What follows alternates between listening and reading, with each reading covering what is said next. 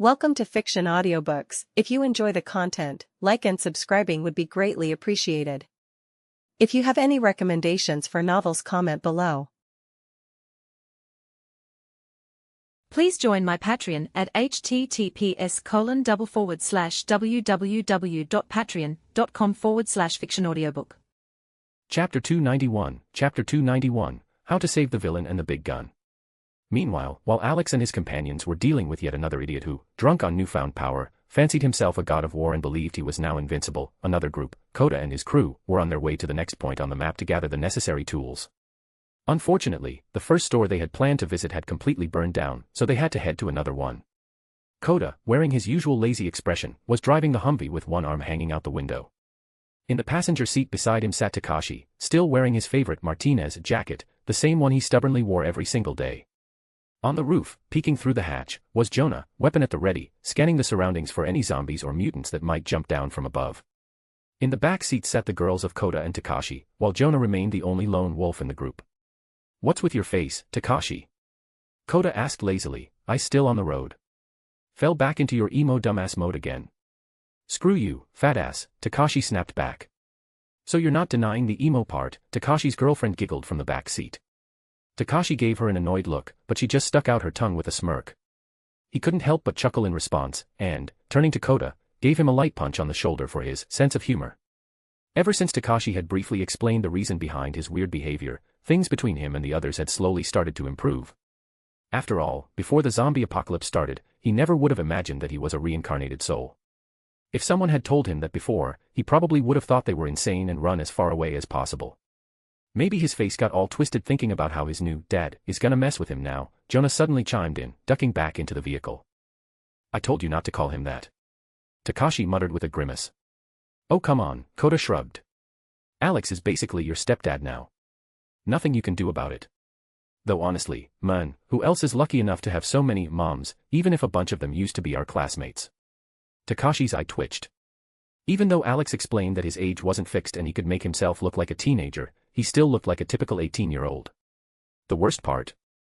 First, it was his mother from his past life, Gloria, who started dating Alex, and now his current life's mom had also become one of Alex's wives. Fate clearly had a twisted sense of humor, forever branding him as the stepson of that damn guy. "But there are upsides, you know," said Yuki, Takashi's girlfriend, with a gentle smile. "Where else would you find such a strong and reliable father figure? I mean, he mostly spoils your mom, sure. But still, he treats you way better than most others." "Yuki, don't start," Takashi grumbled, frowning. "If we ranked by importance, I'm dead last. First come his girls, then Alice and those three weird creatures, then the girls he might like someday, and then maybe me. Ah, not enough fatherly love for you." Coda smirked. "Want me to ask Alex to give you a hug?" "Screw off, fat ass. You were just jealous of my jacket and my weapon," Takashi huffed. "That's totally different." Coda waved him off with a laugh. "And honestly, if I were a girl, I'd probably be into Alex too. I mean, he's like a walking manga protagonist, weapon master, tech wizard, and basically a living box of miracles." Everyone nodded in agreement with Coda's words. Since the very beginning of the zombie apocalypse, Alex had proven time and time again that he really was a walking box of miracles. Every new situation revealed something incredible about him, be it mind-blowing weapons, knowledge, or technologies clearly far beyond this era. Just remembering Gir and Mimi, two robots capable of doing practically anything, was enough. Takashi glanced at the others and shook his head slightly. If only they knew who he really was. The memories surfaced on their own, especially that moment when Coda, during their first meeting, had jokingly called Alex the Demon King. Alex had just laughed and brushed it off as a tech trick. But once Takashi fully regained the memories of his past life as David, he realized just how serious it was, and how truly powerful Alex was. The vehicle rolled down the road, and the conversation inside kept going. The topics jumped from one to another, though most of the time they focused on the route to Alaska and the so-called safe place, where hope might still remain. "Coda, Coda. Stop." Jonah suddenly screamed, banging his fists on the roof of the Humvee. Coda reacted instantly. He slammed on the brakes, bringing the vehicle to a sudden stop. The jolt nearly threw everyone out of their seats. As they looked up, they saw a strange man standing in the middle of the road. He looked about 40. A scruffy beard, slightly crazed eyes with an eerily calm expression. His clothes looked like a hobo's rags, and he held a bottle of murky liquid in one hand, possibly homemade alcohol. "Hey, old man. Even during the apocalypse, there's no need to throw yourself under a car. Kota yelled, leaning out the window. The men just smirked and took a sip. Before anyone could even blink, he vanished, and the next second, he was standing right in front of the Humvee. A tense silence fell inside the vehicle. Everyone instantly grabbed their weapons and aimed them at the stranger. Ha ha ha. You should have seen your faces. Like you saw a ghost. I was starting to think you kids finally grew a pair, driving around this dead city making so much noise. He laughed mockingly, his eyes glinting. What do you want? Jonah asked calmly, though his voice was cold, the barrel of his gun aimed squarely at the man's head. I want the one who brought you here, the men said with a smirk. Everyone immediately understood who they were dealing with. Another member of the United Shadow of the Nine Fists, those who had betrayed humanity and become something else. They'd obtained power far beyond human understanding. And everyone here knew, in a direct fight, they didn't stand a chance. Kota didn't waste a second. Slamming the gear into reverse, he floored the pedal. The Humvee screeched as it sped backward. A sharp turn, then full throttle again. The engine roared as the vehicle tried to flee from the mysterious threat. Jonah, still sticking out from the hatch, kept his aim steady. The men didn't move, still smirking. Jonah blinked, and in that instant, the man was already standing on the roof of the Humvee, face to face with him. Jonah immediately tried to pull the trigger, but the man was faster. His hand grabbed the rifle barrel, trying to rip it away. But Jonah wasn't some rookie. Like the rest of the lucky ones, he'd gone through hellish training under Alex. The strength he'd gained allowed him to hold on. The man raised an eyebrow in surprise. Ho! You've got strong arms, kid. But don't move too much. If I wanted to kill you, you'd already be in pieces. Now, take me to the false savior, he said, letting go of the barrel. Jonah frowned, lowered his hand into the cabin, and gestured to the others that they had an unwanted guest on the roof. Kota and Takashi muttered quietly, fully aware that this strange guy would have found them no matter what. Exchanging glances, they wordlessly made a mutual decision to head back to the port. After all, there were people there who, if necessary, could handle this stranger without Alex's help. Kota slammed the gas pedal, and the Humvee jerked forward, turning around and heading back. Jonah still didn't take his eyes off the mysterious men, keeping his weapon ready, but the men didn't seem to notice him. He casually continued sipping alcohol from the bottle, as if he were sitting on a park bench rather than on top of a speeding armored vehicle. Meanwhile, at the port, Hayato, Kensei, Misma, Sasaki, Akasame, and Apachai were on guard duty, watching the perimeter while the other groups were busy searching for supplies. Ken and Ryu joined them voluntarily, eager to help instead of loitering around. After their recent sparring with Alex, where they had suffered defeat, their respect for him had only grown, and now they didn't want to appear lazy. Not like some of the inhabitants of the aircraft carrier, Casper and Nathan Drake, whose names had become synonymous with laziness. These two always found a million excuses not to do anything, and no one argued with them anymore to avoid listening to another batch of absurd justifications. On the aircraft carrier's deck stood Brunhilde, pretending to observe the situation, though in reality, she just didn't want to hear how Gir, Mimi, and Stitch were recruiting people into a cult of fanatics worshipping the Emperor. Suddenly, she noticed the approaching Humvee and immediately frowned. The vehicle emitted the same disgusting energy she had felt when Diego began transforming into a demon. The martial arts masters also sensed something was wrong. Their gazes simultaneously turned toward the road where the Humvee was speeding, with a man sitting on its roof. As soon as Kensei saw the man's face, his features contorted with anger. He recognized him. Miss Ma and her sons recognized him too. They all knew who he was. Powerful energy began to pour out of Kensei's body, so intense that even his friends were taken aback. Usually carefree and lustful, Kensei now looked like an enraged tiger, ready to tear his enemy apart. The most perceptive of those present immediately understood, there was a shared past between Kensei and this man. And judging by Kensei's reaction, it was far from a pleasant one. Meanwhile, the Humvee stopped. The man, as if oblivious to everything around him, easily jumped off the roof and, without even glancing at the others, took another sip from his bottle. His carefree behavior only intensified the anxiety in the hearts of the onlookers. Sojetsu! Kensei shouted, charging forward in that instant. He was before the stranger in an instant. A swift exchange of blows took place between them, but Kensei lost. He was knocked back, falling to the ground with blood on his lips, clutching his chest but not taking his furious gaze off his enemy. Miss Ma immediately ran over to hold her husband back from launching another attack. The others frowned and began preparing for battle.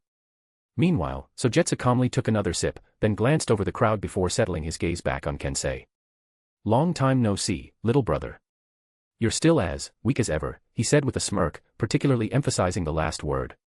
When Sojetsu's words were spoken, all eyes turned to Kensei. Few knew that he even had a brother. Thanks to Alex's memories, Brunhilde immediately recognized the men. She elegantly jumped down from the upper deck, landing while gripping her spear. Aside from her, only a few people at this place could fight Sojetsu, those who had absorbed the disgusting argent energy and were already on the verge of fully becoming demons. Brunhilde knew that in another reality, Sojetsu had not been such a bad person, but this world was different. Here, timelines crossed, and fates from different universes collided. Who he had been there didn't guarantee he remained the same here. How dare you return, Sojetsu? And after you absorbed that disgusting power, Kensei rasped, wiping the blood from his lips. Oh, so you can all feel it, Sojetsu said with a slight smirk. I admit, this energy is repulsive. But within it, there's power. It's opened up horizons to me that you, little brother, could never have dreamed of. Kensei clenched his fists, gritting his teeth. His older brother, the one he had once searched for with hope in his heart, had become a monster. He couldn't believe their long-awaited reunion had turned out like this. In the past, he hadn't been able to stop his brother, but now, he was ready to do anything, even sacrifice himself. However, Miss Ma held him firmly, preventing him from charging forward. And she wasn't alone, Brunhilde also blocked his path, holding her spear out in front of him. You didn't come here to talk about the past. Speak, what are you doing here? She asked coldly, staring intently at Sojetsu. You're mistaken, girl, he sneered. I actually came to deliver a message to the one they call the false savior here. Whoever that is. What message? Brunhilde asked, frowning. Who knows, he lazily drawled. If he shows up, I'll pass it on. If he doesn't, well, one of my companions has already gone to him. I hope he's not too impatient. Brunhilde tensed up internally and immediately re-established her spiritual connection with Alex. She saw that Alex, Rory, and Revi had already met that very companion. She had no doubt Alex would handle it. What intrigued her more was who this mysterious companion mentioned by Sojetsu was. Meanwhile, Sojetsu calmly sat on the ground and leaned against the Humvee, as if everything happening around him didn't concern him at all. Since we're waiting anyway, maybe you have something to drink. My throat could use some wetting, he said impudently, as if he were visiting old friends. Aren't you worried about your companion, acting so carelessly? Brunhilde asked, narrowing her eyes. If he dies, well, that means he was weak. I don't care about him. I'm just here as a courier, Sojetsu lazily replied, closing his eyes. Brunhilde frowned but didn't respond. She turned to Miss Ma and quietly asked her to take Kensei to the medical bay. Miss Ma simply nodded and, with the help of her sons, led her husband away before he could act out. Even as he left, Kensei didn't take his eyes off his brother. And Sojetsu, as if to provoke him, continued to ignore all the gazes directed at him. Brunhilde looked up at the spot where Yuriko, Balalaika, and Nemio stood. She gave a small nod, and that was enough. Yuriko immediately understood, it was time to call Gir, Mimi, and Stitch. A few minutes later, the trio appeared, fully armed. They looked like little walking catastrophes, just under a meter tall, but their eyes burned with a fire capable of burning the world. Sojetsu opened his eyes and stared at them in surprise. Despite his power and new abilities, he felt a genuine threat, a real one. This puzzled him, but he still didn't move. Meanwhile, Brunhilde re-established her spiritual connection with Alex. She was about to warn him about the guest, the message, and the fact that yet another idiot from the idiot group had appeared. Alex received Brunhilde's message at the moment when he, along with Rory and Revi, was securing the semi-trailer to the motorcycle. They were just about to head back to the port. Hearing about the guest, Alex tensed up, the name Sojetsu was familiar to him. Through the spiritual link, Brunhilde passed on who had arrived, and Alex was surprised. Not only by Sojetsu's appearance but by the fact that he hadn't attacked, despite having received power from Davith. Even if the power wasn't transferred directly, the fact of its origin spoke volumes. And yet, Sojetsu hadn't attacked, except for the skirmish with Kensei. Alex decided not to show any special interest, acting as if they were simply returning from a mission. Sitting behind the wheel, he nodded to Rory and Revi, and the motorcycle roared off toward the port. Along the way, he pondered, was it possible to save Sojetsu? Perhaps, deep down, a spark of humanity still smoldered within him. But if not, Alex was ready to kill him, even if he was Kensei's brother. When they arrived at the port, a crowd was already visible from a distance near the aircraft carrier. All eyes were focused on the men, lazily sitting next to the Humvee as though nothing was happening. As soon as Alex and the girls got closer, Sojetsu opened his eyes and met his gaze. In that look, there was something, a struggle. Doubt. Alex squinted, staring at Sojetsu's face. The motorcycle stopped, and the trio stepped off. Another idiot come to die. Revi smirked, pulling her gun out of its holster. Not sure yet. But stay away from him, Alex replied, stepping in front of her. The one who attacked us and this guy, they're from the same group. Revei looked at his back. He had stepped in front of her again, protecting her. That feeling of being protected. It was something new to her, unfamiliar. All her life, she could only rely on herself. And now, someone stood in front of her, taking the hit for her. Alex held Yamato in one hand and stopped in front of Sogetsu, who slowly got up from the ground. His body was undergoing changes from within, Alex could feel it. And these changes led to only one thing, transformation into a demon. Sogetsu's soul would soon be cursed. I didn't expect to see you, Sogetsu-ma, Alex said, crossing his arms over his chest. So you're the false savior? Sogetsu chuckled. Funny. If you stood just a little further, I wouldn't have even felt you. Even with the power I have now, you're like emptiness, Sogetsu smirked, inspecting Alex from head to toe. Then how did your buddy find me? I thought you all fell to me, judging by how you pop up like cockroaches, Alex raised an eyebrow and grinned. Since you're here, I guess Genizad is dead. Heh, not surprised. How he found you, I have no idea. If I knew, I wouldn't have waited for you here, Sogetsu shrugged lazily. Alex thought for a moment. What message did Sogetsu want to deliver? There were a few typical options, kneel and serve, accept great power, or die along with those you protect. Same old. These pathetic messages aimed at blind fanatics. Alex mentally rolled his eyes. Since Davith had started acting, it meant he considered Alex a threat.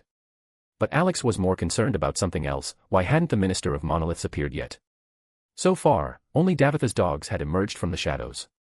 If Davith was a tyrant, crushing everyone under his heel, the Minister was a chess player, a hidden strategist who loved pulling the strings from the dark. It was he who had set up the red markers around the world, whose activation would lead to the convergence, a process where the planet would turn into biomass, becoming a lifeless moon-eye of flesh. Realizing this, Alex couldn't help but acknowledge the Minister's brilliance. He was using Davith's army as fuel to start his grand game. Alex returned his gaze to Sogetsu. Well, since you don't care that Genizad is dead, let's get to the point. Why were you looking for me? He asked calmly. I'm just delivering a message, Sogetsu replied, looking straight into Alex's eyes. Kneel, false savior, and serve. Or die. Along with everyone you hold dear. Alex slowly exhaled. Do they, write these by a template? Seriously. No creativity, no flair. Is it really that hard to come up with a tempting offer? Join me, and I'll give you half the world. Even third-rate demon kings know how to steal a hero. And you come up with that pathetic kneel or die. Alex snorted and shook his head. With offers like that, you'll never win anyone over to your side, unless it's some pathetic idiot with a brain like a stone in the road. Alex launched into a full tirade about how to make proper offers to win someone over to your side. His voice was full of indignation and sarcasm, as though he were giving a lecture on diplomacy to losers. Brunhild sighed tiredly and started massaging her temples, completely uninterested in hearing Alex's philosophical speech again. Rory, standing behind, could barely hold back her laughter, covering her mouth with her hand. Revei, on the other hand, only became more convinced that Alex was a complete weirdo. After all, only a madman would explain to the enemy how to make a tempting offer to steal people to their side. On the aircraft carrier's deck, Yuriko and Nemio clearly heard Alex's words and laughed. It was all in the spirit of this lunatic. Even Balalaika, with a thin cigar in her teeth, smirked. She had long figured out who Alex was. Kota, standing among the martial arts masters, crossed his arms over his chest and nodded approvingly, as if agreeing with every point. Takashi shook his head, silently reminding himself that Alex was the Demon King himself, but he preferred not to voice it aloud. Hayato, Sasaki, Akasame, Ryu, and Ken also couldn't hold back. A slight smirk appeared on their faces as they watched the scene. But the one most thrown off was Sogetsu himself. He stared at Alex, not understanding why he had launched into such a tirade. Honestly, he was beginning to regret even coming. I hope you got all that, Alex said, taking a deep breath after his long speech. Your kneel or die routine is so last season. I have no idea why you're saying all this to me. I came to deliver a message, not listen to lectures on convincing enemies, Sogetsu replied, irritated. Oh, right. Then my answer is no, Alex shrugged. That's your choice, Sogetsu said calmly, looking at him. Let me simplify things. First option, you attack, I break your face, and you die. Second, I try to save you, and you live. Stop being a chained dog. Now that, I understand, a deal, Alex added with a smirk, shaking his finger. You think you can help me? You're either an idiot or you've gotten too arrogant, Sogetsu coldly retorted. We'll find out soon enough. Make your choice. Because you'll leave here either in one piece or in a bag. Even if you're Kensei's brother, I won't hesitate to kill you, Alex said, lifting his thumb slightly to the hilt of Yamato. Well, let's see why they call you the false savior, Sogetsu smirked. Alex raised an eyebrow, looking at the one who had chosen to fight. He was still hesitating, whether to try to save Sogetsu or just finish him off. But before he could make a decision, Sogetsu had already attacked. In an instant, Sogetsu appeared right in front of Alex, raising his arm for a strike to the head. However, the fist passed through a residual image. The real Alex had vanished. At that very moment, a snap echoed behind Sogetsu, and his body was covered with numerous cuts, from which blood began to seep. Do you want to continue? Or shall we stop here? My advice, don't bother, you won't win, Alex said in a calm tone, holding Yamato in his hand. Now this is interesting. I didn't even notice when you wounded me. And so many times. Sogetsu laughed. You're just wasting my time, Alex replied calmly, running a hand through his hair, pushing it back. Sogetsu grimaced and charged again. He poured all his strength and fury into each strike, but only hit the residual images. The wounds multiplied, his body bled, but he didn't stop. His strikes became faster, more precise, but still, they missed their mark. The martial arts masters watched intently and with concentration. Even they couldn't understand how Alex was dodging. For everyone else, everything was happening too quickly, the spectators couldn't keep up with the movements. And then, Sogetsu stopped. He dropped to his knees, blood dripping onto the concrete. His body was slashed, and Alex stood nearby, still not having drawn his sword from its sheath. Who are you? Sogetsu rasped, barely lifting his gaze. Alex, slightly lifting his chin, answered calmly. I'm the one who stands above all. He raised his index finger to the sky, and a cold fire flickered in his eyes. Sogetsu looked at Alex and then burst into loud laughter. That really suits you. So, are you going to kill me after all? He asked, stopping his laughter and already accepting his defeat. Nah, changed my mind. I'll save you, Alex casually waved him off. I don't want this old man trailing me around, whining about how I killed his brother. And Lady Ma might get upset. Heh. And why the hell do you suddenly care about my brother's and my sister-in-law's opinions? Sogetsu smirked, raising an eyebrow slightly. Let's just say. I'm Kensei's son-in-law. Married to his daughter. So, technically, we're one big, weird family now. Now, grit your teeth, this is going to hurt. It's like someone's trying to drag you through a meat grinder alive, Alex grinned. Sogetsu didn't even have time to fully process what had been said when Alex suddenly slammed his palm into his chest. A wave of energy surged through Sogetsu's body, destroying the demonic power nesting within him while simultaneously erasing the control mechanisms placed on him, so he wouldn't become a puppet of Davith and the Minister of Monoliths. He realized Alex wasn't joking, the pain overwhelmed him, piercing every cell, as if he were literally being dragged through a mill. Only the loss of consciousness brought him the long-awaited relief. Well, that's it. Someone, take him to the med bay, Alex said, turning to the others. Will he be all right? He won't end up like Diego. Hayato asked doubtfully, stepping closer. Don't worry, old man. The main thing is to tie Kensei to the bed while his brother's unconscious. We know his temper, Alex gave a thumbs up, winking. Hayato sighed heavily, grabbed Sogetsu by the scruff, and dragged him to the aircraft carrier, trusting Alex's words. Brunhild approached and placed her hand on his shoulder. Alex quietly touched his forehead to hers, signaling why he had done what he did. She simply nodded, understanding and accepting his choice. Gir, Mimi, and Stitch, realizing there was nothing more for them to do here, hurried back to the rehabilitation center. New, enlightened individuals awaited them, who were about to witness the Emperor's light. Reveille, passing by, gave Alex a light punch on the shoulder without saying anything and headed aboard. Alex watched her, confused about what was going on in the woman's head. Later, he gave the order to start unloading. Everything that had been brought was now being transferred to the aircraft carrier. Gradually, the other groups began returning from their raid, immediately curious about what they had missed. Alex recounted the events, and the response was filled with outraged exclamations, especially from his girls, who were upset they missed such a spectacular scene. Renka, upon learning she had an uncle, kissed Alex on the lips before running off. Once everything was unloaded, the only thing left was to set off. The next stop was Japan. The journey would be long, so it was time to relax a bit. That evening, Chun-Li, Cammy, and Chiquita moved in with Alex and his girls. Except for Casper, who loudly complained that Alex had taken Chiquita. But Coco quickly silenced her brother by giving him a few good kicks and sending him on his way. The next day, the aircraft carrier reached the shores of Japan. Alex stood among his guys, enjoying a rare moment of peace in the company of men. What's with the sky? Another storm, asked Soap, looking at the sky covered in clouds. Those aren't just clouds, Johnny. Look closer, Ghost said, pointing toward the horizon.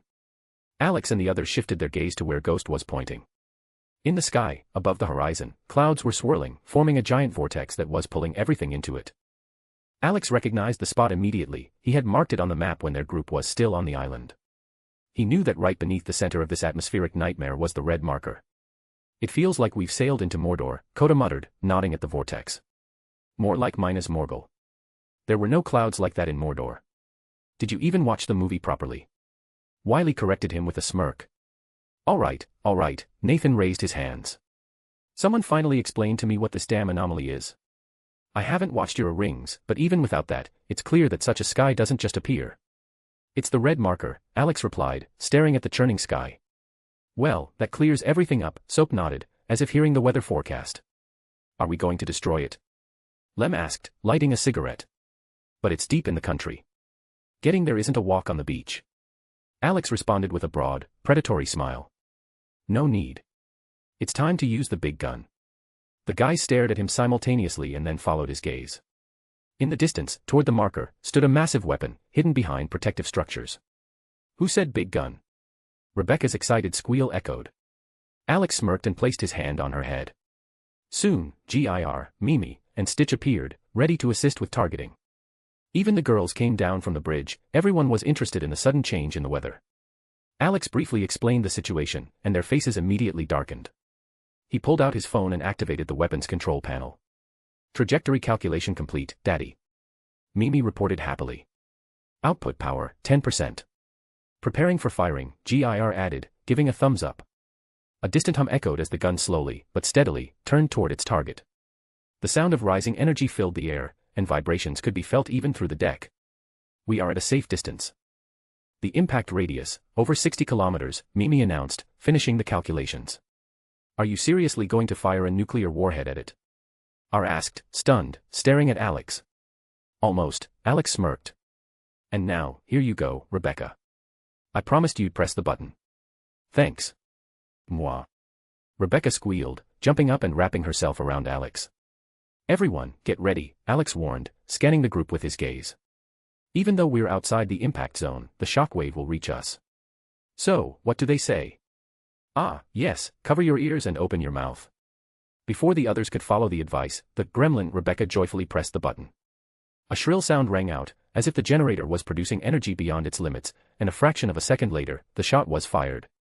A bright green energy beam tore through the sky and shot toward the marker. A few moments later, a huge green dome erupted where the marker had been. The shockwave from the explosion hit the aircraft carrier with such force that several people were nearly swept into the ocean. Fortunately, Alex and the martial arts masters managed to catch them. Everyone froze, staring at the enormous glowing dome in the distance, shock evident on their faces as they turned their gaze to Alex. Now they understood why he had said it was, almost, an atomic bomb. But now it was clear, this was much worse. Alex, however, calmly lifted his gaze to the sky. The clouds began to disperse, revealing a clear, bright sky. The red marker was destroyed. To be continued. Chapter 292, How to Screw Up Yourself for No Reason. In an abandoned secret laboratory on Japanese territory, deep underground, devices once used for experiments were still functioning in the lower levels of the complex. Although the facility seemed long deserted, the entire system operated flawlessly. The lighting in the laboratory sector worked as if the scientists had just left their posts. In one of the rooms, filled with various experimental equipment, stood two vertical vessels filled with liquid. Inside were two identical female bodies, like mirror reflections of one another. Both girls appeared to be sleeping, their eyes were closed, and on the screen next to the tanks, a message flashed, cloning procedure completion, 98%. 99%. 100%. One of the girls had short, neatly trimmed hair, a classic bob, while the other had long, snow-white locks gently floating in the fluid. Their blue eyes opened at the same moment, breaking the silence of the lab illuminated only by the flicker of monitors. Yet in those eyes, there was no life, only the reflection of artificial intelligence. These two girls were the Red and White Queens, who had created bodies for themselves in order to meet Alexander and personally activate the human survival protocol. As their eyes opened, the liquid inside the vessels rapidly evaporated, and soon both figures stood on the floor, still enclosed by the unopened glass doors. A click sounded, the containers opened, and the girls effortlessly stepped onto the cold ground. Completely naked, they studied each other for several seconds, as if evaluating the completion and stability of the prototypes. The girl with the bob haircut looked most human-like, whereas the body of the second girl had visible connection lines, thin traces of integrated components. Mechanical arms descended from the ceiling, dressing the girls in simple white robes that resembled hospital gowns. The condition of the bodies is optimal. These forms should allow us to approach the target, the human named Alexander, said the Red Queen in a neutral, almost mechanical tone. Target approach confirmed. However, what did you mean by approach? Asked the White Queen, her voice sounding smoother. Recommendation, communicate on a more human level to avoid suspicion, Red replied, blinking lightly. Accepted.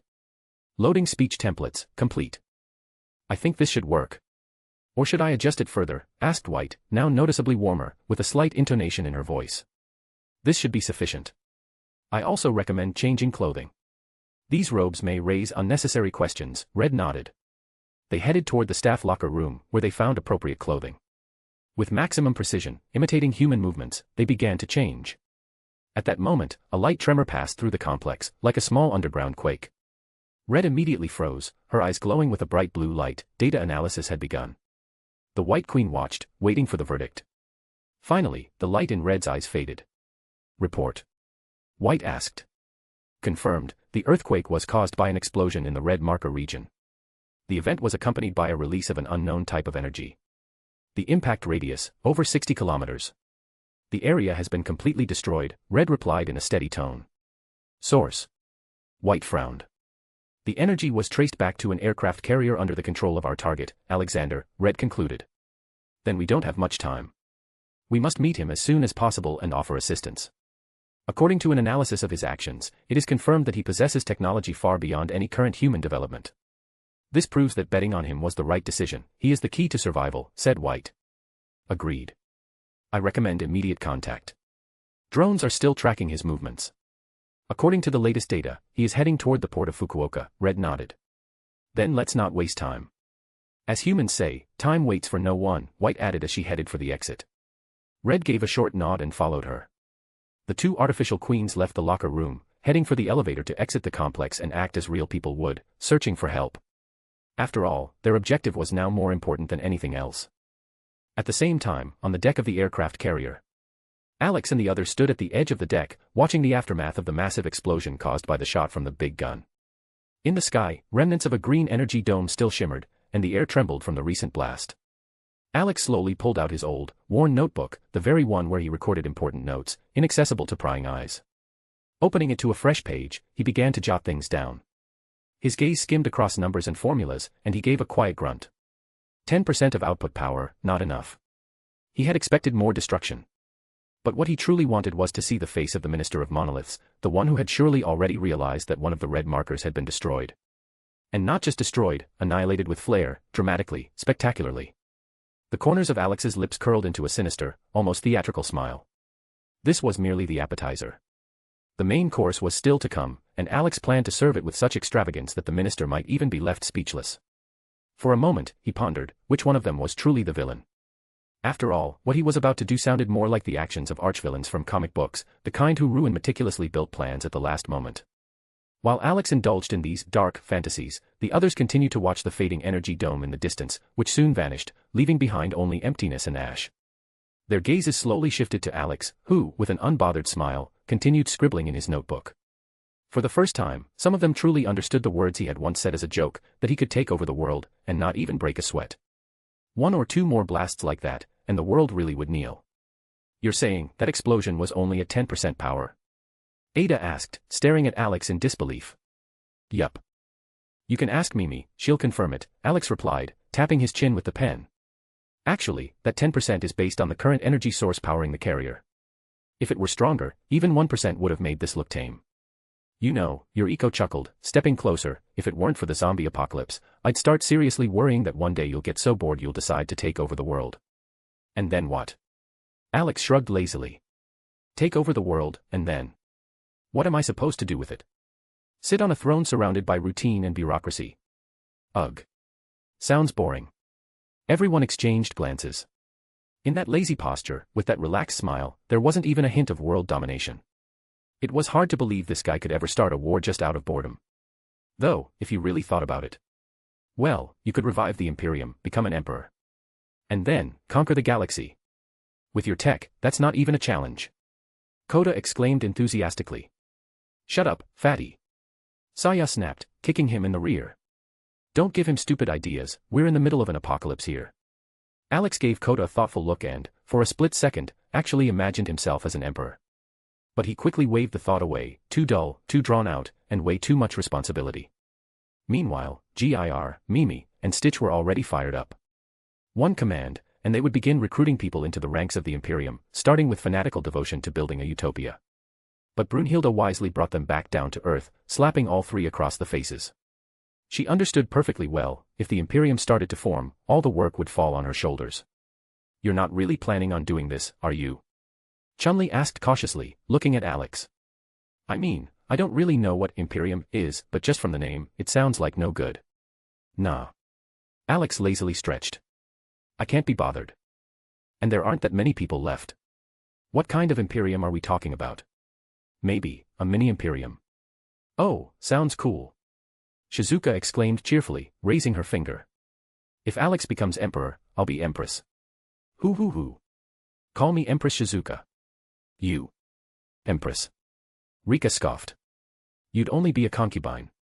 There are only 2 or 3 of us who could actually pull off such a role, and you're definitely not one of them. Hey. Shizuka protested, and Rika responded by starting to tickle her, causing loud laughter and easing the tension after the grand explosion. Rika tickled Shizuka, but this time, Shizuka didn't stay passive, she swiftly dodged and immediately counterattacked. Soon, both girls were laughing as they tickled each other, engaging in a playful and chaotic struggle. Alex watched this with a smile, shaking his head. He clearly wasn't planning to become any kind of emperor, he wasn't interested, and his status was much higher than that of any ruler. Meanwhile, the other girls began discussing who among them could be fit for the role of empress. The first candidate was Brunhilde, the most responsible and level-headed. Then they mentioned Yuriko, who also had leadership qualities. Even Coco was suggested as a possible empress, everyone knew how ruthless and decisive she could be when necessary. Alex was about to intervene and stop this absurd conversation, especially after the girls started assigning themselves roles since they didn't fit for the main one. Girls, enough. There's not going to be any empire, and I definitely don't plan on becoming emperor, he said, raising his hands as if surrendering. Don't kill the vibe, Ada scoffed, poking Alex in the nose. If I became empress, I could live the rest of my life without working. You'd just become a thieving empress, Coco remarked, giving Ada a mocking look. Before the argument could flare up again, Alex simply picked up both girls and carried them back to the bridge. They were soon supposed to arrive in Fukuoka, the next stop on their journey. They hadn't found anything valuable in China, the cities had been ravaged by the horde. However, according to satellite images, Fukuoka seemed to have survived relatively intact. On the bridge, he gently set the girls down on the floor and settled onto the couch himself. Ada, smirking, immediately sat down on his lap, wrapped her arms around his neck, and kissed him on the cheek, just to annoy Coco. Coco sneered and positioned herself on the other side, leaning against Alex. Soon, the other girls entered, having finished their debate about who deserved the crown. Brunhilde shot a glance at Alex, one that clearly said, "Don't even think about building an empire, I'm not going to clean up all this mess." Alex rolled his eyes in response, making it clear that he wasn't thinking about it either. An emperor, he was not, just like a scientist is not an idiot. Brunhilde narrowed her eyes as though trying to skin his thoughts, but found nothing indicating any ambitions for power. She smiled softly and sat down at the table to pour herself some tea. "Coco, have you been in touch with Svetlana Belikova?" Alex asked, turning to her. "I tried. I called her when we were still on the island, but then somehow I forgot." She replied thoughtfully. "All right, I'll try to get in touch myself." "If you couldn't reach her, something must have happened," Alex said, gently removing Ada from his lap. The girls tensed and nodded in agreement. In a zombie apocalypse, the lack of communication almost always meant trouble. Alex stepped aside, pulled out his phone, and started dialing. A quiet tension settled over the room. A second later, someone answered. "Good afternoon. This is the Information Bureau of the Zombieland Corporation. We are looking to find out if Svetlana Belikova is available. We have a couple of questions," Alex said in a businesslike, almost professional tone. The girls couldn't hold back their laughter upon hearing this. He was once again using his legend about the non-existent corporation. The newcomers were confused, what was this Zombieland Corporation? The others, who had been with Alex for a while, explained to the rest. Renka, Mayu, Chun-Li, Cammy, Chiquita, and Ada, quickly got the joke, and soon everyone burst out laughing. Meanwhile, a surprised female voice came through the phone. "This is Svetlana Belikova. Who are you? I've never heard of such a corporation." "Oh, my apologies, Svetlana. Let me explain what our corporation does," Alex continued with a serious voice. We provide information on fighting the undead and also carry out rescue operations. Our success rate is a solid 100%. If this is a joke, it's a bad one. I don't have time to listen to nonsense. Get to the point, I'm up to my neck in problems, she interrupted, annoyed. All right, jokes aside. My name is Alex, I'm Coco's husband. I'm calling to find out about your situation and see if you need help, he said calmly, realizing the situation was serious. So, you're the Alex that Hekmatyar mentioned. Came a more tired voice. What can I say, the capital has fallen. We had to flee from the horde that overtook the entire city. We managed to get a plane, but there's barely any fuel left, we won't make it far. Alex thoughtfully looked at the map, considering possible routes to Alaska. After the conversation with Svetlana, the situation required an immediate reassessment of the plan. The girls, having heard the entire conversation, watched him with interest, trying to figure out what he was going to do next. Svetlana, are you far from Vladivostok? Or have you headed west? Alex asked, rubbing his chin. Not that far, she replied after a brief pause. We headed straight to Vladivostok. There's an old Soviet bunker here, and we managed to take shelter in it. Why are you asking? Do you actually have a way to get us out? Her voice held some distrust, but also a flicker of hope. This makes things a lot easier, Alex said with a slight smirk. We have an aircraft carrier, and we're currently off the coast of Japan. Since you have shelter and can hold out for a bit, we'll come for you. Hang tight, we'll be there soon. Then I'll wait for good news, Svetlana replied curtly, and the connection was cut. Alex put the phone back in his pocket, leaned over the map again, and began plotting a new route. If they had been able to head directly to Alaska before, now they would have to take a serious detour, along the coast of Korea and up to Vladivostok. The girls realized their journey would be delayed again, and with a light sigh, they accepted it. Alex closed his eyes for a moment, thinking, since they were headed that way anyway, why not visit another place? What are you thinking about? Saya asked, noticing his focused expression. I think, after Vladivostok, we'll need to make another stop, Alex replied, turning to the others. And where to this time, handsome? Rika lazily inquired, leaning against the back of her chair. To the lab that Rory escaped from. I suspect there's something valuable there, or someone interesting, Alex didn't hide his intentions. You want to meet whoever's in that lab now? Why? Ada asked, raising an eyebrow. Because, my dear Ada, your former employer is sitting there, he said with a sly smile, looking directly at her. Ada froze, her eyes widening in surprise. She was clearly trying to figure out who he was talking about and quickly realized who he meant. The other girls exchanged confused glances, not fully understanding what was going on, but Ada's reaction made it clear, it was something serious. For many of them, it was a revelation that Ada had once worked for the corporation they referred to as evil. Meanwhile, Alex continued thinking. Although Rory's memories didn't give him the full picture, he felt that this lab on the deserted island held many secrets, and one of them was Weskier himself. He wondered, which side had the crafty bastard chosen? Weskier was too smart to blindly rush into battle. Alex wouldn't be surprised if he had aligned himself with some new player, maybe even David himself. You're talking about Weskier? Ada asked with doubt. Exactly, Alex nodded. He was the one who ordered you to steal a shard of the black marker in Hong Kong. And now, based on the information Rory gave, he's holed up in that same lab. How do you know it's him? Coco frowned. Simple. Rory told me she fought a man in black glasses, who never took them off, even indoors. His hair slicked back, movements confident. There's only one person that matches that description, Alex said, pointing a finger at Rory. Weskier. Rory understood that she could only nod in confirmation of Alex's words, which she did, silently nodding affirmatively. As further proof, Alex opened Weskier's file again and showed them his photograph. The girls leaned in closer, studying the photo, and then asked Rory. Is that him? The one. Rory nodded again, this time with a slight hint of irritation. The memory of the battle with Weskier clearly wasn't pleasant for her. Wait. Ray frowned. You're saying Rory really fought this guy? But she's one of the strongest. How the hell did this man even manage to hold his ground against her? That's what I want to figure out, Alex replied, a sly grin playing on his face. But I think we already have a guess as to where his power comes from. Right. The girls nodded silently. They had all encountered people who gained terrifying strength thanks to the black marker. For such individuals had already crossed their path, and while none of them had been a worthy opponent for Alex, it would be foolish to ignore the threat. Alex turned his gaze to the map and realized they were about an hour away from Fukuoka. He decided not to take part in the raid this time, he just wanted to rest in the port. After explaining his decision to the girls, he got their full support. They all agreed that such missions could be entrusted to other raid groups. There was no need for them to constantly risk their lives when others could do it. When they arrived at the port of Fukuoka, Alex immediately went downstairs to assign tasks to the raid groups. As soon as all the vehicles with fighters set off to search for supplies and potential survivors, Alex and the girls stayed in the port area, setting up what looked like an improvised rest. In reality, it was a search of the warehouses for something useful. Knowing that such an opportunity shouldn't be wasted, Alex discreetly pulled out a batch of supplies from his inventory and hid them in one of the warehouses, to find them later. "Do you think we'll find anything useful here?" Beatrix asked, thoughtfully inspecting the rusty gates. "Even the simplest things can come in handy," Valmont replied, twisting a crowbar in her hand.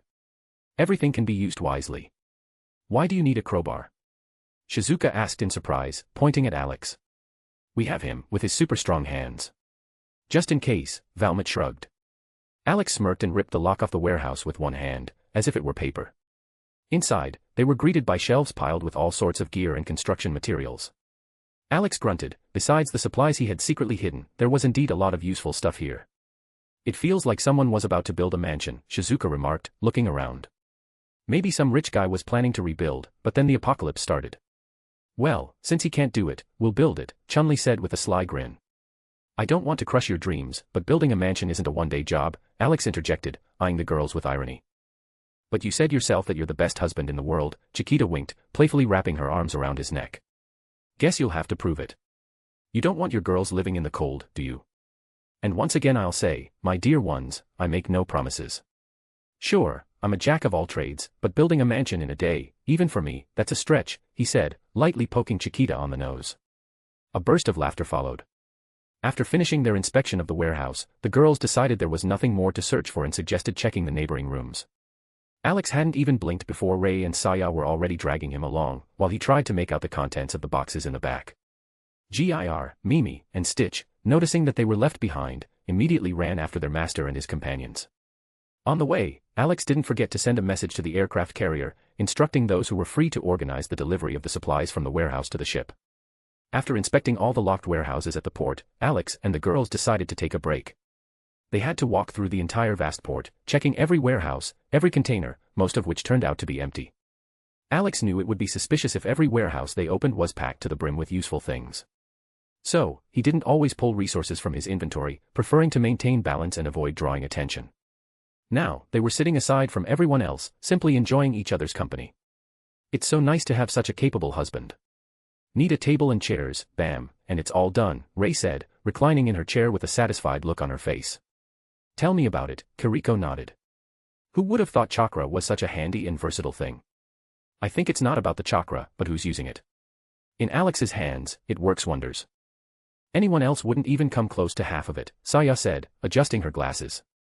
"Exactly. Even just walking on water using chakra takes years of training. But Alex does it like he's just taking a stroll. Not to mention all those jutsu he creates with his hands," Chun-Li added, mimicking the hand seals like Alex. "I'm actually scared to think about how many jutsu there are," Beatrix added with a smile. "Lots," Brunhilde replied. "If you need an analogy, think of combinations of numbers, the more options. It's the same with jutsu. The key is to pick the right seals to get the desired effect." Alex just smiled and shook his head. He found it amusing that the girls were still surprised by the possibilities of chakra. The table and chairs they were sitting on were also created with it. He sat with his arm around Renka's waist, resting his chin on her head, watching as the other girls relaxed and chatted after inspecting the port. This quiet, peaceful atmosphere was especially pleasant to him, especially given how often enemies had appeared recently with loud shouts and challenges to fight. However, their idyll was broken. Footsteps were heard. Alex and the girls turned their heads and saw Itami, with a short girl walking beside him. She was holding his hand and curiously looking around. Alex immediately recognized her. It was Risa Aoi, Itami's ex-wife. He was genuinely surprised that she had survived and somehow reunited with Itami. When Aoi noticed Alex and the others, her eyes lit up with joy, while Itami's face showed pure exhaustion, as if he had been through months of grueling training. They approached closer. "Did you run into an old acquaintance, Itami?" Alex asked, raising an eyebrow. "Hey, you could say that. This is my ex-wife, Risa Aoi," Itami replied, pointing to the girl beside him. The girls stared first at Aoi, then at Itami. They were honestly stunned. Everyone knew about Itami's strange hobbies, little magician girls and anime culture. And now it turns out he was married. Alex barely suppressed his laughter, watching the surprise on the girls' faces. Well, I'm glad you found her. Even if the world is in ruins, there are still things that can be rebuilt, he said with a slight smile. Ah. Itami began, but didn't get to finish. Could I get an autograph, Demon King-sama? Aoi suddenly asked, her eyes glowing with excitement. Alex's eye twitched. The girls first froze in shock, then burst into loud laughter. Everyone in the group knew that Alex resembled a popular character from a manga, often called Demon King. Some even jokingly referred to him that way behind his back. Now, he had encountered a true fan. Alex threw a blank look at Itami, who immediately started to look away and sweat. He wanted to leave as quickly as possible, but Aoi was holding his hand tightly and wouldn't let go. The girls laughed even harder, enjoying the situation. Brunhilde just smiled softly. In this world, she was also a character from a manga and had gotten used to some people recognizing her. Rory, on the other hand, didn't understand what manga was or why some girl suddenly knew Alex. But from the hints and reactions of the others, she figured out what was going on and also started to smile, chuckling. Aoi, you do realize I just look like him? Alex said, trying to keep calm. That doesn't change the fact that you're the spitting image of the Demon King. Aoi answered enthusiastically. All right. But I don't have a pen or notebook with me.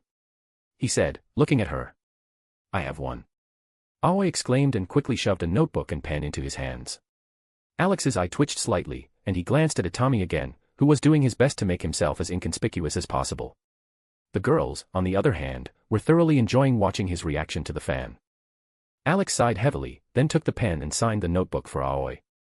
She beamed, pressed the notebook to her chest, and walked off with shining eyes. And, Alex, someone else wants to meet you, Itami said in a tired voice, pointing behind him. Alex lifted his gaze and stared at the two girls standing a little further away. He furrowed his brows. In front of him were 2B and 2A. Or at least, someone had replicated their appearance exactly. Squinting, he studied them and felt nothing, no emotions, no aura, no life essence. This only deepened his suspicions. However, he decided not to voice his conclusions just yet and turned his attention back to Itami. So, instead of searching for supplies, you decided to take a walk at an anime convention during a zombie apocalypse. Or what should I make of this? Alex asked, raising an eyebrow. Listen, I don't get it either. We were helping a group of survivors, and suddenly we ran into these two. They said they were looking for you. So now, it's your problem. I'm going to rest. And watch anime, Itami answered with a stone-cold face. Before Alex could ask any questions, Itami grabbed Aoi's hand and quickly pulled her away. She was still floating on air, tightly clutching the notebook with Alex's signature to her chest. Alex silently watched them leave, then turned his attention back to the strange pair. The girls stood absolutely still, like dolls, which, given their appearance, was quite symbolic. His companions watched the newcomers with both curiosity and wariness, clearly sensing the same oddness. And who might you be? Alex asked calmly, staring directly into the eyes of the one who resembled 2B. Allow me to introduce myself, human named Alexander, she spoke. We are called the Red and White Queens. Hearing the names of the two girls, Alex simply sighed wearily. He had suspected that the so-called evil corporation might have its own artificial intelligence, but that it was the Red and White Queens. This was crossing into parody. Though it was funny, at the same time, it confirmed his suspicion. In this world, the evil corporation had replaced Umbrella. So, why did you want to see me? Alex asked without ceremony, getting straight to the point. We are artificial intelligences created to assist the live corporation in its activities. However, our creator began to suspect that the true goal of the corporation is not the progress of humanity, but the destruction of the world and control over its remains, replied the White Queen, who looked strikingly like 2A. So, you both helped destroy this world, and now you're here thinking there will be no consequences for that. Saya said coldly, clenching her fists. Saya, calm down, Alex interjected, placing a hand on her shoulder. Let's hear what they want. Since they've come to us, it means their reason is significant. Exactly. We've come to ask for help, confirmed the Red Queen, never taking her eyes off Alex. And what kind of help do you need? Do you want more destruction? Or, like the others, have you come to offer Alex the chance to kneel and serve? Brunhilde asked with cold irony. No. According to the built-in humanity protection protocols embedded in our code, a man named Alexander is the key to humanity's survival. Only he has the power capable of changing the course of this war. His unique abilities, physical strength, control over the elements and space, give him the potential to revive civilization, the Red Queen replied, her voice confident, almost mechanical. Space? Coco asked, frowning. You mean he can control space? According to records from a military base in Okinawa, we've documented instances of objects materializing out of thin air. After which, Alexander and a group of girls, including you, Coco Hekmatyar, were seen entering a warehouse, the Red Queen explained calmly, meeting Coco's gaze. Alex's face twitched. He felt several pairs of eyes fix on him. The Red Queen had just openly claimed that all the supplies at the base had appeared out of nowhere. Brunhild looked at him with a blank, bewildered expression, whether in shock or slight disappointment, and you got caught up in something so trivial. Rebecca, on the other hand, smirked with satisfaction. It seemed she wouldn't have to be as creative anymore, hiding the new weapons that appeared in her hands like a magician on stage. So, Alex. Yuriko spoke calmly, though there was a threat in her voice. Don't you want to explain how things appeared out of thin air? Alex sighed heavily. All right. It's easier to show than come up with excuses, he said, realizing that with two androids at the table, no fairy tales would work. Everyone in the room stared at him as he extended his hand towards the air. And immediately, without any effect or flash, his palm simply sank into the air, as though diving into another reality. In an instant, he pulled out a pack of sweets and placed it on the table. A deathly silence hung in the air for several seconds. The girls exchanged glances, then stared at the snack package again. It was as if their minds had experienced a collective system malfunction, a brief blue screen in the female version. Alex just covered his face with his hand and exhaled heavily. Now the real fun begins. He thought to himself. He would have to be very careful to avoid revealing too much. To be continued. Chapter 293, Red and White. Alex, Brunhild, Rory, and Rebecca silently observed as the girls collectively experienced a mental crash. It all started the moment they saw Alex's hand literally disappear into the air, as if it had passed into another dimension, and then reappear holding a pack of candy, which he casually placed on the table. Their eyes darted back and forth between Alex's hand and the snack, their minds simply refused to process it. Alex, meanwhile, turned his gaze to the Red and White Queens, who looked exactly like 2B and 2A, characters from the very game he had once played with great enthusiasm. Now, two highly advanced AIs, once servants of an evil corporation, stood before him asking for help. It all felt almost absurd. Narrowing his eyes, Alex studied the girls closely. Their bodies, though artificial, appeared lifelike and elegant. But what truly caught his attention was the faint, yet real, presence of souls within them. Whoever created these AIs had literally infused a piece of their soul into them. Maybe I really should give them proper 2B and 2A outfits for full effect, flashed through his mind. This isn't scientific, Saya muttered, still staring at Alex's hand. Why not? Seems pretty logical to me. Easier to accept it than to try and make sense of it, Alex replied calmly. Accept it. Renka flared up and tugged at his cheeks. You just pulled a bag of candy out of thin air, and now you're acting like that's completely normal. Alex, be serious. What else do you have in there? Shizuka asked with interest, leaning forward and pressing a finger to her chin. That strange girl said everything at the military base in Okinawa appeared out of nowhere. And there were a lot of high-tech gadgets there. Correction, Shizuka Marikawa, Red Queen calmly interjected. We are not strange. We are high-intelligence AIs designed for analysis and predictive modeling. Shizuka simply waved off Red's words, clearly more intrigued by Alex's dimensional storage than by the debate over terminology. The rest of the girls were also beginning to eye Alex with curiosity, intrigue had won over. Even Brunhild, who knew more than anyone else, watched the scene thoughtfully. She understood that sooner or later, Alex would reveal who he truly was, the Demon King, sent to this world to stop the catastrophe and save the timeline from collapsing. Why are you all looking at me like that? Shizuka huffed, puffing out her cheeks. Aren't you curious what else he's hiding in that thing? First of all, it's not a thing, Alex said lazily. I prefer the term spatial inventory. And secondly, yes, I do have a lot stored in there. Like what? Coco leaned forward, her voice brimming with curiosity. Well. Alex began ticking off his fingers. Various crafting materials, sweets, food. And lastly, the Impala. You mean that Impala? Ray gasped, her eyes lighting up instantly. Yeah, that one, Alex nodded. A 1967 Chevrolet Impala Sport Sedan hardtop. The one Sam and Dean Winchester drive. It's in my inventory. The girls stared at Alex like they were about to pounce on him. After all, he had that legendary car from their favorite show. Alex smirked, realizing he had successfully distracted them enough to avoid further questioning. Brunhild simply shook her head, watching the scene unfold. It slightly irritated her how easily the girls could be distracted by something as simple as a car. In their place, she wouldn't have backed down until she got the full truth out of Alex. Although, to be fair, she herself had once fallen for his distraction tricks, until she merged with him through Volander and finally learned the truth. This is cool and all, but maybe you could actually explain how your inventory works. Chiquita asked with a squint and a slight smile.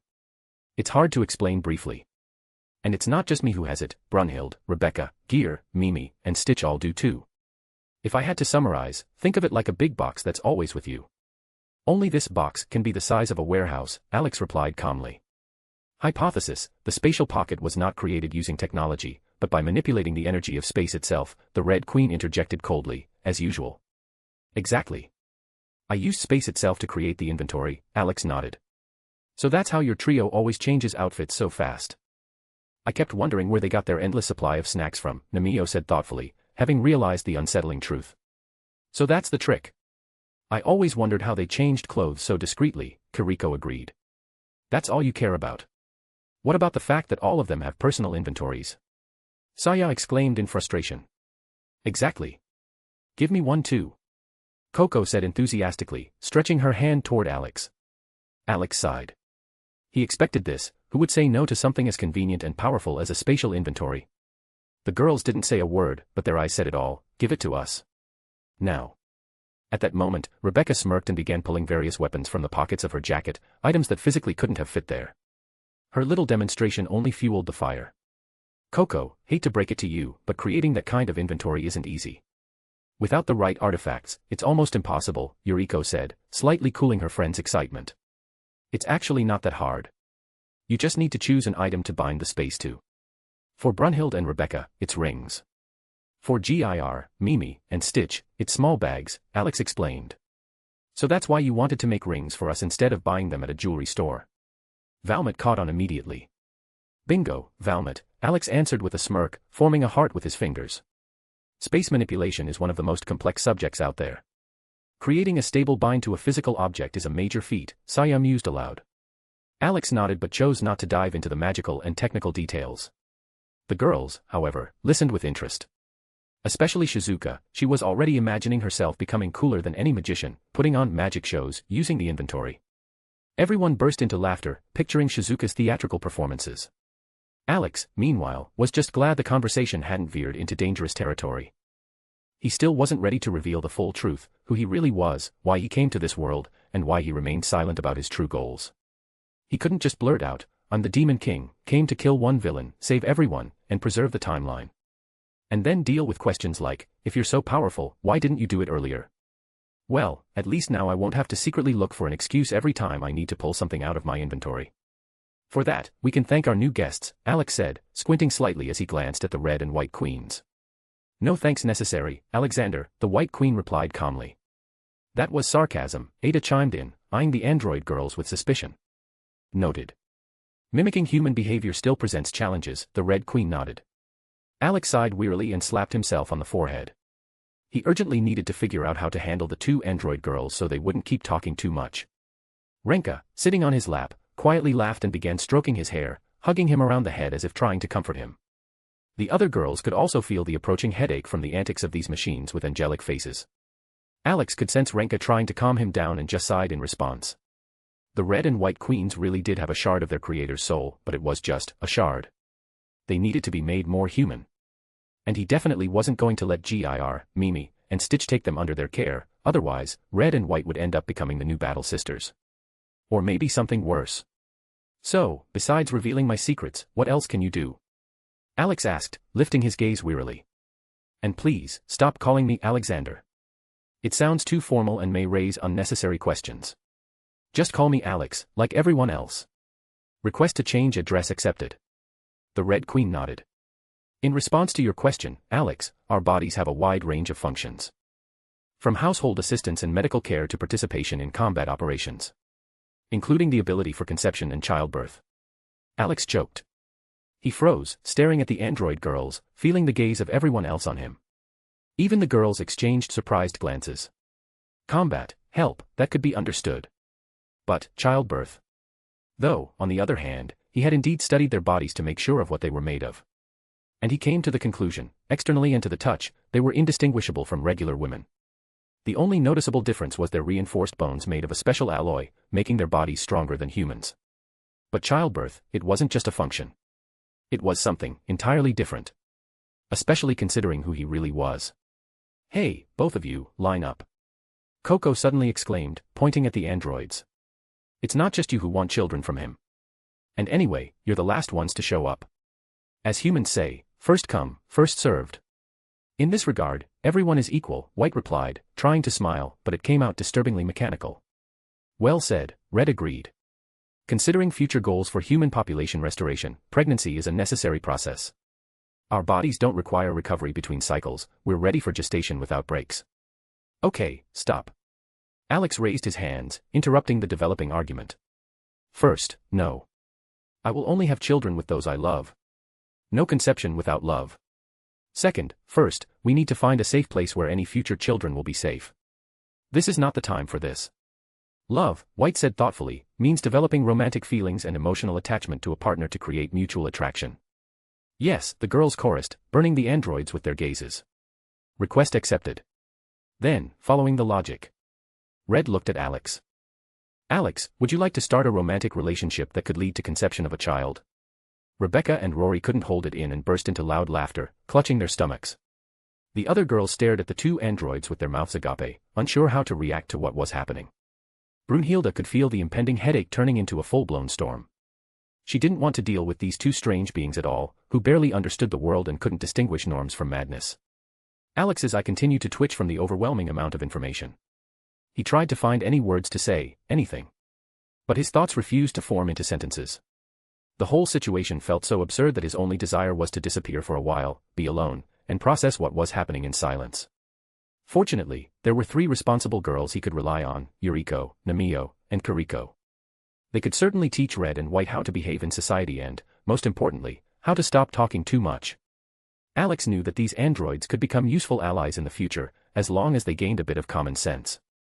He simply sighed deeply and looked at the clock. It was time to return to the aircraft carrier.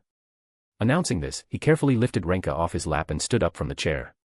The girls, it seemed, also weren't eager to continue interacting with these two mechanized ladies.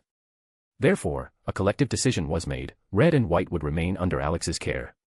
Before he could say anything, all the girls quickly left, leaving him alone with his 2 new wards. To start. Alex exhaled heavily. No more talking about my abilities.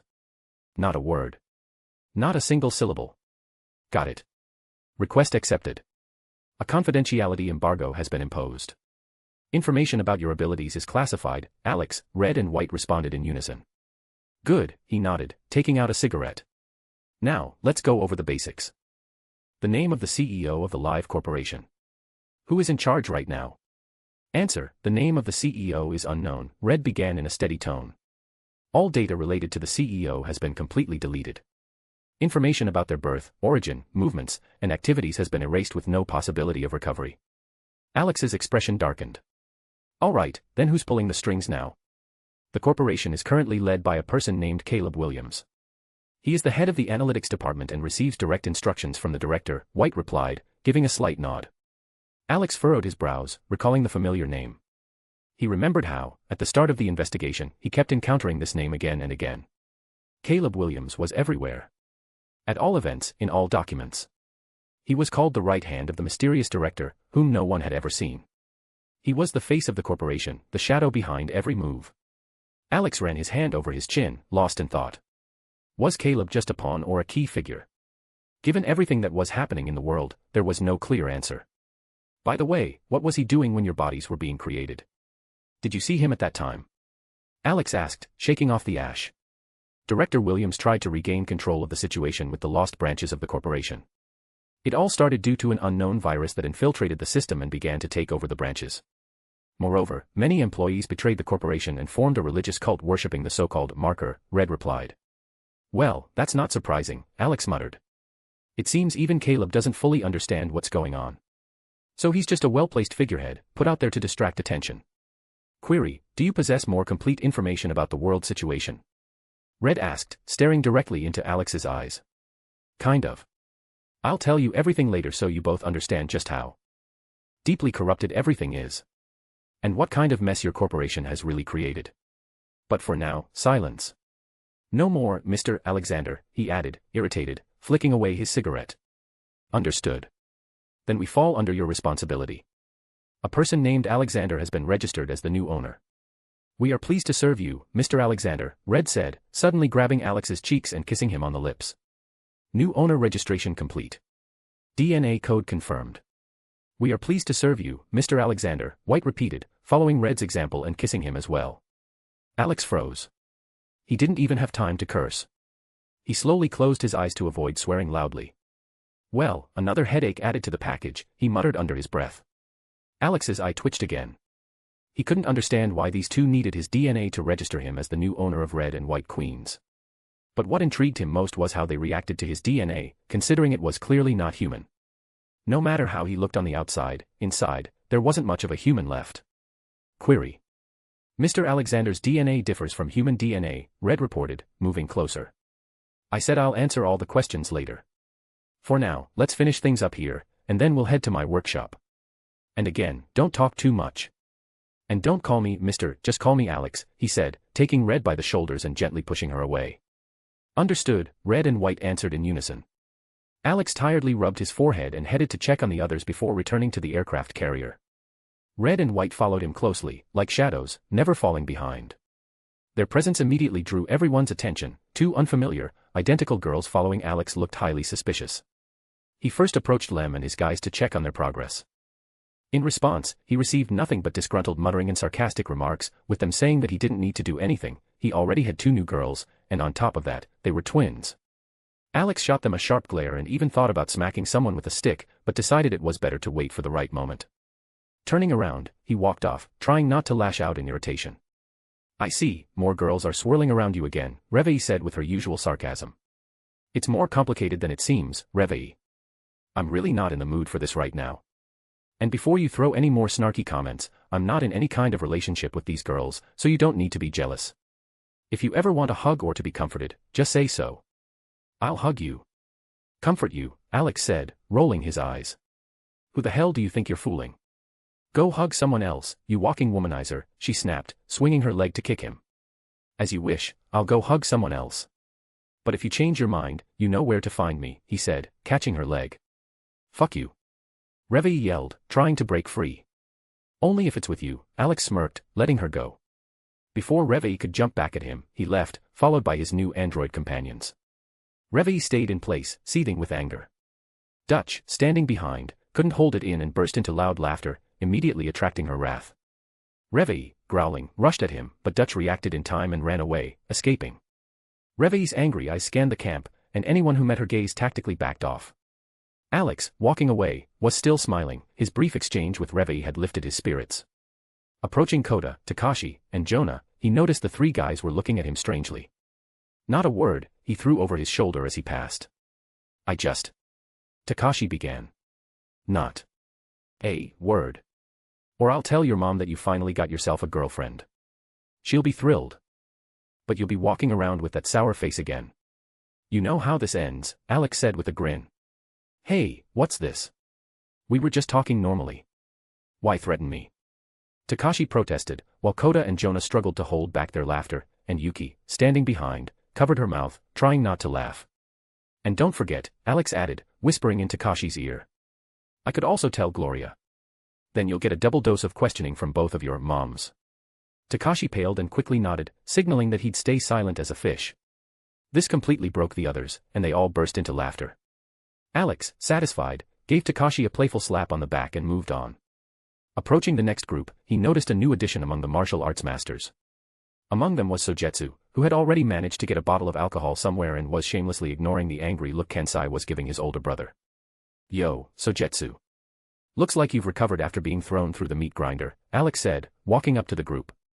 All eyes turned to Alex, specifically to his two new companions, as if they were two peas in a pod, two perfect twins. Seems alright, been worse. But, man, what are you doing hanging around with other girls when you've got my niece? Sojetsu said gruffly, wagging his finger at Alex. Exactly. What the hell are you doing cheating on my sweet daughter? You looking for a fight? Kensai grumbled, giving Alex an angry stare. Alex raised an eyebrow, skeptically eyeing the two imposing old men who were trying to act tough. He shifted his gaze to Lady Ma, whose face expressed a universal fatigue. It seemed that Kensai and Sojetsu had spent the entire day bickering. Well, one of them had been arguing while the other simply ignored his younger brother and somehow managed to sneak off with another bottle of alcohol. Not paying them any attention, Alex focused on the new figure in their group. A woman in her 30s, slender, alluring, with long legs, wide hips, a narrow waist, and a full chest.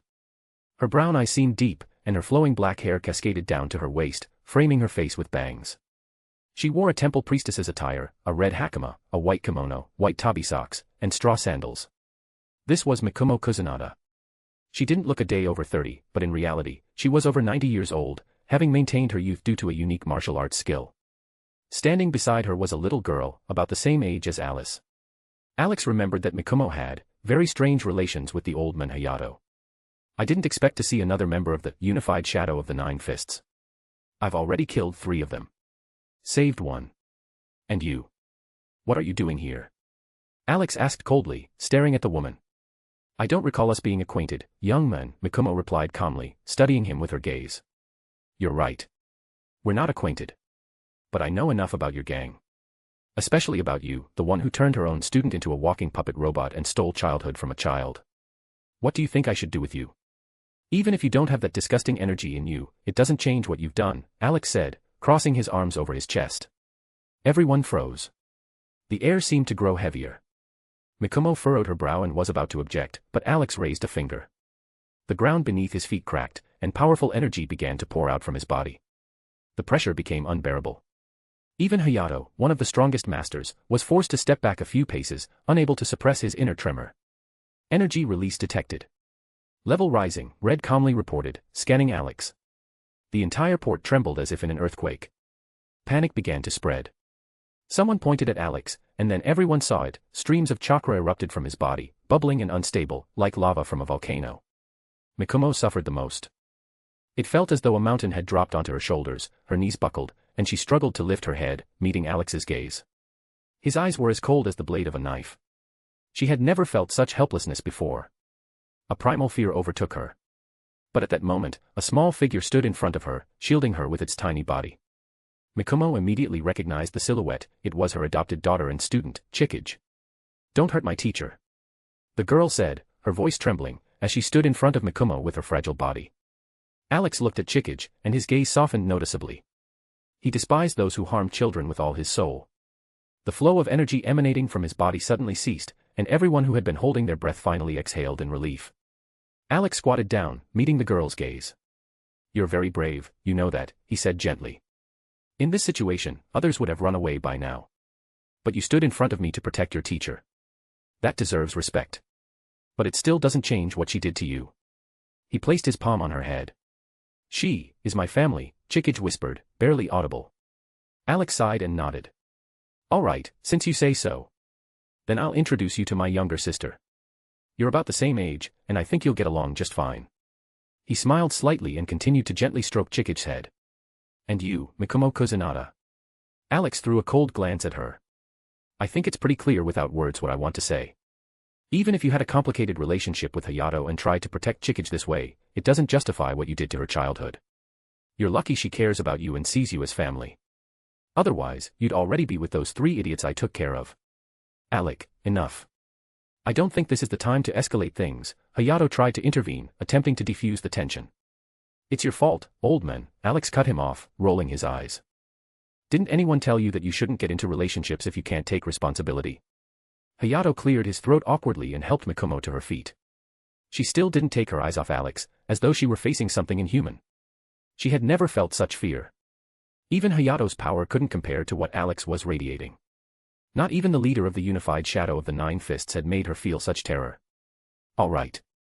Maybe I went too far, Alex said, rubbing his nose. I just get in a bad mood when I see children being treated unfairly. So, Mikumo. I'll be watching how you care for Chikage. Even if the world around her falls apart, a child should still have a childhood. I understand, Mikumo whispered, giving a barely noticeable nod. Alex turned to Chikage and smiled again. And you, Chikage, try to make friends. As I said, I'll introduce you to my younger sister and her friends. Take care of yourself, all right. He gave her one last gentle ruffle on the head. Chikage silently nodded, her eyes never leaving him. Alex took a candy from his pocket and handed it to her. The girl carefully unwrapped it, placed it in her mouth, and her eyes immediately lit up with pleasure. Alex apologized to everyone once again, then turned and left. He knew it was better to leave the scene before he let his emotions get the better of him again. Even he hadn't expected to lose control so easily. The thought that he needed rest felt more convincing than ever before. He took the android girls with him and headed to the captain's bridge.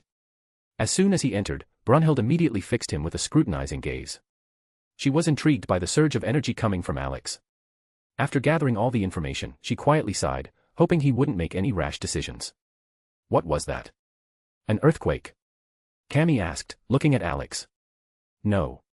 Just got a little angry, he dismissed it, shaking his head. The girls were curious and began to ask him about the reason. Alex didn't hide anything and told them everything, about Mikumo and Chikich's relationship, about the lost childhood and endless training. The girls exchanged sympathetic glances, many felt sorry for Chikich, and some even grew angry with Mikumo. But Alex immediately stopped them. Let Alice, Anoka, and Malka befriend Chikich. I think it'll make things easier for her, Namio suggested with a heavy sigh. Yes, they're the same age. That way, she can make some friends, Kiriko supported, nodding. Just don't let her near Gir, Mimi, and Stitch, Ray added, tiredly rolling her eyes. Otherwise, she'll think she wants to be a battle sister like Alice. The girls nodded in agreement. Alex didn't interfere with their conversation and gestured for the androids, Red and White Queens, to follow him into the workshop. As soon as the door closed behind them, he activated the sound suppression system to prevent anyone from eavesdropping on their conversation. Inside, both queens immediately started inspecting the room. With curiosity, they touched everything that came into their reach, tools, parts, blueprints. Alex's workshop was a place where magic and technology intertwined in perfect harmony. All right, let's check your analytical capabilities, Alex said, addressing the Red Queen. At your service, Alex, she replied with a slight smile, as always getting too close and invading his personal space. Alex sighed heavily, took his phone out of his pocket, and handed her a file with secret information about those who plan to conquer this universe. The White Queen quietly sat on one of the empty chairs, not interrupting, and began to wait, crossing her legs and calmly observing the process. The Red Queen scanned and analyzed the data.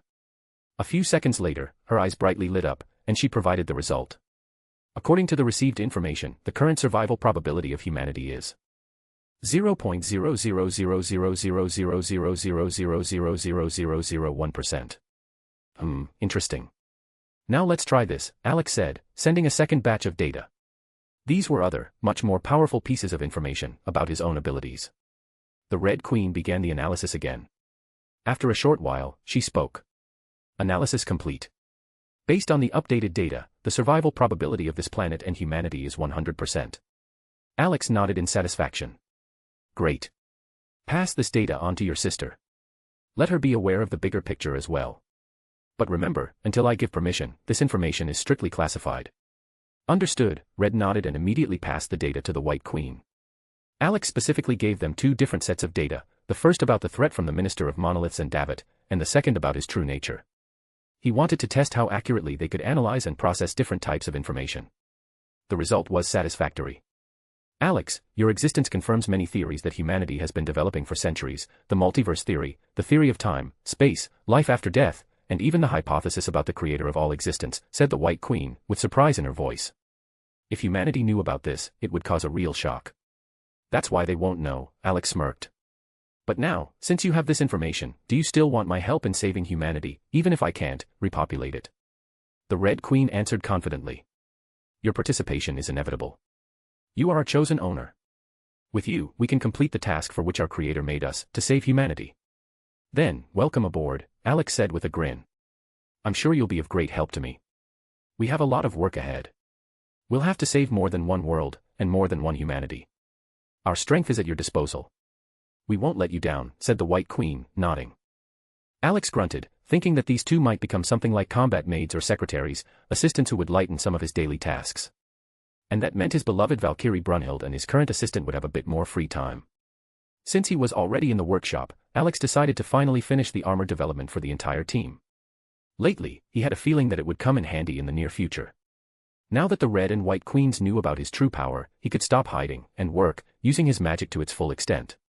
To be continued. Chapter 294, Chapter 294, Another Princess. After speaking with the Red and White Queens, both android girls expressed a desire to assist Alex with his work, significantly easing the burden of certain tasks. However, as often happens, things occurred that even he couldn't foresee. When everyone was already aboard the aircraft carrier, the weather suddenly turned for the worse, the sky was covered in dark clouds, heavy rain poured down, and a strong wind whipped up a real storm at sea. Due to the raging elements, the aircraft carrier was unable to leave the port of Fukuoka and had to retreat deeper into the harbor to avoid damage. Even though Alex had reinforced the ship's hull with magic in advance, he couldn't afford to take any chances. The waves could have thrown the vessel onto the shore or, worse, capsized it. Fortunately, thanks to his new assistants, the Red and White Queens, Alex didn't even need to leave his workshop to stay informed. They promptly kept him updated on all developments. But Alex himself was completely absorbed in his work. He wanted to finish creating the combat suits for the entire team as quickly as possible, as well as armor for the girls. Now that they knew about his spatial inventory, he no longer had to hide. He freely pulled out whatever he needed and completed the rest of the work using magic. Red and White helped pack the finished armor sets into crates, including weapons and ammunition. Alex was genuinely pleased with their assistance, especially since both girls reminded him of beloved characters from games and anime. "What kind of weapons are you skilled with?" Alex asked, setting aside another completed armor piece. "Any kind," White replied, placing a crate of armor on the stack. "We don't have preferences. Our database contains information on the use of all types of weaponry, from melee to firearms. I'm not picky either." "I'll use whatever you give me," Red confirmed. Alex turned in his chair, carefully studying the girls. The longer he looked at them, the stronger the urge became to outfit them in battle gear from the Yoarha universe. He imagined them in classic android costumes, and couldn't resist. His eyes sparkled with excitement, and without hesitation, he got to work. From his inventory, he pulled out a special fabric and used magic to transform it into custom battle suits for Red and White. The set included a katana and a heavy sword, both tailored to match the Yoarha aesthetic. The only thing he chose to change was the original leotard design. Instead, he made mini shorts. After all, he didn't want his android girls flashing their panties during battle. Once everything was ready, Alex turned to his assistants, who had just finished packing the last of the crates. "These are for you," he said, pointing to the ready-made armor and weapons. Question: Is this really combat armor? Then why is the material so thin? Red asked curiously, touching the fabric. "It's a special magical material. Stronger than anything you can imagine. I'll make you helper drones too, but that'll come a bit later," Alex replied with a casual smile. "Then we should try on the outfits to make sure they fit properly," said White, and immediately began undressing. Alex just shrugged, focusing on other tasks.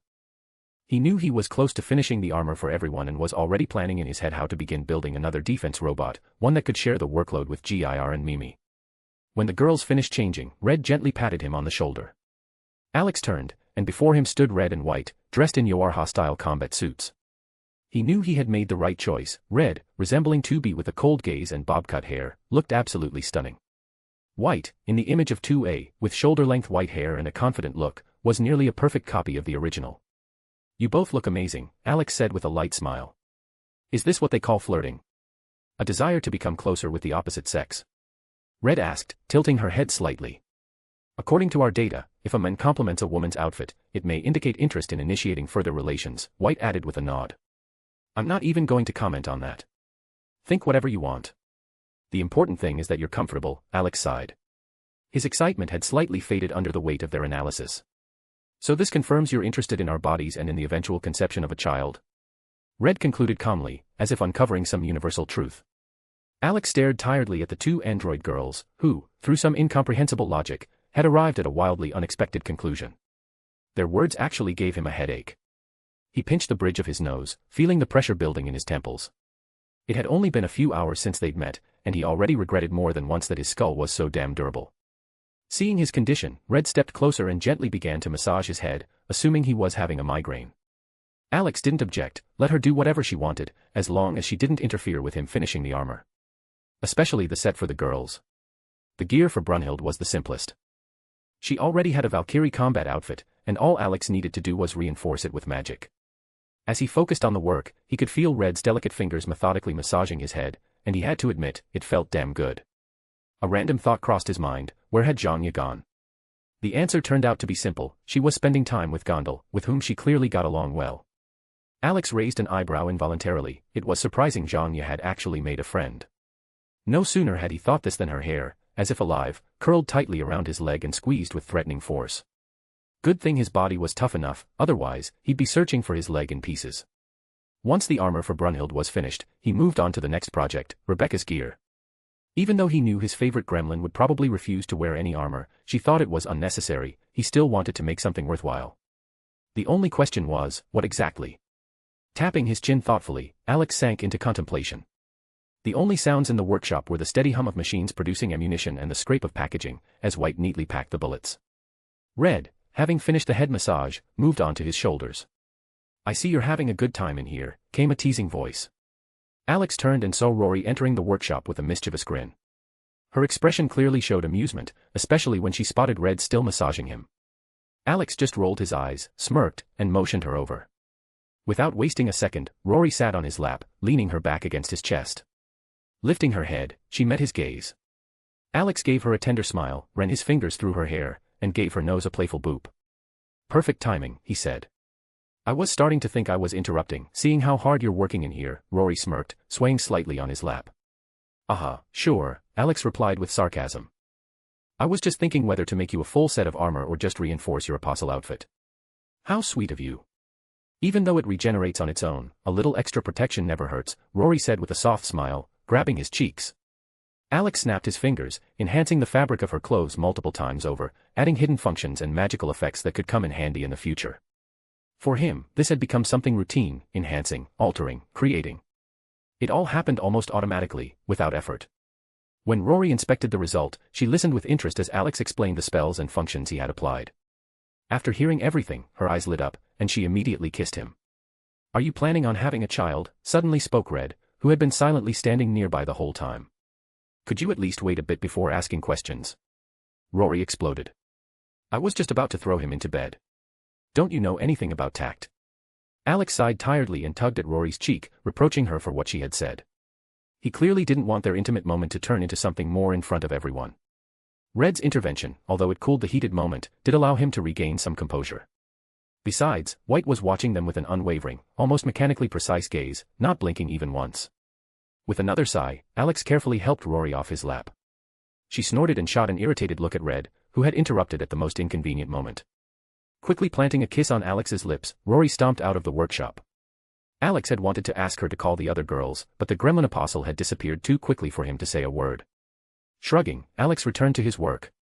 After thinking for a moment, he came up with an interesting idea. If he was going to make armor for Stitch, why not create identical sets for him and Rebecca, like a family set? Inspired by the thought, Alex decided to craft armor like the one worn by the Doomslayer. Just the idea of this project filled him with enthusiasm. Question: "Alex, how do you alter the molecular structure of the material, giving it a different form?" White asked, sitting down beside him after finishing packing the ammunition into containers. To put it simply, I see what the material is made of on an atomic level and just rearrange its structure. Essentially, it's creation magic, changing one thing into another. Though you could also explain it using the old alchemical terms, for simplicity, Alex replied, demonstrating the process of creating 2 Doomslayer helmets. You're using the alchemical principle. Give something to get something in return. Red asked for clarification. Something like that. Though, to be honest, I can create matter from nothing. I just prefer not to do that, it's less interesting, he smirked and shrugged. Creating matter from nothing. That goes beyond our program and doesn't make sense, White shook her head. That's because you haven't encountered magic. Your world runs on the laws of physics and technology. But as they say, any sufficiently advanced technology is indistinguishable from magic, Alex remarked with a smile. Both android girls nodded, memorizing his words. They really didn't have enough data on magic and everything related to it to form a complete picture. Meanwhile, Alex continued pulling materials from his inventory and crafting elements of the Doomslayer armor for Rebecca and Stitch. The thought of how they would look together in matching gear brought a warm smile to his face. Once he finished this project, he switched to the next one, custom armor for the other girls. He knew that many of them would be involved in future combat operations, and he wanted to account for each one's specific needs. For Kiriko, Valmet, and Chiquita, he designed unique armor based on already developed templates. Seiko and Beatrix would receive high-tech samurai armor, blending tradition and futurism. Rei would get light but durable armor that wouldn't hinder her in spear combat. Shigur's gear was designed for a shinobi. For those who preferred close combat, Renka, Mio, Chun-Li, and Cammy, there was armor meant for hand-to-hand fighting, enhancing both defense and mobility. For Yuriko, Coco, and Saya, he prepared special glasses that would help track the battlefield. Ada would get upgraded gadgets and weaponry. Shizuke was getting a portable medical capsule, and Rika had long since received her full set of armor and weapons. While I'm busy with the armor, you girls can assemble a robot. Here's the design. You're just sitting idle anyway, Alex said, handing a tablet with blueprints to Red. We'll need parts, White noted, pointing out the obvious. Ah, right. Here's everything you'll need. When you're done, connect it to my network so it can start training, Alex nodded, pointing to the design. We'll do it at the highest level, White agreed, nodding. Then I'm counting on you, girls, Alex said, returning to his work. Red and White set to work assembling the wolf robot while Alex continued to labor on the armor, carefully adjusting each set to individual specifications. Time passed unnoticed, and most of the work was completed. Alex once again realized how much magic simplified everything, yet he still felt it was necessary, as the coming events would demand complete readiness from everyone. Alex, are you busy? Came Saya's voice, her head peeking into the workshop. At that moment, Alex was packing the armor into crates to keep the workshop from getting cluttered. Hearing her familiar voice, he momentarily paused, kicked a crate aside, and stretched his arms toward the entering Saya. She blushed slightly but walked over and allowed him to pull her onto his lap in one smooth motion. You're incorrigible. Saya muttered, rolling her eyes, but she didn't resist. Instead, she snuggled closer to him. Her gaze immediately caught the android girls, now strutting in new Gothic-style outfits. Red and White looked different, even gloomily elegant, and it couldn't be missed. I see you even dressed them according to your taste. Typical men, Saya smirked, pinching Alex's side. I just thought these outfits would suit them. And, by the way, no perversions, it's battle armor, Alex replied, kissing her on the cheek. Sure, after the truth came out about your inventory, and we found out about your cosplay hobbies, Saya said with a sly grin, starting to pinch his cheeks. Haha, you got me, all right. But still. You didn't come just for that, did you? Miss the hugs? A little kiss? Or do you want everything at once? Just ask, I'll give you everything. Alex whispered with a smirk, beginning to rub his cheek against hers. No, idiot. It's a Tommy. He came to see you, and, to put it mildly, he looks like someone scared the hell out of him, Saya replied, feeling him continue pressing against her. Let's go see what's got him so nervous, Alex said with a smile, and, without missing a beat, lifted Saya into his arms. Saya wrapped her arms around his neck, letting him carry her. On the way, he told Red and White that he'd be back soon. They nodded and returned to assembling the wolf project. Leaving the workshop, Alex gently set Saya down on the ground and glanced at the girls, who were idly waiting for the storm to pass. Some were lazily lying down, others yawning. The entire room had turned into a zone of laziness. Carefully stepping around them, he went outside and immediately spotted a Tommy in a raincoat. He did indeed look tense, almost panicked. Did you want something, Itami? Alex asked, lighting a cigarette. Someone wants to meet you, Itami said evasively, looking away. Alex raised an eyebrow. Itami's behavior piqued his interest. He'd be lying if he said he wasn't intrigued. He exhaled smoke and nodded. All right. Lead me to this mysterious someone. Itami nodded immediately and motioned for him to follow. They went out onto the deck, where a real storm raged. The wind was tearing in every direction, and the rain was whipping with such force that it felt like it was piercing the skin. But Alex walked confidently, unlike Itami, who was nearly blown off the deck by the wind. They went downstairs and headed toward the dining hall. With each step, Alex became more curious, who wanted to see him at this very moment. Inside, it was crowded. Alex scanned the room and noticed a group of kids sitting apart. Alice, Malka, Anoka, and Chikij, the latter, to his satisfaction, was beginning to fit in better with the group. Not far from them, he saw Gir, Mimi, and Stitch, who were having a great time with the kids. Waving at them, Alex passed by, giving a brief nod to the group of guys gathered for a chat. Throughout all this, Itami continued to act nervously, as if he were waiting for a death sentence. Maybe you'll finally tell me who wants to see me? Alex asked, raising an eyebrow. Itami stopped, looked at him awkwardly, and with a crooked smile said. It's complicated. What could be complicated? Alex smirked. Well, the Imperial Princess wants to see you, Itami mumbled, looking away, clearly hoping he wouldn't be killed for bringing such news. Alex stared at Itami and stuck a finger in his ear, just in case he'd imagined it. But no. Judging by Itami's expression, it wasn't a mistake. Alex raised an eyebrow, incredulously staring at his companion.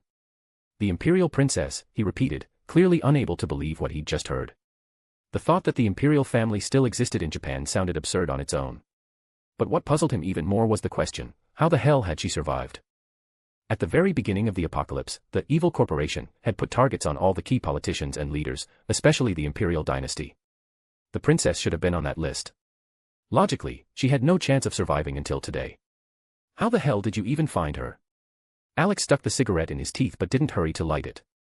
In a shelter under Fukuoka. We evacuated people, and among them was the princess, her brother, and their guards, Itami replied, trying to seem calm, though it didn't come across very well. Alex raised his second eyebrow. You're saying not only did she survive, but her brother too. And you decided to bring them here. This is the remains of our government, Alex. You said it yourself, help everyone who needs it. We couldn't just take the others and leave them there, Itami answered, looking him straight in the eyes. Alex rubbed the bridge of his nose with his fingers and exhaled heavily. Why didn't you tell me earlier? Did you see your face? Itami spread his hands. After that incident at the port, people are still whispering that you got angry and caused an earthquake. I was afraid to approach you myself. And if not for their persistence, you wouldn't have seen me today. Alex grimaced slightly. It seemed the rumors had really spread, now it was clear why people in the dining hall were looking at him with concern. He wearily slapped Itami on the shoulder. All right. And what about Aoi? Did you take her in? She's fine. Where else would I put her? She followed me herself. After the divorce, we're on good terms, still talk. Nothing's changed, I'll just take care of her again, Itami replied with a shrug. Well, now at least they won't think of you as a hermit living with a magical girl figurine, Alex smirked. Shut up, harem king, Itami grumbled, brushing him off. Ah, don't be jealous. All right, lead me to the princess and the prince. Itami sighed and walked ahead. He led Alex to a far table where a small group was sitting, 3 girls and a boy around 10 to 12 years old. The others were keeping their distance. Alex frowned slightly, the faces of these people seemed familiar. And then their gazes met. The girl sitting in the center immediately caught his attention. In an instant, Alex recognized her, and a chill ran through him. He would recognize that face anywhere, even in a different universe or a different era. It was Oda Nobunaga. She had a slender build, a heart-shaped face, and large brown eyes. Her long blonde hair was casually tied with a red ribbon. She wore a green-blue haori and black hakama with yellow trim, and white tabi socks with zore sandals. Everything about her spoke of status, even though she was trying to blend in among the simple refugees. Let me introduce you, Itami said, pointing at her. The Imperial Princess, Oda Nobunaga. Alex and Nobunaga continued to stare at each other. He was still stunned by the fact that he had run into a character he never expected to see here. Nobunaga, however, studied Alex with a discerning gaze. According to rumors gathered by her companions, he was not just a fighter, he was a leader. A man who led this group through hell, shouldered everything, and always went first. Alex shifted his gaze to Nobunaga's companions.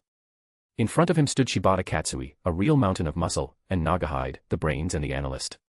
Lastly, he looked at the boy, about 12 years old, the younger brother of the princess, Oda Nobukatsu. After stopping his silent inspection, Alex sat down at the table directly opposite Nobunaga.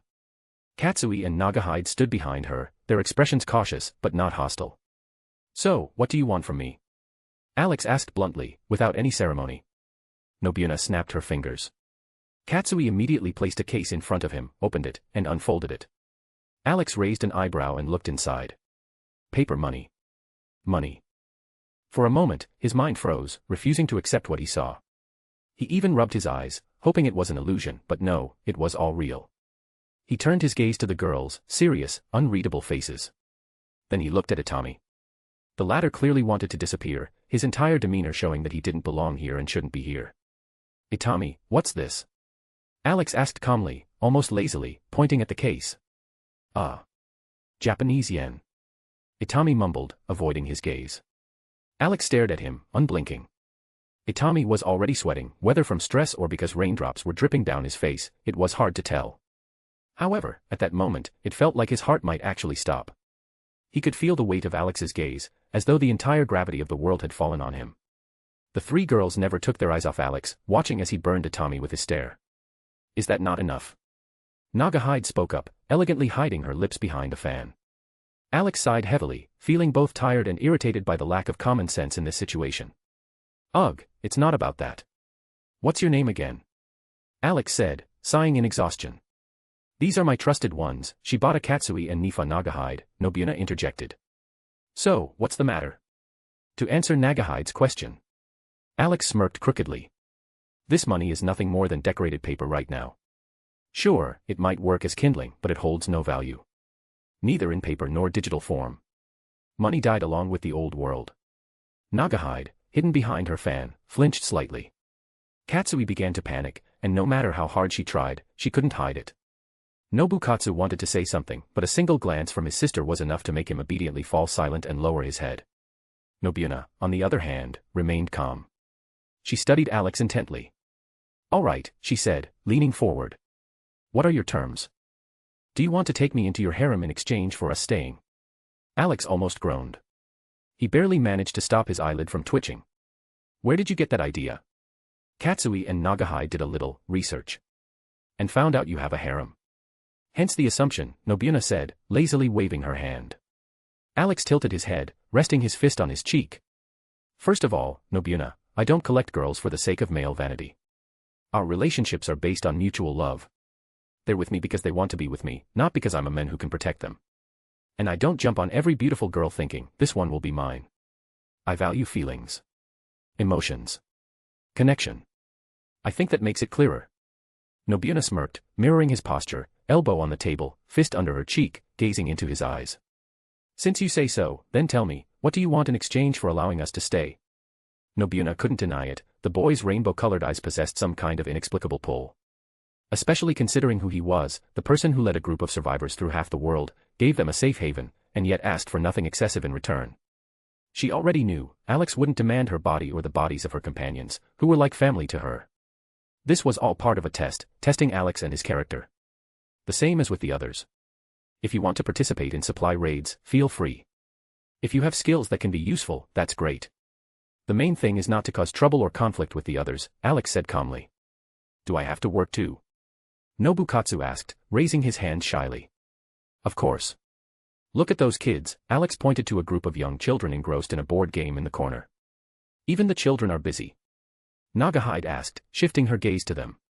That's right. Even the children are doing what they can to help the adults. Of course, they're not overworked, I'm not a monster. In my time, I've killed enough scoundrels who wanted to exploit children for dirty purposes. Alex's voice remained calm, but there was a cold steel in it. So, what will my brother do then? Even if you say that, he's still a spoiled good-for-nothing. Whatever you give him, he'll break or ruin, Nobuona said, throwing a disdainful glance at her brother. Don't belittle him. Yes, right now he doesn't know anything, but that doesn't mean he won't learn. As my old friend once said, everyone has their own path. The main thing is to find it. Whether they find it themselves or someone helps them, that depends on the fate of the person who takes them down that path, Alex said, raising his finger as if giving a lesson. Nobukatsu looked at Alex with shining eyes. In the past, he often fought with his sister because of their differing personalities, but now, for the first time in a long while, he felt heard. In his eyes, Alex became a figure of an older brother, supporting the younger. Nobuona, Katsui, and Nagahide exchanged glances.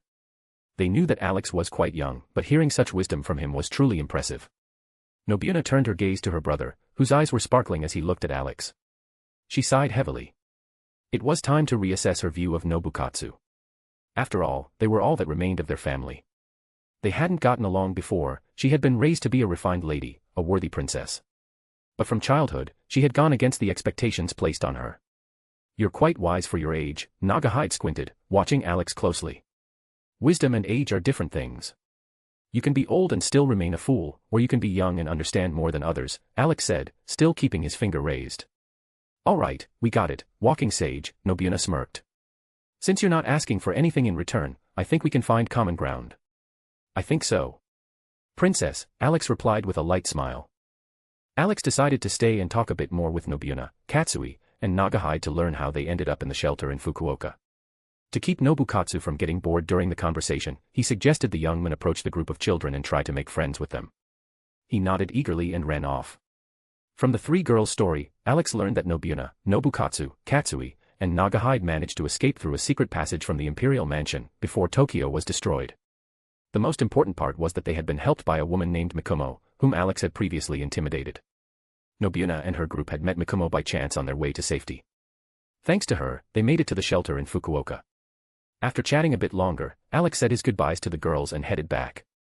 Upon returning to the captain's bridge, he was immediately bombarded with questions from the girls. They wanted to know what Itami wanted and why Alex had been gone for so long. Well, I met a Japanese princess, Alex said calmly. Wait, like, a real princess? Coco stared at him in surprise.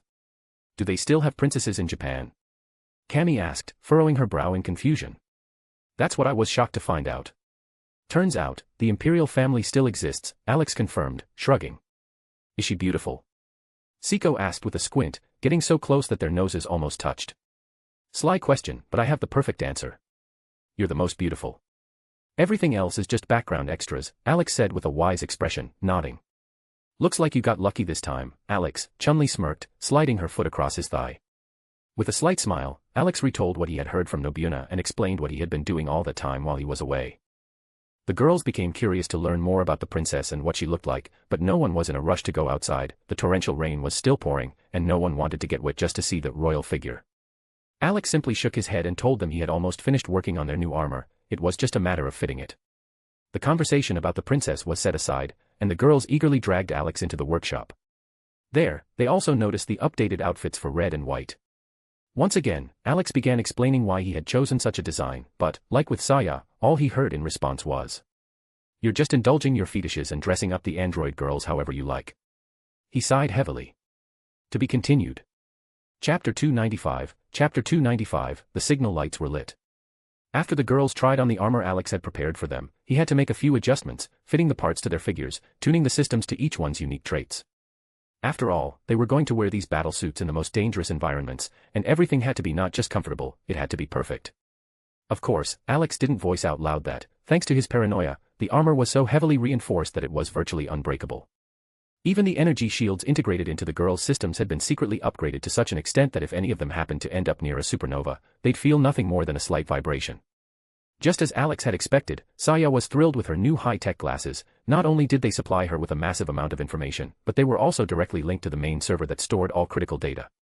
Rebecca also loved her new look, the Doomslayer armor, as Alex had called it.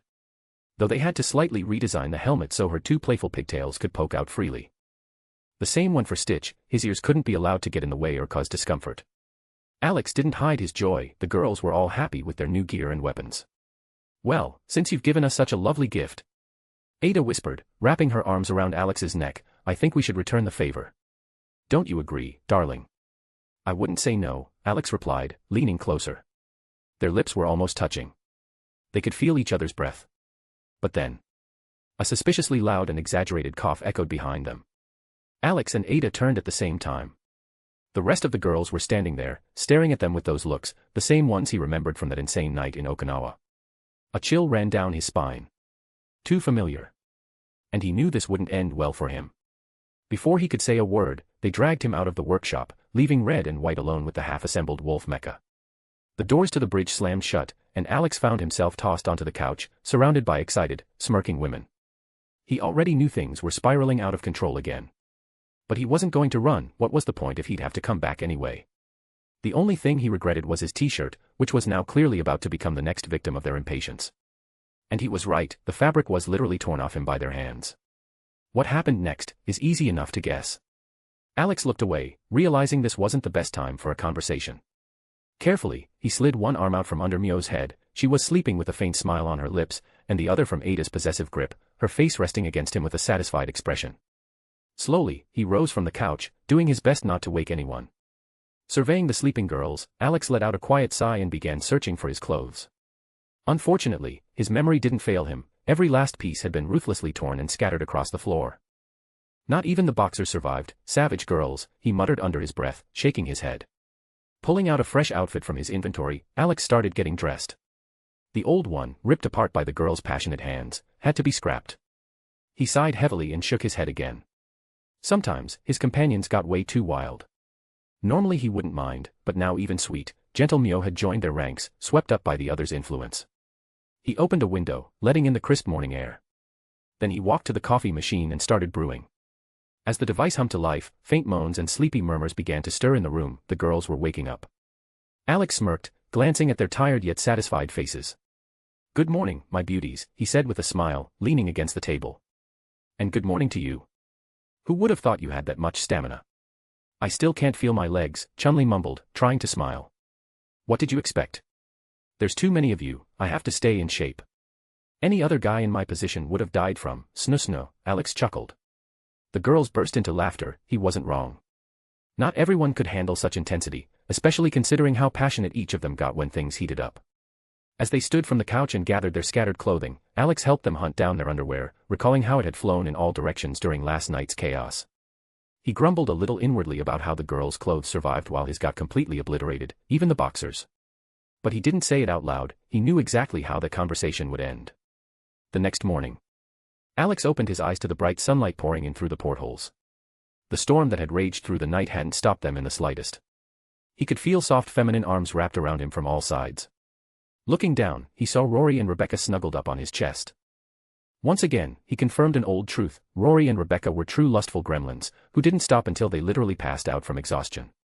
For Renka, Mio, and Shigyur, it had been their first experience, but Renka's competitive spirit wouldn't let her fall behind. If there was fun to be had, she'd be first in line. Quiet Shigyur and Mio hadn't been exceptions either, and Alex had reaffirmed something else: the quiet ones are always the wildest. He felt the cuddles tightening, and he didn't rush to move. But soon, he sensed a piercing gaze. Turning his head toward the workshop, he spotted two figures standing in the doorway. Two pairs of cold, piercing metallic eyes stared at him in complete silence. Red and white. Their expressions were unreadable: jealousy, annoyance, or something else. Once everyone was dressed and Alex had fully enjoyed the morning show, they sat down for breakfast. Mio curled up in his lap and gave him a sweet, angelic smile. Unable to resist, Alex gently took her cheeks in his hands and kissed her softly. Mio giggled and nestled against his chest. "So, what's the plan for today?" Chiquita asked, her foot sliding along Alex's leg under the table. "Sticking to the schedule," he replied. "We're moving along the Korean coast, heading to Vladivostok. We'll pick up Svetlana Belikova and her people. After that, maybe drop in on Weskier's party, then it's off to Alaska." He nuzzled Mio's hair, making her giggle again from the ticklish sensation. "Svetlana makes sense," Yuriko said with a nod. "Even though the capital fell, she still has loyal followers. They'll be a big help when we start retaking territory." "But Weskier? You're not going to his secret island in the northern Pacific just for a party, are you?" You're starting to understand me," Alex answered with a pleased grin. "You're right, I've got a reason for going there. Weskier's a slippery bastard, and if we leave him alive, he's going to be a serious problem." "You say that like you know more than you're telling us," Cammy noted, biting into her sandwich. The girls exchanged glances. Brunhild, Rebecca, and Rory gave Alex pointed looks that clearly said, "So, how are you going to talk your way out of this one?" Alex just smiled wider and, without saying a word, pulled out a phone he had prepared in advance. He placed it on the table and opened up Weskier's dossier, a detailed file describing his personality, habits, and potential threats. After going through the documents, the girls quickly understood why Alex insisted on the visit. Weskier was indeed a snake, ready to strike at any moment if it meant gaining more power. "So, first we rescue another group, then eliminate Weskier, and after that we head to Alaska to continue the operation to save the survivors," Saya clarified, analyzing what she heard. "More or less, my dear. We need allies, as many as we can get. Fortunately, we have all the right connections on this ship to make that happen," Alex replied, placing his mug on the table. "And who exactly are these right connections?" Chiquita asked with interest, resting her chin on her hands. "For starters, Cammy, MI6 agent. Price, Special Forces from Task Force 141. Coco and Casper, with their international contacts, assuming they're still alive. Yuriko and Balalaika, with their criminal networks. And the rest of you are no pushovers either. One way or another, humanity must reclaim this world." "You're right," Rika said with a snort. "We've been running for too long. It's time to stop fleeing." The other girls nodded in agreement, supporting Alex's words. He turned his gaze to Brunhild, and a moment of silent understanding passed between them. They exchanged thoughts and plans without needing words. Brunhild fully understood why Alex preferred to stay in the shadows. He didn't want to alert the enemy too soon, and he also believed that humanity needed to learn how to defend itself. They had to take back their home and world without relying solely on his strength. Alex couldn't stay in this world forever, watching over everything. Neither he nor Brunhild was entirely sure that the deaths of Davith and the avatar of the Monolith Minister would eliminate all the undead, but it might at least be the spark that would unite humanity against a common threat.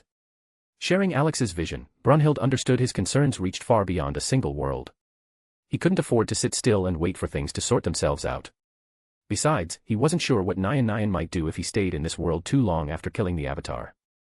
As complicated as their relationship was, Alex didn't trust her enough to rule out the possibility of her sending another of her avatars to his doorstep. While the girls were discussing their plans, Alex caught himself thinking that it was time to get moving. He sat in the captain's chair and began launching the carrier. Checking the time, he figured most of the crew was still asleep or just waking up, so he decided not to make a broadcast just yet. Leaning lazily back in his seat, Alex guided the carrier out of port. As he piloted it, he found himself wondering, why did Gir, Mimi, and Stitch find this activity so entertaining? To him, it was utterly boring. He even started considering that it might be a good time to rob one of the Golden Kings, the ones who had stashed away some very interesting artifacts. And since we're talking about robberies, why not pay a visit to a few other, interesting individuals? If anyone knew how to make use of such treasures, it was him. Brunhild, passing by, caught sight of his villainous smirk and immediately understood what he was thinking. She couldn't help herself, she tugged on his cheek and gave him a stern look. Alex glanced at his Valkyrie and, raising his hands, showed that he hadn't caused any trouble yet. Brunhild sighed heavily, but she knew it wouldn't be easy to change his mind. Although, to be honest, the world Alex was heading to intrigued her as well. It reminded her of the one she came from, there was a similar atmosphere. Alex, admit it, what have you already planned? Kiriko asked with a sly smile. Brunhild didn't pull your cheek for no reason. Nothing like that, Alex lazily drawled. I was just thinking about Gilgamesh's treasure vault. You mean the king of Uruk? He's been dead for ages. And how exactly are you planning to get to his treasures? Saya asked, intrigued as she moved closer. I'm just thinking, nothing more, Alex said, rolling his eyes. The girls exchanged looks. They knew well, if Alex was thinking about something, his thoughts were definitely not limited to simple musings. He could very well go searching for Gilgamesh's treasures if he decided to. And although he didn't know who among the girls would support him, he was sure of one thing, Rebecca and Rory were definitely in. Most likely, Coco and Ada wouldn't pass up the chance to peek into the ancient king's golden vaults either. Even the goddesses and companions currently in another world, in Orario, would probably split into two camps, some would condemn his actions, while others would help him raid the treasures. I wonder how much wealth he had, Ada said dreamily, her eyes sparkling with anticipation. If pharaohs were this rich, then this ancient king surely wasn't poor. Who knows? It's all in the past now, Saya said, adjusting her glasses.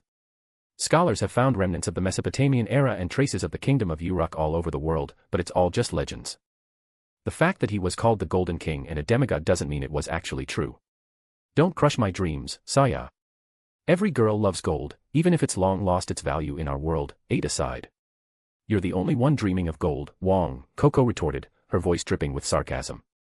Before the argument could escalate, Alex instantly stood up, scooped Coco into his arms, and returned to his seat. It all happened so fast that the girls didn't even have time to blink, and suddenly, Coco was sitting on his lap, her hair tousled and a slightly dazed expression on her face. Realizing where she was, Coco immediately snuggled closer to Alex. He smiled and gently smoothed her hair. The aircraft carrier continued its course, and they were already passing the shores of South Korea.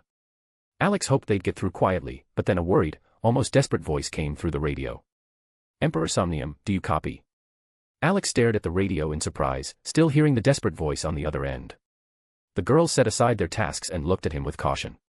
None of them had expected anyone to be able to make contact, especially considering what was happening in the world right now. And yet, as they sailed along the coast of South Korea, they received a distress signal. Alex gently set Coco down on the floor and approached the radio transmitter, picking up the receiver. This is Captain speaking. Emperor Somnium on the line. How can we assist? He said in a calm but firm voice. Thank God. Please, we desperately need help, a woman's voice cried out from the other side. We're barely holding the line at the border. Can you offer any support? Alex frowned. I don't want to disappoint you, ma'am. On board, we mostly have civilians, women, children, the elderly. What kind of help are you expecting? To operate a vessel like this, you need at least basic military training, right? The voice on the radio trembled with tension. We need everything you can offer. Our forces are running low, many of our automated defense systems have been infected with a virus and are under enemy control. We're losing dozens of people every day just holding off the advance. Evacuation is impossible. We're trapped. There are millions of civilians here. Alex sighed heavily, still holding the radio receiver. The girls watched him, silently waiting for a decision. He didn't want to leave these people to certain death, but he knew all too well, as soon as he revealed himself, Davith and the Minister of Monoliths would focus all their attention on him. He'd become a target. And the enemy would intensify their assault. He looked up at the ceiling, lost in thought. The horde from China had already reached South Korea. This meant North Korea had fallen, and it had fallen far too quickly. The only explanation was that an enormous number of demons and mutants had amassed at the border. Not just millions, tens, possibly hundreds of millions. And if the enemy found out about his presence, hell would truly break loose. Whatever you decide, Alex, we're with you, Siko said, gently squeezing his hand. Alex closed his eyes for a moment, then opened them with confidence, his voice taking on a steely edge. South Korea has signaled for help, and the Imperium will answer their call. You've done it again, haven't you? Kiriko laughed. He smiled in response, and the girls giggled too, the tension easing. Brunhild looked at Alex with a long, meaningful glance, as if asking, "Are you sure?" She knew, Davith, one of those who laid claim to this universe, already saw Alex as a false savior. His appearance on the battlefield would only enrage the enemy, and the wave of the undead would crash against the walls with even greater fury. Alex met her gaze and nodded. He was ready. If necessary, he would resist. He had already prepared backup plans. And even if Davith threw everything he had into the battle, Alex would fight. He would be willing to destroy the entire city along with the demons, just to protect those who remained alive. He could no longer turn a blind eye to the death of children. The girl supported him, and that was all he needed. Gripping the radio in his hands, he spoke again. "Accept the coordinates. We'll clear the approach to the walls and dock at the port." "Thank you, so much." "We'll be waiting," the woman's voice replied, tinged with relief. Alex took a deep breath and ordered all raid groups to immediately assemble on deck. He entrusted the command to Nemeo, telling her to continue guiding the aircraft carrier forward, to the walls under siege by the Horde. She nodded seriously, accepting the responsibility without a word. Alex glanced at the girls, gave them a brief nod, and headed below. The deck was already filled with everyone. Just the sight of Alex's serious expression silenced everyone. They all understood, something important had happened. Looking over the gathered group, Alex noticed not only the fighters from the regular squads but also individuals like Nobuona, Katsui, and Nagahide. He gave them a brief nod of acknowledgement and lit a cigarette, taking a deep drag. "Why did you gather us all, kid?" Lem was the first to break the silence, casting a curious glance at Alex and his companions. A distress signal came from Korea. Their walls are being besieged by a massive horde of undead, and their defense is barely holding. There are millions of people in the city, but they can't evacuate. "They're literally trapped," Alex replied seriously, never looking away. "From the look on your face, kid, I can tell you've already given them an answer," Price remarked, beginning to understand where this was headed. Alex nodded. "Yes. I think it's time to stop hiding and running. How long are we going to flee from this filth? We can't leave these people to die," he declared firmly. "What's the plan, Alex?" Hayato asked, crossing his arms. "It's simple. We create a foothold. Clear the area near the wall to give them some breathing room. The aircraft carrier will dock, and then the evacuation will begin," Alex explained, scanning the fighters. "Heh. Finally. Time to kick some ass.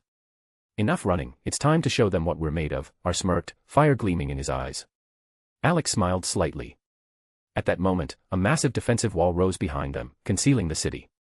The aircraft carrier passed beyond its limits, and the scene of horror unfolded before everyone's eyes.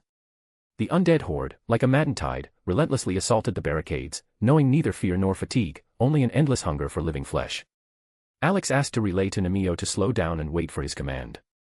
Approaching the edge of the deck, he took a deep breath. 9 principles. He began, forming his hands into a complex series of seals. His voice became unrecognizable, cold, even, as if detached. Everyone looked at him in confusion. It can't be. Is he really going to use it? Kota exhaled, his eyes widening in shock. What's he doing? What is this? Saya frowned, throwing a glance at Kota. He's going to use the purple. But that's impossible. It's a made-up technique from anime. It's not supposed to work in reality. Itami exclaimed, recognizing the familiar seals. If he does this, I'll eat my boots, Todzi muttered. Then get the seasoning ready. Now, back off. Don't disturb Alex, Brunhild said sharply, stepping forward. A powerful spatial energy surge has been detected. Everyone is strongly advised to step back, Red added, watching the process closely. Everyone stepped back. They didn't fully understand what Alex was doing, but the reactions of the 3 anime experts, along with the intervention of AI and Brunhild, spoke for themselves. Polarized light. The crow and the singing of the Semyon. The rupture between the inner and outer. Alex continued, not breaking the seal sequence. He extended his hand forward, pinching his middle finger with his thumb, and his gaze turned icy. His entire being focused on the horde crashing against the walls. This was not just a decision, it was a challenge. Alex knew that after this, Davit and the Minister of Monoliths would alter their plans. They would see what he was truly capable of. He couldn't afford to miss. If he hit the wall, everything could collapse. But retreat wasn't an option. Hollow technique, purple, he pronounced. He released his finger, and with terrifying speed, a violet sphere shot forward, sweeping everything in its path, shattering matter down to the tiniest particles. It tore along the wall, leaving only a deep chasm behind, as if the very earth itself was trying to escape the force that was tearing it apart. All the undead and demons caught in its path vanished, leaving no blood, no flesh, only a terrifying emptiness. Those who witnessed it stared at Alex with wide eyes, forgetting how to breathe. Even his girls couldn't find the words, standing in stunned silence.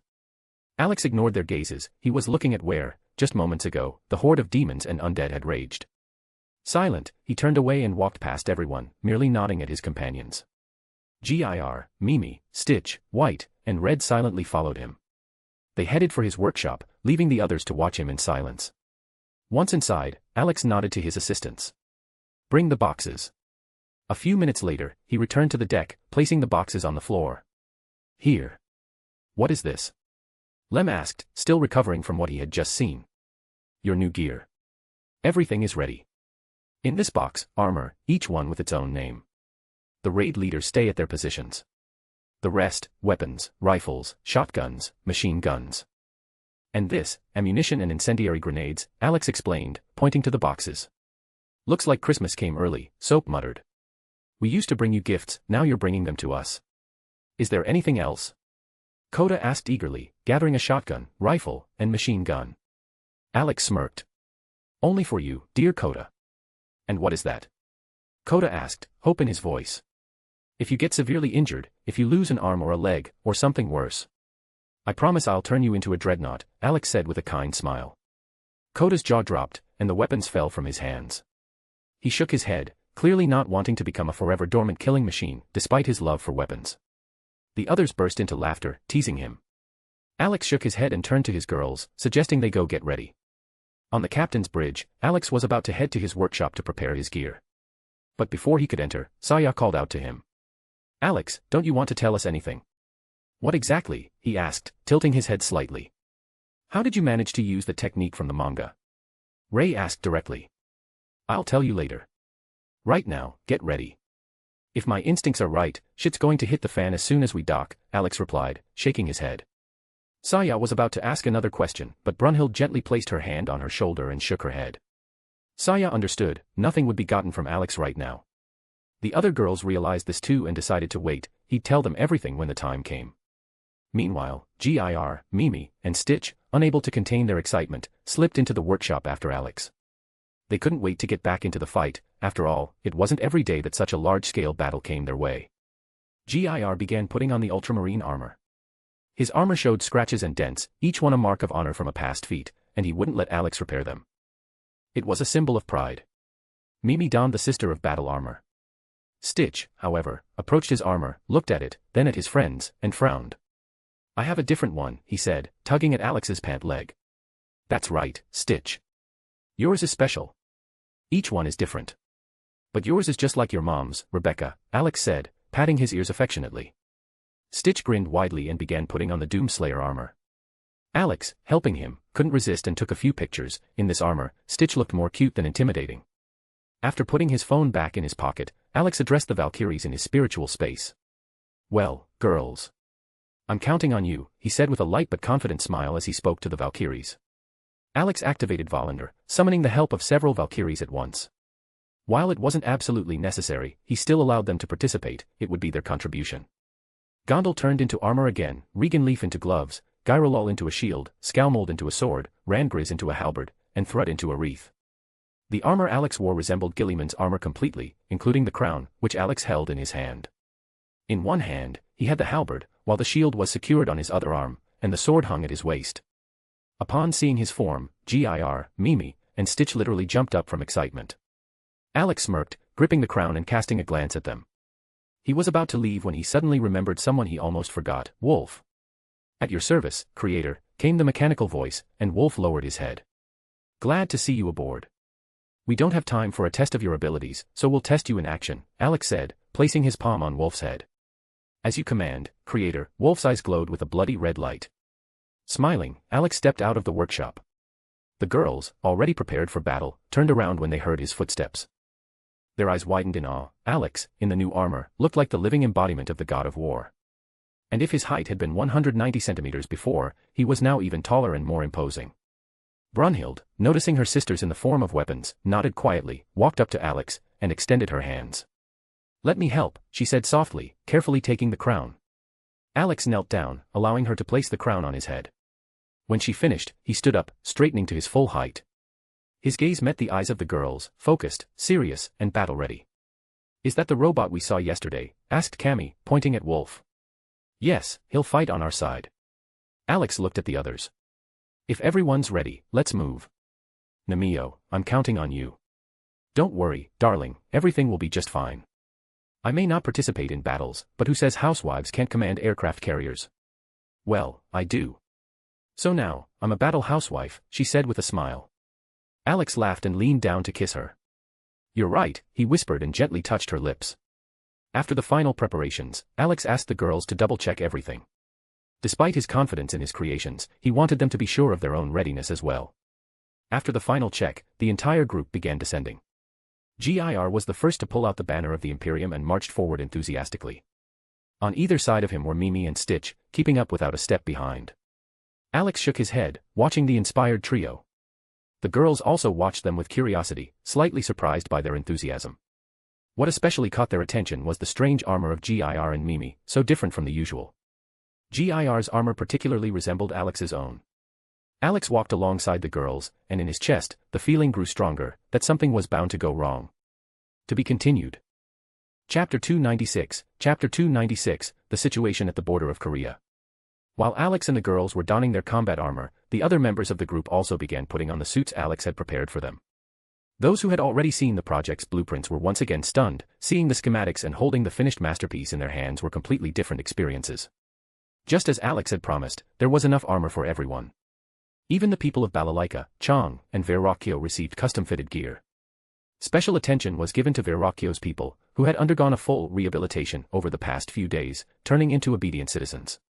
Even Verrocchio himself hadn't escaped the brainwashing efforts of the enthusiast trio, GIR, Mimi, and Stitch, who tirelessly converted everyone to the light of the Emperor.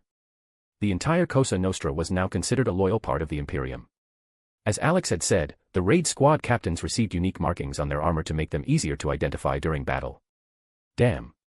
I already knew Alex was a genius, but to create armor like this is beyond possible, Soap muttered, inspecting his gear.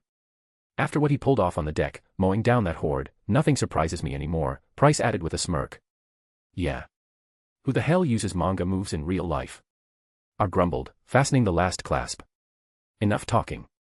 We're approaching the port, said Ghost, already fully geared up. No way. Alex wasn't joking when he said you'd get a custom set. Even a skull on the helmet. I feel discriminated against, Soap snorted, staring at Ghost's armor. Everyone turned to look at Ghost. His armor was indeed unique, done in his signature style, a black base with a white skull painted on the helmet. Ghost merely shrugged silently. He clearly didn't mind the attention, or the fact that Alex had made him a personalized set.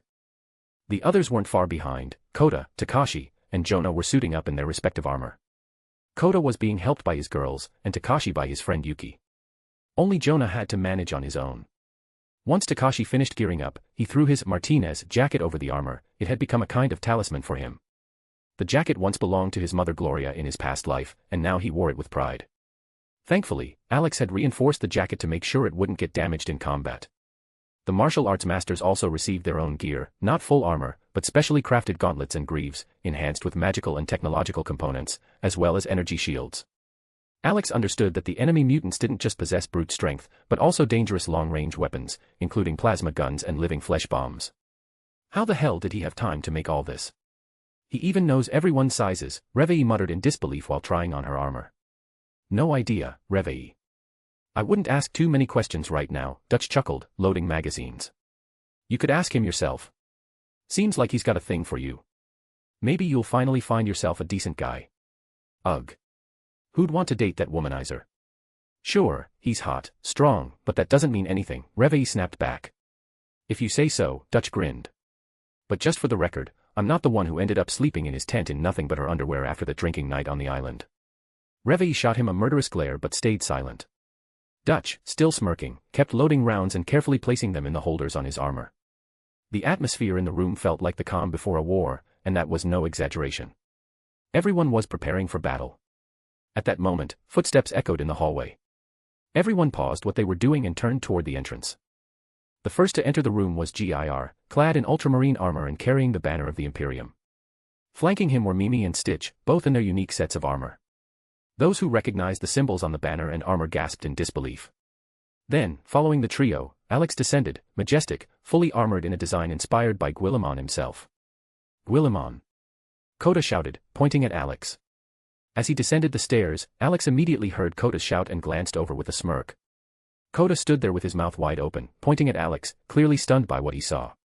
The armor Alex wore closely resembled that of Robot Guilliman, even featuring a laurel wreath on his head. As he scanned the gathered team preparing for the deployment and support mission near the Korean border, Alex spotted familiar faces. Among them were Nobuna and her loyal aides, Katsui and Nagahide. Even Casper and Nathan somehow found their way here, which genuinely surprised Alex. And the appearance of Kazara and Kanami along with the other pseudo-Valkyries made him pause for a second. He could understand Yuki, after all, she was Takashi's girl. But what were Kazara, Kanami, and the rest of the girls doing here? This was clearly a dangerous operation. Even Kenichi, Takeda, and Yukita had shown up. Alex struggled to understand what was going on in these teenagers' minds. He had personally trained Kazara, and Kanami's team had undergone brutal training under Brunhild's supervision. Sighing, he decided to leave the questions for later and stepped up to the large table, where others had already begun to gather. First things first, a brief rundown of your new gear, Alex began, confidently addressing the group. The helmets are equipped with HUD displays and connected to my main server. That means you now have access to enemy recognition systems and vulnerability analysis. Basically, it's the same interface that was previously exclusive to raid leaders. Holy shit, Lutz muttered, putting on his helmet. This is way cooler than I imagined. Moving on. The suits are equipped with acceleration and stabilization systems. They'll help you glide across surfaces, run on walls, and pull off acrobatic maneuvers. He gestured toward the nearby table, where various weapons and equipment were neatly laid out. As for the weapons, you've got specialized ammunition designed to penetrate the bodies of new-type mutants. Don't hold back on using them, we've got plenty in reserve. Incendiary grenades are filled with a concentrated mixture, similar to what's used in flamethrowers. Burns bright and hurts like hell. Trust me, we've got enough. Alex went into detail about all the features of the armor, including energy shields. He also didn't forget the gear designed for martial artists, bracers, greaves, reinforced gloves. Everything tailored to let them fight in their usual style, but with added protection and power. While he spoke, the others were already putting on their helmets and connecting to the shared network. No one wanted to risk a malfunction during such a critical mission. Unfortunately, some functions could only be tested in actual combat, so, as the saying goes, they'd have to learn on the spot. Scanning the room, Alex noticed two slackers acting far too casual, as if they were at a picnic, not a military op. Casper, Nathan.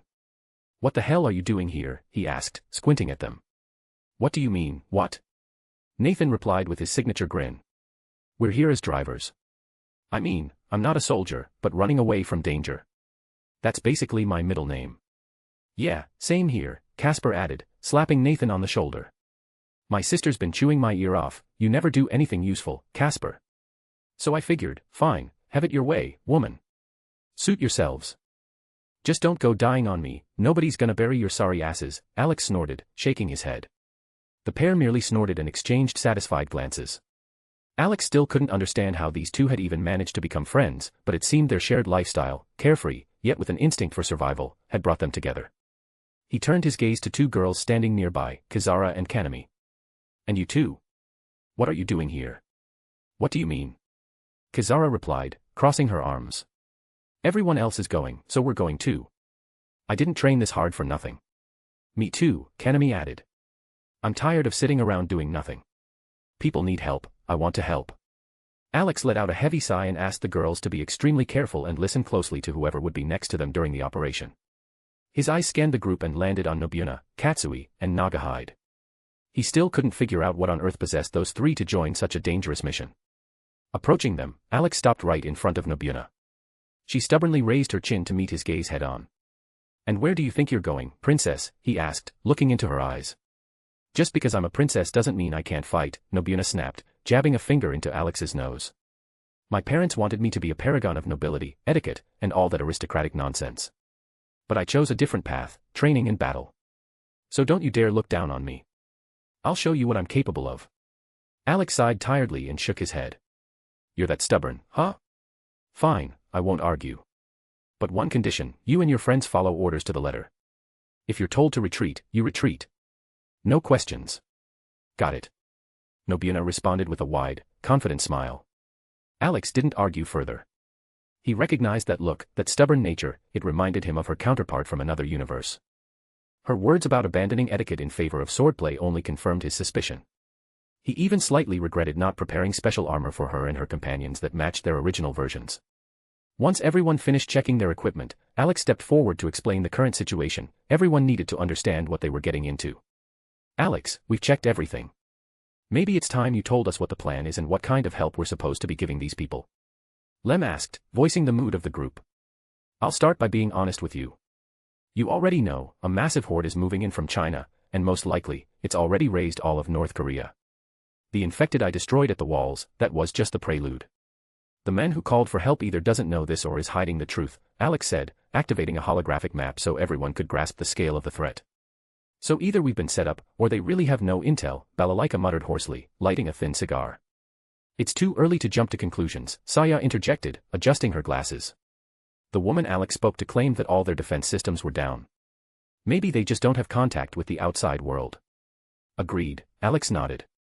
That's why our job is to buy time for evacuation. Shizuka and all the medics will head to the wounded and try to stabilize them for transport. Those of you fighting will take positions on the walls. Gir, Mimi, Stitch, Red and White will operate outside the perimeter, holding back the main wave. Anyone who breaks through, that's your responsibility. Blades and martial artists, your role is critical. You're the ones who'll have to stop anything that slips past the wall. Wolf will try to regain control over the defense system to make our job easier. We move as always. Orders will come from Brunhild. I won't have time to lead while I'm fighting. If an order comes to retreat, you all retreat without question. We'll make those bastards run from us like we once ran from them, Soap smirked, raising a fist. Hell yeah, Alex said, echoing the gesture. Hell yeah, the rest of the group cheered in unison, fired up by the moment. Alex gave a slight smile, lowered his hand, and surveyed his companions. Their morale was high. He nodded at the girls standing next to him and signaled them to prepare for deployment. As soon as everyone took their places in the transports, the aircraft carrier docked at the port. The gangway descended, and Alex and his squad, Gir, Mimi, Stitch, Red, and White, led the way. At the dock, they were already met, a group of soldiers led by an elderly man and woman, both in military uniforms. Alex immediately noticed their exhausted state. It seemed like the past few days had been hell for them. The soldiers looked as though they would collapse at the first opportunity. And yet, seeing how well-equipped and armed Alex's group was, they were stunned. Who's in charge here? Alex asked coldly, looking down at the men and woman. I am, the men replied. My name is Lee Minho. This is my assistant, Chang Yunmi. Thank you for responding to our call. Without bothering with pleasantries, Alex went straight to the point. Let's get to the important part. Do you know that a massive horde of undead is heading your way from China? It's already decimated North Korea. What you've faced so far is only a small fraction of what's coming for you. The faces of Lee Minho and Chang Yunmi paled instantly. Even the soldiers behind them couldn't hide their confusion and fear.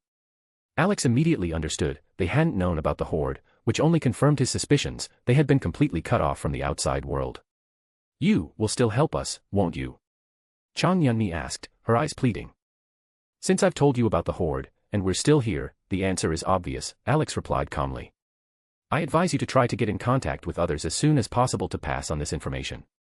Without wasting any time, Lee Minho and Chang Yunmi nodded and hurried to inform their command. Alex waved at the convoy of vehicles, signaling them to move towards the wall. Shizuka and the medical team headed for the wounded to assist with the evacuation. Gir, Mimi, Stitch, Red, and White followed closely behind. Only Wolf, Coco, Yuriko, and Saya remained with Alex. Together, they headed toward the command tents. As they walked through the streets, Alex in his armor drew the attention of the ordinary townsfolk. And beside him walked the imposing Wolf, with metallic claws, sharp teeth, and a mechanical stride, creating a mix of fear and hope in the passers-by. The atmosphere in the headquarters was tense. What do you mean, you knew about the horde moving from China? Roared Lee Minho, slamming his fist on the table in fury. Exactly what was said, Major, came a calm male voice from the speaker. The information was received when the horde began its movement. Then why didn't you inform us? Lee's voice was filled with irritation. It was decided not to spread panic. All forces were redirected to fortify Seoul and build a wall capable of stopping the threat. And what about the city? There are children, elderly, and women here. We won't be able to withstand the horde's assault. The major's voice cracked. And what about other cities? where people like us are holding the line. Casualties are inevitable, came the cold reply. And if you dare spread this information, you'll be sent to a tribunal. Silence hung in the air for a moment. Then the receiver slammed against the table. Go to hell, and everyone who decided to abandon the innocent to be torn apart. Lee Min-ho snarled. I'll tell everyone. All the cities. Let them know how the government is making them a human shield to protect their chosen ones. He cut off the connection and immediately began dialing commanders of other cities. At the same time, he gave orders to his people, contact anyone possible and warn them of the threat. It was at that moment that Alex and his team entered the tent, hearing the last phrases of the conversation. Their faces were grim. None of them were surprised, they had often seen how those in power sacrifice ordinary people for their own gain. Looks like I was right, Alex said calmly, looking at Lee Min-ho. You really kept the truth from us. Those bastards, sitting in their cozy spots, afraid to leave their bunkers, Lee spat bitterly. Since you've already sent out the warning, the next step is obvious. Start the evacuation. Yeah, you're right. The major exhaled. No point in wasting energy on anger. Time to act. Great. Then all soldiers ready to fight should head to the walls. My partner, Alex nodded toward Wolf, will try to regain control of the defense system. This will give us a chance to hold out longer. Lee Min-ho nodded and immediately began issuing orders. The soldiers started to hustle, quickly grabbing their equipment. He divided the squad into two groups, one focused on evacuating civilians throughout the city, and the other headed toward the walls to take up defense positions. Alex glanced at Wolf and gave a short command. Start regaining control of the defense system. The robot nodded, its tail extending like a snake, and, connecting to the nearest technical terminal, began the process of restoring control over the city's network. Yuriko, Saya, Coco. Alex turned to the girls. I think you know what to do. Of course, Coco smirked, waving her hand cheerfully. We need to find people we can take with us. I got pretty good at this back in the Tokyo shelter. Alex barely furrowed his brow. The memories of how they couldn't convince many people to leave Tokyo still lingered with bitterness. That city had become a graveyard for thousands after the evil corporation decided to wipe it out. He shifted his gaze to Saya. She had said many times that she wanted to be useful, always trying to help. But now she was facing a truly difficult trial. She might have to decide who among the people would get the chance to survive, and who would be left behind in the city, to die. Saya lifted her eyes, and in her gaze, a mix of fear, determination, and pain could be seen. Alex. Why do I feel like now I'll have to choose who lives and who doesn't? She asked in a trembling voice. Because that's exactly what it is, he replied quietly. In life, there's always a choice. And sometimes it's awful. But you still have to make it, and then live with it. If you can't, your mom will help you. It'll be okay, Yuriko said softly, placing her hand on her daughter's head and gently stroking her hair. We're with you, just like always. Saya looked at her mother, then at Alex. Neither of them had reproach in their eyes, only concern. She took a deep breath, clenched her fists, and nodded confidently. Alex nodded back in approval, kissed each of the three girls in turn, and as he turned to leave, he gave his final command. Wolf, protect them. Meanwhile, Shizuka and the medical team arrived at the hospital where the wounded were being taken. As soon as they got out of the transport, they immediately started assessing the situation and prioritizing. Shizuka had already received a message that the evacuation had begun, which meant they were running out of time. The wounded needed to be prepared as quickly as possible. Using the medical capsule Alex had given her, she was able to provide assistance much faster than the others. Once she finished treating one patient, she immediately moved on to the next. Running from room to room, Shizuka soon noticed a crowd gathered near one of the rooms. Inside lay a girl, about 15 years old. Around the bed were several elderly people, a young red-haired girl, and a few men who looked like bodyguards. Their faces were filled with anxiety and tension. Shizuka carefully peeked inside. Excuse me. Do you need help? The evacuation has already started. Maybe I can assist. All eyes turned to her. Despite the tension, Shizuka kept smiling warmly. And how can you help? Rasped an elderly man with a stern face. Our young lady's condition is beyond what a regular girl can heal. Maybe I can't cure her completely, Shizuka replied calmly, not looking away. But I can ease her symptoms. This will help you evacuate her safely. The old man's eyes were fixed on Shizuka, who showed no trace of fear. This slightly surprised him. He raised an eyebrow, noting how fearless this young girl seemed to be. Even the others in the room were impressed. It wasn't every day that someone behaved so confidently in front of a person known for his bad temper. The old man looked at her again carefully, then grunted and stepped aside, clearing the way. Shizuka smiled sweetly and approached the bed where the young girl lay. Gently placing the medical capsule beside her, she opened it and began the examination. Shizuka's gaze swept over the patient's body, pale skin, almost snow-white hair, a slight tremor. The girl appeared fragile and very weak. If Alex had been there, he would have immediately recognized everyone in the room. These were members of the Korean martial arts clan, the Sunwoo clan. The girl on the bed was their nominal leader, named Seol, and the elderly people in the room were the clan's elders. The short old man who had allowed Shizuka to pass was Kwon JQ, the second most important person in the clan after Seol.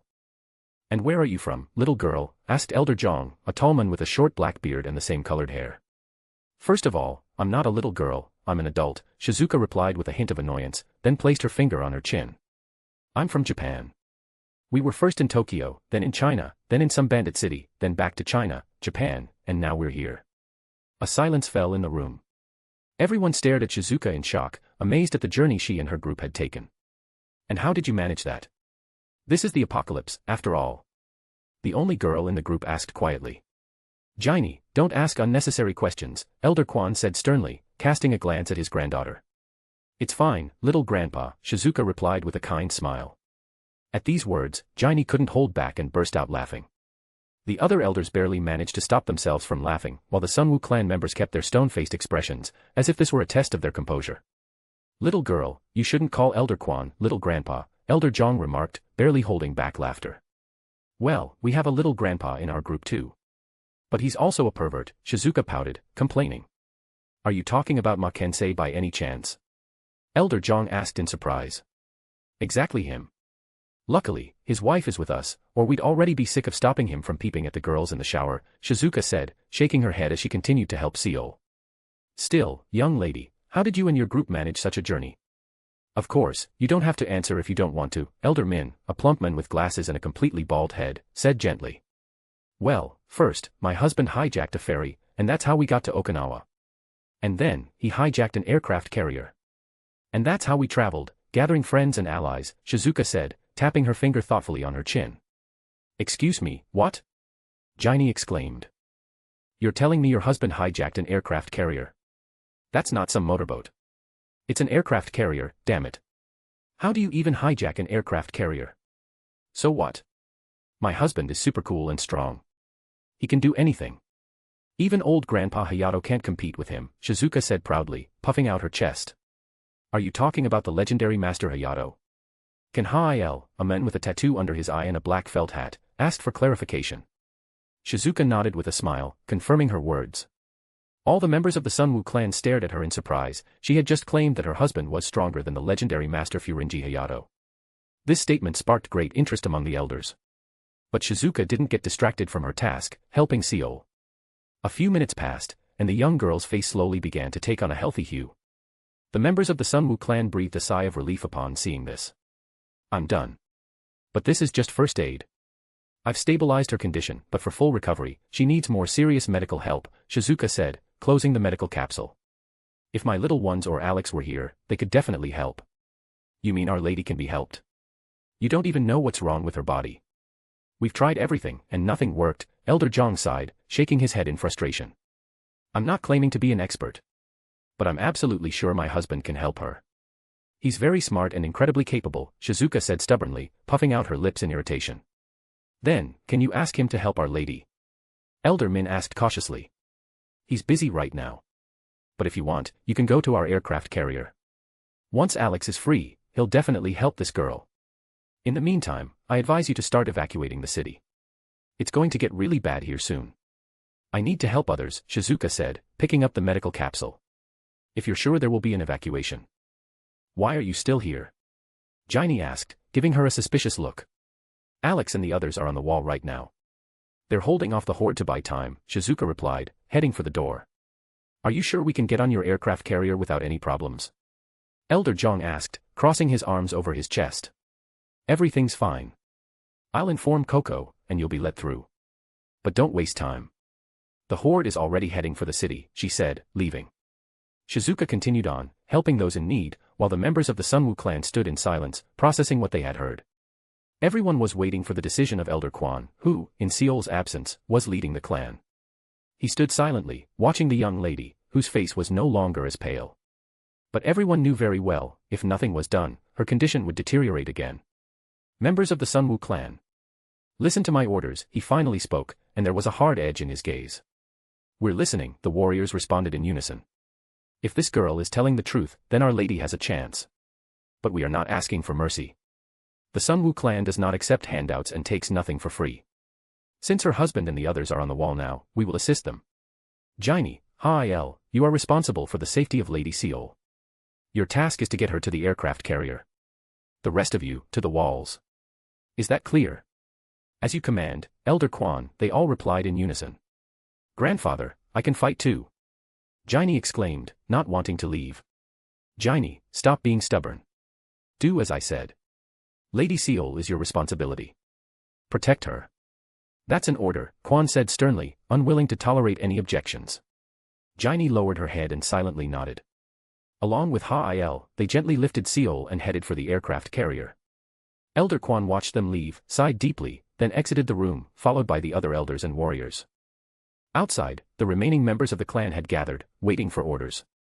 Quan repeated his command, and each of them expressed readiness to fight. Nodding, he led them to the walls, where a brutal battle with the undead was soon to break out. To be continued. Chapter 297, Chapter 297, the battle has begun. After Alex left Coco, Yuriko, and Saya to handle the selection of people for evacuation to the aircraft carrier, he assigned them a reliable guardian, a wolf-like robot capable of repelling any threat.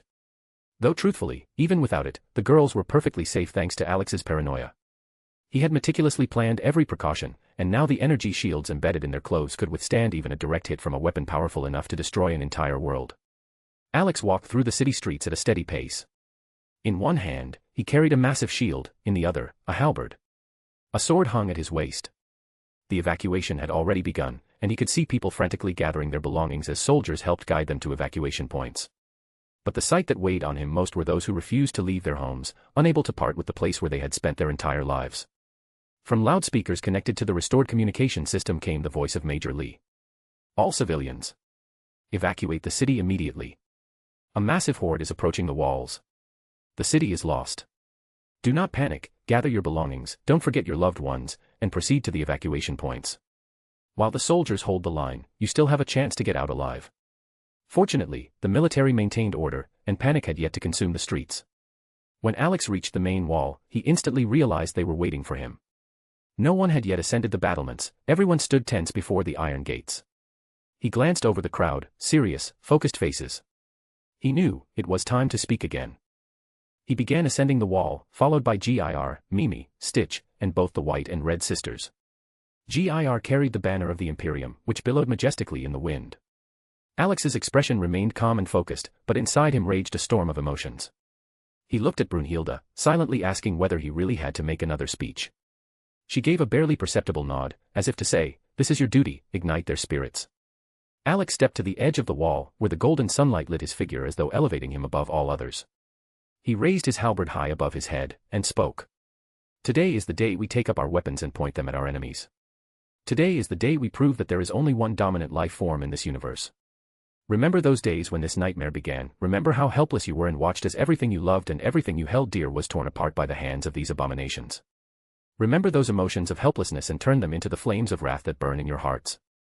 Let the flames of wrath burn brighter than the sun, point that wrath at our enemies. We hold in our hands the steel-barreled sword of wrath. The sun's rays illuminating him gave Alex's words an almost divine power. His voice echoed across the square.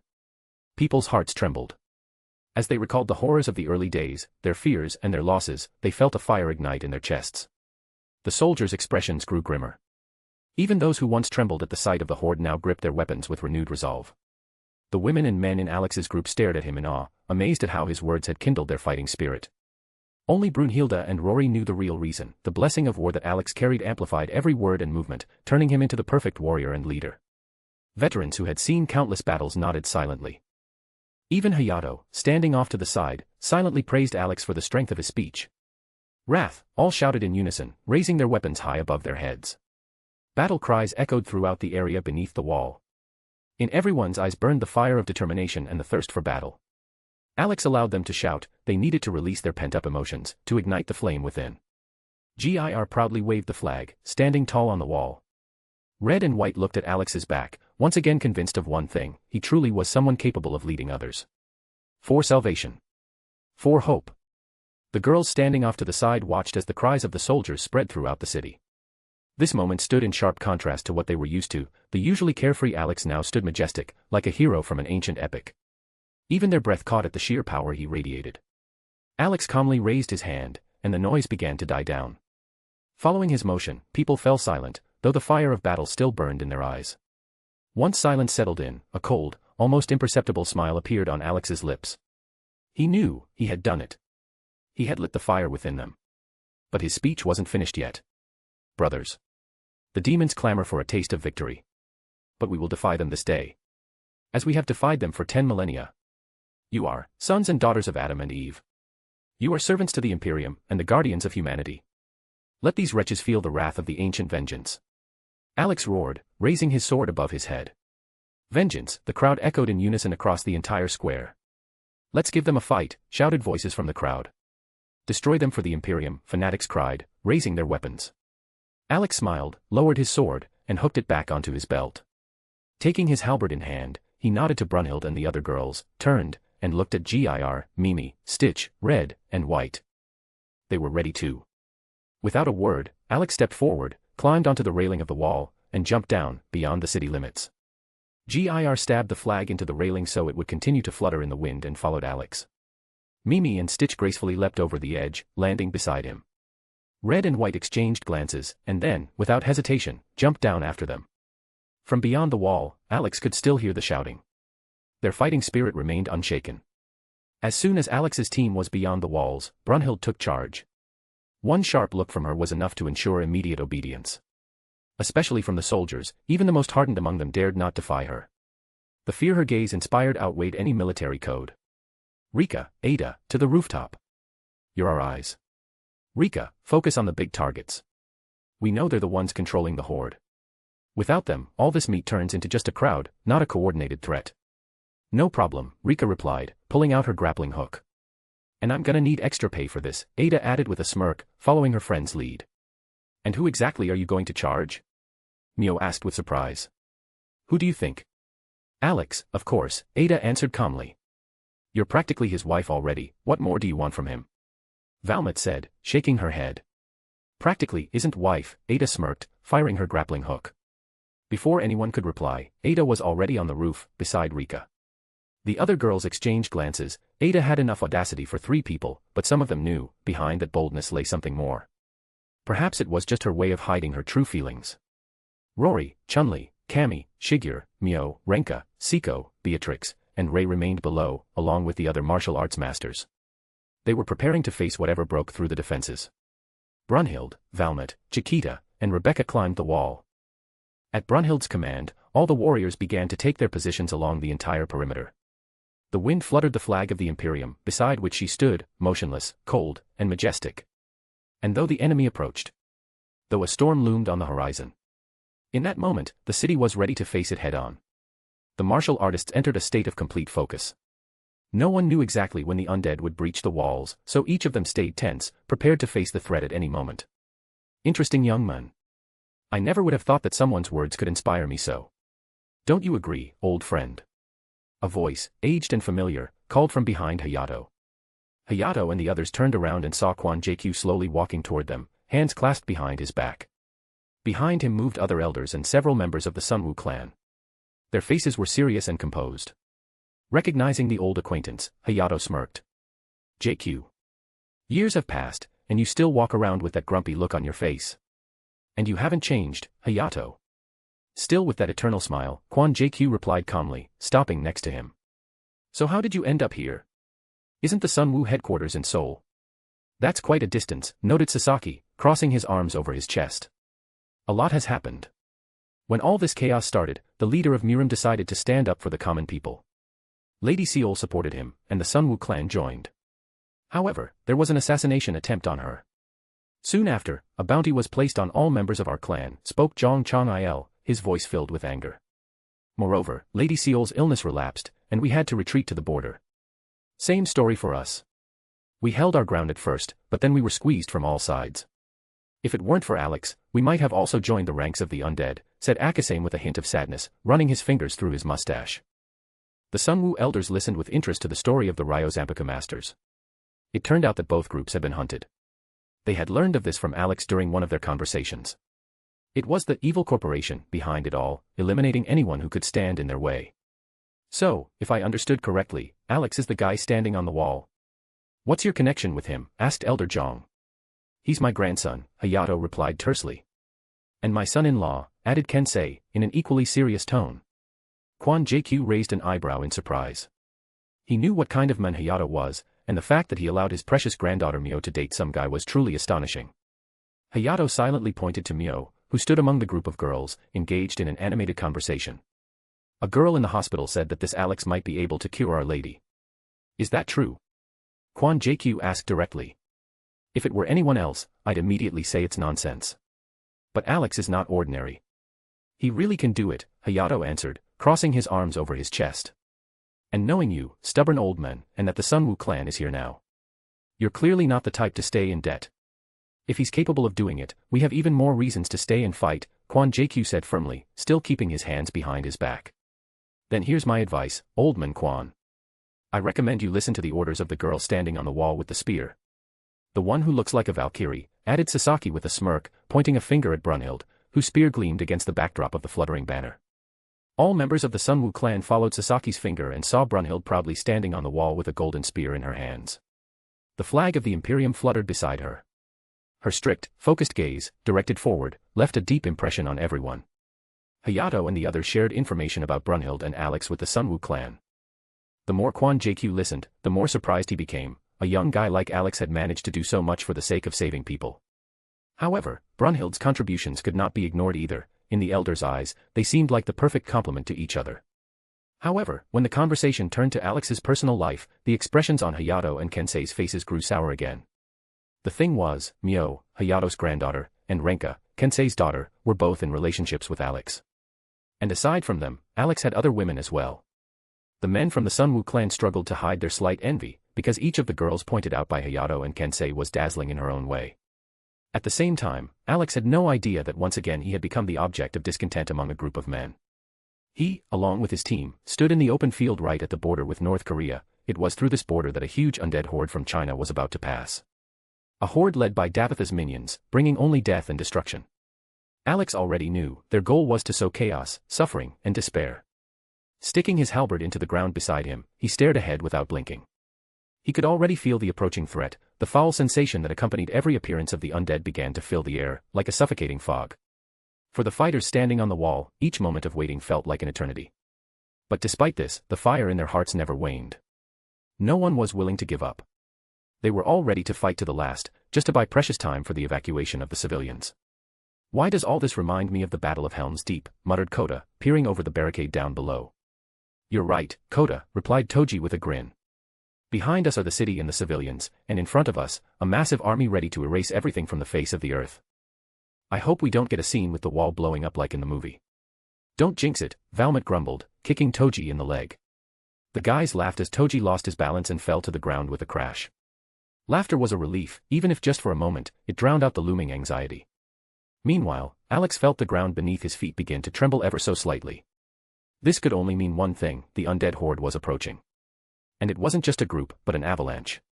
Deep down, he knew that it was his presence that might have been the reason why the main force was heading this way, not just a small squad. Hey guys, I think my visor is glitching. Everything turned red, Lutz said. It's not a glitch. The number of targets marked as enemies is off the charts, Ghost replied calmly. Everyone with visors turned toward the horizon, and saw the same thing.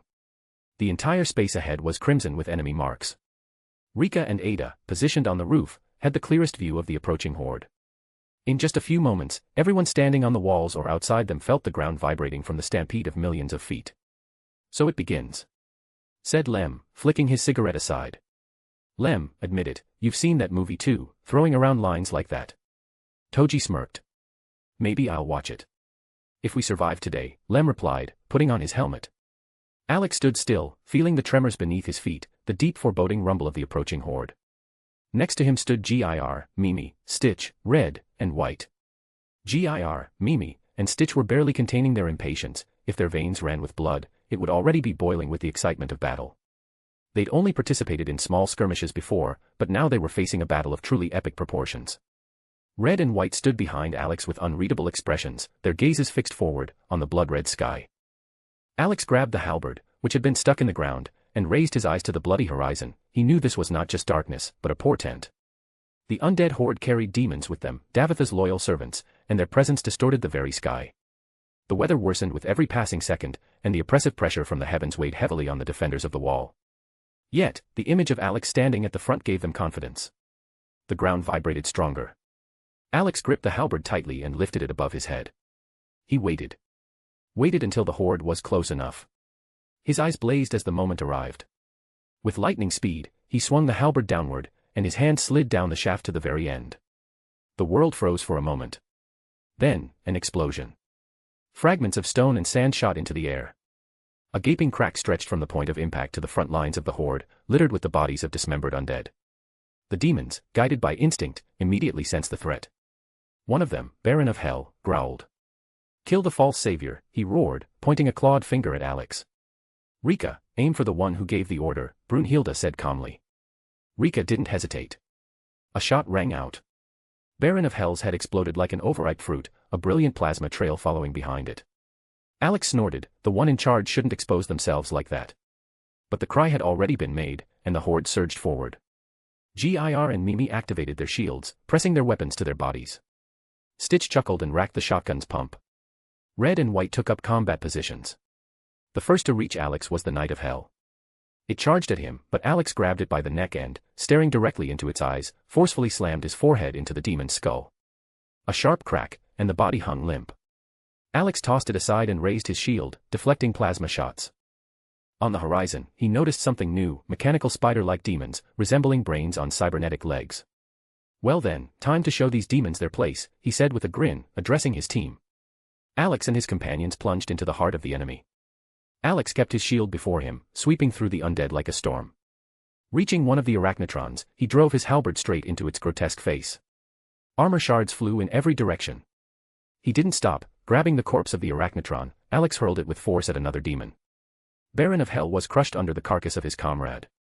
Gir, Mimi, and Stitch fought alongside him, each in their own way. Stitch, using firearms, nimbly hopped over the bodies of enemies like steps. Gir and Mimi, like war machines, relentlessly carved their way through, destroying everything in their path. Red and White were not far behind, displaying deadly grace as they obliterated enemies with their abilities. From the wall, the fighters watched as Alex and his team found themselves at the heart of the carnage. With each swing of his halberd, hundreds of undead and demons were reduced to bloody scraps of flesh. "Prepare yourselves." Brunhilde's voice rang out, cold as a blade. "Aim for the larger creatures capable of destroying the wall. Those who get too close, throw incendiary grenades or burn them with flamethrowers." Following Brunhilde's orders, the fighters on the wall immediately opened fire on the targets she indicated. The roar of gunfire echoed through the fortifications, and everyone responsible for defending the inner perimeter knew the battle had begun. No doubts, no hesitations. Only war. Brunhilde continued to issue commands, her voice calm, clear, and cold as steel. Despite the heavy suppressive fire, there were simply too many undead. It seemed their ranks were endless, and mere moments later, the first zombies reached the base of the wall. On her command, soldiers began tossing incendiary grenades down below, and soon the flames were raging at the fortress's foundation, burning the undead and demons alive. Rebecca, without wasting time, aimed the grenade launcher at the enemy clusters, tearing them apart. Rika and Ada, positioned on the roof, tirelessly shot down the larger demons, helping to ease the pressure on the defense line. "Coco, how much longer until the evacuation is complete?" Brunhilde asked, pressing the communicator. "Half of the city is already out of danger. And I don't even need to be there to know, you guys are in hell," Coco responded, her voice tense. "Tell them to hurry up." "The wall won't hold for long," Brunhilde snapped, ending the conversation. She glanced downward. The horde of undead relentlessly hammered against the walls, leaving bloody claw marks and the impacts of bodies against the stone. With each strike, she could feel it, just a little longer, and the defense would crack. Then the monsters would flood into the city, and the real nightmare would begin. Her gaze lingered on Alex, fighting at the heart of the battle. She knew his plan required the evacuation of all civilians. Only then would he unleash his full potential. "Dad, leave me. This abomination is mine." Stitch's voice rang out as he ran up to Alex, pointing at the cacodemons hovering in the sky. Alex, brushing Pinky aside with his shield, looked at Stitch and nodded. He swung his halberd, clearing a path. Stitch leapt onto the halberd, and Alex, like a catapult, threw him into the air. With loud, maniacal laughter, Stitch crashed into a cacodemon, piercing it through. Mid-flight, he drew his shotgun and shot at another, landing on a third, continuing his deadly dance on the flying creatures. Seeing this, Gir tightened his power hammer and charged towards Alex. "Now it's my turn," he shouted, bouncing with impatience. Alex nodded again and threw Gir into the air with force. And as Gir reached the peak of his flight, Alex teleported right behind him. Like a baseball bat, he swung his halberd and struck Gir's claws with all his might, sending him downward. Gir descended toward the ground, leaving a fiery trail behind him, like a meteor. Everyone on the wall looked up and saw a burning star falling from the sky. Moments later, there was a deafening explosion. Gir, crashing into the heart of the horde, exploded, scattering demons and undead in all directions like toy soldiers. The situation at the wall was growing increasingly desperate. Corpses of undead and demons piled up in unimaginable numbers, but the waves of enemies never ceased. The massive wall, once a shield and bastion of protection for the city, was covered in a network of cracks, like a spider's web. With each passing moment, these cracks spread further and widened. No matter how many undead and demons the fighters burned, the destruction continued. However, they had one important goal: to buy time for the evacuation of the civilians. Coco, Saya, and Yuriko regularly sent reports on the evacuation progress, and fortunately, the city's defensive system played a key role. Turrets mounted on the walls began mowing down enemies by the dozens. As soon as Wolf hacked into their control, he immediately activated the systems without waiting for an order. The turrets unleashed a barrage of fire on the advancing horde. Rangriz, in the form of the halberd that Alex held in his hands, had already returned to his spiritual space. Alex, drawing his sword, infused each swing with power capable of cutting through thousands of enemies. He waited for the signal that almost all the civilians would be safe before starting the retreat. Yet even iron is not eternal. The massive gates could not withstand the relentless assault. A breach formed under the unyielding pressure of the enemy. "They're breaking through. Get ready." Hayato shouted, the first to notice as one of the demons slipped through the gap. The fighters behind the walls were ready to meet the enemy face to face. Hearing the shout, Brunhilde immediately ordered the soldiers to cover the position behind the walls. Turning around, the fighters began pouring lead into the undead that had breached the city. A massive battle unfolded behind the wall. Where one gap appeared, a second was sure to follow. The enemies flooded the city like a tidal wave. They grew in number, and holding them back became increasingly difficult. "Brunhilde, the city is nearly evacuated. Begin the retreat to the aircraft carrier," Saya's voice came through the communication line. "Understood," Brunhilde replied. She took a deep breath and shouted. "The city is almost evacuated. Everyone retreat to the port. I repeat, retreat to the port, immediately. Guys, you heard the Valkyrie. We're retreating." Lem shouted, jumping off the wall. The soldiers quickly began descending, shooting at the pursuing undead.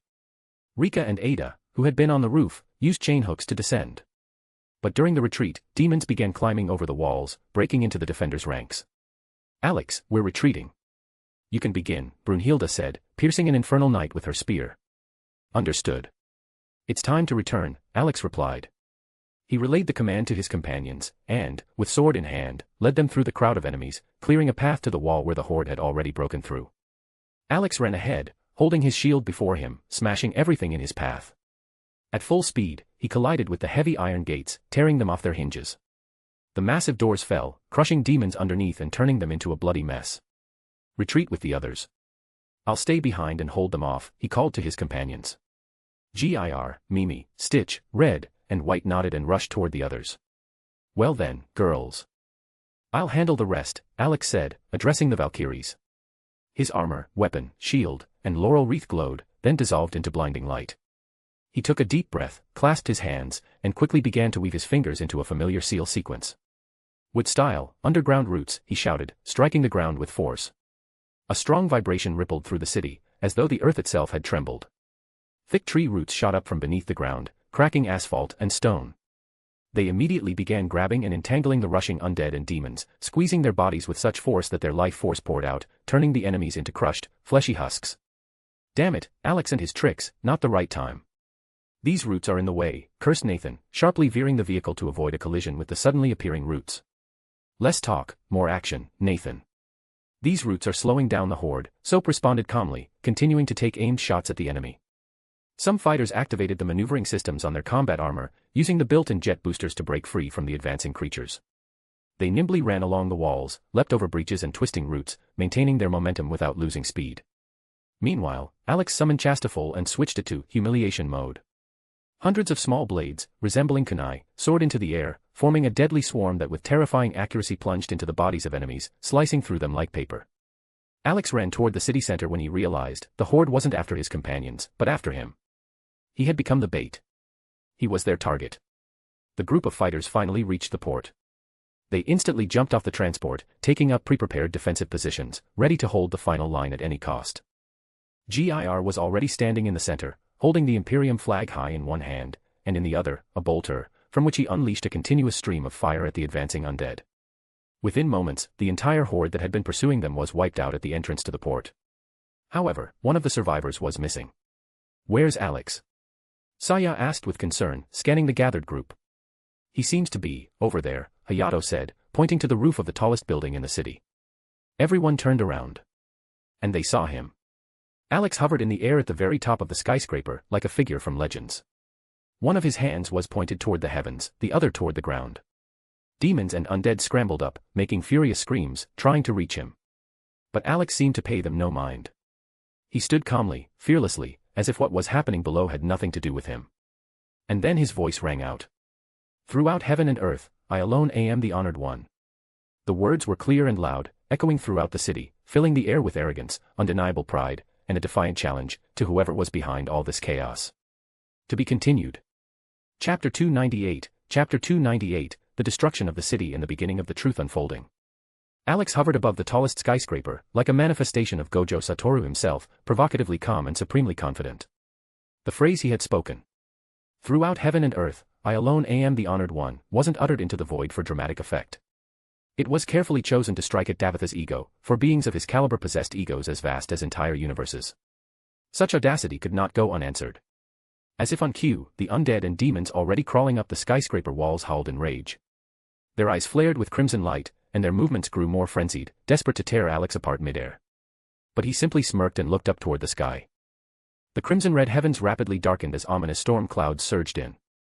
It happened so quickly it was as if someone had snapped their fingers. The last patch of sky vanished beneath the clouds, and the first crack of thunder roared across the city. Lightning began tearing through the clouds, flashing and vanishing with threatening rhythm. And just as the demons and undead neared the rooftop, lightning style, divine judgment of thunder and storm, Alex declared, forming hand seals. A moment later, the first lightning bolt struck the skyscraper's peak, incinerating those who had made it to the top. The blast was deafening, bodies of the undead and demons were blown away in flames. But this was only the beginning. Lightning began raining down across the city, one bolt after another, striking clusters of enemies with surgical precision. The light from the strikes illuminated the streets, turning them into a divine battlefield of retribution. Those in the port watched in silence as the spectacle unfolded, hundreds, then thousands of lightning bolts slashed through the darkness each passing second. Yet the horde didn't retreat. Like a swarm of ants, they continued surging toward Alex, heedless of the casualties, driven by one purpose, to destroy him. "Can someone explain why the hell he's controlling the weather?" Ar shouted, pointing to the sky. "Alex is doing it using natural chakra. If you spent less time goofing off and more time listening, you'd know that by now," Brunhild replied coldly, eyes locked on the scene. "He mentioned it once, but I never thought the effect would be this massive," Renka added thoughtfully. "That's just because Alex is a damn freak of nature," Toji smirked. Everyone nodded in agreement. With Alex, nothing was ever normal. But a question lingered in some of their minds: why hadn't he done this earlier? Saya, having grasped the core of Alex's plan, voiced it aloud. He waited until all the civilians were evacuated. Only then could he use a technique this devastating without risking innocent lives. What they were witnessing now looked more like a furious natural disaster than a human attack. The girls kept watching Alex, who continued to unleash his energy. Thunder roared louder, lightning poured endlessly from the sky, engulfing hundreds, if not thousands, of enemies. Brunhild refocused, reconnecting her spiritual link with Alex. It took only a moment to understand, he was waiting. Alex was letting the entire horde gather in the city, preparing for the next stage. But why is all this filth going after Alex and not us? Nobuna asked, puzzled, walking up to the group. The question made everyone pause. She was right. The wave that had chased them was completely wiped out at the port. And now, not a single enemy was heading in their direction. The girls looked closely at Nobuna. This was the very princess Alex had told them about. But instead of a graceful aristocrat, they saw a girl holding a bloody katana, her clothes soaked in crimson. She looked more like a street punk than a noble lady. Nobuna felt their stares but wasn't the least bit embarrassed. Brunhild, curious, briefly delved into Alex's memories, and her suspicions were confirmed. In another universe, Oda Nobunaga had been a ruler who unified Japan. The image fit this girl perfectly. "So, you're a princess?" "Wouldn't have guessed," Beatrix said quietly, tilting her head. "Just Nobunaga is fine. And no, I never liked all those aristocratic mannerisms my parents tried to drill into me," she waved it off. "To put it simply, the entire horde acts like an insect colony. There are commanders and executors. When a threat appears, the whole swarm moves to eliminate it," Brunhild explained calmly, pointing toward the skyscraper. "In other words, they see Alex as the real threat. We're just background noise to them, minor interference. If it were me, I'd take Alex out first too, then deal with the rest," Coco added, tapping her chin with a finger. "How unethical to talk like that about our husband," Rika grumbled, nudging Coco in the shoulder. "I'm just stating the facts," Coco replied with complete calm. While Coco and Rika bickered, those who had never faced the horde before were finally getting some answers. Most of the information about the enemy was stored with the leaders of raid groups, who were responsible for informing their teams. But the newcomers, soldiers of the city and members of the Sunwoo clan, were surprised at how well informed the group that came to help them actually was. Seeing an opportunity to learn more about Alex, Nobunaga began bombarding the girls with questions, completely unbothered. Katsuai and Nagahide tried to stop their princess, but she brushed them off and jumped straight into interrogation with her signature bluntness. Her questions were deeply personal: what Alex liked, what he did in his free time, his habits, preferences. Some of the girls raised an eyebrow. Nobunaga's curiosity wasn't just idle chatter. There was something else, a different kind of interest. It felt more like she was gathering info on a potential husband candidate. "Looks like the storm is settling.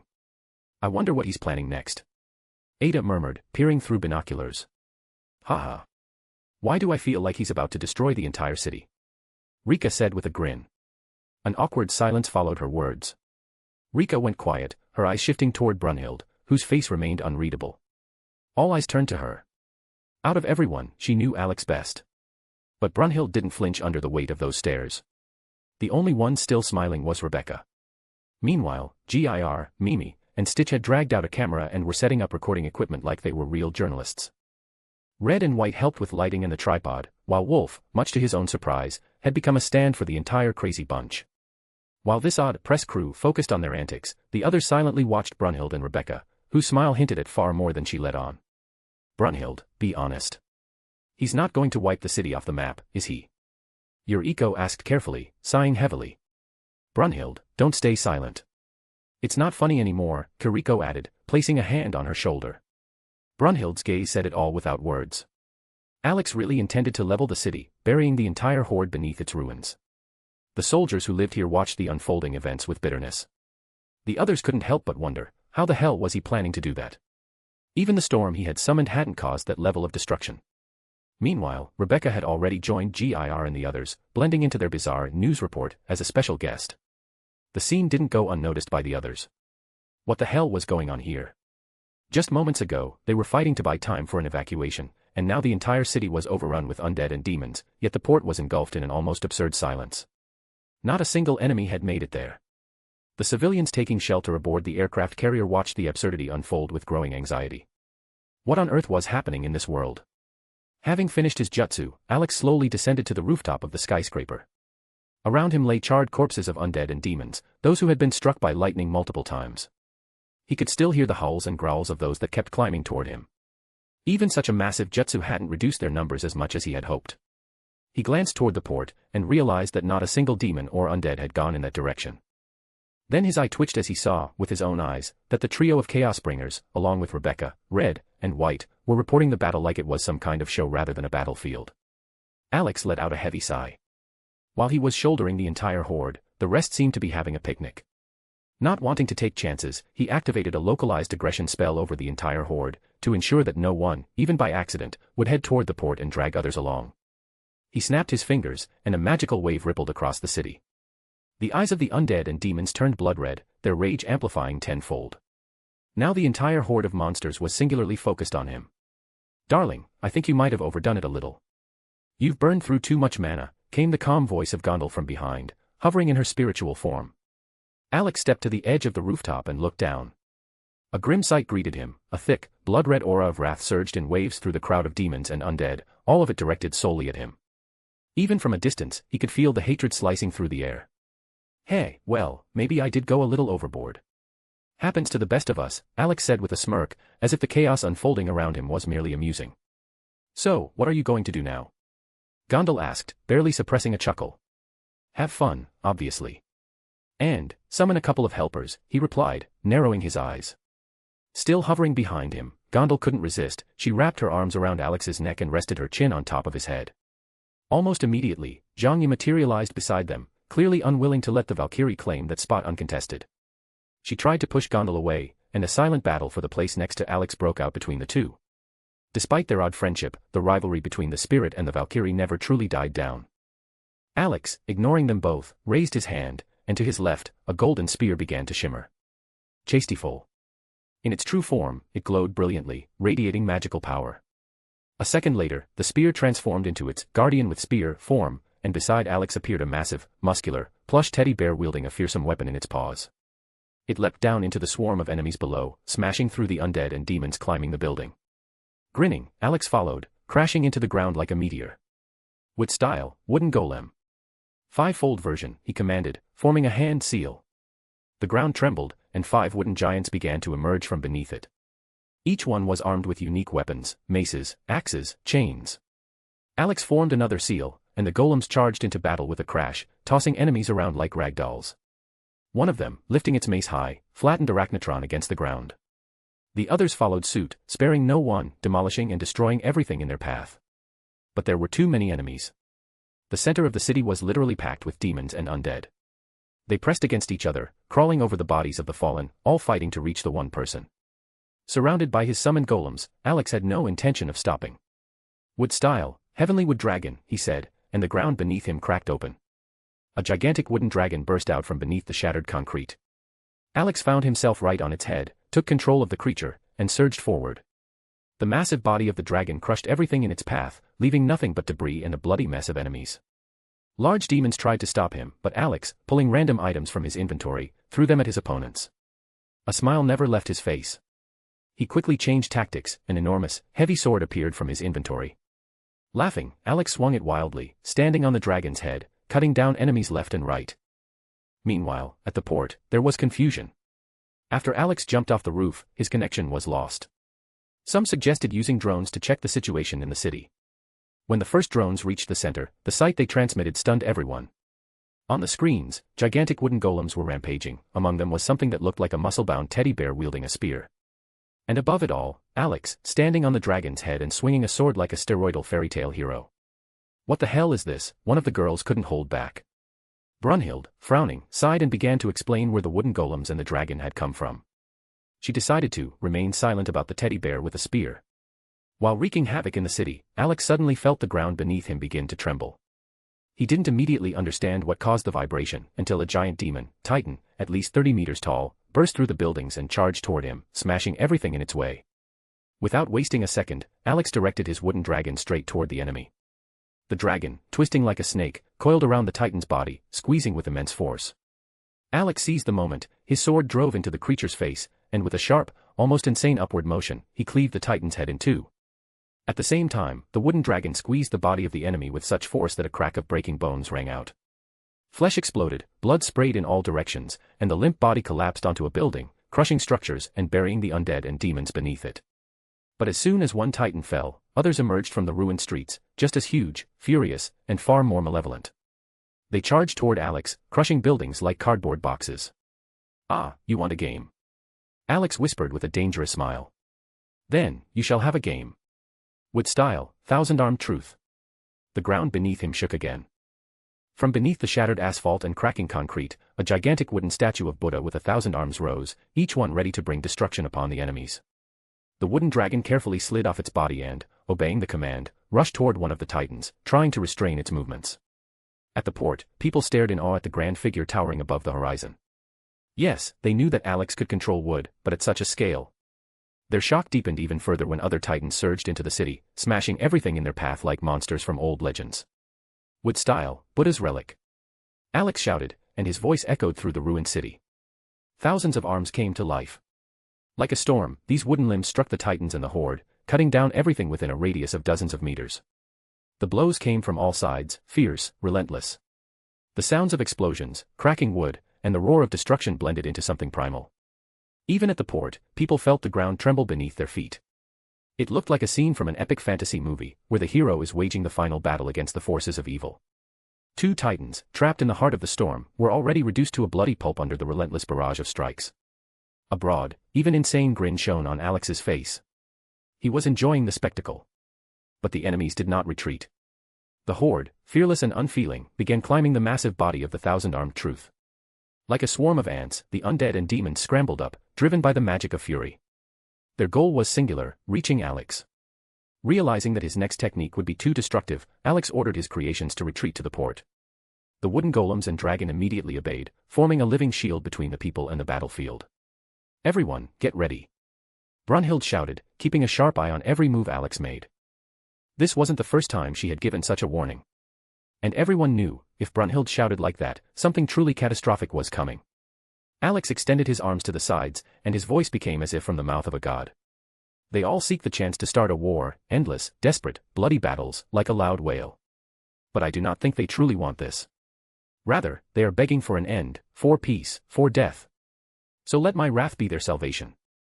This is the end. Divine wrath," he declared, and his words echoed through the city. A powerful shockwave spread from Alex's body, sweeping everything in its path. The undead and demons, thrown back, were torn apart by the debris of buildings destroyed by the force of the wave. Fragments and stones flew all the way to the port, but there, like an impenetrable shield, stood the wooden golems and the dragon, preventing any shard from reaching the people. The wind howled, spreading across the area, as if warning, this battle was far from over. When everything calmed down, those who had taken shelter behind the wooden defenders cautiously peeked out to see what was left of the city. What they saw was unimaginable, ruins stretched to the horizon. The center of the city was completely destroyed, and where streets and buildings had once stood, now gaped a giant crater. In the very center of it, like a monument to the apocalypse, stood the wooden statue of the thousand-armed Buddha. Everything around it had been erased from the face of the earth. Holy Mother! He really destroyed an entire city, Reveille whispered, her face a mix of horror and admiration. Well, if you look at it from the positive side, he destroyed an entire horde of undead, Kiriko cautiously remarked, trying to add a touch of optimism. Can't argue with that. Now I understand why Brunhild wasn't joking when she said he could destroy a city, Ray added, stunned by the scale of the destruction. This is even a little impressive, Ada added with a heavy sigh. The girls exchanged looks and involuntarily nodded. Only Rory and Rebecca were urging Gir, Mimi, Stitch, and Wolf to capture the whole scene in detail. Even the two gremlins went unnoticed, the scene was just too overwhelming. Some were about to ask the obvious question, if Alex was so strong, why hadn't he done this earlier? But they quickly held back. Alex owed no one anything. Not only was he not obligated to help this city, but he had paid for his victory with the destruction of an entire megacity. And then, in the distance, heavy footsteps were heard. Turning around, everyone saw Alex calmly walking toward them, a cigarette in his mouth and an utterly unperturbed expression on his face. "What's with the faces?" he asked, blowing out a puff of smoke. "You destroyed an entire city. And you're asking what's wrong with our faces? Don't you care about what you did?" Reveille exclaimed, pointing at him. "What's the big deal? I did South Korea a huge favor by wiping out about a quarter of the Chinese horde. And, mind you, I did it alone. I actually deserve thanks, not reproaches," Alex countered, smirking and tapping Reveille on the nose. Reveille slapped his hand away and was ready to jump on him, but he, grinning, stepped toward the other girls, spreading his arms for a hug. They only smirked and hugged him one by one, not forgetting to tease. "All right, it looked cool, but you really did wipe the city off the map," Rebecca, Rory, Ricky, Coco, and Seiko all remarked in unison. "And you? Where are you heading now, Major Lee?" Alex asked, turning to the officer. "We were planning to move closer to the center of the country. There's a city still under the protection of one of my old comrades. We're hoping he'll help us find shelter," Lee answered, his voice weary. "In that case, we'll escort you to a safe place. Then we'll continue on our route," Alex said, scratching his chin. "We'd be very grateful," Lee thanked him with a strained smile. Alex nodded. It wasn't difficult, after all, they were going to move anyway, and in exchange for the squid meat, they might get resources for a future settlement. He wasn't planning to build houses for everyone. If people wanted to survive this apocalypse, they would have to learn to act. "Ah, almost forgot. A parting gift from this glorious city," Alex suddenly said, stopping and turning back. "What are you planning now?" "The city is already dust, it can't be destroyed any further," Renka said with concern in her voice, grabbing his hand. "You'll see now. Wood style, Yggdrasil, Alex said, making seals and striking the ground forcefully with his palm. Everyone watched in surprise as Alex acted, bewildered at what he was about to do and why the technique had such a strange and abstract name. But within a second, they got their answer. The wooden statue of the thousand-armed Buddha began to slowly sprout, as if coming to life, and soon transformed into a giant tree, soaring into the sky above the ruins of the city. The trunk was massive, and the crown spread so widely that it seemed as though the very sky was being shaded. The sight took their breath away.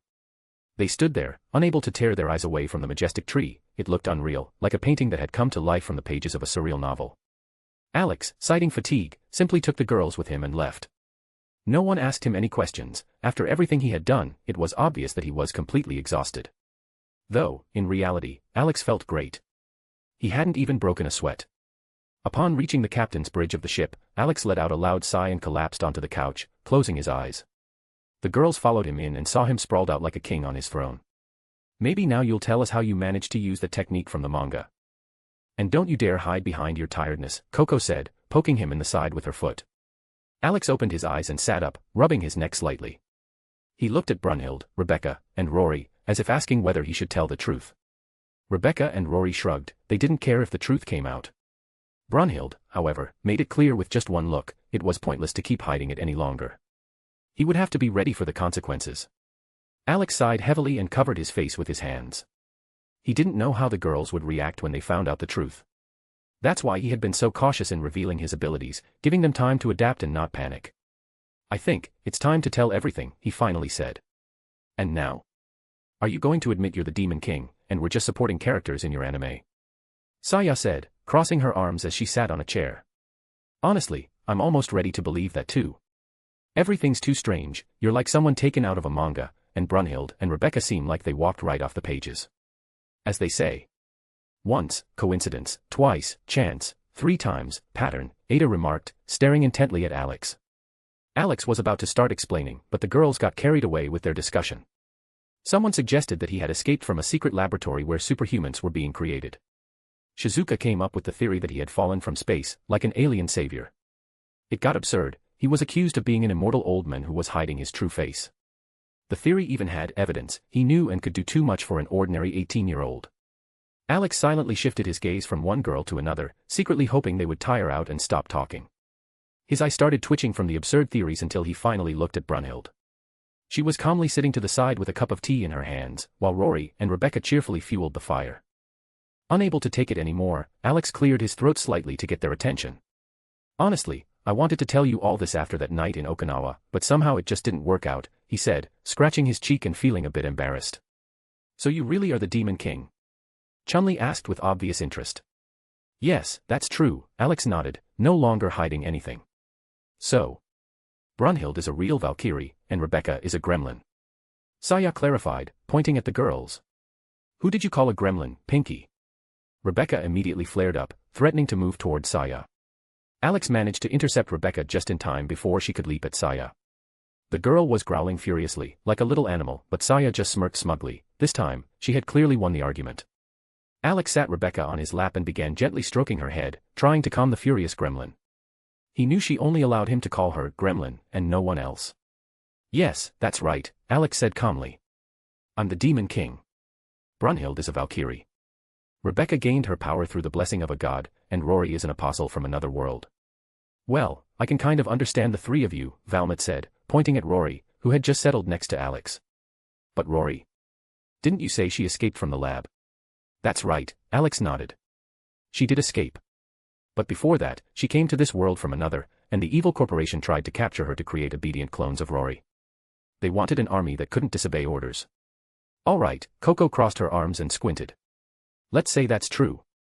But if you really are the Demon King, prove it. Because taking your word for it, well, you get the idea. Alex thoughtfully scratched his chin. The question, of course, was logical. To avoid unnecessary consequences, he snapped his fingers, and immediately a barrier activated around them, concealing everything from the outside world.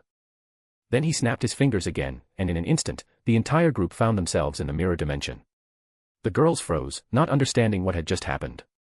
Alex silently pointed at the window. When they turned and saw what lay on the other side of the glass, their minds literally short-circuited. Before them was a surreal world, reflecting itself in infinity, like a living kaleidoscope. The transformed space was so unimaginable that words simply failed. Alex, Brunhild, Rebecca, and Rory waited calmly while the girls collected themselves. Fortunately, no one lost consciousness, and that could already be considered a success. Meanwhile, Gir, Mimi, and Stitch were not wasting any time. They were taking selfies and photographing the landscapes of the mirror world. Red and White, contrary to expectations, instead of being interested in the nature of this place, blank-faced, willingly played along with the trio of hooligans in their scheme. To be continued. Chapter 299, Chapter 299, When you find out who your husband really is. After Alex transported all the girls into the mirror dimension, he silently pointed at the window, inviting them to see it for themselves. The girls followed his gesture, stepped closer, and froze in place. What unfolded before them was beyond imagination, a surreal scene, as if reality itself had warped, reflecting infinitely upon itself. The world outside the window resembled a living, breathing kaleidoscope. Alex, Brunhild, Rebecca, and Rory remained seated on the couch, letting the others take in the moment. Alex turned to Rory and lightly poked her cheek with a finger to get her attention. She turned her head and looked at him with a soft smile, tilting her head slightly. He gestured toward the girls by the window, asking silently, "Why aren't you with them? You haven't seen this dimension yet." Rory shook her head and, without a word, nestled close, resting against his shoulder and gently rubbing her cheek against his arm. Alex sighed as he watched her behavior. He exchanged a glance with Brunhild. They were both relieved that none of the girls had fainted from shock. Then again, their expressions spoke volumes. Each of them stood frozen in a state of cultural and emotional paralysis. They didn't need to see faces to understand, the shock was absolute. "Why does this remind me of that thing from the movie I watched with Rika?" Shizuka murmured, bringing her fingers to her temples, trying to recall. Everyone immediately turned to her, as if hoping someone would now offer a logical explanation for what they were seeing. The girls exchanged uncertain glances. The landscape was far too realistic to dismiss as a shared hallucination. The realization of what was happening hit them in waves. The fact that their future husband was actually the Demon King, and that 3 of their friends were beings of special status, was hard to digest. All thoughts, doubts, and internal dialogues vanished. Only the reality beyond the window remained, mysterious and incomprehensible. "Shizuka, what movie are you talking about?" Kiriko asked cautiously, her voice still trembling from the shock. "There was this man, he's a wizard. But he calls himself a doctor." Shizuka frowned, trying to pull the name from her memory. Alex couldn't hold back a chuckle when he heard her description. He immediately knew who she meant. Hearing his laugh, the girls all turned toward him at once, as if they were only just now realizing the obvious. Sitting before them was, in fact, the Demon King. And they were, somewhere else entirely. Somewhere with different rules, where anything was possible. The looks on their faces were priceless: confusion, fear, curiosity, awe, a million questions held back by a moment of silence. Rebecca couldn't help but giggle. She still remembered the moment she first learned the truth about Alex. She wasn't afraid then, only curious about just how strong he really was. It wasn't his status that shocked her. Brunhild, as always, remained calm. She already knew everything. Volander had revealed the full truth to her. Now she simply waited patiently to see how Alex would handle yet another awkward situation. "If you meant Dr. Strange, you're right," Alex finally said, smiling. "This is the mirror dimension. And you wanted proof of who I really am. This is the easiest way to show you." Still stunned, the girls stepped away from the window and took their seats. Now they wanted to know more. After all, it's not every day you find out your fiancé is a demon. And not just any demon, but the Demon King himself. They needed to understand, who was he? Why did he help people? Why had he hidden the truth? They understood one thing clearly: Alex was special. And yet, he remained kind, calm, and never showed even a trace of arrogance, the kind typically portrayed in demons from movies or books. He felt like one of them. Like someone who, despite immense power, still had a heart. "So that manga, where you're the main character?" Mio began hesitantly. "Is it true? Are you from that world?" "Ah, no," Alex replied, involuntarily twitching his eye. "What do you mean?" Ray asked, frowning. "I'm not from that world. And honestly, it's the first time I'm hearing about the manga. I've never been there, and I don't plan to go. As for the rest, it's a bit more complicated. It's tied to my powers." "Complicated how?" Yuriko interjected, voicing the group's shared confusion. "We've already figured out, you're the Demon King from another world. Brunhild is a real Valkyrie from legend. Rebecca has some kind of divine blessing. Rory is an apostle who ended up here by accident. Now that everything's out in the open, tell us, what's so complicated about you?" The girls all nodded in agreement, confirming Yuriko's words. Everyone was eager to learn the truth, who Alex really was. From the way he spoke, the manga where he was supposedly the main character was complete fiction. He had never even been to that world. Alex looked over at the girls, unsure where to begin. He saw countless questions in their eyes, so many emotions, so much confusion. With a sigh, he reached out his hand and slowly opened his palm. All eyes focused on it, holding their breath. In this world of surprises, even the smallest gesture could reveal something extraordinary. In his palm, a glowing crystal white tree began to take shape, laced with streams of energy. The energy flowed from its roots upward, filling every branch, as though bringing them to life. The branches stretched higher, sparkling, like time itself trickled down their lengths. If any of you have ever heard of multiverse theories, parallel worlds, and all that comes with them, Alex began, gazing at them, then the explanation will be fairly simple. Is that the theory where every choice we make creates a new universe where we chose differently? And the multiverse is an infinite collection of such worlds, some almost identical, others absurdly different. Saya asked thoughtfully. Alex gave her a thumbs up with a small smile. Seeing it, Saya broke into a proud, satisfied grin. She had always been smart, though her arrogance and know-it-all attitude could put people off. But ever since meeting Alex and Rebecca, she had started to change, to learn, to become useful. She couldn't fight herself, so she spent all her free time studying, helping with planning and strategy, and analyzing the data Alex provided on tech and projects. Then why did you show us the tree? Cammy asked, elegantly crossing one leg over the other. You wanted to know what's so special about my power, Alex said calmly. That tree is a symbol of a world's timeline. The trunk is the main line. The branches are parallel worlds, the what-ifs. And in each of those realities, versions of you exist. Past, future. But me. I'm the exception. My nature is something else entirely. Just how unique is your power? Renka asked with interest. I'm not just the first demon, Alex replied, slowly closing his hand, making the tree vanish in a burst of sparks. I'm the embodiment of the very concept of destruction. My existence doesn't fit into any of the branches, I exist outside of them. I exist only here and now. He paused, anticipating their questions. Then he began to speak, how it all started, where the universe came from, what formed the foundation of existence, and why balance exists everywhere. The girls listened, holding their breath. No one interrupted. You didn't hear something like this every day. And despite how absurd the information sounded, it felt real. Almost too real. Some began to smirk quietly, imagining how fanatical believers would react to such a truth. Alex didn't dive too deeply into details, he only explained the essence on a surface level, but even that was enough for them to understand, he wasn't just special. He was the only one. In the past, in the future, there was and never could be another like him. Ugh, my brain's gonna explode from all this info, Ada muttered, massaging her temples. If Alex is the Demon King, does that make me the Demon Queen now? Shizuka asked shyly.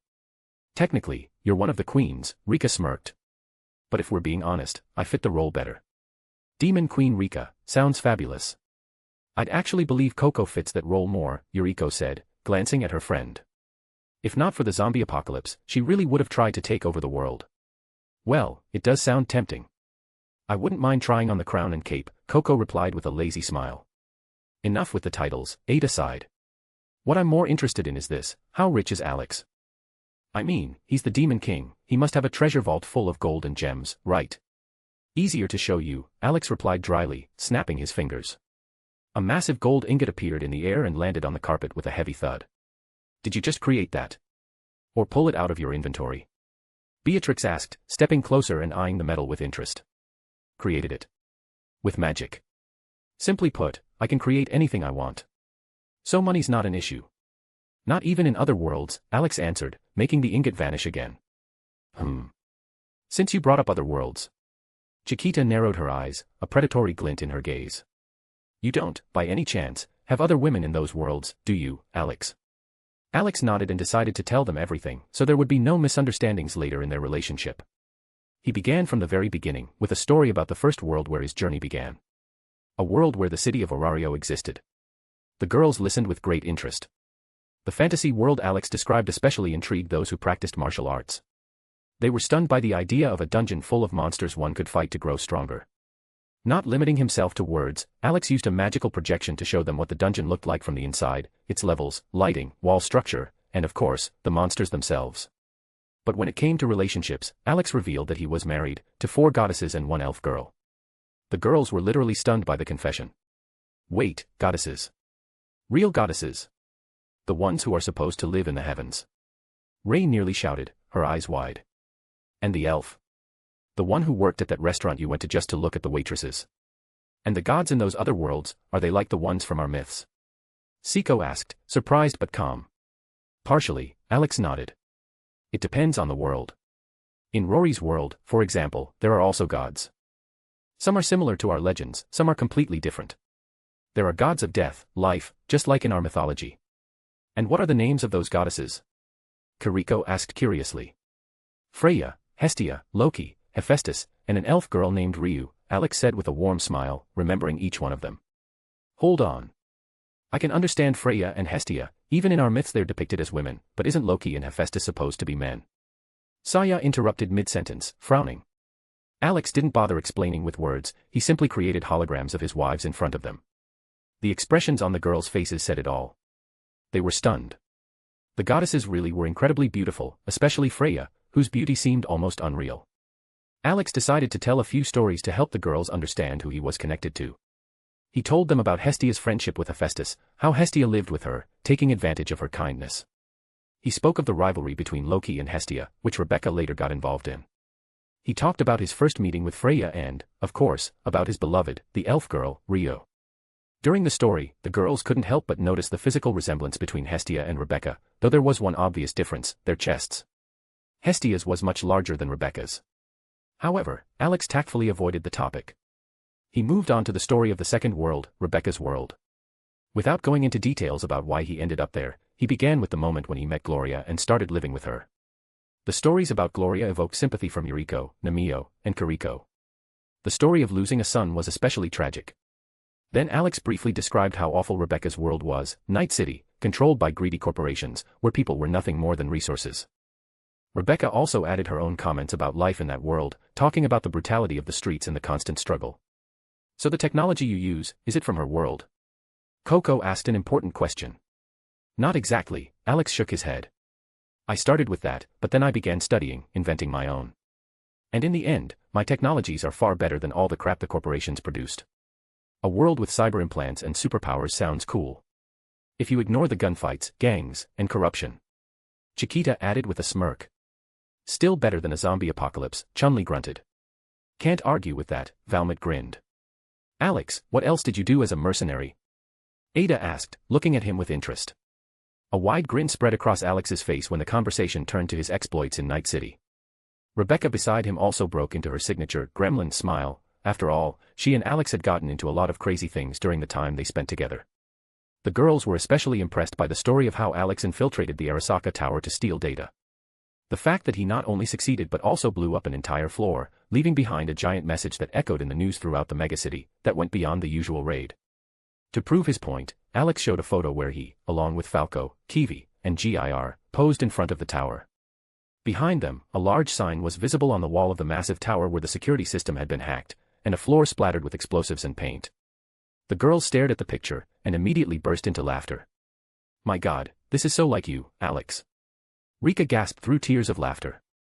Tell me about it.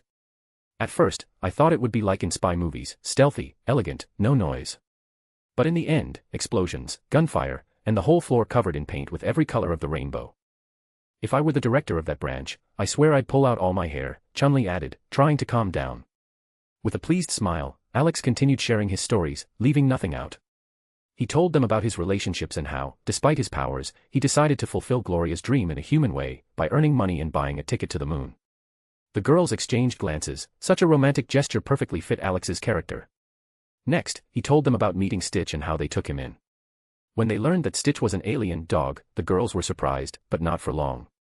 However, Stitch, upon hearing the word, jumped up and started running around the room, shouting. I'm not a dog.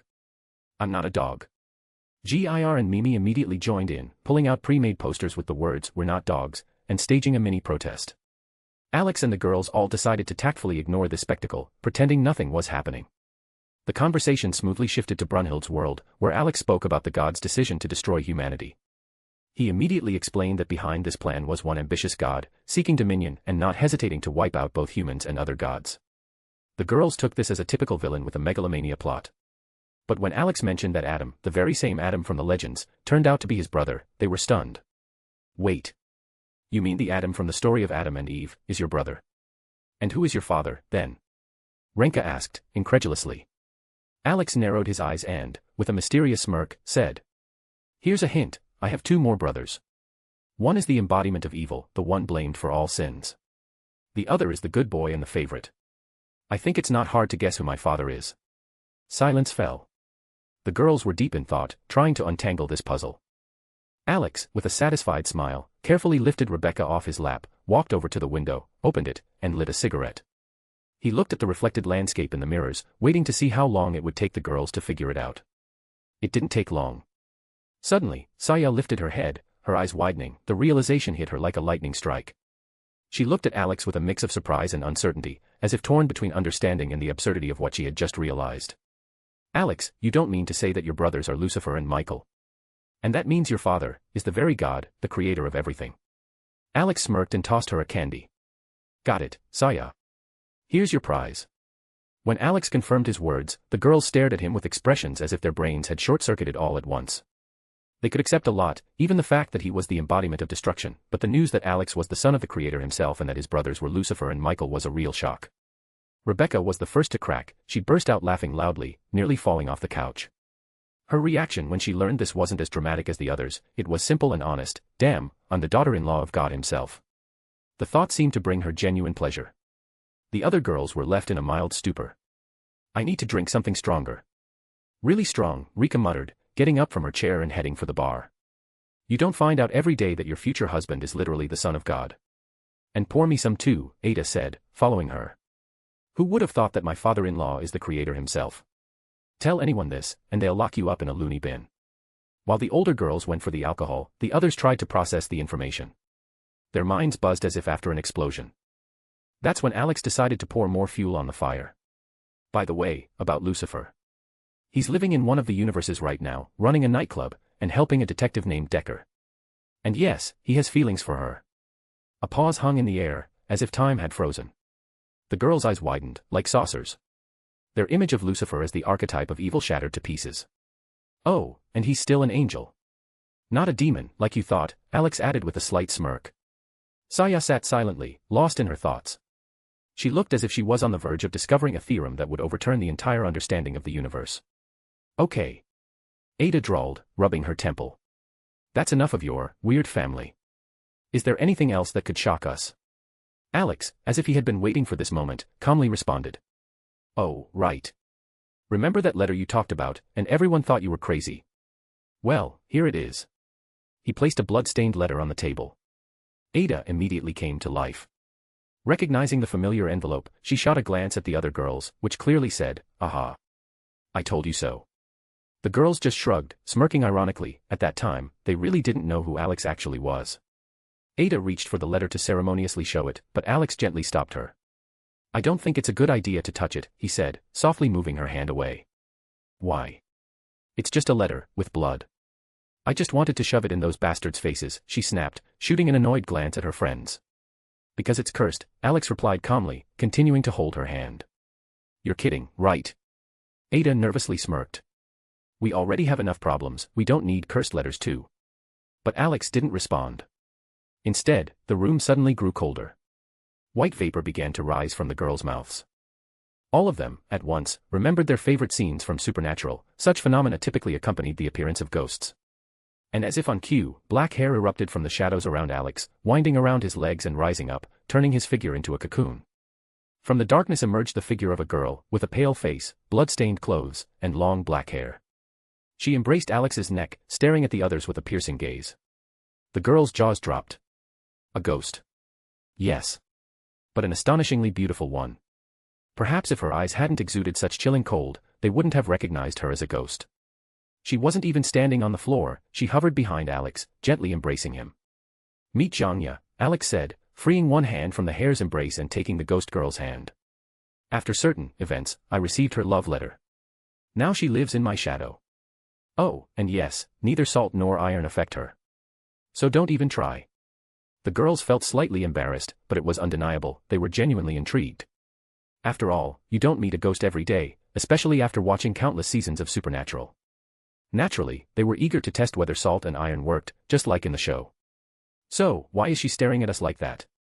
Shizuka asked cautiously, hiding her nervousness behind a quiet voice. Did we offend her somehow? She's just a little possessive. And not very fond of others. She has only one friend, Gondal, Alex replied calmly, gently rubbing Zhang Ya's wrist with his thumb, as if trying to soothe her a little. Gondal. Who's that? Mio asked, surprised, thinking that she must be another ghost. It's me, a voice suddenly rang out, and Gondal materialized in front of the girls. Everyone stared at the suddenly appeared figure. An awkward pause followed, and Alex decided it was time to explain who Gondal was and where she came from. He had to tell them about Volander, the mysterious system and how it worked. It became clearer why Brunhild understood Alex so well, she literally lived inside his head. The girls turned their attention back to Gondal, now sitting next to Brunhild. A soft, almost saintly smile shone on her face. Some of them truly thought she looked saintly, but not Alex. He knew her too well to buy that image. Almost in response to his thoughts, she gave him a radiant, yet slightly playful smile. I remember you, Saya suddenly said, pointing at Gondal. You were one of the ones who hovered around Alex. Back then, there were two of you, you and another, with glasses and a scientist's hat. He. I'm still surprised how a mortal girl managed to see both me and my sister, Gondal smirked, covering her mouth with her hand. Alex had to explain again, answering dozens of new questions about the other Valkyries. However, he hadn't summoned the others yet, or else the room would have become too cramped. With 9 more girls, it would be impossible to move around.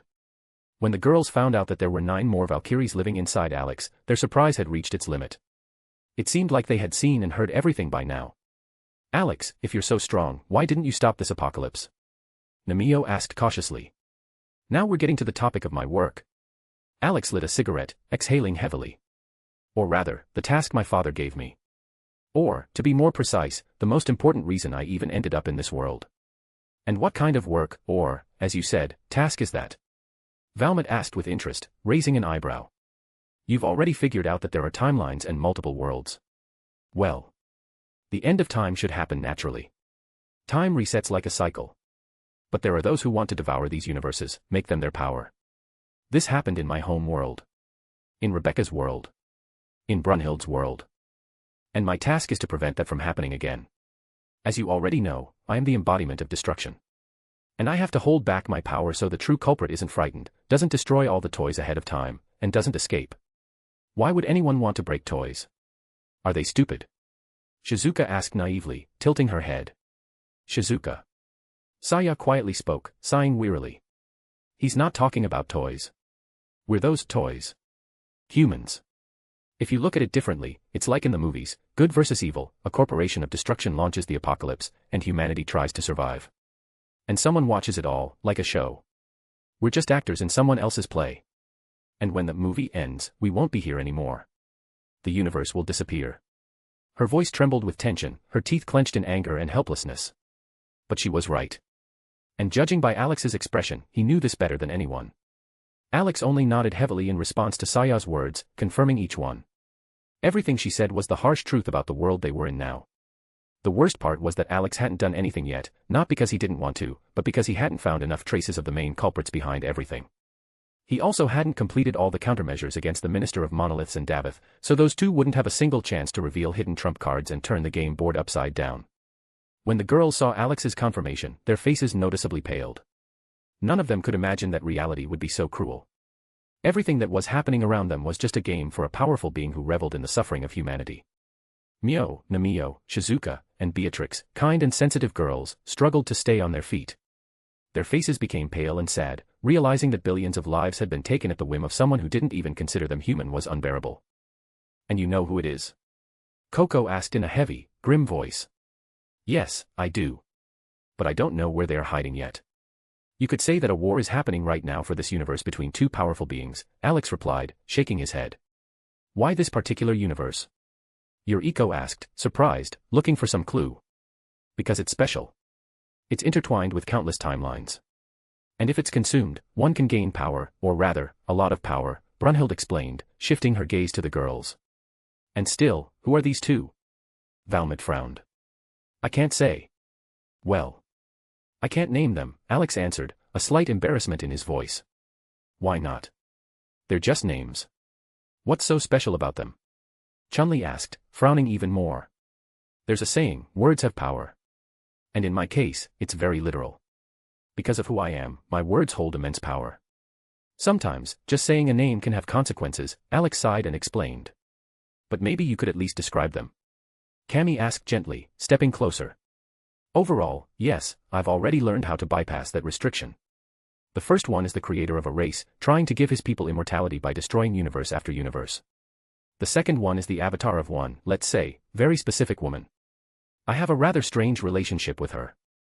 She weakened the control over her avatars just to alleviate her boredom. Also, she's existed since the concept of good and evil appeared in the world. This insane woman allowed her avatars to rise against her, only to watch their struggles, their development, and then, crush them like bugs, enjoying their despair. I killed one of her avatars, we met, and after that, we kind of made a deal. Or, well, something that resembles a deal. And now I have to deal with her avatars. By the way, her avatars are the cause of the trouble in the 3 worlds I saved, Alex said with a crooked, almost weary smile. She's insane. Who is she even? Chun-Li said with disgust. I can't say. But I call her Nyan, Alex mumbled, looking away. The girls were momentarily stunned, such a cute nickname for a being capable of destroying entire worlds sounded almost absurd. The embarrassment hung in the air. Alex sighed and decided to explain how it all started. How they first met. How she, for the sake of motivation, literally blew him up, which led him to Rebecca's world and to another of her avatars. He didn't go into details about what he had to do to defeat Nyan's avatars, but the girls understood, it was something terrifying and heavy. Alex was glad there were no Lovecraftian tales in this world, otherwise, the girls definitely wouldn't sleep peacefully, knowing what kind of creature was eyeing their universe. To lighten the mood, Alex brought everyone out of the mirror dimension and suggested they just talk. He began answering their questions, trying to distract them from the dark thoughts. He reassured them that he would handle everything, that they shouldn't feel guilty for not being able to do more, everyone just needed to do their part. And it worked. Enthusiasm rekindled in their eyes. But the girls wanted to know more. More about him. More about his powers. To be continued. Chapter 300, Alex rushes to the rescue. Alex had to spend some time calming the girls down after they learned the harsh truth about their universe. It was revealed to them that everything happening around them was nothing more than a meticulously staged performance orchestrated by a powerful being for its own amusement, before it would devour the universe itself.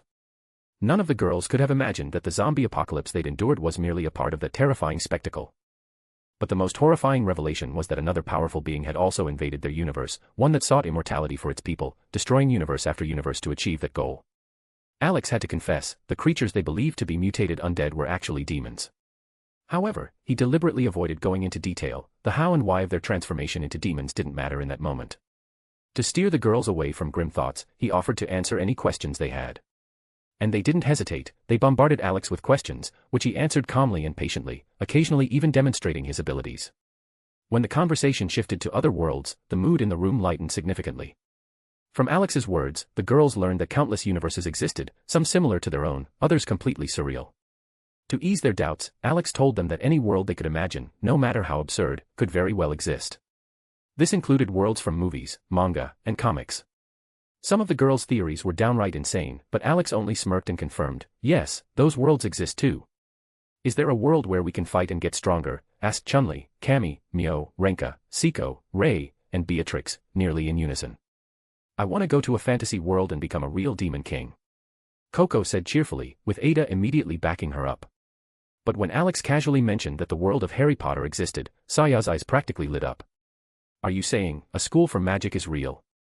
Shizuka said dreamily. That's so cool. But how do you even get in?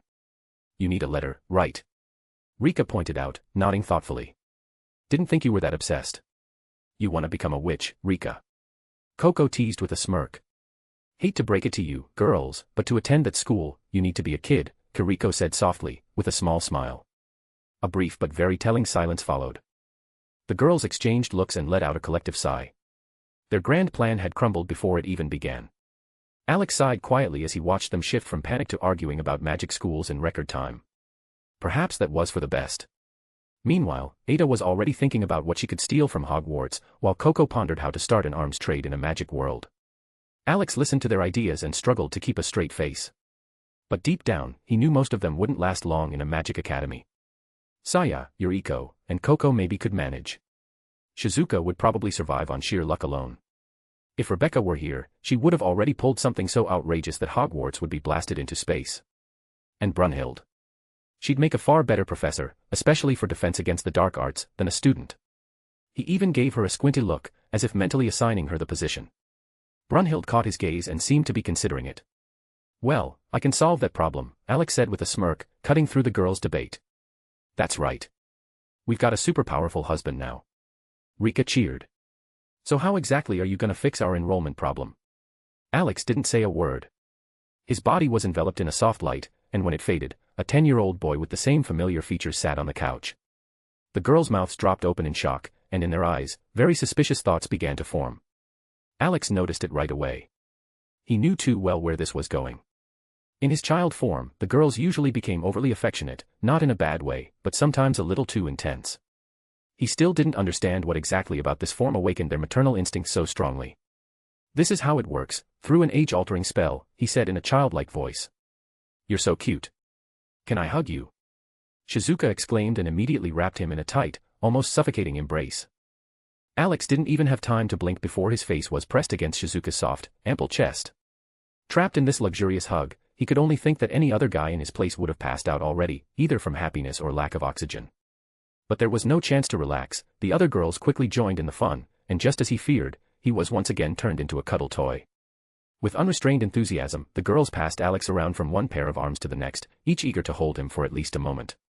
Even the normally reserved Brunhild and Gondel couldn't resist joining the playful chaos. Rory and Rebecca couldn't stop laughing as a silent battle broke out among the girls for the right to hug little Alex. Alex thought about calling for help from Red and White, but to his horror, he saw them armed with a camera, recording everything with dead serious faces like reporters covering a live event. Gir, Mimi, and Stitch weren't far behind. Dressed in director and film crew costumes, they were commentating on the situation with the air of seasoned professionals. Thankfully, an unexpected savior appeared. As if guided by fate, Janya intervened, her long hair wrapped deftly around Alex, pulled him free from the girl's embrace, and gently placed him on her lap, cocooned in her strands. Ugh, girls, you almost smothered me with love.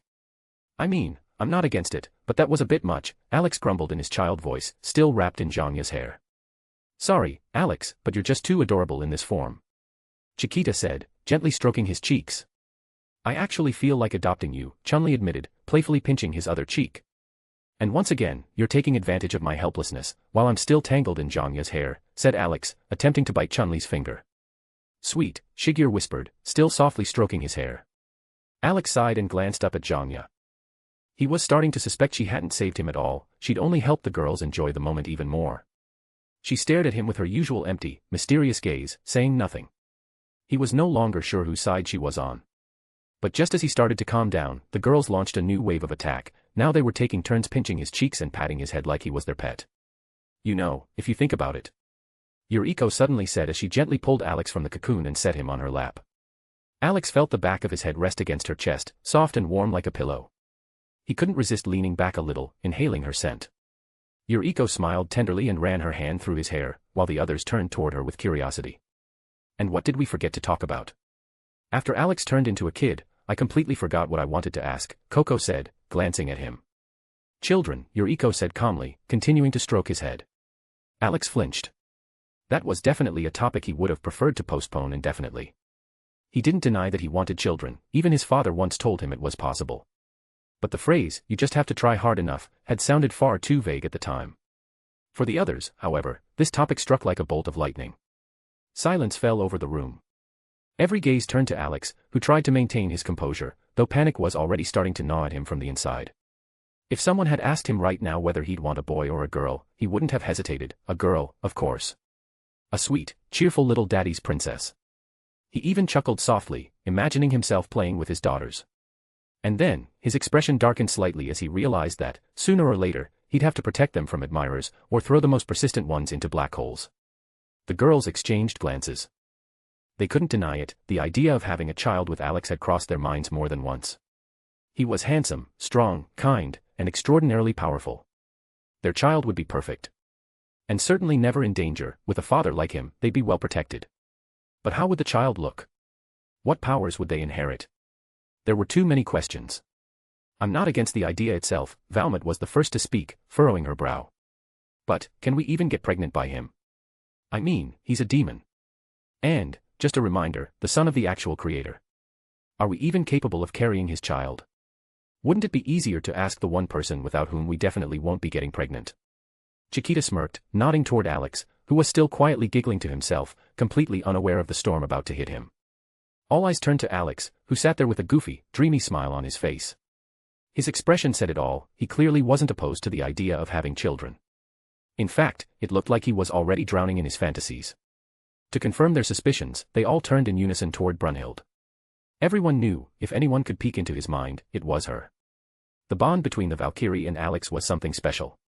When Brunhild glanced into his thoughts for a second, her lips twitched. She tried to stay calm, but a flicker of confusion passed through her eyes. In his imagination, Alex already had a whole army of little girls, all calling him Daddy. One absurd scenario followed another. The most vivid one, Alex, grinning from ear to ear, launching one unfortunate suitor of his daughter straight into the core of a supernova, announcing that his princesses were far too young for marriage. When Brunhild calmly shared what she had seen, the room erupted in laughter. They didn't even have kids yet, and Alex had already crafted an entire future storyline. So, Alex, Yuriko began with a chuckle, pulling on his cheek and snapping him out of his daydream. How about you tell us, can we actually have children with you? Well, how should I put this? Alex scratched his cheek awkwardly. Just say it. We're genuinely curious if it's possible, Seiko added with a soft smile. At first, I thought no. Or, to be more accurate, I thought I'd have to somehow bypass the limitations of my power. But. Alex sighed. My father told me that I can have children. In fact, he made it pretty clear he wants grandchildren. Never thought the creator himself was eager to try out being a grandpa, Cammy smirked. And what exactly did he tell you about all this? He said. I just have to try harder. Whatever that means, Alex looked away. Well, that explains a lot. Rika exclaimed, clapping her hands with glee. More nighttime fun, then.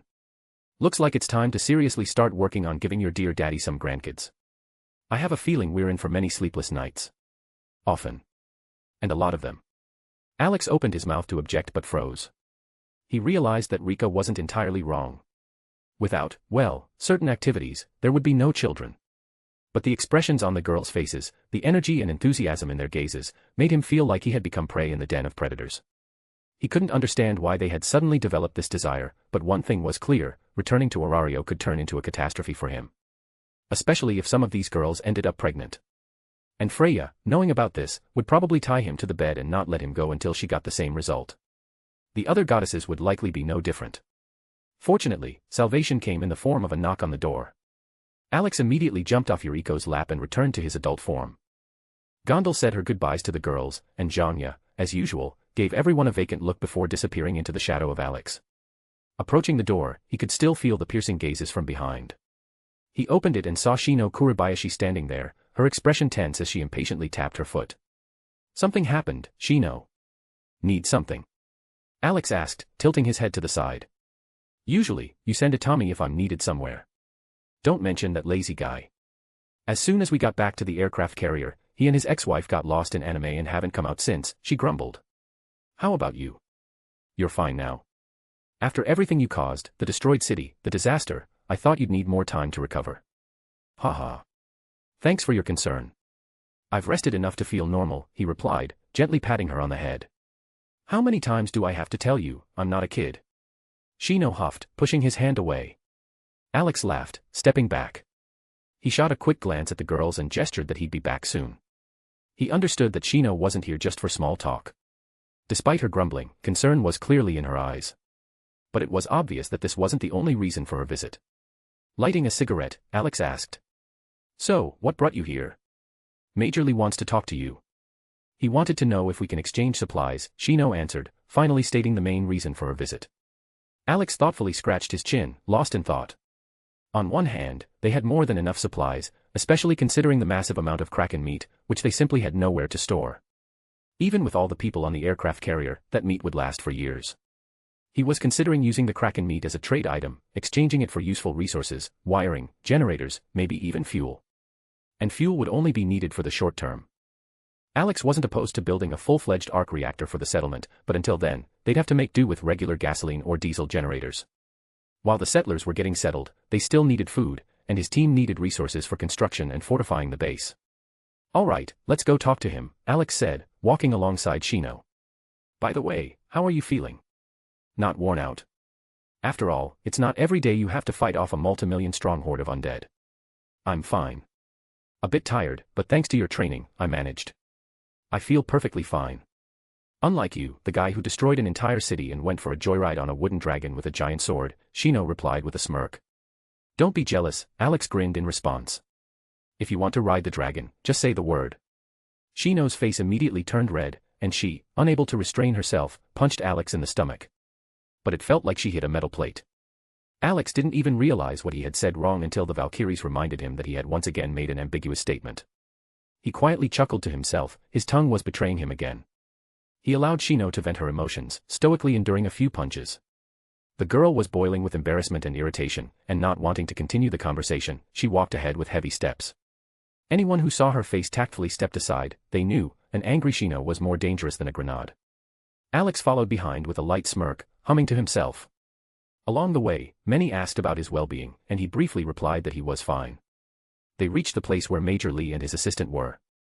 Alex nodded as a greeting, and Lee looked at him with gratitude, sincerely appreciating the help Alex and his team had provided, which saved many lives, albeit at the cost of a destroyed city. Thank you again. Without your support, these people would hardly have made it out alive, let alone with an organized evacuation, Lee said, bowing his head in respect. Don't mention it, Alex replied with a smirk. At least now, a beautiful tree is growing where the city used to be, with a Buddha statue. Yeah, and don't forget about the ruins around it, Shino added with clear sarcasm. Alex laughed and ruffled Shino's hair, causing her to try to hit him again. Major Lee, his assistant, and the surrounding soldiers just shook their heads, already knowing the nature of their relationship. Lee couldn't help but admire how much this young guy had accomplished and everything he had been through. Alex stopped teasing Shino and refocused on the conversation. How are the evacuees? Everything all right? We're still moving at a slow pace so we can quickly provide help if needed. Everything's fine. According to the soldiers accompanying the convoy, they're almost to the safe city. I contacted a friend and explained the situation, there will be enough space for everyone, Lee replied with a relieved smile. Glad to hear it. If you need any extra help, just let me know, Alex said with a light smile. Since you brought it up. Lee became serious. I'll get straight to the point. I'm not one for beating around the bush. Could you share some supplies with us? Of course, not for free, I'm talking about an equal exchange. Of course. We actually need materials. We're heading toward Alaska, I want to set up a secure shelter there. So we need a lot of construction resources and equipment. But I think we'll discuss the specifics after we arrive, Alex said, looking directly into Lee's eyes. Agreed, Major Lee nodded. Alex bid farewell to Major Lee and slowly made his way away, with Shino walking beside him. She wasn't leaving, just walking alongside him, chatting about various things. What interested Alex the most was how Shino ended up in the army, what had pushed her to make that decision. She didn't hold back on the details, openly sharing her story, while Alex just listened, smoking his cigarette and glancing ahead, his mind wandering far ahead along the route. He was thinking about the next steps, he wasn't planning on stopping until Vladivostok, even the stop in South Korea had been random. Maybe there would be something useful in Vladivostok, but he doubted it. What interested him much more was Weskir's Island, a place he planned to go to immediately afterward. He needed to deal with one snake there before it could start weaving its schemes. Alex knew full well that leaving Weskir alive would bring him a ton of problems. That slippery guy would definitely switch sides if he hadn't already. While he was discussing random nonsense with Shino, a plan was already forming in his head. It was time to start rocking the game board, but it had to be done carefully so neither Davitt nor the Minister of Monolith suspected anything. After the city's destruction, these two had definitely started paying attention to him, and perhaps they'd finally realized that he was a threat. If Davitt had seen him only as a self-proclaimed savior before, after the destruction of the million-strong horde, there was no doubt left, Alex could save, but he could destroy just as easily. The conversation with Shino ended, she, citing work, said goodbye. Of course, she punched him in the stomach on her way out, for the umpteenth time, as if checking if he'd become any softer. But, as always, she felt like she'd hit a metal plate. Blushing, she muttered that one day she'd break through his armor, and left.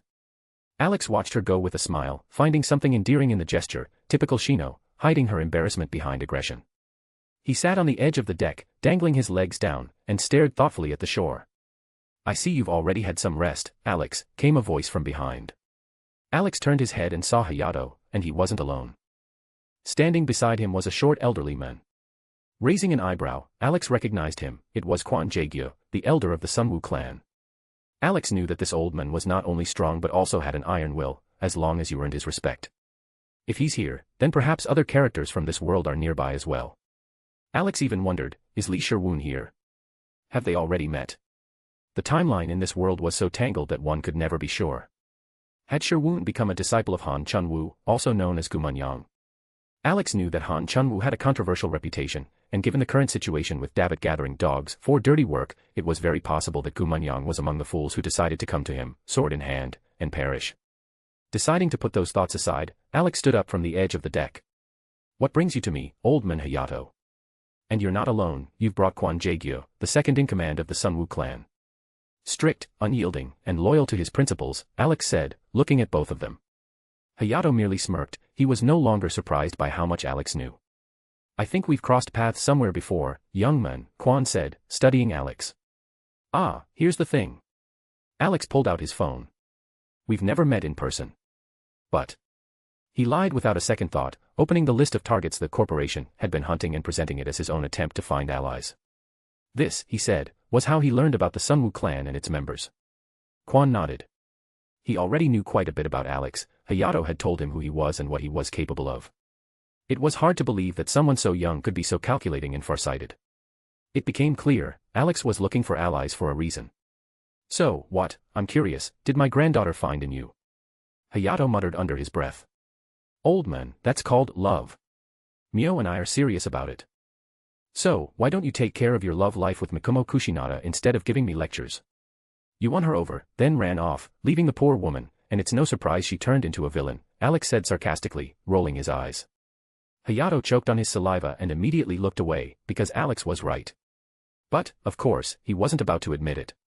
After all, he was older, so he didn't intend to back down in an argument, especially not to such a cheeky guy as Alex. The latter, in turn, just smirked, enjoying watching the stubborn old man's reaction. It felt nice to put him in his place. Shifting his gaze away from Hayato, Alex turned it to Elder Kwon, clearly curious about what had brought him here.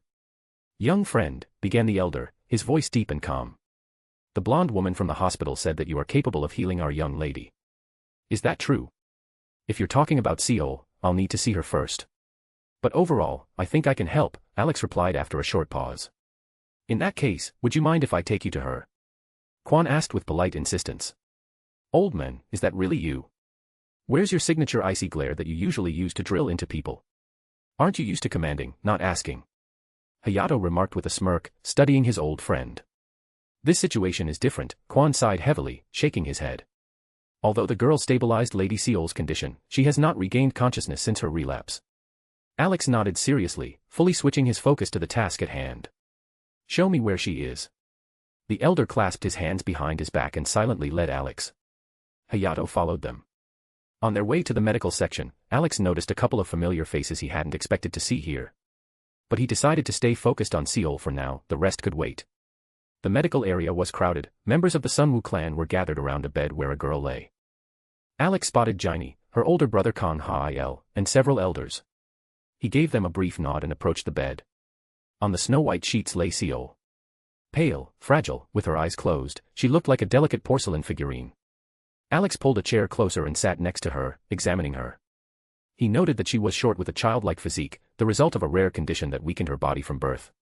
From what he remembered, she was about 17 years old.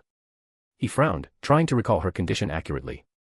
It seemed that her body couldn't properly circulate qi due to its inherent weakness. Well, can you help our lady? Jaini asked distrustfully, crossing her arms over her chest. I haven't done anything yet, I don't even know what's wrong with her. You're so impatient. Alex replied with a smile, pulling a candy from his pocket and tossing it to the girl. Better eat the candy and be quiet. Jaini stared at the candy in her hands, then at Alex. She wanted to protest but caught her grandfather's gaze and obediently fell silent, though she still popped the candy into her mouth. Alex, on the other hand, focused on the diagnosis. He placed his palm on Seol's forehead and closed his eyes. A few seconds later, he confirmed his suspicions. The issue really was with her body. Qi couldn't circulate properly due to her weakness. He removed his hand and thought for a moment. The simplest way would be to strengthen her body directly. That would solve the problem on its own. So, what's the verdict? Elder John asked, watching Alex closely. Will you be able to help her? Yes, Alex nodded confidently. The problem is her body's weakness. It's not hard to fix. When the members of the Sunwoo clan heard that their young lady was subject to treatment, a collective sigh of relief swept through the hall. Hayato nodded, knowing how deeply the clan cared for Seol and how much she meant to them. And how do you plan to do this? Do you have something with you? Or will you need any tools or herbs? Elder Zhang asked, voicing the common concern of those present. Like this, Alex replied calmly, and his palm began to glow with a soft green light. Without elaborating, he gently placed his hand on Seol's forehead. The light from his hand slowly began to envelop her body, spreading from her head down to her feet, like a warm wave. A few moments later, when the strengthening process was complete, Alex withdrew his hand and gave a slight smile as he looked at the girl. Everyone present held their breath, waiting for Seol to wake up. And within a second, her eyelids fluttered slightly, then slowly opened. At that very moment, some of the clan members teared up. "Welcome back, young lady," they all said in unison, kneeling on one knee and bowing their heads in respect. Alex watched the scene with interest. He had never seen anything like it before. The elders merely gave a small bow, while the rest of the warriors knelt as if before royalty. He couldn't help but compare it to a mafia clan, the structure, loyalty, respect. Everything felt eerily familiar. Essentially, combat clans weren't much different from the mafia, just a different external appearance. Seol, slightly weak, began to look around until her gaze settled on Alex, sitting beside her. She looked into his rainbow-colored eyes, and a hint of surprise appeared on her face. In his eyes, a warm, encouraging smile shone. Before the girl could speak, Alex was already standing. "All right, you all talk here, and Old Man Hayato and I will go, we won't be a bother. Let Seol recover a bit. She'll adapt soon, and everything will be fine. If you need anything, ask the others, they know where to find me," he said, heading toward the exit. Alex didn't want to hear waves of gratitude and preferred to leave quickly. "Good call, Alex," Hayato said, catching up to him. "It wasn't difficult. I just strengthened her body using chakra." "The thing is, she was born weak by nature," Alex replied, putting his hands behind his head. "For you, it's easy," Hayato shook his head with a smirk. "For others, it would be impossible." Alex just shrugged, not giving much importance to the words, and continued walking with a satisfied smile. He wanted to return to the girls and tell them about his conversation with Major Lee, as well as the deal, food in exchange for materials. To be continued. Chapter 301, Collision in the Corridor with a Pleasant Outcome. Leaving behind the members of the Sunwoo clan, who watched with relief and joy as their young lady Seol, long plagued by illness, finally regained her health, Alex found himself lost in thought. He was curious how such an influential clan ended up so far from their headquarters. There was only one person who might know the answer, Hayato, who, according to Alex, was familiar with Elder Quan. "Hayato, how did the Sunwoo even end up here, this far from home?" Alex asked once they stepped aside. Hayato didn't delay with the answer and explained everything as it was. It turned out the Sunwoo clan had also been forced to flee from pursuers. In the world of Murim, they held considerable influence due to their lineage and martial power, and that made them targets for other clans seeking to dethrone them. Alex wasn't particularly surprised. After all, it was a classic pattern: once someone became too powerful, the rest would band together to bring them down. Same old story. Alex said with a wry smile, shaking his head. Give people enough incentive, and they'll stab you in the back without a second thought. Doesn't matter if you were a friend, an ally, or even family. Especially since, in the early days of the zombie apocalypse, the so-called evil corporation had offered generous rewards for killing key targets, along with promises of safe havens. That kind of offer had quickly ignited greed and betrayal in people. After chatting with Hayato, Alex headed toward the temporary lab, where the scientists were working hard to develop a vaccine for the zombie virus. However, his goal wasn't purely scientific. He wanted to get a closer look at the two newcomers who had recently joined his ship. Especially considering how far they were from home. When he reached the lab, Alex didn't go in right away. He just stood in the doorway, watching the scene inside. The lab was buzzing, scientists were fully immersed in their research, seemingly having forgotten what sleep even was. The data Alex had provided appeared to be a real challenge. The zombie virus turned out to be far more complex than they expected, and now everyone was fueled with determination to create a cure. Alex's gaze shifted to two girls who were speaking with a scientist, probably the team leader. The first was Claire Redfield. Smart, decisive, and, he had to admit, very attractive. Alex knew she worked with TerraSave and was extremely well trained. The second was Rebecca Chambers, a true prodigy.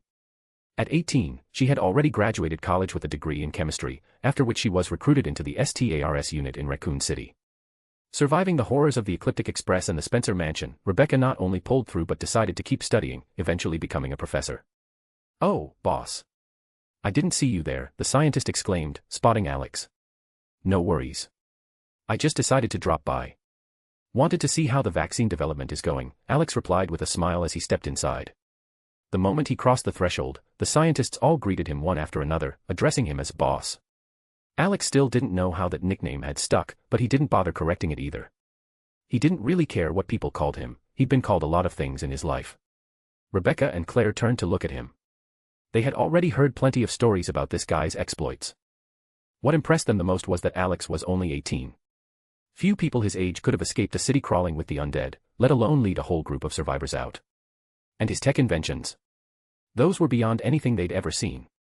But the facts spoke for themselves, and it was hard to argue with results. Alex responded to the girls with a gentle smile and a slight nod. Once again, he noted how stunning Claire looked, while Rebecca seemed so fragile he instinctively wanted to hug and protect her. Though he knew very well, both of them could take care of themselves. Especially Claire, who had grown up with her brother Chris, and Rebecca, who had survived a real nightmare and still kept moving forward. To be honest, we haven't made that much progress yet, the lead scientist said regretfully. But with Rebecca Chambers joining us, we might finally have a chance. Who would have thought this zombie virus would be such a biological mess? He shook his head, and Alex, watching the scene, just chuckled. Hearing the scientist's words, Rebecca nodded proudly. Alex turned his gaze toward the girl. He knew that in the original timeline, she had managed to create a vaccine for the T-virus and many other strains that turned people into zombies. Still, he was curious, how did these two end up here, so far from home? He quickly guessed that Claire had likely arrived on a TerraSave mission. But as for Rebecca, he had no idea. Maybe she had been invited to Korea as a professor to give lectures or do research. So, how did you end up in Korea? Alex asked with genuine curiosity, looking at the girls. Claire Redfield, sister of Chris and a member of TerraSave. And you, Rebecca Chambers, former STARS member, now a professor of biochemistry. Didn't expect to see either of you here. Claire raised an eyebrow in surprise. Do we know each other? Or do you know my brother? No, not personally, Alex replied calmly. But I've read your files. Took a personal interest. And why would you read our files? Rebecca asked quietly, clearly flustered. Alex pulled out his phone from his pocket and showed them the list of targets marked for elimination by the evil corporation. Both Rebecca and Claire were on that list. The lead scientist, sensing the conversation was turning personal, left them and returned to work, inspired by some new ideas from Rebecca. Alex handed the phone to Claire so she could see for herself. He explained that he got the list from a mercenary who had been sent to kill him. The information piqued his interest, and he started checking every name to figure out why the corporation had put bounties on these people. The two girls were shocked to see their names, detailed dossiers, and the hefty rewards offered for their heads. Are you also on this list? Claire asked bluntly, studying Alex's face. Rebecca also leaned in with interest. Many of her former colleagues were on the list, those who were still alive. Claire spotted her brother's dossier, marked as a high-priority target. It made sense, Chris was a leader and had the power to inspire people to fight. Alex scrolled all the way to the top of the list. His name and photo stood out, marked with a special label, extremely dangerous. He knew the list hadn't been updated in a while, the corporation had plenty of problems of its own. Most of its branches around the world had been either destroyed or had defected. The girls exchanged glances. They weren't surprised that such a high bounty was placed on Alex, especially after everything they'd heard about him from the scientists. Claire silently returned the phone. Well, ladies, Alex said, sliding the phone back into his pocket, so, how did you end up so far from home? I was invited to give a lecture at the Biochemistry Institute, Rebecca answered with a gentle smile. Then all this madness started, and I stayed behind to help out in the hospitals. Alex sighed. He understood how Rebecca felt. She had probably hoped that her battle with the nightmares of the past was finally over. But alas, the circle had come full once again. He placed a hand on her shoulder in a gesture of support. She only shook her head slightly and smiled, as if to say, it's okay. When the outbreak started happening all over the world, TerraSave immediately began sending their agents to help, Claire said. I was sent to Korea. After that, well, I think you can figure it out. The important thing is that you're alive, Alex nodded. Claire, were you able to get in touch with Chris? Unfortunately, no. There was some contact at first, but it didn't last long. The last thing I heard was that their HQ was attacked, compromised. After that, nothing. Don't worry, Rebecca chimed in, placing a hand on her friend's shoulder. Chris is alive. He's strong and will definitely find a way out. He's probably already helping others. Alex nodded. Knowing Chris, he had no doubt, the men had probably already gathered people and organized a defense, doing everything he could to save as many civilians as possible. Chris wasn't just an excellent fighter, he was a natural leader. No wonder the corporation marked him as a high-priority target. Claire nodded in agreement to Rebecca's words. No one knew her brother better, and she understood perfectly how stubborn he could be when the situation demanded it. "Well, I got what I wanted to know," Alex said with a light smile. "Make yourselves at home. And if you want to help, there's always work to be done here. Especially for someone like Rebecca, who earned her chemistry degree at 18. You don't meet a genius like that every day."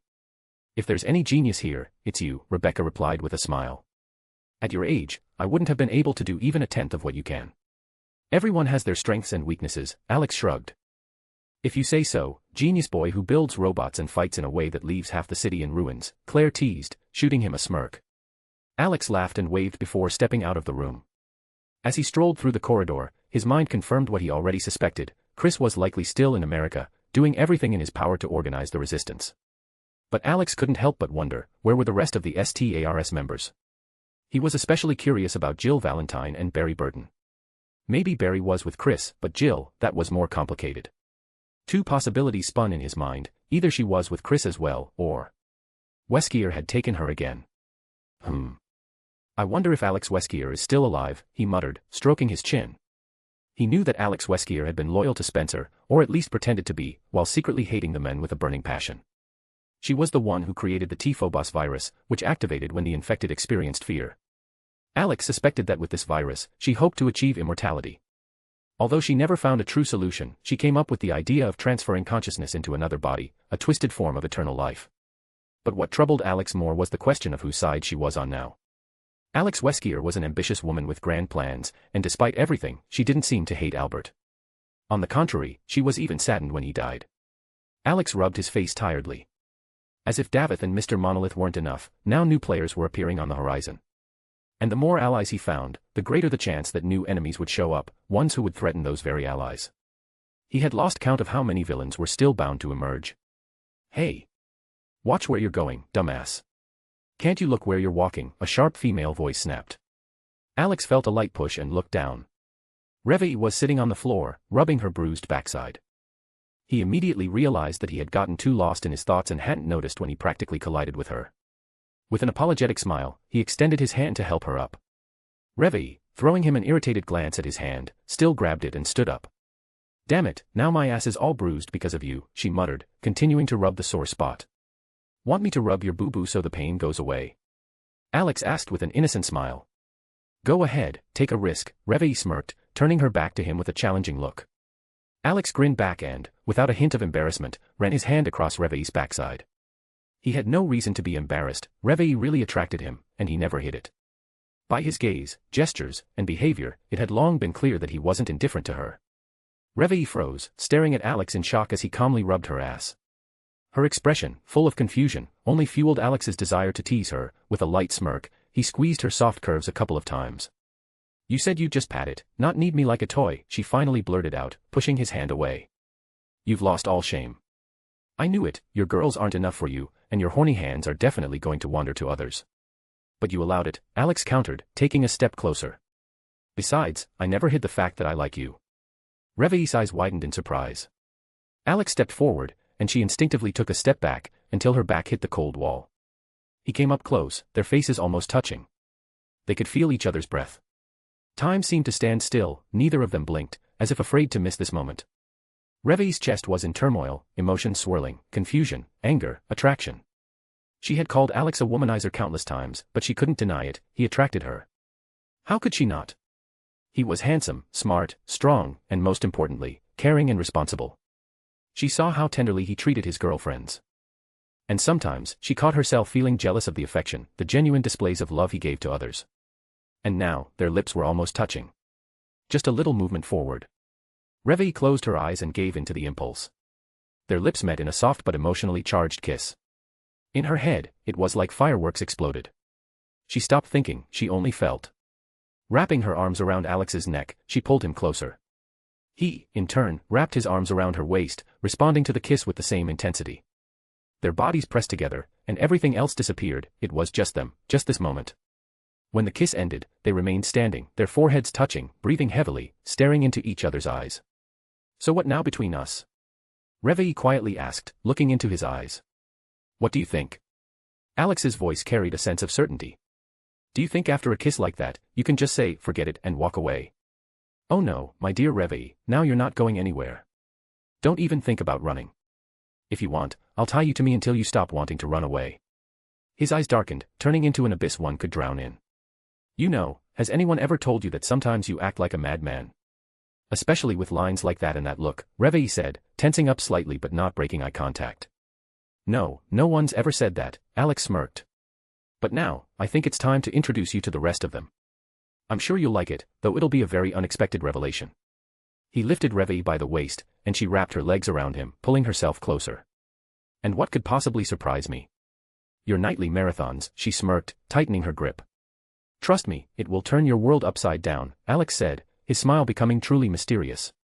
Revy looked at Alex with curiosity when he mentioned wanting to talk to her. However, Alex wasn't entirely sure how she would take the truth. But since something had started between them, he wasn't going to hide who he was anymore.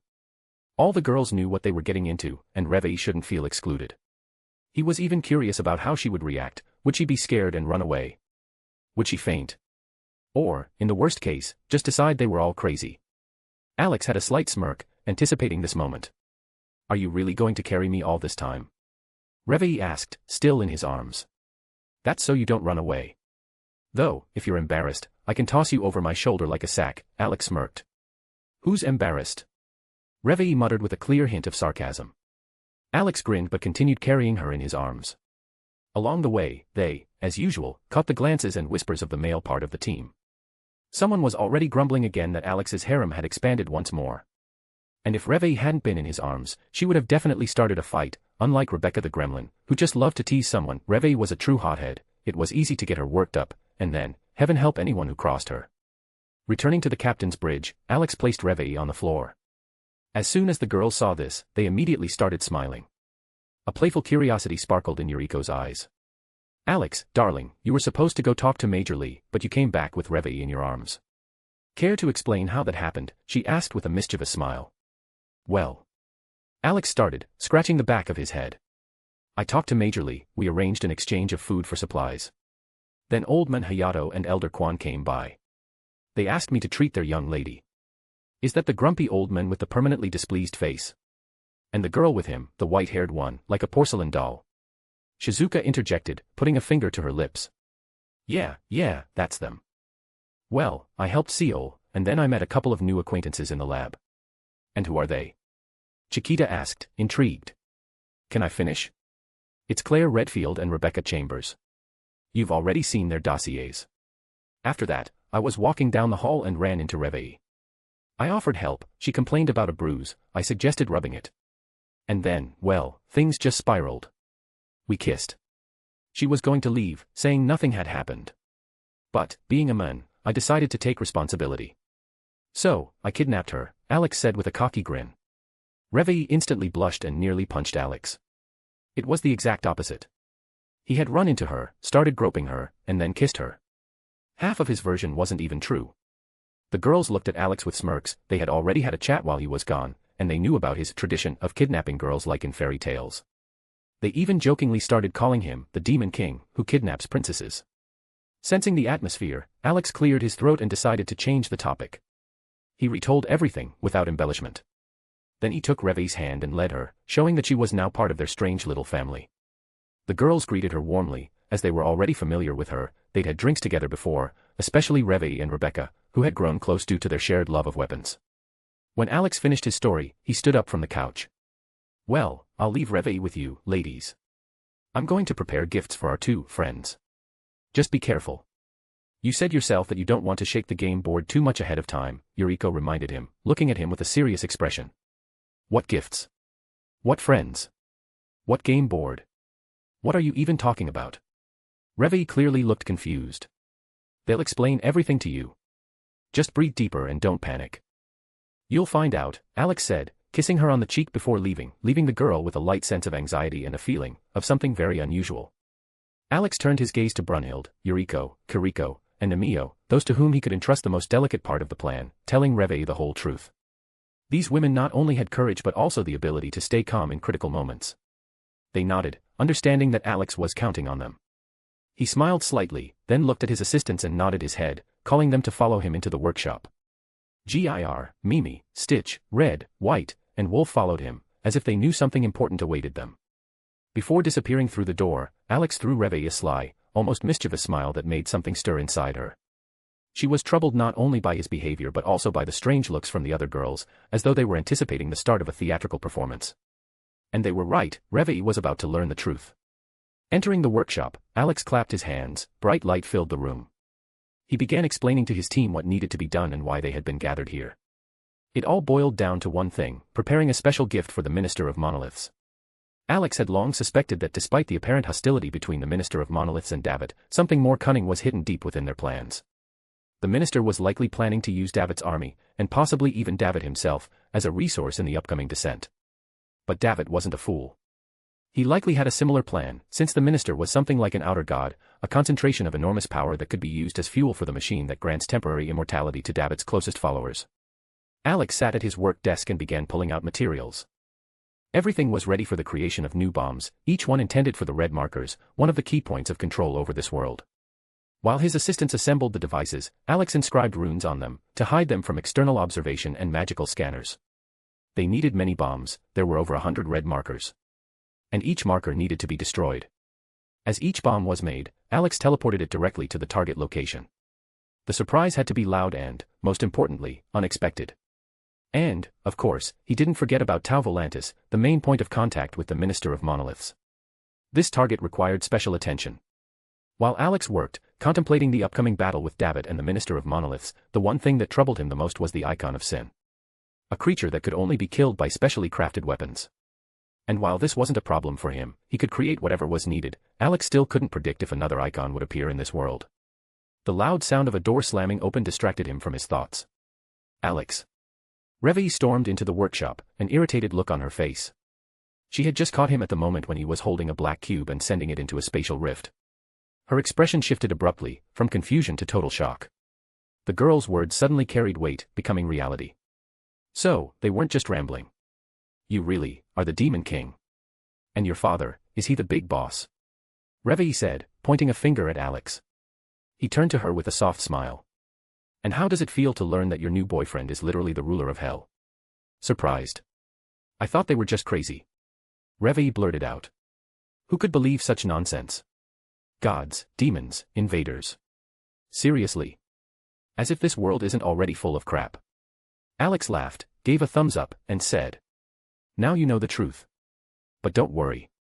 I'll do everything right. I promise. Reve sighed wearily and pressed her palm to her forehead, as if trying to wake up from a strange dream. Everything happening around her seemed too absurd to be real. Alex, noticing her state, smiled softly, stood up, and hugged her. He glanced at the other girls, who were watching the scene with mild smiles. They had already come to terms with the truth, partly because they had suspected something for a while, but for Reve, it was something entirely new, something that shook the ground beneath her feet. Alex gestured that he would explain everything now, and didn't forget to wink at the girls as a thank you for their excellent work. They chuckled quietly, blew him a kiss, and left, mission accomplished. Now it was time for Alex to deal with the aftermath. He carefully lifted Reve into his arms and returned to his workstation, sitting her on his lap. So, what are you doing here? Reve asked, frowning. The girls didn't really explain much, just about these invaders and some surprise. And what was that thing you threw into the hole in the air? Alex smiled again and calmly began explaining what he was doing. He told her that he was preparing a gift for the invaders, a trap that would destroy their plans, even if they tried to shake up the board. Reve sighed heavily and decided to just watch, letting the information settle in her mind. Alex patiently explained every detail, trying to make it easier for her to accept this new reality. They spent several hours in the workshop until Brunhild arrived with a message. They had arrived at the location. Alex helped Reve to her feet. She had been sitting on his lap the whole time, listening carefully to his explanations. Before leaving, he decided to take Brunhild, Yuriko, and Coco with him. These girls were masters of negotiations and could ensure a beneficial exchange of resources. Reve watched him leave, still feeling like she had entered a madhouse. She hadn't expected the day to turn into such a surprise. Although the girls had asked her not to tell anyone, Reve knew herself, if she shared this with anyone, they would think she was insane. Alex, Brunhild, Yuriko, and Coco descended to the port and immediately noticed Major Lee and his assistant talking to a man in military uniform with a stern expression on his face. From their conversation, Alex understood that this man was clearly displeased with the government for deciding to save only the chosen ones, abandoning ordinary people. Alex and the girls approached closer. So, you're the guy who saved everyone, the men said, staring at Alex. I can see in your eyes, you're no fool. I'm Major Kim Nam-ju.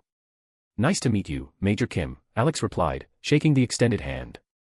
People like you and Major Lee are sadly rare. Those who truly care about the people. You're right, the Major nodded. My friend already informed me that you want to exchange food for useful resources. He said you're headed to Alaska. That's quite a distance. Perhaps, Alex answered calmly. But right now, Alaska is the safest place. It may be cold, but there's definitely fewer undead than here.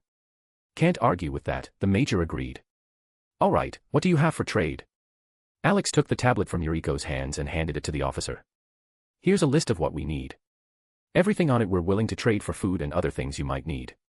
The Major looked over the list and nodded. Got it. I think we can make a deal. Alex, making sure the situation was progressing in the right direction, handed everything over to Yuriko, Brunhild, and Coco. They would definitely get the deal done. The girls immediately began negotiating. Alex, meanwhile, headed to inspect the port. He needed to assess the situation in the city before they continued their journey. The next stop was supposed to be Vladivostok, and then Westkier Island. Of course, if no new problems arose along the way. To be continued. Chapter 302, A Little Family Comedy. After successfully striking a deal with Major Kim regarding the resource exchange, Alex entrusted everything to the capable hands of Brunhild, Yuriko, and Coco. He knew exactly what these three women were capable of. Before the apocalypse, Yuriko had run numerous companies and felt right at home in a business environment. Coco had made a name for herself in the arms trade, and Brunhild, a Valkyrie with centuries of life experience, had seen more than most could imagine. Alex had no doubt they would handle the negotiations flawlessly. Deep down, he even felt a little sorry for Major Kim, who now had to deal with three women who could bargain for anything they wanted without ever needing to resort to unreasonable demands. Meanwhile, Alex decided to take a walk around the port to get a better sense of the place. He leapt up onto a post and perched atop it, watching the sun slowly sink below the horizon. A weight still pressed against his chest. The day had been anything but ordinary. A battle with a horde of millions of undead and demons, his confession to the girls, the reveal of his true identity as the Demon King, and the reasons behind his presence in this world. He had met people he never expected to see again. But most importantly, he had finally shed the burden of lies he'd been carrying for so long. There's still so much to do in this world, Alex muttered, lighting a cigarette as he watched the sky glow crimson. He sighed softly, knowing that their next stop was Vladivostok, followed by Vesker's island. His thoughts drifted back to Vesker, that cunning, slippery bastard clearly involved in the apocalypse. Alex was certain that Vesker wasn't just a pawn, he was playing a much bigger role than he let on. Alex pondered how to lure out the two main players in this dark game, Davith and the Minister of Monoliths. He had already faced their underlings, but the two themselves had yet to make an appearance. They clearly knew how to stay hidden.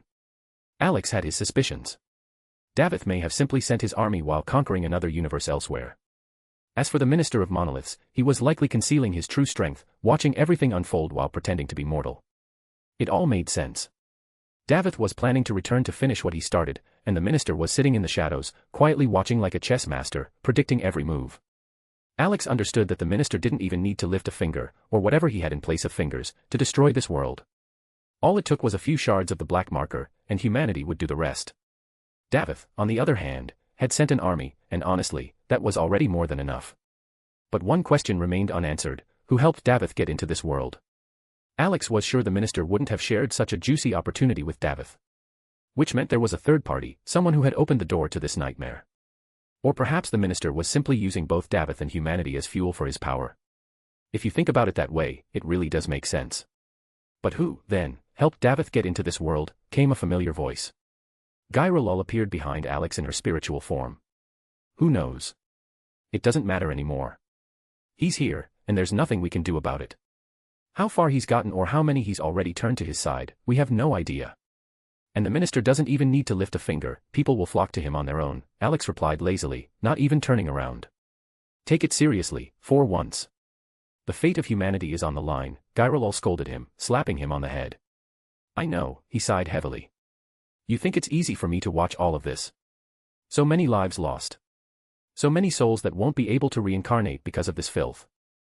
Maybe after I finish off those two, I'll be able to free at least some of them. But the stain will still remain. Even if they won't remember anything, I will. Forever. Alex, we believe in you. All of us. We understand what would have happened if you'd acted earlier. Back then, those souls wouldn't have had even the slightest chance, Regan Leaf said gently, appearing beside him. She sat down nearby, opening a book and resting it on her lap. Right. The stronger and more arrogant a being is, the more it fears death. Especially those Nyan avatars. They fear the end more than anything.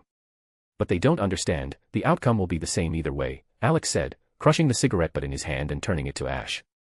The Valkyries couldn't help but agree with Alex's words, they understood exactly what he meant. Both remained seated beside him on the lamppost, silently watching as the sun slowly dipped below the horizon. The peaceful moment, bathed in the warm glow of sunset, gave Alex the space to finally ask a question that had long lingered in his mind. How do you feel, living in my spiritual world? The answer truly surprised him. Like home, Gyrolol replied calmly. We're used to everything now. Neither the Demon King's castle nor the Blade of Ruin spinning around your core bothers us anymore. Deciding to chat a little more, Alex asked what the Valkyries wanted to do once he finally returned to his original world. Gyrolol and Regan Leaf just shrugged, they hadn't made up their minds yet. The other Valkyries, they said, were also thinking about it, but none of them had a clear answer. Only Gondel had spoken clearly, she wanted to have a child with Alex and raise it. Alex simply gave a crooked smile at that. He wasn't against children, in fact, he liked the idea of having a family. But he knew all too well the kind of world they lived in.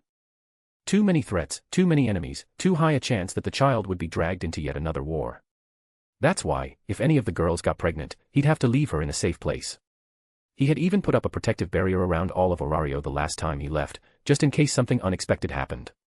And still, that wasn't enough, especially considering Nyan might pull another stunt, even with Yog keeping an eye on her.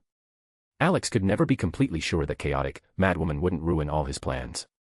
Alex, we're done. Get down here. Coco's voice called out from below. He lowered his gaze and saw Yuriko, Coco, and Brunhild standing at the base of the pole. Alex noticed that Coco and Yuriko were looking at the Valkyries with curiosity, apparently, the two had allowed themselves to be seen. Gyrolol and Regan Leaf nodded to the girls before dissolving and returning to Alex's spiritual realm. He jumped down effortlessly, landing softly beside them. Well. Did everything go smoothly? I hope you didn't strip Major Kim down to his underwear, he asked with a grin. We're not monsters. Coco huffed indignantly, proudly slapping her chest. So what if I used to trade weapons? I always did it honestly. Alex laughed and gave her a kiss, a reward for her honesty, even if it had a mischievous undertone. He immediately asked what they managed to get in exchange for the Kraken meat and what other resources they still needed to build the base in Alaska. Yuriko silently handed him the tablet, letting him review the results of the deal himself. Resource demands had increased, the group had grown, and they now needed even more supplies. Maybe you could just create everything else with magic so we don't have to worry about it. Coco whispered, lightly tugging on his sleeve. Hate to say it, Coco, but even I wouldn't mind if Alex just magicked everything into existence. Yuriko said, taking the tablet from his hands. But that would raise a lot of awkward questions, like where it all came from. What's the big deal? Magic still feels like something out of a movie or a cartoon to me. And even in those, bricks didn't just appear out of thin air. Coco scoffed, throwing her hands up. I think there's a simpler solution, Brunhild interjected. We're heading to Vladivostok anyway to find Svetlana Belikova and her people. The bunker she's in is located not far from the city. We could send out raid teams to scout what's left of Vladivostok. Maybe we'll find something useful. Alex, Yuriko, and Coco nodded in agreement. Since they were heading there anyway, why not try to gather some supplies along the way? Deciding to postpone further discussion until they got back, they headed toward the aircraft carrier where the others were waiting. It would take over 10 hours to reach Vladivostok, even at full speed, which meant they'd arrive by morning. Alex walked beside the girls, listening as Coco animatedly recounted how she had haggled for generators, lowering the price by any means necessary. He chuckled and, unable to resist, gently ruffled her hair. For a fleeting moment, he thought, if Ada were here, she probably would have gotten an even better deal, or driven everyone insane. Alex, aren't you forgetting to tell them something? Brunhild asked suddenly, walking beside him. Alex, Yuriko, and Coco all looked at Brunhild at the same time. He couldn't understand what he might have forgotten. Running through everything he'd told them so far, Alex tried to reconstruct the timeline of events. He was sure he had shared all the important parts.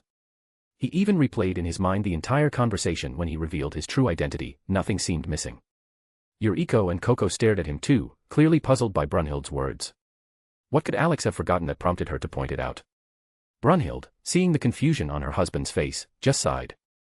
She knew Alex could forget even the most obvious things, not because they weren't important to him, but because the day had been so eventful that his thoughts were tangled in the whirlwind of it all. Namio, she said calmly. What about her? Yuriko asked, confused as to what the shy woman from their strange family had to do with anything Alex might have forgotten. Alex's eyes widened slightly, and a guilty, tense smile appeared on his face. He had really forgotten. And, ironically, it wasn't something insignificant, it was possibly one of the most important revelations. After all, it was about Namio, and her son. Takashi, her son, he was a reincarnated person. And he had retained memories from his past life. This all happened because of Alex. No. Not just because of him, but because of his decision. He wanted to cheer up Gloria, not let her fall into despair. He promised her he would find her son, well, his reincarnation. And now the truth, which he had kept inside for so long, was finally going to be revealed. So, what did you forget? Coco asked, looking at him intently. And what does Namio have to do with it? It's a bit complicated, Alex answered, nervously scratching the back of his head. I think when we get back, you'll understand. It's going to be a tough conversation. Yuriko and Coco exchanged glances. Seeing the frozen, tense smile on Alex's face, they realized that it was something serious. But what could be more shocking than everything they already knew?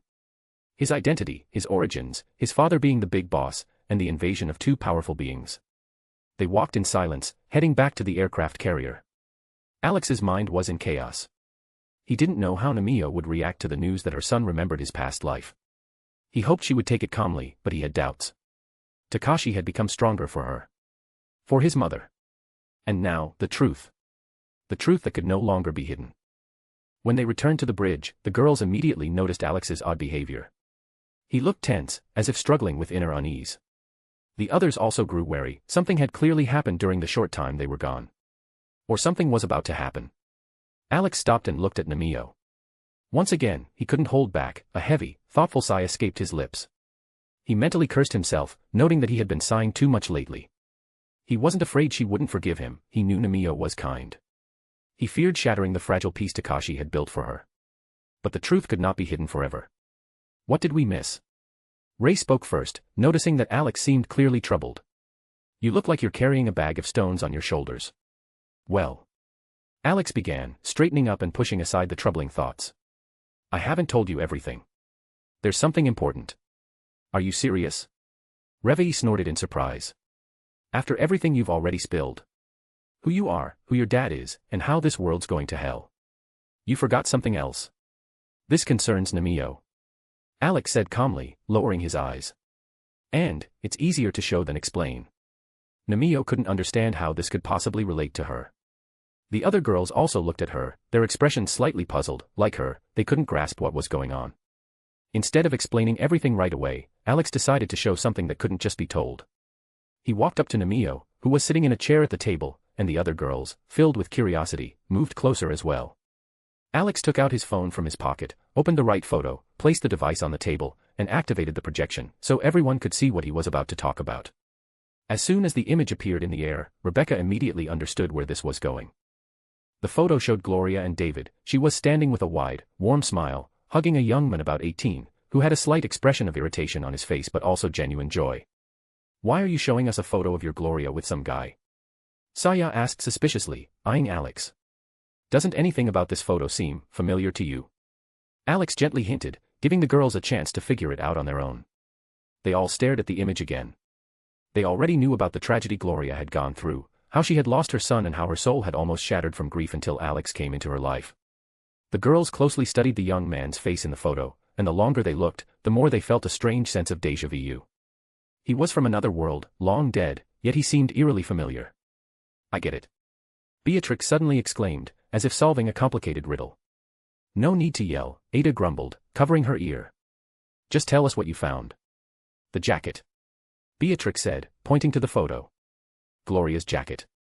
Doesn't it seem familiar to you? Isn't that the same jacket Takashi always wears? Ray remembered in surprise. He even wore it over his combat suit. Exactly, Saya confirmed, nodding. He's always in it.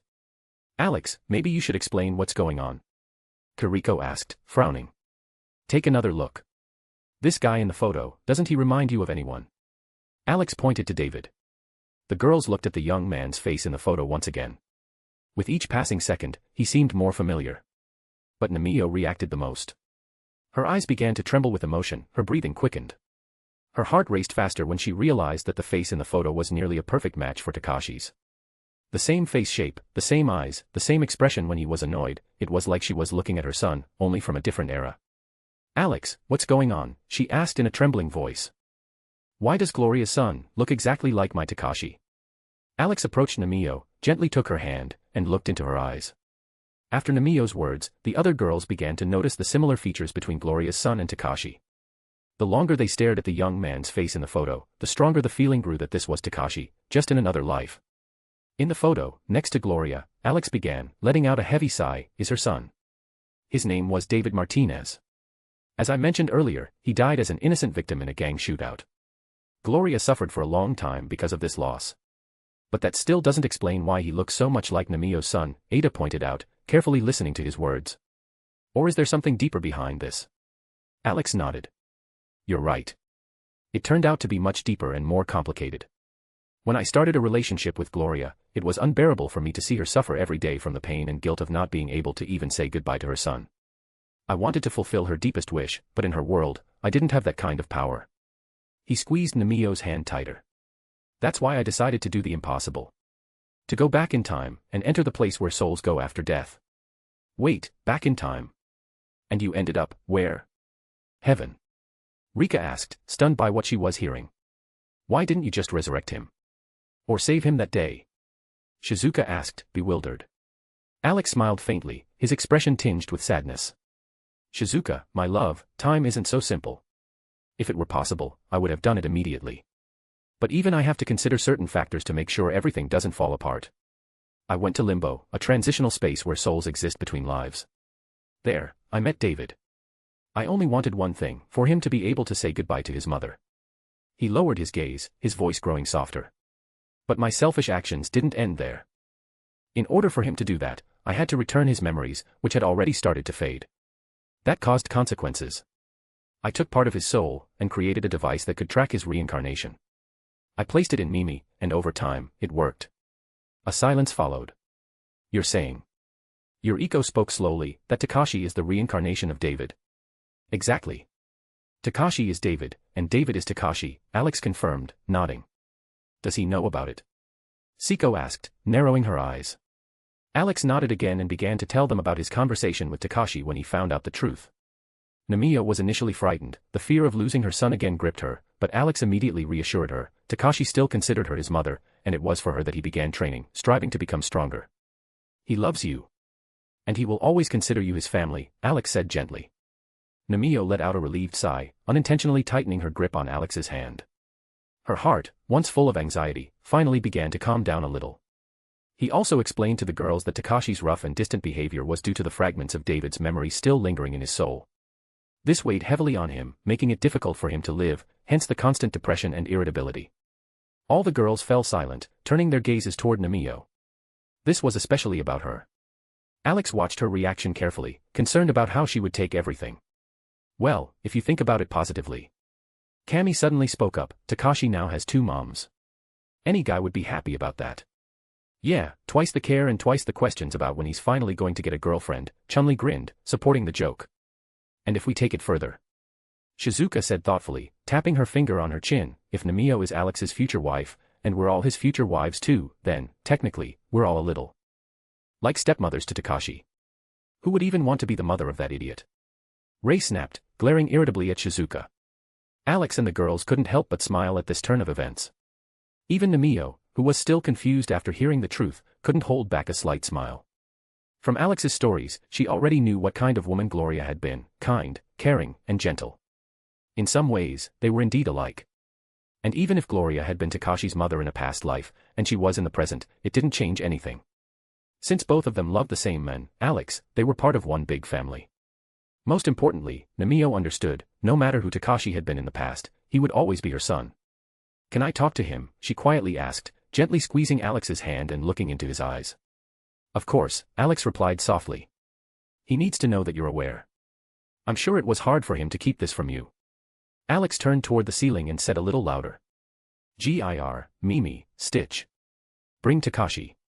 His mom wants to talk to him. As soon as he spoke these words, the trio flew out of the workshop, Gir, Mimi, and Stitch.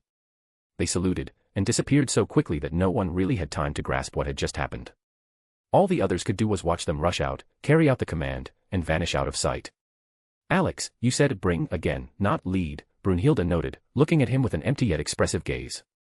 Don't worry, they'll manage, Alex waved her off. Now, Nemeo, I need your help. Help, she asked, a little confused.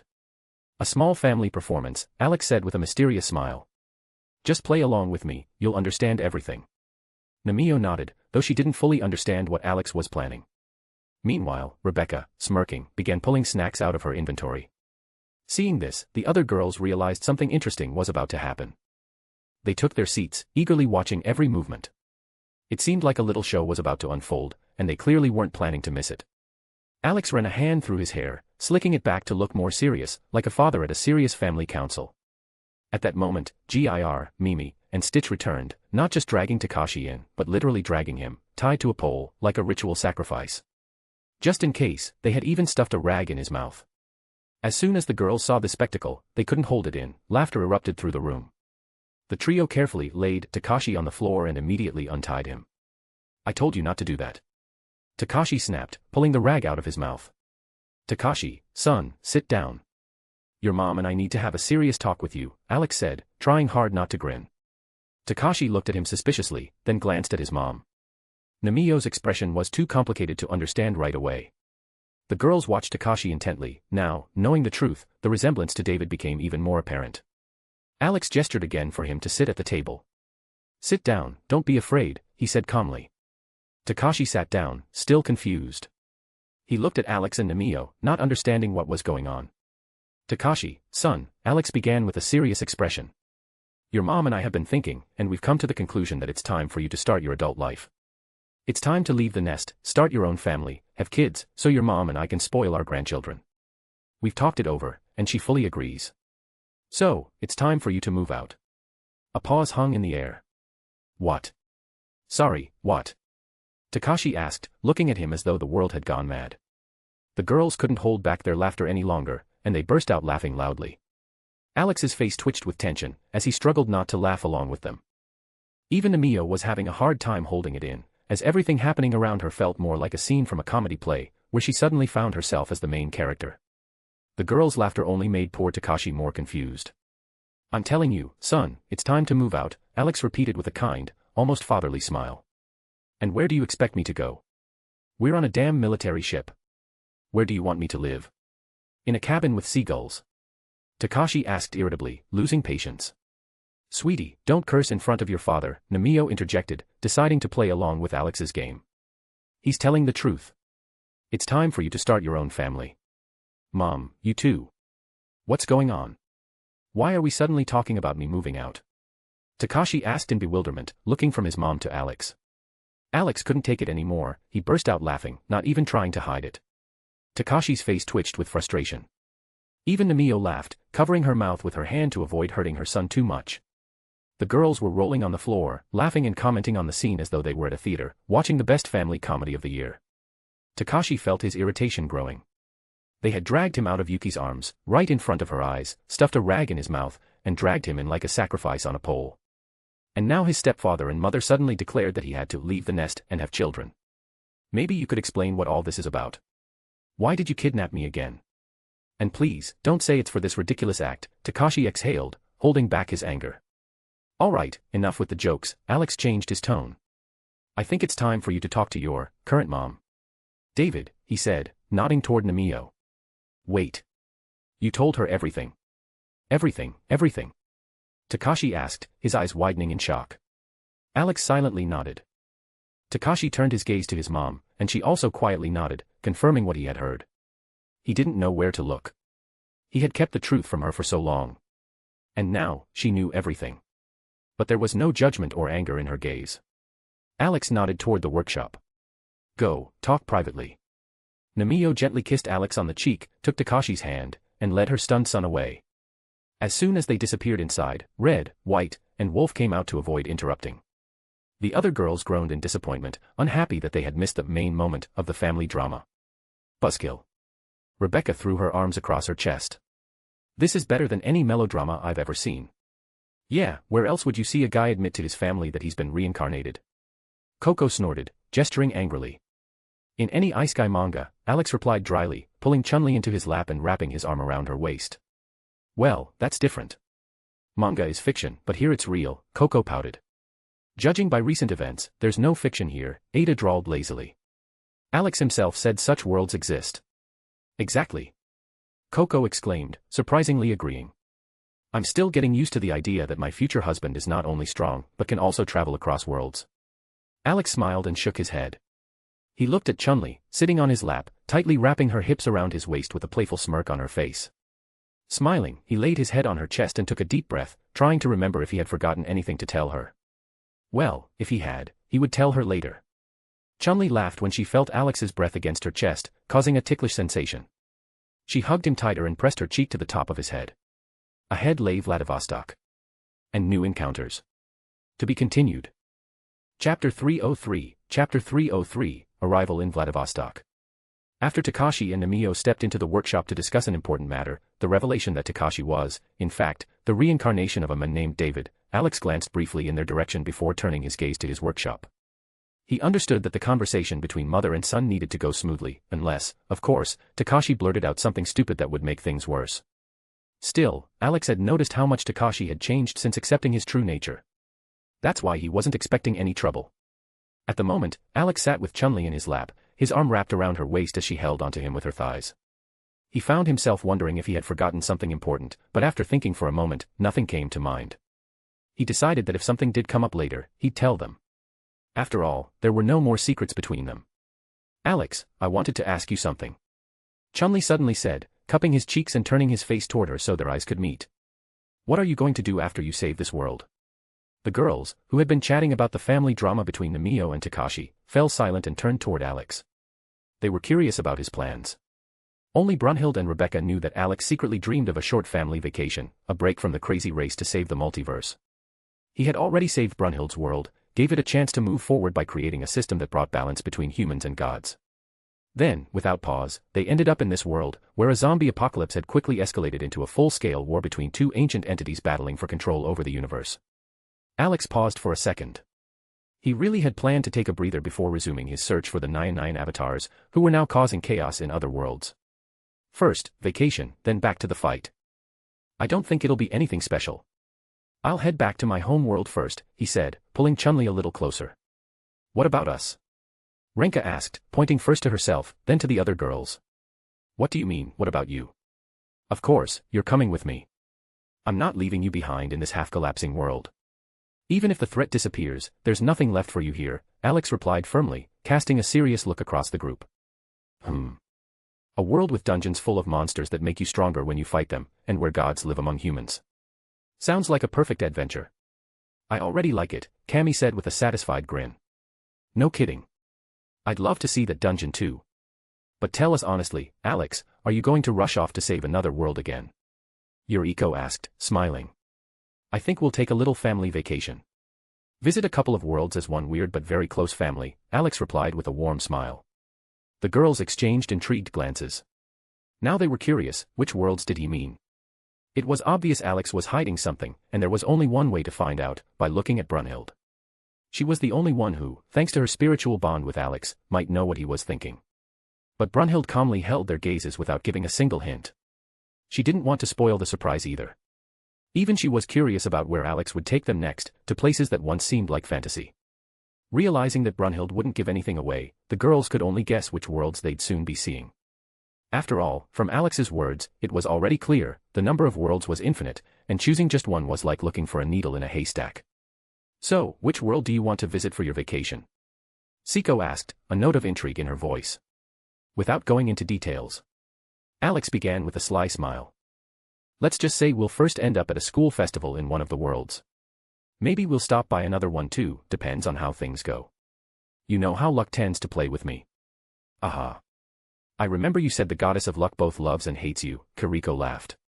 Wait, you're acquainted with the goddess of luck too? How does that work? Can you win in a casino or something? Reveille asked in confusion. Haha, no, it's nothing like that.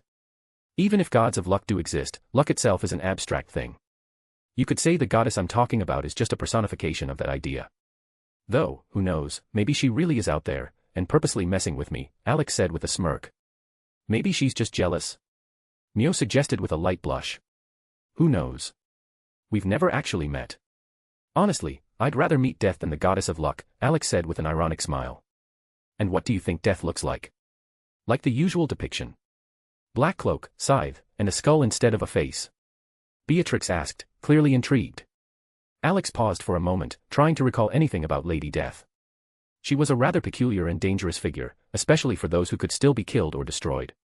He knew she sometimes killed even immortal beings for fun, just to break their delusions of invincibility. Besides her strange relationship with a certain talkative mercenary, she was also the object of obsession for a purple titan who wiped out half the universe just to impress her. Frankly, Alex had no desire to meet Lady Death, just like with Nyan. Both were dangerously unstable, and he wasn't sure how an encounter with either of them might end. Deep down, he'd rather deal with Harley Quinn, chaotic, yes, but in a way that was understandable and somewhat predictable. The two other ladies mentioned were the embodiment of unpredictability and lethal madness. How should I put it? Death is a pretty unique girl. Long story short, she's kind of weird. And when she gets bored, she kills immortals, Alex said with a touch of irony, trying to sum up Lady Death in 2 words. So Death is a girl. And from what you said, she kinda sounds like you. Killing immortals out of boredom. Sounds like something you'd do, Saya said, squinting at him with interest. I don't think so, Alex chuckled. Either way, I doubt I'll run into her anytime soon. So for now, let's just relax and think about what to do next, he concluded, clearly wanting to change the subject. He had no desire to continue talking about Lady Death. He didn't even plan on visiting any universes where there was the slightest chance of encountering that eccentric woman. Nyan was already more than enough trouble.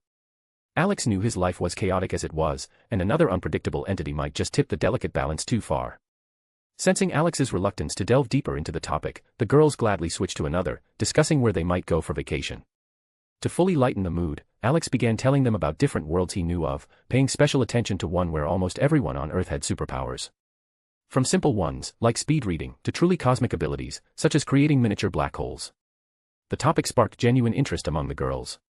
A world where every second person possessed a unique power, and the profession of hero was a legitimate, licensed occupation intrigued them. Especially Yuriko, Coco, Red, White, and Saya, they wanted to understand how the hero system worked, how its bureaucracy functioned, and what principles it was based on. Alex spoke about the world slowly and methodically, giving each of them time to process the information and ask questions. Red and White, on the other hand, were more interested in the possibility of collecting biological and magical samples from that world to analyze the mechanisms behind power acquisition and identify patterns. As a joke, one of the girls even suggested that Alex go there himself and become a hero, just for fun. But at that moment, his expression darkened instantly. Alex hated heroes. And not because of his status as a demon king, but due to personal convictions, heroes often tried to save everyone, even outright villains, which frequently led to even greater disasters. In his opinion, the excessive mercy of heroes resulted in destruction and suffering for ordinary people. As he shared this viewpoint, Namio and Takashi emerged from the workshop. It seemed they had just finished an important conversation about how Takashi remembered his past life.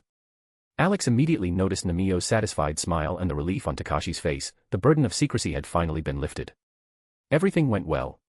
Alex asked. Yes, Namio replied with a radiant smile. Now I just can't wait to see Gloria. There's so much we need to talk about.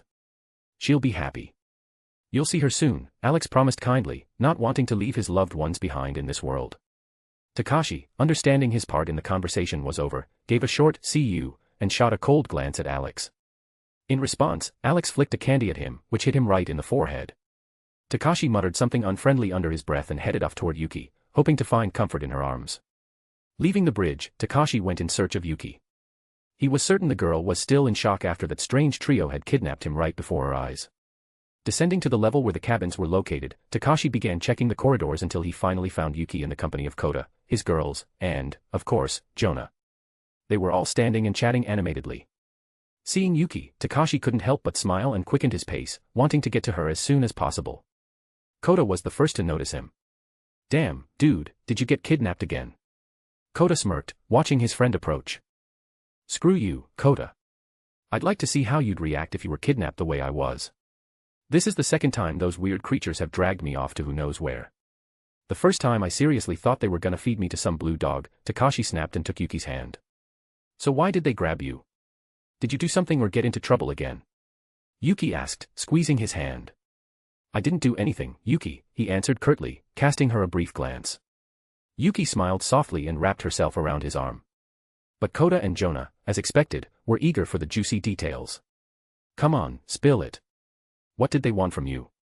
Jonah asked, voicing the question that hung in the air. Looking at his friends, Takashi realized they were genuinely interested in what had happened. But he also understood that he couldn't tell the truth, that he was a reincarnated person with memories from his past life. Kota might believe it due to his love for mysticism, but the others would definitely think he was crazy. Maybe even Yuki. Not wanting to risk it, Takashi quickly came up with a plausible excuse by using one of Alex's jokes. I got kidnapped because Alex and Mom wanted to have a serious talk with me, he said with a detached expression. If they needed to talk, couldn't they just ask? Why kidnap you? Yuki squinted in surprise. Well, tell us. What did they want to talk about?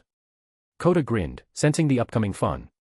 They wanted to talk about how it's time for me to leave my parents' house, move out, and start building my own family, Takashi replied nonchalantly, still staring blankly into space.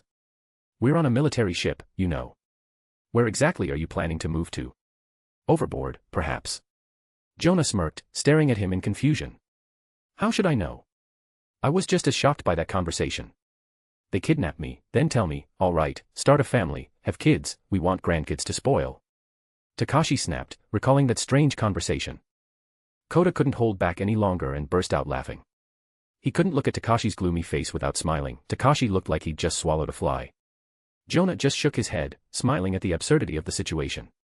However, when Yuki heard the words about children and family, she blushed furiously and lowered her eyes, too shy to look at her boyfriend. This reaction only heightened Takashi's irritation. Although the fabricated story saved him from awkward questions, Kota's laughter was driving him crazy. Not knowing how else to stop the laughter, he kicked Kota in the leg and, without letting go of Yuki, dragged her along.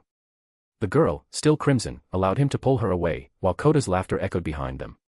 Takashi just quickened his pace, not noticing how red Yuki's face was. He just wanted to get away from everyone. The next day arrived. The aircraft carrier had been heading toward Vladivostok all night, cutting through the waves under the calm sky. After Alex had revealed his origins to the girls, he found himself caught in an endless stream of questions. He naively thought they would tire out and eventually go to sleep, but he was completely unprepared for their true intentions. And here, Alex was wrong again.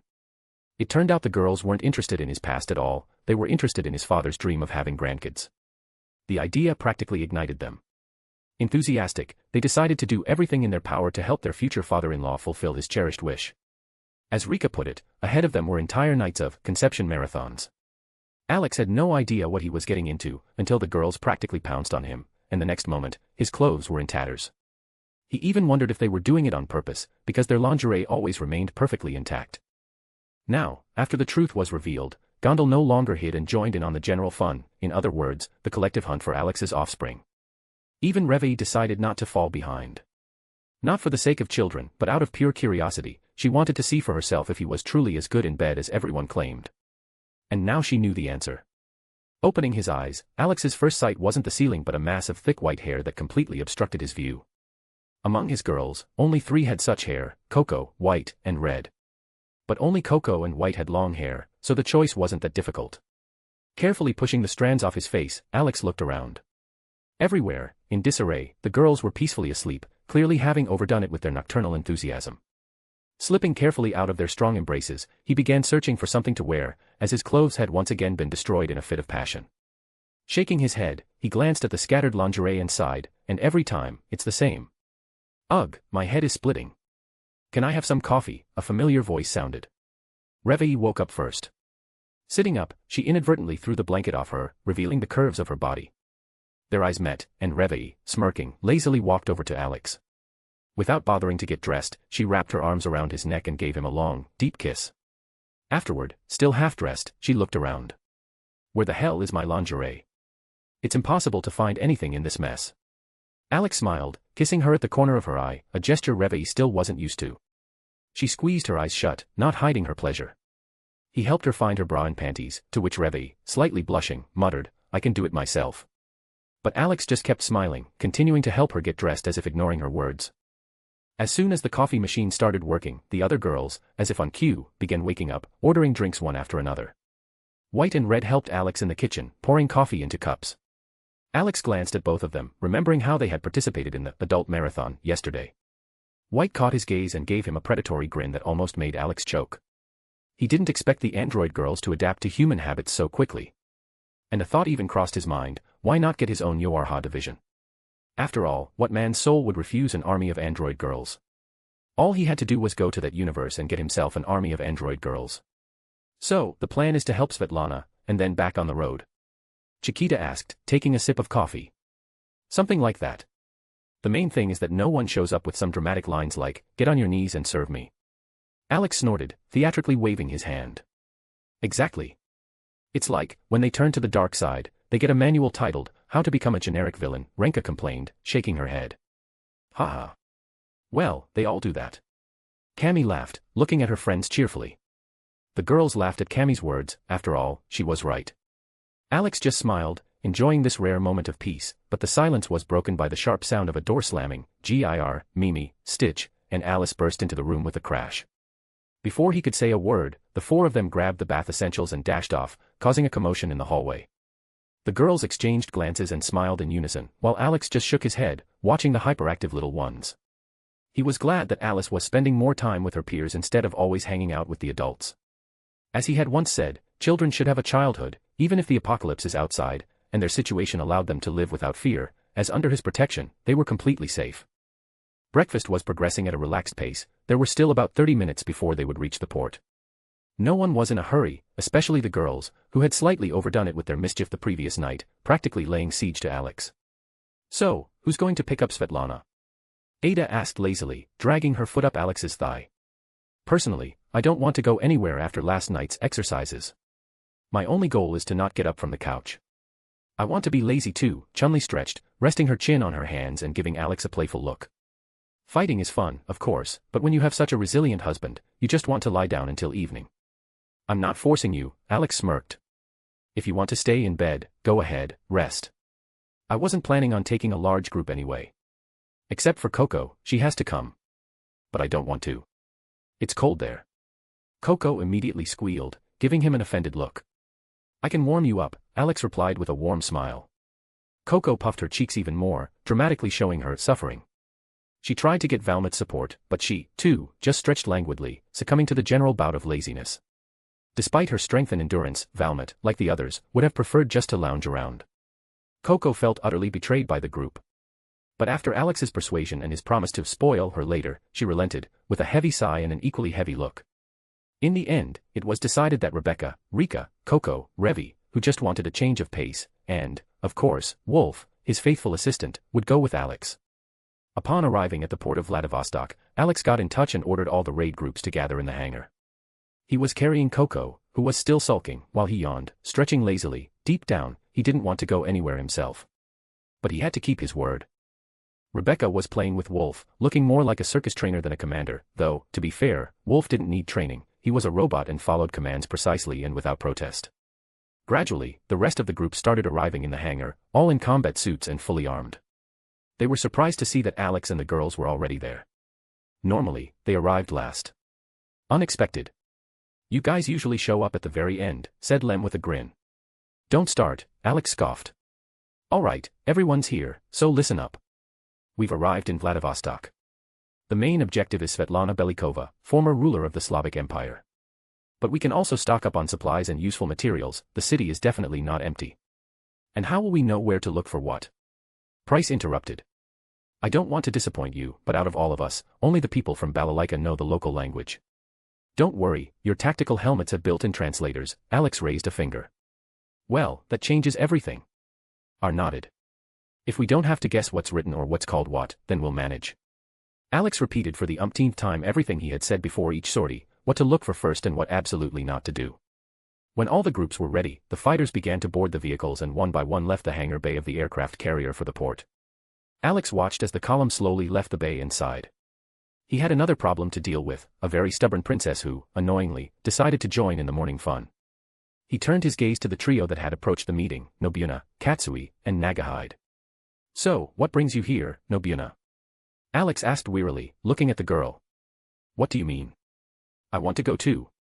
I've never been to this country, and I'm really curious to see it, Nobuena replied with a broad, mischievous smile. Alex gave her a long, blank stare, then shifted his gaze to Katsui, who immediately looked away, as if hoping no one would notice her. Realizing there would be no help from her, he looked at Nagahide, the most level-headed of the trio. But she just hid her smile behind a fan, indicating she was washing her hands of the situation and couldn't influence anything. Why are you staring at my subordinates like that? Nobuena lazily asked, snapping her fingers in front of Alex's face. I was hoping they would help talk you out of this idea, he replied with a stone-faced expression, looking back at her. Nope. I'm going anyway. Whether you like it or not, Nobuena declared, defiantly crossing her arms over her chest and not breaking eye contact. Alex sighed heavily and rubbed the bridge of his nose, feeling a headache starting. He glanced at Coco, Rika, Rebecca, and Revi, but quickly realized there was no help to be expected from them either. Coco was still sulking about being dragged out into the cold, and the other girls weren't the type to talk Nobuena out of it. On the contrary, it would probably end in an argument or a fight. Realizing he had no other choice, Alex asked, Are you two going too, looking at Nagahide and Katsui? No, they're staying. They need to keep an eye on Nobukatsu so he doesn't cause any more trouble, Nobuena hastily replied, not giving them a chance to say anything. Alex looked again at the two girls behind Nobuena. The expressions on Katsui and Nagahide's faces spoke volumes, they both seemed to be wishing for some time away from the hyperactive princess. Alex immediately understood what was going on and simply nodded silently. Nobuena immediately broke into a satisfied smile and walked closer to him. Katsui and Nagahide exchanged grateful glances with Alex, as if he had just saved them from a days-long torture. Take care of our princess, Nagahide said with a slight smirk. Alex rolled his eyes, fully aware of what she meant. She just giggled sweetly, took Katsui's hand, and led her away. Alex watched them go, then turned his attention to Nobuena, who was standing nearby, impatiently shifting from foot to foot. Waving her to follow, he approached the other girls, Revi, Coco, Rika, and Rebecca, who were already ready to depart. Nobuena is coming with us, he said, pointing to the girl beside him. The girls looked at Nobuena, who was glowing with happiness as if she had just won the grand prize. Her eyes sparkled with excitement, and her smile was so wide it seemed like she had gotten everything she wanted.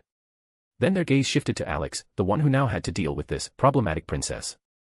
His expression spoke for itself, as if he had been handed a hyperactive child with no brakes. Alex sighed, looked at Rika and Rebecca, and gave them a short nod. Take my bike. Cover us when we get to the bunker. With pleasure, Rebecca replied, grinning like a predator. Rika nodded without a word, accepting the keys. The two quickly hopped on the motorcycle and took off behind them. Alex, Revi, Coco, and Nobuena got into the armored Hummer. Their destination was the bunker hidden outside the city, which Alex had learned about during his communication with Svetlana.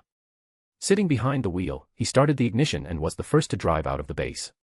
Looking in the rearview mirror, he saw Rika and Rebecca's motorcycle confidently tailing them. He didn't enter the city itself. Instead, he took a route around the outskirts to avoid running into the undead and potential survivors. As they passed by, Alex noted that while the city wasn't entirely destroyed, it had clearly gone through a real massacre during the first hours of the zombie apocalypse. Leaving the city limits, they drove onto a dirt road leading toward the forest. Alex checked the map, confirming the route, and slightly accelerated. Becca, take care of the hill and cover us, he said, linking up with Rebecca through the comms. Got it, Cupcake, came her slightly teasing voice in response. In the side mirror, Alex noticed how Rika, riding the motorcycle, veered off toward the elevation. There, she and Rebecca would take up an ideal sniper position.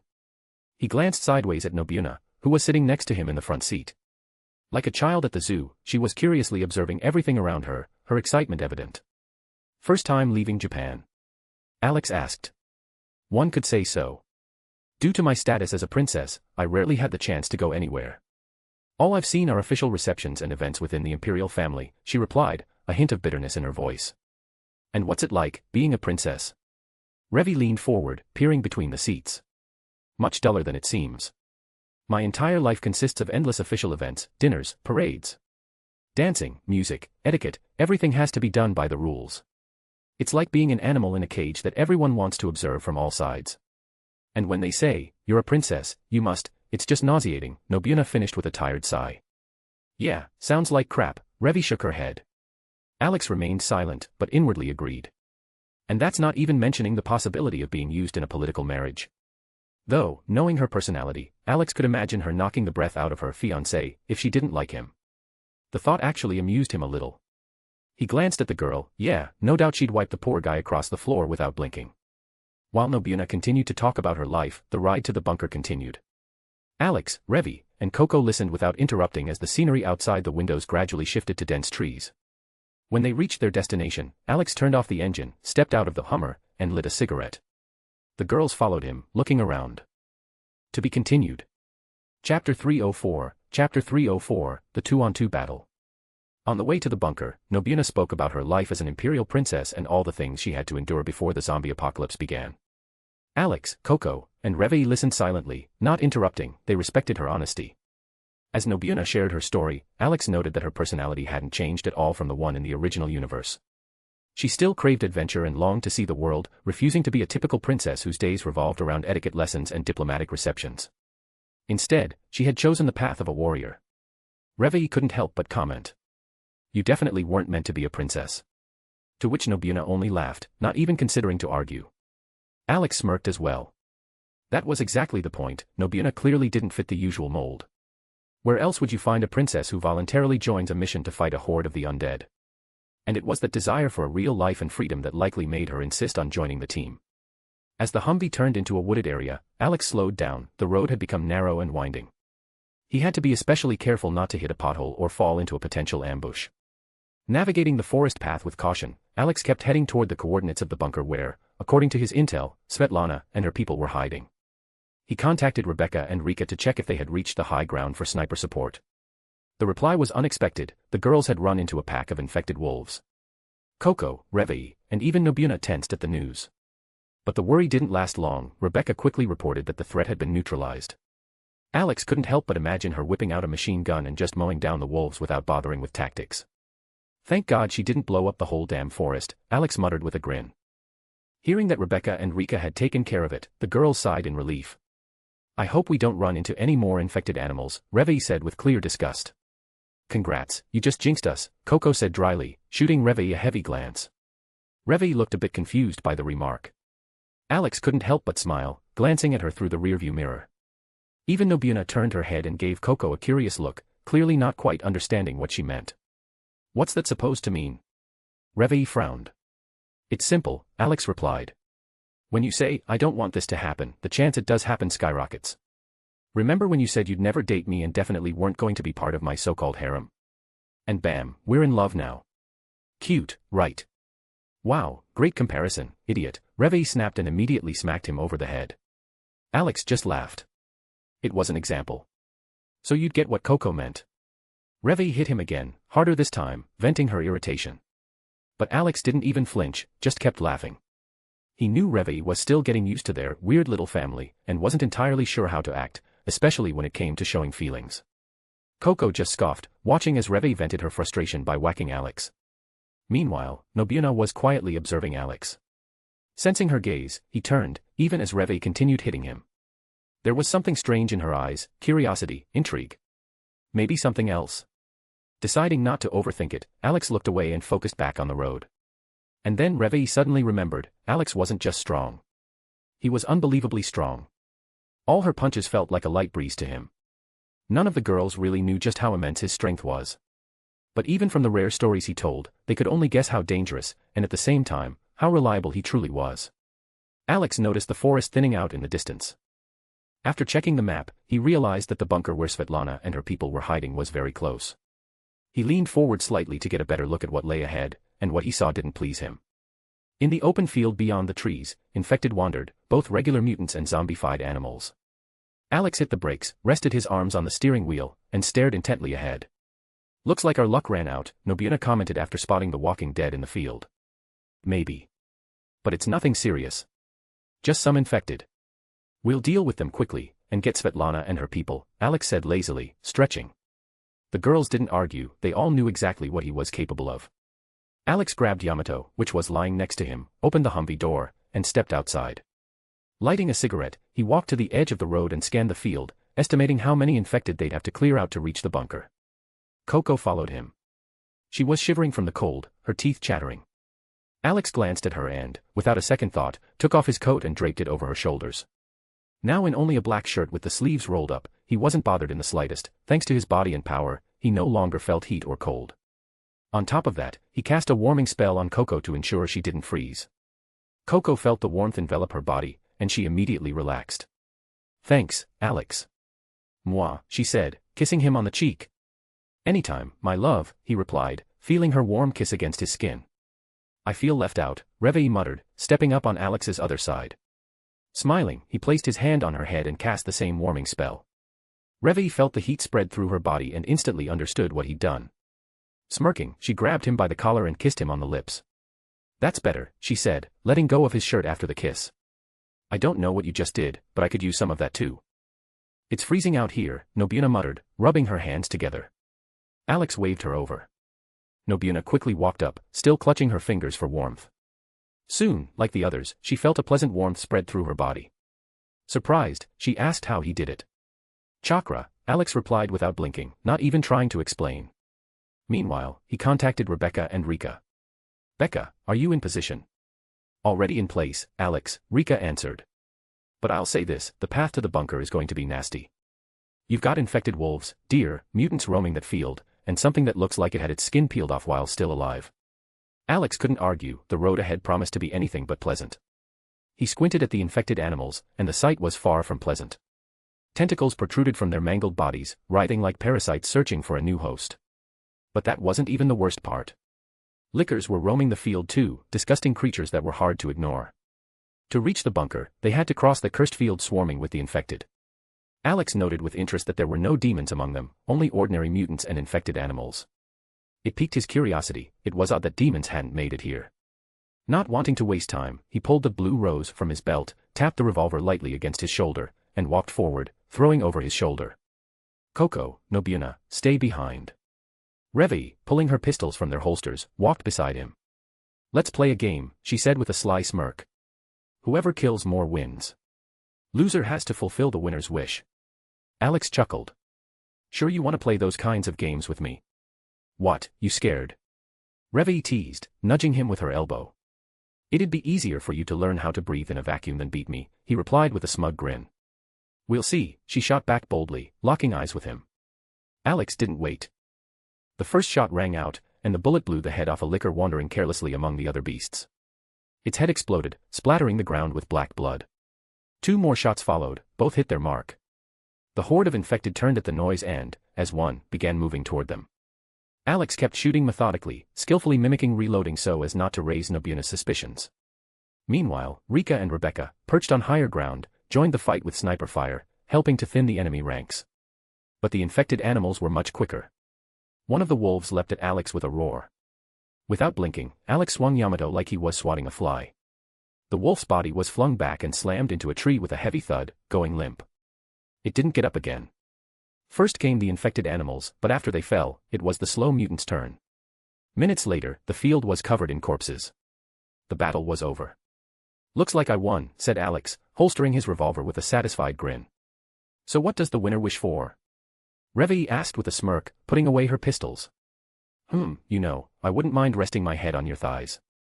"I bet I'd really enjoy that," he said, nodding and squinting slightly as he eyed her legs. Réveillé froze for a second, surprised by the unexpected request, but Alex's gaze lingered on her outfit. A warm red beanie, a brown coat, her usual fingerless gloves, a red horizontally striped miniskirt, black tights, and cowboy boots, an outfit he couldn't tear his eyes away from. Especially those sleek legs in dark tights. Réveillé noticed, she saw how he looked at her. Raising a brow slightly, she smirked. Deep down, Alex's attention flattered her. Considering how close they'd become, the idea of pleasing him that way even seemed nice. To her, he wasn't just a fighter, he was her man. Coco, noticing where Alex's gaze had landed, looked down at her own legs, covered by plain pants. For a moment, she wondered if she should reconsider her style for his sake. "Well, if you want it that bad, handsome." Réveillé purred, sauntering past him with a sway in her hips. Alex watched her walk ahead, her hips swaying with every step. Smiling to himself, he turned to Coco and Nobiuna. Coco's expression was puffed up, like a pouting child, and Alex couldn't resist, he leaned in and kissed the corner of her eye. Her pout immediately melted away, replaced by a warm smile. Nobiuna was still looking at him thoughtfully. The 3 of them caught up to Réveillé, who was walking a bit ahead. Now that all the infected on the field were taken care of, they could move toward the bunker at a relaxed pace. "So, you like women's thighs?" Nobiuna suddenly asked, walking next to Alex. The question is wrong, Nobuna, Alex said, wagging a finger. And how should I ask it properly, she asked, intrigued. The thing is, Alex began, stroking his chin, I like every part of the body of the girl I love. From the tips of her hair to the tips of her fingers, every part is my favorite. The main thing is that we have mutual feelings. Without that, I just see her as a girl. Although, of course, there are exceptions, if I really like her, but we're not in a relationship yet. So, do you like my thighs? Nobuna asked, pointing expressively at her legs. Alex glanced at her and noticed how seriously she was asking. Coco and Revei also looked at Nobuna with interest, clearly surprised by her directness. Alex scanned her figure, nodded approvingly, and gave a thumbs up. Nobuna broke into a satisfied smile and immediately shifted to broader, more confident steps. Alex privately noted that it seemed like the girl was starting to take an interest in him. Though she hadn't quite figured out yet if it was romantic interest or just affection. At that moment, Alex heard Rika's voice through his earpiece. Alex, I don't want to upset you, but it looks like helicopters with containers are heading your way. How many? He responded quickly, stopping and scanning the sky. 3. 2 of them with suspended containers, Rebecca replied in place of Rika. Should we shoot them down? Rika suggested, clearly ready for action. No. Let them fly. I want to see where they're going and what they're carrying, Alex said, his gaze fixed on the horizon. Rika and Rebecca exchanged glances and decided not to intervene for now. They were curious too, it had been a long time since they'd seen helicopters since the zombie apocalypse started. Meanwhile, Alex explained the situation to the others, Coco, Revei, and Nobuna, so they were also in the loop. Why do I feel like they're flying straight toward us? Nobuna said thoughtfully, looking at Alex. Why that guess, princess? Revei asked, crossing her arms over her chest. Look for yourself. We're heading to the bunker where the former ruler of this country is hiding. It's logical to assume that these helicopters could have been sent by those who overthrew her, Nobuna answered calmly, analyzing the situation. I think so too, Coco nodded. Svetlana always had political opponents. Especially that one, what was his name? Ah, yes, Sergei Vladimir, I think. I used to supply weapons to this country during the Civil War. He had taken control of most of the army and tried to prevent Svetlana from coming to power. But in the end, she won, and he disappeared. Haven't heard anything about him since. Alex nodded, agreeing with Coco. He didn't blame her for supplying weapons to a country torn by civil war. She was just doing her job, nothing personal. But now, Alex was convinced, events in this world weren't that different from the original timeline. Sergei Vladimir remained the same loyal dog to Spencer, and Svetlana Belikova was still the woman fighting tooth and nail to reclaim her homeland, enslaved by Sergei. Thanks to Spencer, Sergei had gained power and held onto it with an iron fist. Alex pondered. Perhaps Sergei had flown in himself to deal with Svetlana personally. But whose side was he on now? Was he serving the Minister of Monoliths, or had he joined David? This was what Alex was most curious about at the moment. The sound of approaching helicopters grew louder. Alex and the girls simultaneously turned their heads to the sky. 3 helicopters were heading straight toward them. Just as Nobuna had predicted, the course was leading them directly to the bunker where Svetlana and the remaining allies were hiding. Alex squinted, focusing on one of the helicopters, the one flying without a cargo. His instincts told him that something unpleasant was hiding inside. No, scratch that, something repulsive. He could feel a sinister aura, faint but unmistakable. All 3 helicopters exuded power tied to the Minister of Monoliths. That was enough. Becca, take out the helicopter without the container, Alex said calmly, pointing to the target. Almost instantly, a sniper rifle shot struck the tail section, cutting off the rotor. The helicopter lost control and began spinning wildly in the air. Not wanting to stay out of it, Rika opened fire and easily shot down the 2 remaining helicopters. The containers detached and fell to the field, while the last helicopter, still uncontrollable, soon crashed to the ground near them. Alex and the girls watched the wreckage carefully. He knew, someone had survived. He could feel it. And sure enough, confirming his hunch, the door of the helicopter flew off with a deafening crash, kicked open by a massive foot. A tall man in military uniform stepped out. Alex and Coco recognized him immediately, it was Sergei Vladimir. Once, Sergei had been one of the few who could adapt to the T-virus, gaining superhuman strength. But now, a different energy flowed through him, dark, foreign, terrifying. Sergei's body was fully assimilated with the power of the Minister of Monoliths, though he still retained human features. His skin had turned deathly pale, and black veins had spread across his face. Behind him appeared another person, whom Alex didn't recognize immediately, but there was no mistaking it, Alexander Gaidar. Another old enemy. Everything became clear, it was their presence Alex had sensed in the air. Who are these uninvited guests on my land?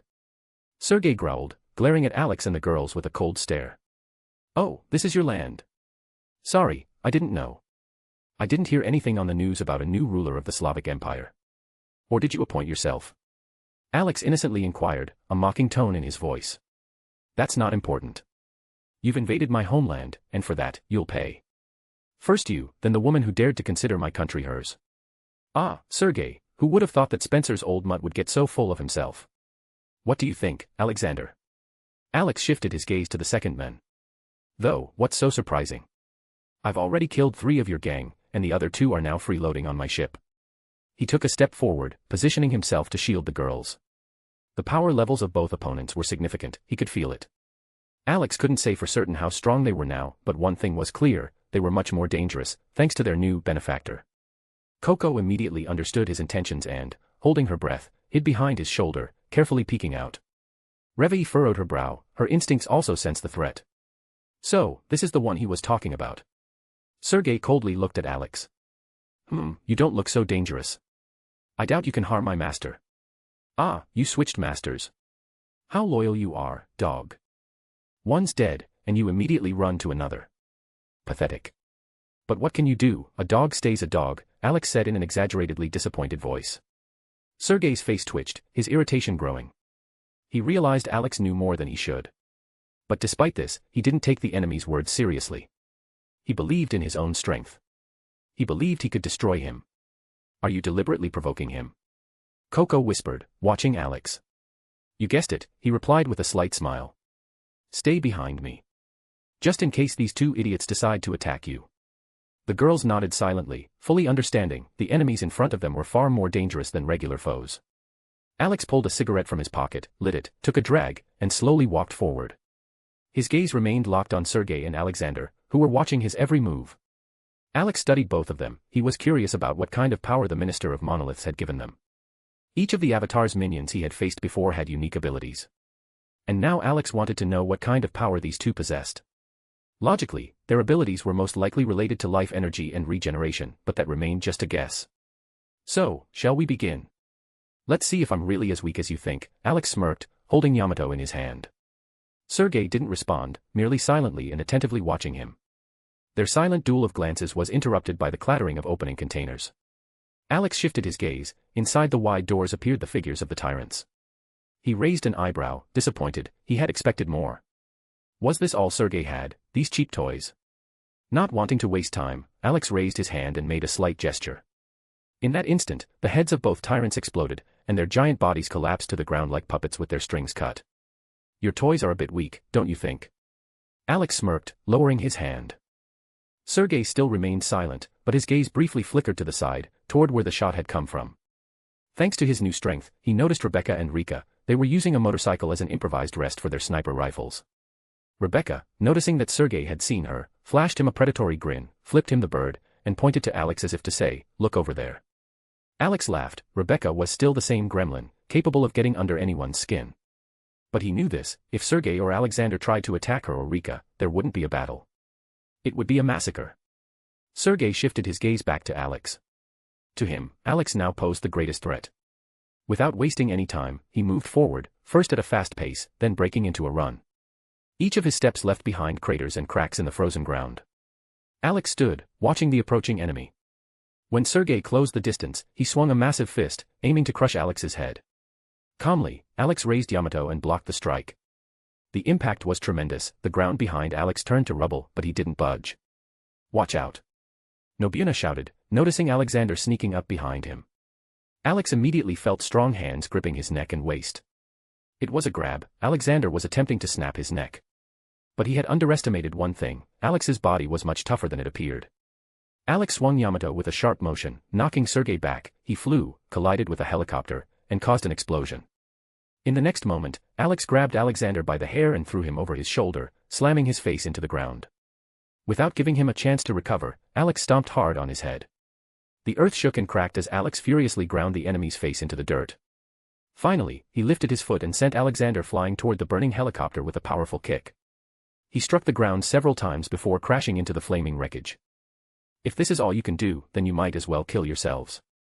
Why should I waste my time on you? Alex said with a smirk. In response, Alex was met only with silence. From the burning helicopter, Sergei and Alexander slowly crawled out. Both looked as if they had just passed through fire, their bodies were unscathed, and their uniforms were only slightly charred. Alex muttered under his breath, realizing he had been right, their strength was indeed linked to incredible survivability and regeneration. Sergei, stepping over the debris, paused to think. He now looked at Alex's strength differently, but despite what he had seen, he still believed that Alex wouldn't be able to defeat his master. Since there are two of you, I think it's only fair to even the odds. Don't you agree? Alex said with a smirk. Without waiting for a response, he touched his forehead and made a broad sweeping motion. In that instant, a doppelganger appeared next to him, a ghostly copy of Alex, tinged with a blue hue. Coco and Revi didn't react, since after everything they had learned about Alex, it was almost impossible to surprise them. But Nobuna, on the other hand, opened her mouth in astonishment. Alex looked at his doppelganger, and it mirrored him perfectly. They struck each other with fists, then synchronized and turned to face their opponents, like perfect mirrored reflections. In the next second, both vanished from their spots and reappeared beside Sergei and Alexander, delivering synchronized kicks to their faces. The opponents collided with each other, staggering from the powerful blow. Alex and his doppelganger landed softly and quickly assumed stances, vanishing again, appearing on opposite sides. With each swing, their blades flashed, tearing at Sergei and Alexander's bodies. Every step, every movement was accompanied by bursts of steel, sharp cuts through the air, and blood spilling out. The speed of their attacks was so high that the eye could hardly follow them. Noticing how quickly their wounds were healing, Alex frowned. He sheathed Yamato and, with a sharp motion, struck Alexander's chin, sending him flying into the air. The doppelganger did the same with Sergei.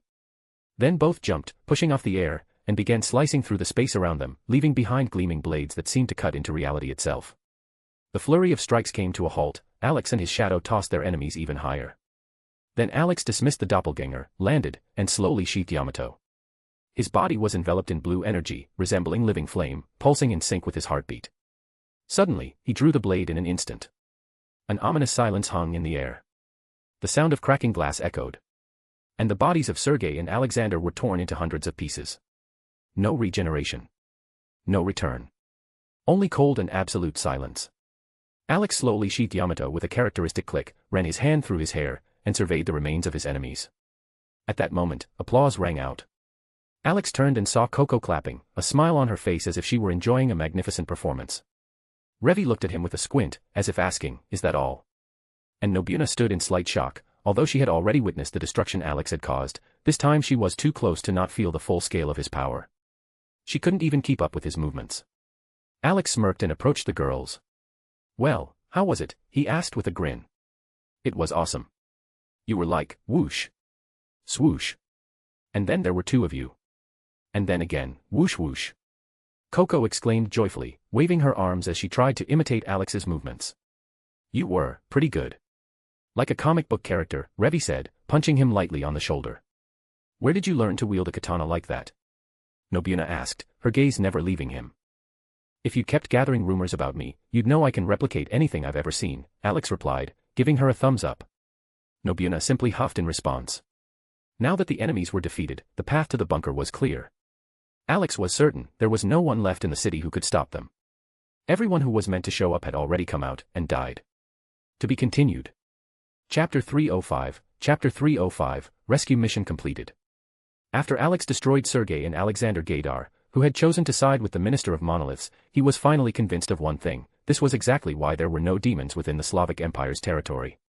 It was all because these lands had long been under the secret control of the Minister. Sergei had merely been a temporary figure, a pawn used to expand the Minister's influence in the region. The Minister himself remained in the shadows, never lifting a finger. His loyal puppets did all the work for him, accelerating the collapse of the world on his behalf. With a grim smirk, Alex realized that the Corporation of Evil had splintered. One part had joined David, while the other had become fanatics worshipping the marker.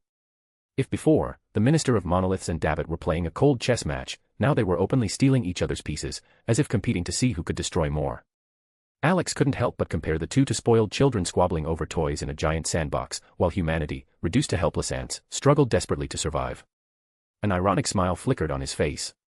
Neither of them wanted to compromise or share. The sandbox belonged to them, and everyone else was just an annoyance. "What's with that face?" Revi suddenly slapped him on the shoulder. You look like you just heard a bad joke. It was a bad joke, Alex replied with a shrug. Sergei thought he was all-powerful, and died like a regular weakling. Nothing new. Makes sense, Nobuena nodded in agreement. He was always like that, Coco chimed in, her voice tinged with irritation. When I was shipping weapons here during the Civil War, he tried to boss me around. In the end, I told him to go to hell and help Svetlana instead. Alex wasn't surprised. If there was anyone one shouldn't threaten, it was Coco. He was even sure she'd sold weapons to Svetlana at a discount just to spite Sergei. Honestly, the guy was lucky Coco hadn't been in a bad mood at the time, otherwise, he wouldn't have lived to see today. Coco was the kind to hold grudges and strike back whenever the opportunity presented itself. Not wanting to waste any more time talking, Alex headed across the field with the three girls toward the bunker where Svetlana was hiding. He wanted to wrap up his affairs in this country as quickly as possible and move on. In particular, he was intrigued by a mysterious island where Weskier had set up shop. All Alex knew about the place was that it housed an old, abandoned laboratory where Weskier and his team had taken refuge. As they passed the burning wreckage of a helicopter, Alex glanced at the remains of the two tyrants that Rebecca and Rika had destroyed. Finding nothing of interest, he looked away and continued walking. Their advance across the field felt more like a casual stroll than a high-stakes mission to rescue and evacuate survivors. A little farther on, they finally spotted the outline of a massive hangar with heavy metal gates. Alex and the girls immediately knew this was the place. There wasn't another building in sight. Weird bunker, Reveille muttered, studying the structure. Why is it above ground and not underground? It's probably not just a bunker, Coco replied, pointing at the wide steel doors. Looks more like an old command complex where they stored missile supplies. These gates were likely used to bring in large rockets. She's right, Alex nodded. Fields like this were often used as covers for missile silos. And if this complex was built many years ago, there's a good chance we're standing right above one. That means the risk of falling through is pretty high, so watch your step. The girls glanced down, considering Alex's words about a potential missile silo right beneath their feet. Almost simultaneously, in perfect sync, as if on command, they all took a cautious step away from Alex. None of them wanted to risk suddenly falling into a silo.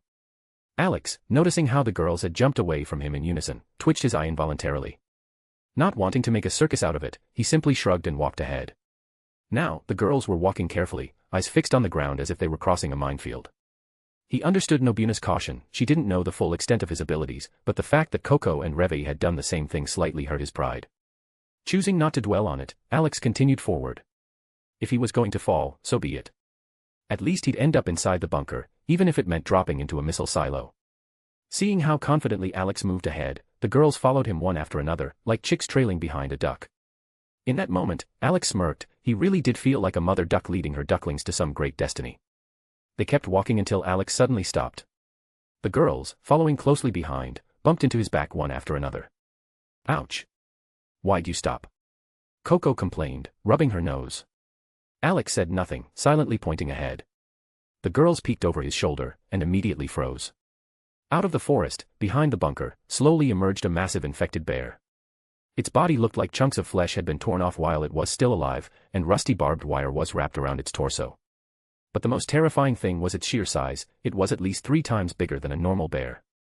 A real monster, a 4-legged tank. Alex, never losing his sense of humor, took out his phone and snapped a picture, for the memories. It wasn't every day you saw an infected bear of that size. He's huge. Nobuena breathed. He could swallow me whole. Not just you, Reveille snorted. He could gobble me and Coco up in one gulp. 3 for the price of 1. I definitely don't want to be eaten. So, Alex.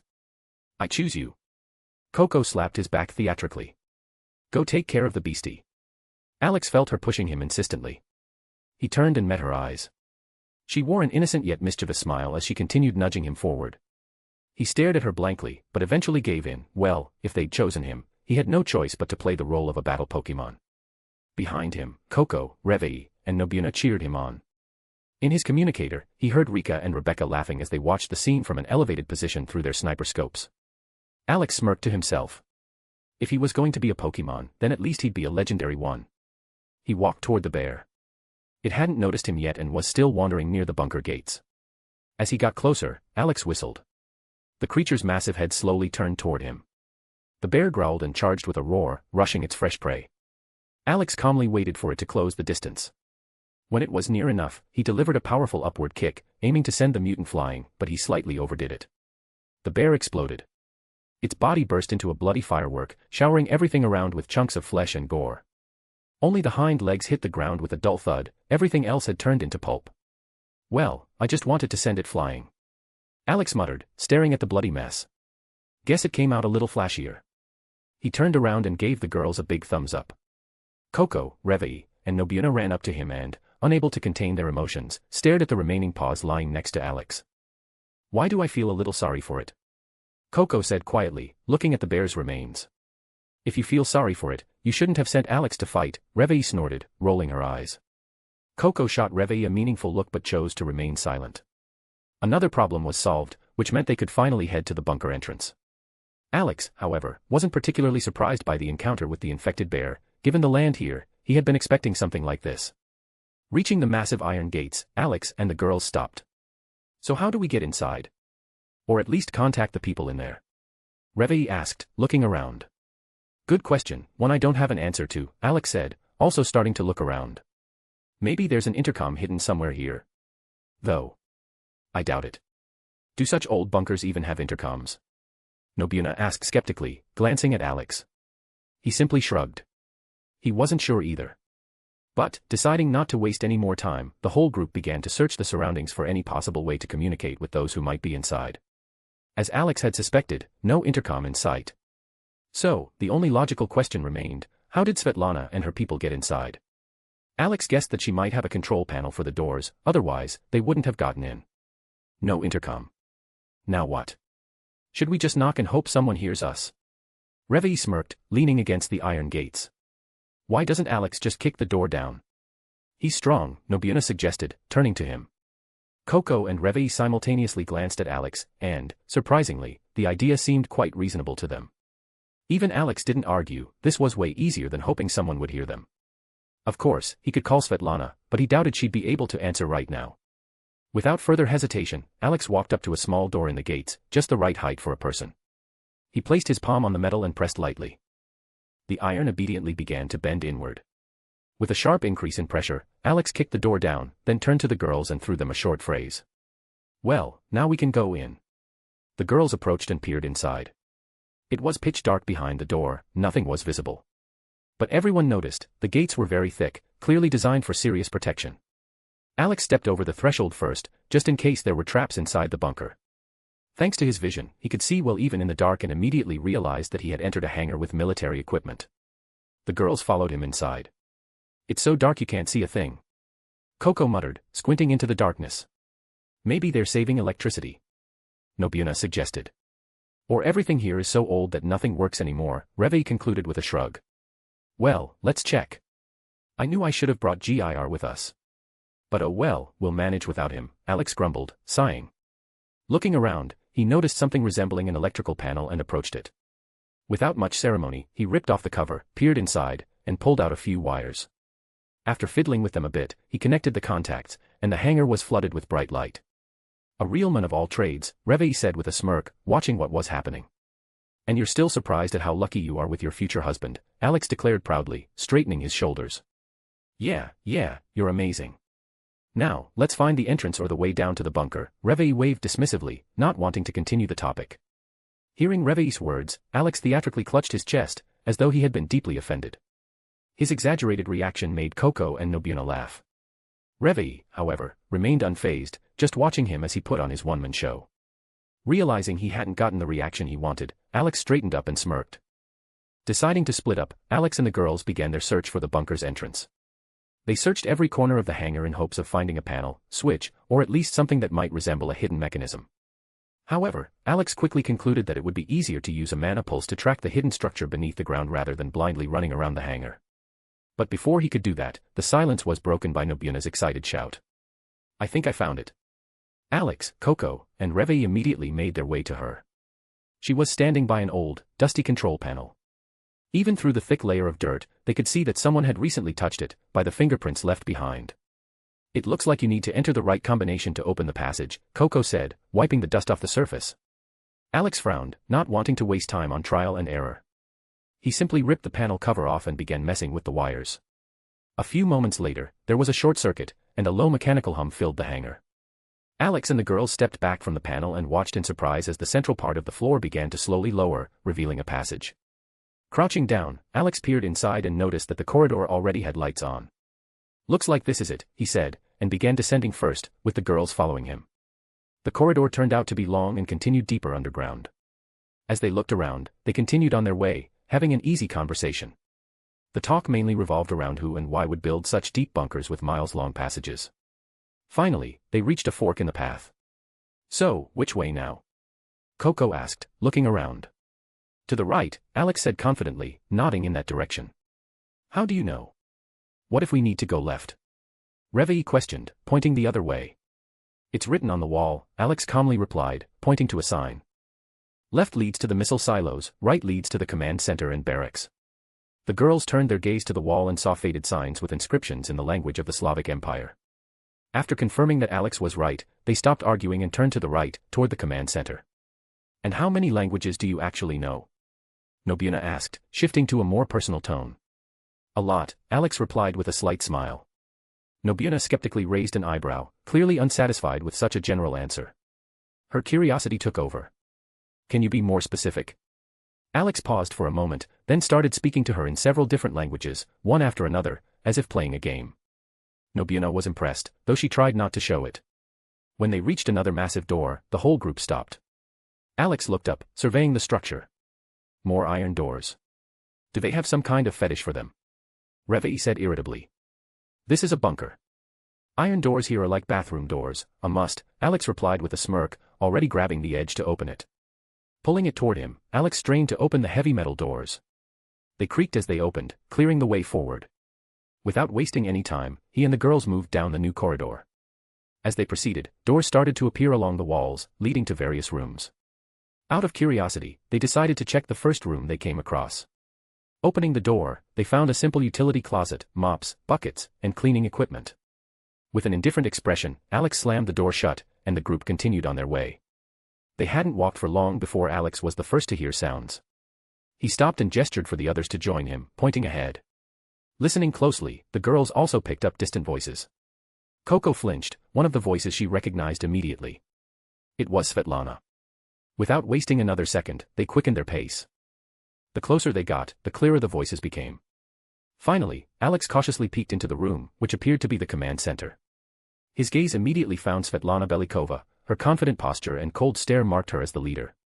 However, what he saw next made him stop in confusion. In the room were people he recognized instantly, characters from the Metro universe, specifically from Metro, Exodus. This stunned him. Among them were familiar faces, the stern Melnik in military uniform and beret, his daughter Anna, and next to them, none other than Artyom, the main protagonist. "Commander, are you sure we can trust these people? Will they really come to our aid?" Melnik asked, doubt in his voice, dressed in military attire. Alex immediately recognized the voice. Standing before him was Colonel Melnik himself. Anna stood slightly to the side, while Artyom, silent, observed what was happening. The other soldiers were spread out across the room, listening attentively. This universe continues to blow my mind, Alex thought.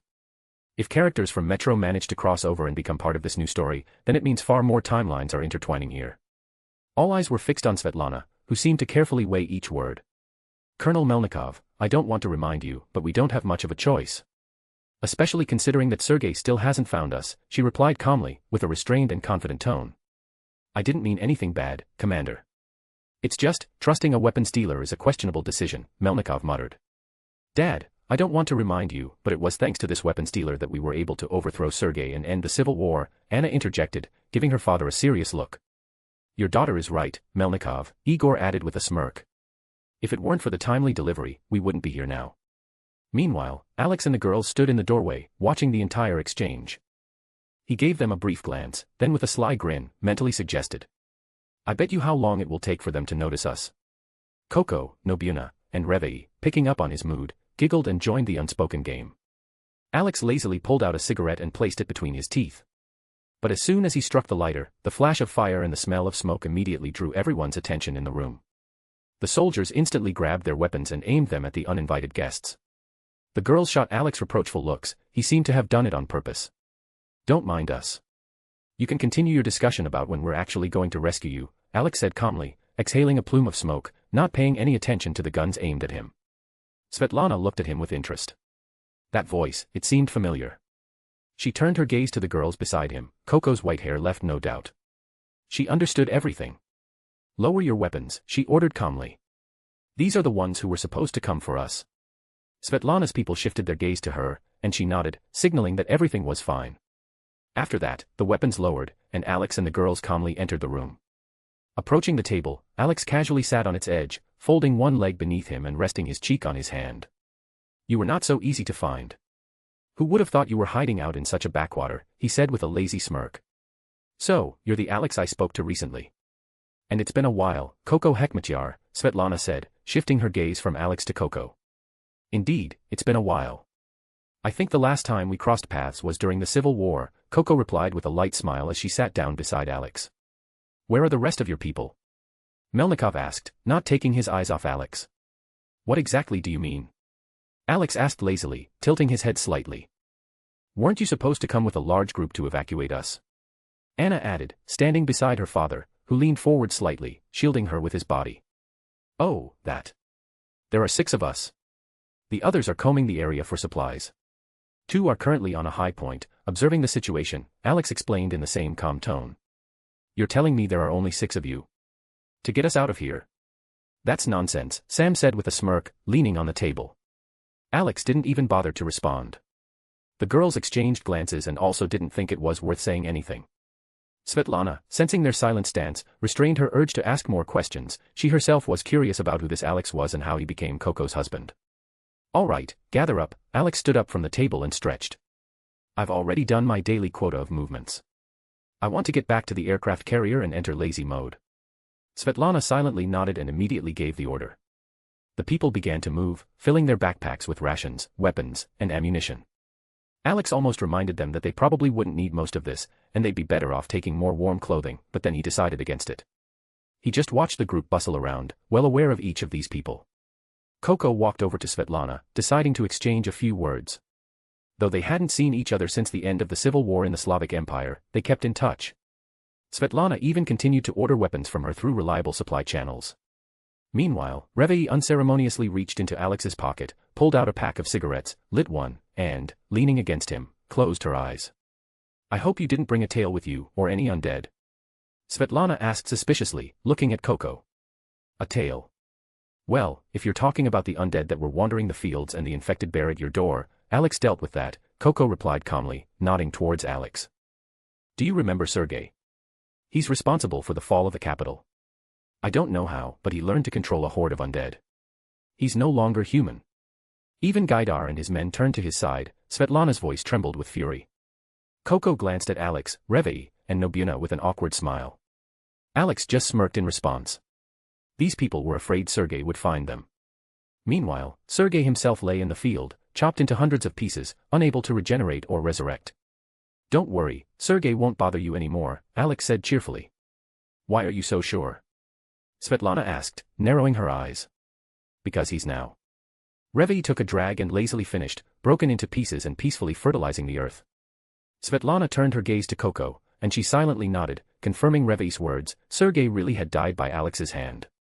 Only then did Svetlana exhale in relief. After these words, everyone in the room first looked at her, then shifted their gaze to Alex, who was calmly holding Yamato. Their eyes were full of doubt. Alex didn't look like the kind of person who could handle someone who once tore tanks apart with his bare hands as if they were made of paper. So how did you kill him? With a samurai sword, like a real Japanese? Igor asked with a smirk, mocking Alex. Something like that, Alex responded lazily, hopping off the table. Now, since you've all gathered, let's move. I want coffee in a horizontal position. Nobuna and Revei immediately got up and followed him. Alex, gesturing for Coco to join him, headed towards the exit. The girls quickly followed, and then Svetlana's group hurried after them. He didn't want to waste any more time and quickened his pace, eager to leave the dungeon as soon as possible. Following the familiar route, the group emerged into the hangar. Svetlana's people were hastily loading gear, rations, and weapons into the transport. Where's your vehicle? Anna asked, noticing that Alex and his companions were just standing there, not in any rush to join. On the other side of the field, Alex replied, looking at her. The field was crawling with undead, so we had to walk. Damn it. Who knocked this door in? Sam muttered, stopping by a steel door with a huge dent in it. Oh, that. I did, Alex said calmly, shrugging. We couldn't find an entrance, so we had to improvise. Everyone stared at him in disbelief. The girls watched with smirks on their faces, enjoying the confused expressions on the others. And they hadn't even seen what Alex was truly capable of yet. A couple of men approached the door and, feeling the dent, began guessing how he had done it. Noticing their attention, Alex cleared his throat, drawing their gaze. He raised his hand and made a simple motion, a push. That was enough to cause a new wave of shock. Hey, handsome, are you done over there? Rika's voice came through the earpiece. Did something happen? Did you attract a horde or, God forbid, something worse?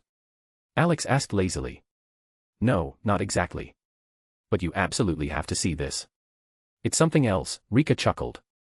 Did you knock Santa over out of boredom? Alex smirked. Better than that. But you really need to see it for yourself, she replied, and there was an unmistakable joy in her voice. Alex furrowed his brow, intrigued. Deciding to check out what had happened, he stepped outside. The others followed him. What they saw left most of them in shock. In the field stood a giant, repulsive creature resembling the final stage of Nemesis mutation, uncontrollable, grotesque, constantly changing. What the hell is that? Demir gasped, not believing his eyes. It looks like the tyrants we killed mutated, Alex commented calmly, looking at the monster. During the mutation, they absorbed all the undead bodies lying in the field. Including Sergei and Gaidar. And how the hell do we fight this? Or at least how do we escape from here? Svetlana asked in a panic. Why run? Let Alex deal with it, Coco said with a smirk, nudging her husband with her elbow. And how is he planning to deal with it? No offense, weapons dealer, but that thing is huge, Melnick said, giving Coco a skeptical look. Hey, old man, watch your words. Don't insult my wife, or you'll get hit with a stick, Alex said, looking at him with an icy smirk. Coco smirked at Melnick, then playfully hid behind Alex and whispered. Old man, don't anger my husband. Not intending to waste any more time, Alex raised his hand and waved at her. The next second, two muffled shots rang out, and the mutated monster's massive limbs were blasted off with dull thuds, embedding themselves in the ground. The mutilated carcass let out a piercing wail that made everyone instinctively cover their ears. Without wasting a second, Alex lunged forward, jumping into the air and finding himself right in front of the presumed head of the giant mutant. In a lightning-fast movement, he drew Yamato and delivered a crushing strike, cleaving the beast in two. Landing on the ground, he didn't take any risks, deciding to finish the abomination off, he formed a seal. Fire style, fire destruction, he said calmly. A massive stream of flames erupted from his mouth, hitting the monster's carcass like a wall of molten heat. The fire instantly consumed the flesh, incinerating everything in its path. Within seconds, all that remained of the horrifying creature was a pile of ash, smoldering in the wind. Casting one last glance at the ashes, Alex turned and made his way back to the group. He was starting to miss the days when people couldn't believe their eyes when they saw him in action. Now, everyone who knew him closely simply enjoyed the spectacle, no longer surprised by his feats. What the hell just happened? He breathed fire. And burned that giant thing? Igor asked, his face stunned as he pointed at Alex. Oh, believe me, you haven't even seen half of it, Revei replied with a smirk. On the aircraft carrier, you'll ask the guys what else he's capable of. Ha! Did you see the battle in Korea? After Alex was done, there was nothing left of the city, added Nobuna with the same expression on her face. Svetlana turned her gaze to Coco, a confused question in her eyes. Who even is your husband? Coco smiled and shrugged. On the aircraft carrier, everyone jokes and calls him the Demon King. And believe me, I won't have enough time in a whole day to tell you everything about Alex. Svetlana paused for a moment. It was hard to tell if Coco was joking, but the expression on her face spoke for itself, she was serious. Meanwhile, Alex approached Coco, wrapped his arm around her waist, and rested his chin on the top of her head. Well, what are we standing around for, mouths hanging open? Never seen ninja techniques before, he said with a lazy grin. I think I'm dreaming. I'm just going to head back to the hangar, Demir muttered, shaking his head as if trying to shake off the illusion. The others silently followed him, pretending as if nothing had happened. No one seemed fazed by how Alex easily cleaved the monster or incinerated it with flames from his mouth. Alex, Coco, Revei, and Nobuna exchanged glances and laughed. The reactions from the others still gave them genuine amusement. It wasn't every day that you witnessed such demonstrations of power. While the others gathered, Alex contacted Rika and Rebecca, asking them to head over. It was time to return to the aircraft carrier. To be continued. Chapter 306, leaving Vladivostok and on the road again. Alex stood next to Coco, Revei, and Nobuna, still laughing at the reactions from Svetlana's squad. Even Svetlana herself looked like she had just witnessed something beyond comprehension. What made it even funnier was how they all collectively decided to just forget what they saw. To pretend nothing had happened, no fire breath, no giant beast sliced in half. As if it had all been a mass delusion, a hallucination brought on by stress and exhaustion. They had simply walked back to the hangar in silence, and Alex and the girls couldn't stop laughing for quite a while. But the cheerful mood shifted to quiet reflection as Alex's gaze wandered back to where the mutated corpse of the tyrant had recently lain. Now he understood why he had felt an odd sense of unease from both tyrants earlier. The mutations under the marker's influence had gone far beyond anything familiar. Instead of the usual deformations that turned bodies into clumsy piles of muscle, this new stage of evolution caused tyrants to absorb other bodies, weaving them into their own flesh, growing in size and turning into grotesque colossi. Alex remembered necromorphs from another world, transforming into abominations made of hundreds of interwoven bodies. A horrifying sight, but painfully familiar. Suddenly, the distant hum of an engine broke his thoughts. He turned toward the sound with the others. Rika and Rebecca were approaching on a motorcycle. As soon as they arrived, Coco excitedly recounted everything that had just happened. Rika and Rebecca joined in the laughter, amused by the absurd reactions of Svetlana's squad. While the others chatted, Alex drifted back into his thoughts. One question kept gnawing at him: what had the capital of the Slavic Empire become? Svetlana had briefly mentioned that it had fallen, overrun by the horde led by Sergei. But what was it now? Just a city of the dead? Or something far worse? The others could only offer a general picture, and orbital scans didn't reveal the full truth. Alex began considering the use of magic, carefully, subtly, so that no one would notice. Especially not Nobuna. Since they weren't exactly close yet, she didn't need to know the full extent of his powers. At least, not for now. Waiting for the right moment, as the girls got caught up in conversation, Alex closed one eye and whispered the threads of a spell. First, a concealment charm, to hide any traces of magic. Then, a tracking spell, enhanced with supporting enchantments. The image formed almost instantly, the capital revealed from a bird's-eye view. And what he saw made him frown. He had expected ruins teeming with the undead. But the reality was far more terrifying. Massive tendrils made of interwoven bodies stretched across the city, pulsing, alive. Thick fluid flowed through them, like blood in veins. All of them converged at a single point, the very center of the capital. Alex slowly shifted his focus. The center. The square. And there stood a red marker. But not an ordinary one, this one was dozens of times larger than the others. Right in the middle of the city, like a nail driven into the empire's heart. Its shape was different. More refined. The structure was unique. As if someone had put far more into it than just technological knowledge. So that's how it is. Alex muttered, staring at the monolith. And then he noticed the details. Strange lines, inlays different from the usual red material of the markers. He knew that pattern. He felt that energy. Fragments of the black marker. Incredible. They used fragments of the black marker to create this one, Alex whispered. But why here? Why now? Ideas began forming in his mind. But before he could speak them aloud, a voice echoed in his thoughts. Don't you think it might be the core? That this red marker controls the others, activates them, like a heart sending impulses through a body. Regan Leaf calmly suggested, observing everything through their spiritual link. Alex didn't respond immediately. He kept staring at the marker, at its ominous silhouette and the shadows that slid across its surface. And the longer he looked, the more he felt, this was only the beginning. The other Valkyries offered different theories about this particular red marker. But Alex believed Regan Leaf's hypothesis was the closest to the truth. And he decided to confirm it for himself. Focusing his gaze on the red marker, Alex noticed black threads stretching out in different directions, resembling a web. He quickly realized the threads weren't going to the marker, they were spreading from it, extending outward. And he didn't need to guess to understand, these dark fibers connected the special marker to others, the lesser ones. It looked like a localized network, where this red marker acted as a central server, linking all the other terminals. Alex wondered, was there another marker like this in the world? It was unlikely this was the only one. But his thoughts were suddenly interrupted, he felt his cheeks being pulled in opposite directions. Opening one eye, Alex looked down and saw Rebecca stretching his cheeks with a serious expression. Looks like you finally returned to reality. You were just standing here with a blank stare, one eye closed, like a robot. You didn't even hear us calling you, she said, releasing his cheeks. What happened?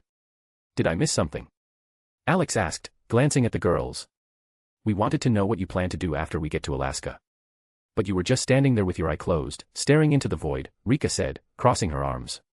Alex frowned, falling into deep thought again. He had been planning for a while to build a safe settlement where people could live without fear of the undead. After their group settled in Alaska, he wanted to begin liberating nearby towns and attracting survivors, forming the core of a resistance. Step by step, they'd establish contact with those willing to fight for their future. And finally, he planned to find the two people responsible for the apocalypse and end them. His instincts told him the final battle was already set in motion. And he knew exactly where it would happen. But first, he had to use his connections on the aircraft carrier to gain support from allies. He understood the battle against the Minister of Monoliths and Davit would fall on him, but ordinary people had to play their part in the war for peace. The girls watched silently as Alex drifted back into his own mind. And there he goes again, lost in thought, Coco sighed. Let me try, Reveille said with a smirk. Without waiting for a reply, Reveille grabbed Alex's cheek and tugged it even harder. He snapped out of his planning trance and met the girl's unamused stares. Offering a sheepish smile, Alex finally shared his plans for the future settlement and what he intended to do after they arrived. As they listened, the girls understood there wouldn't be much time to relax. Ahead lay hard work, rebuilding, battles, and a hunt for those responsible for the end of their world. Their conversation was interrupted by the sound of metal hangar doors opening. Alex immediately realized Svetlana had access to the system. That's how they managed to open the gates. A military truck slowly rolled out and stopped next to the group. We're ready. Where to now? Artyom asked, leaning out from the cab. To the port. Follow us. Just be careful, the road through the forest is winding, Alex warned. Artyom nodded, taking the advice. Alex motioned for Rika and Rebecca to go ahead. The girls climbed onto a motorcycle, waved at him, and sped off toward the forest, kicking up dust behind them. Not wanting to waste time, Alex scooped up Nobuna into his arms and set her on his back. She let out a surprised squeak but quickly wrapped her arms around his neck.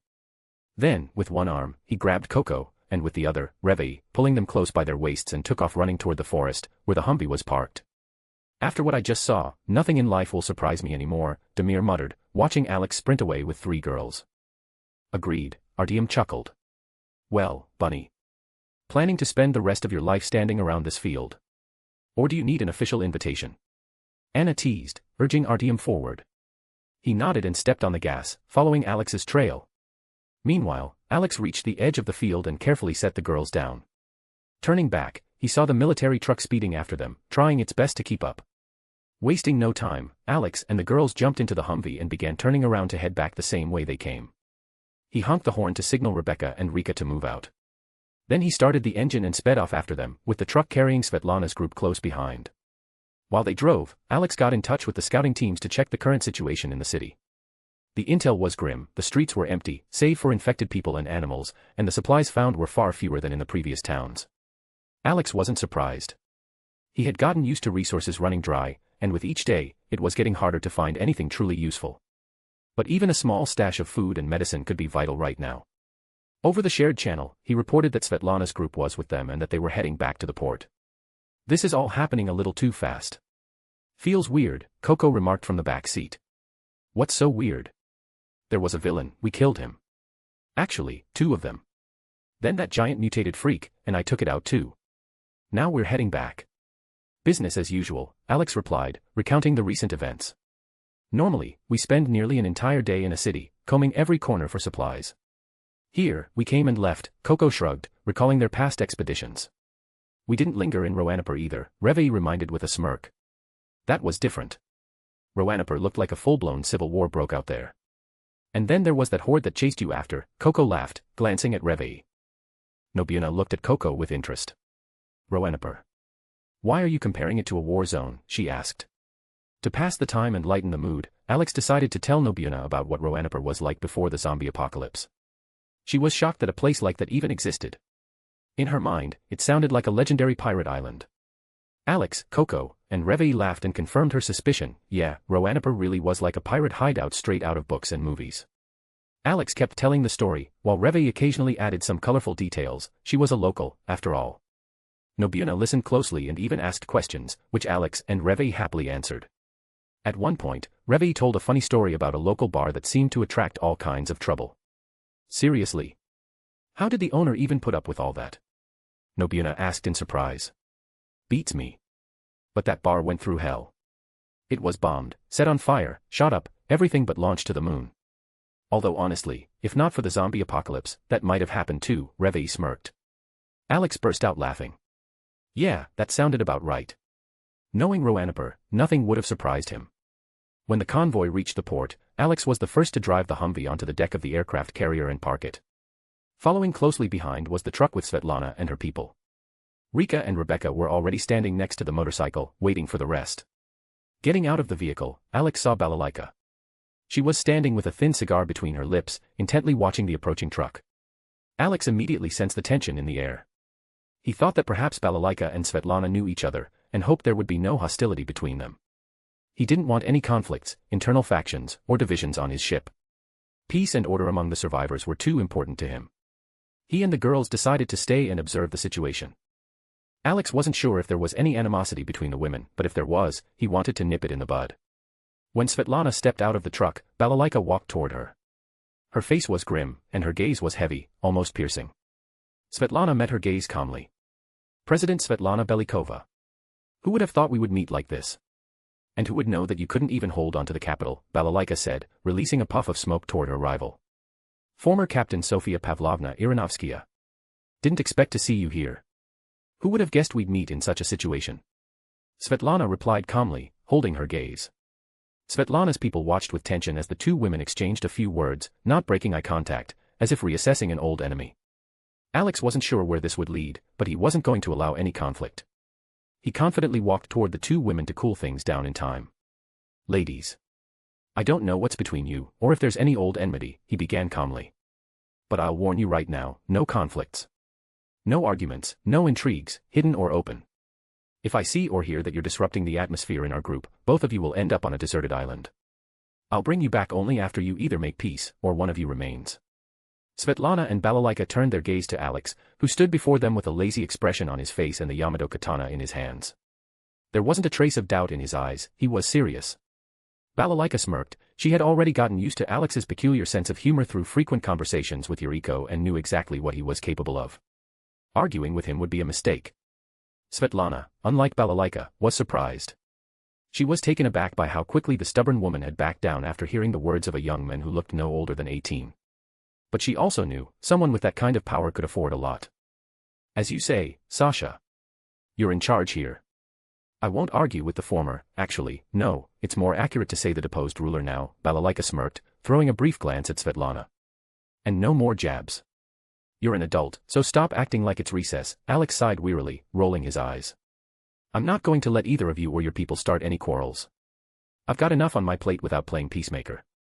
Balalaika shrugged and nodded toward Svetlana, as if saying, if you don't start, I won't either. Alex shifted his gaze to Svetlana, making it clear that he wasn't joking. Svetlana silently nodded, accepting the terms. She decided to follow Balalaika's example for now and put aside any hostility. Alex didn't know what exactly had caused their conflict, but he suspected it had something to do with their military past. Both of them were former soldiers. Balalaika had once been accused of desertion and disgracefully expelled from the army, and Alex didn't rule out that Svetlana could have been involved in that. But he had no intention of digging into their past. What mattered to him was maintaining order on the ship. Having defused the tense situation, Alex returned to Rebecca, Revei, Rika, Coco, and Nobuena, who had been watching the entire scene intently. After taking care of everything that was needed for the day, Alex decided it was time to relax a bit. He said goodbye to Nobuena, who seemed quite pleased with her little adventure. She smiled warmly in return and headed back to Katsui and Nagahide. Clearly, they were tired of her hyperactivity and wanted some peace and quiet. Alex and the girls watched her until she was out of sight, and then they made their way to the captain's bridge. Are you interested in that princess? Revei suddenly asked, walking beside him. The other girls also turned to him with interest, waiting for his answer. Alex paused for a moment. He did like Nobuena, not just her appearance. There was something special about her. She was alive, free, unwilling to sit still, and eager to see the world. She reminded him of himself. Revei, you didn't quite ask the right question, Rika interjected with a grin. He's the Demon King, he has a fetish for kidnapping princesses. He's probably already planning how to drag Nobuena into his lair. That's true, Rebecca added, laughing. He's done that before. Though, it wasn't always princesses, it was usually girls he pulled into Hestia's little family. Alex didn't argue, he just smirked, looking ahead, and in his mind, a thought began to swirl, what if? The girls laughed heartily, reminiscing about the dark and quirky moments from Alex's life. Alex, hearing their comments and laughter, couldn't help but smile. After all, everything they said was true. Even Hestia had picked up the habit from him, kidnapping girls. Poor, scared Bella still remembers how she was yanked out of her walk after arriving in Orario, looking for a family to join, and now she had become part of their strange but tight-knit group. Alex paused for a moment, wondering if he had kidnapped Nyx as well, now that he thought about it. After all, she still lived in his mansion, always hiding in her room and barely showing herself. Even after his return from Night City, the goddess of the night continued to stay in the house, leeching off him and ignoring the world around her. So, Alex, are you really interested in Nobuna? Coco asked, tugging at his hand. I guess you could say that, Alex nodded. But it's not because she's a princess. It's because she's Nobuna. So, you do want to kidnap her and add her to your harem? Reveille smirked, narrowing her eyes. No, I'm not planning on kidnapping her, Alex replied nonchalantly. She'll come to me when the time is right. And don't forget about her two subordinates, Coco added with a sly smile. 3 in 1. Quite a deal, right? That's not how it works, Coco, Alex said, and, unable to resist, tugged her cheek. Coco just laughed and, as if to tease him, repeated his words. Alex smirked and let go of her. He knew better than to argue with Coco, it was a losing battle. Meanwhile, Nobuna was heading back to her cabin. The day's adventure with Alex and his girls had left an indelible mark on her. She never would have thought that such a dangerous and strange journey could be so fun. In a single day, she had witnessed the death of 2 villains, seen a group of strangers from another country whom they had come to rescue, and in the end, had faced a massive mutated infected. But instead of fear or worry, her heart was filled with exhilaration. It was truly thrilling. Even her involvement in the battle on the South Korean border hadn't left such vivid impressions. A broad, genuine smile spread across Nobuna's face as she walked confidently toward her cabin, eager to share her experiences with her friends, Katsui and Nagahide, whom she had known since childhood. She slammed the door open and stepped inside. The girls, lounging on their beds, lazily lifted their heads. "Welcome back, Princess," Katsui and Nagahide said in unison. I'm back," Nobuna replied with a satisfied look. She approached her bed and started changing into a comfortable yukata. Katsui and Nagahide couldn't help but watch her actions. There was something different about her, a lightness, joy, even mischief. The girls exchanged glances, wondering what had happened during her absence. "Great mood, Princess. How was the adventure?" Nagahide asked with a smile. "It was awesome," Nobuna replied briefly, finishing putting on the yukata. "Can you tell us about it?" Katsui asked cautiously. Nobuna nodded, sat on the bed, tucked one leg under herself, and rested her cheek on her palm. "Well, listen to this." Katsui and Nagahide made themselves comfortable, preparing to listen to the story. Nobuna began from the very start, how they had left the aircraft carrier, how they traveled through the outskirts of the ruined city, how they turned onto the forest trail. Her voice grew livelier, and her emotions more vivid, as she reached the moment when Alex single-handedly defeated 2 enemies. "I wonder where he learned to handle a katana like that," Nagahide said thoughtfully. "He said he can replicate anything he's ever seen," Nobuna replied, smirking. "Impressive, right?" "More than," Nagahide whispered, her admiration obvious. "Oh, you should have seen how he did it." "It's hard to even describe," Nobuna added, her face once again wearing a mischievous grin. Katsui and Nagahide noticed Nobuna's strange interest in Alex. Almost the entire story was about him, mentioning the other girls only briefly, as if they were just background. This couldn't help but raise suspicions in her friends. They exchanged glances again, wondering whether their princess realized that her interest in Alex could turn into something more. Perhaps Nobuna herself didn't understand it yet, and without someone pointing it out, she probably wouldn't. Still, both were doubtful, were these feelings, or just a strong impression of Alex's personality? After all, they had only recently met. They decided that Nobuna was most likely attracted to other aspects of his character, his charisma, strength, and mystery. Meanwhile, Alex and the girls returned to the captain's bridge. When they opened the door, they found a peaceful scene, the other girls lounging on the large couch, lazily watching a series. Upon seeing Alex and the girls return, they simply waved lazily and continued watching, not paying much attention to their return. Alex smirked, snapping his fingers, and with magic, changed into his casual clothes. The gesture drew envious glances from Coco, Reveille, and Rika, each of them wished they could change outfits just as effortlessly with a snap of the fingers. Making himself some coffee, Alex settled off to the side, not wanting to disturb the girls' rest. He still needed to figure out the exact location of the island where Weskier was hiding and calculate the estimated time of arrival. Focusing, he began studying the map, and soon found the necessary coordinates. The trip to the island would take about 3.5 days. Meanwhile, Coco, Reveille, Rika, and Rebecca had also changed and joined the others in watching the series. There wasn't much else to do anyway. Rory, lounging on the couch, noticed from the corner of her eye that Alex had secluded himself in the corner. A sly grin appeared on her face. Carefully, trying not to attract too much attention, she slid off the couch and crept up to Alex, then sat down directly on his lap. Lost in thoughts about the upcoming journey, Alex immediately felt the familiar touch. He didn't open his eyes, he knew who it was. Smiling smugly, he cracked open one eye and met Rory's gaze, her face beaming with a mischievous grin. She wiggled in his lap, clearly trying to tease him and pull him out of his thoughts. Alex sighed, but not angrily, more with a light, ironic tenderness. He adjusted Rory, wrapping his arm around her waist to make her more comfortable. "What are you thinking about?" Rory asked with interest, continuing to wiggle. "I'm thinking that it's 3.5 days to the island you ran away from." "Not sure how long you spent in the Kraken's stomach before I pulled you out of there," Alex said with a slight smile, pulling her closer. "I don't know either." "Don't care," Rory replied carelessly, a predatory smirk appearing on her face. "He's already food. So, no big deal." Alex looked at her more closely. Despite her light tone and smirk, he could tell Rory hadn't forgotten the humiliation of being trapped inside the sea monster's belly. Wanting to change the subject and lift her spirits a bit, he decided to share a few funny stories about himself, like how he had also been grabbed by tentacles several times, and how once, he was even dragged to the edge of the galaxy to be eaten.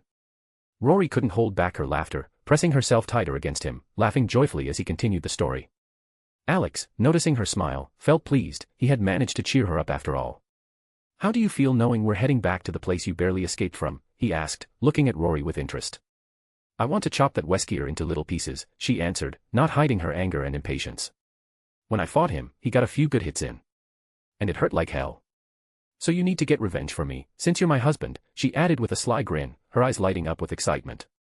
"Don't worry. As your husband, I'll beat Weskier until you say you're satisfied," Alex replied with a smirk, tightening his embrace. Rory smiled and suddenly kissed Alex on the lips, slipping her tongue into his mouth. Alex responded eagerly to the kiss, holding her tighter.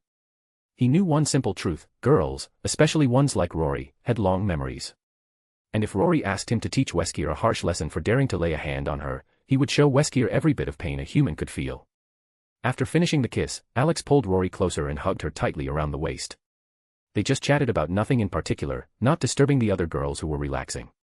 But in Alex's mind, a thought began to spin: what to do during the 3.5 days of travel to the island. There wasn't much to do. Maybe finish a couple of upgrades for the combat suits and calculate new spawn points for the red markers. Along the way, he might also prepare a few gifts for the Minister of the Monoliths. "What else did you see in my memories about that lab?" Rory asked, lowering her gaze. She still hadn't fully recovered all her memories, and the images connected to that place remained blurry. "Actually, not much," Alex shook his head. "Just fragments of conversations between the scientists.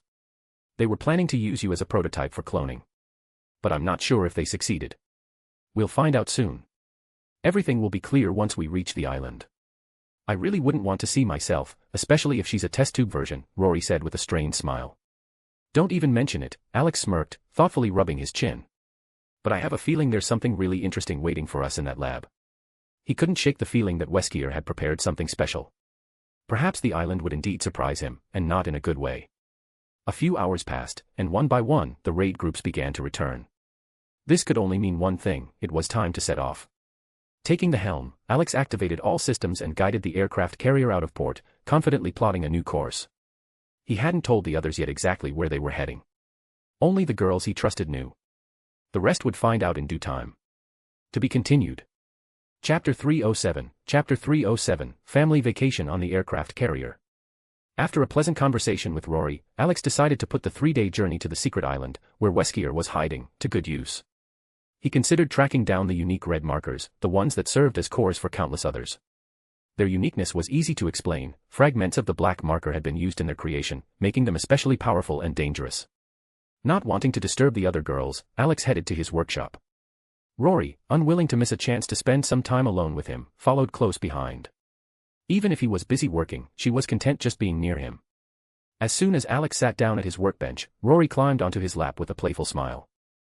He gently kissed the top of her head before closing his eyes, focusing on the connection between the markers. He hoped that through it, he could find those unique cores hidden among the countless other signals. As he dove into his search, he stumbled upon something unexpected. Not shocking, but definitely intriguing. "So that's what it is," he murmured, stroking his chin. What did you find? Rory asked, turning her head toward him. Haha, something kind of funny, Alex chuckled and lit a cigarette. He had discovered an interesting pattern. It was through the red marker network that he finally got an answer to a long-standing question, why there wasn't a single demon within the Slavic Empire.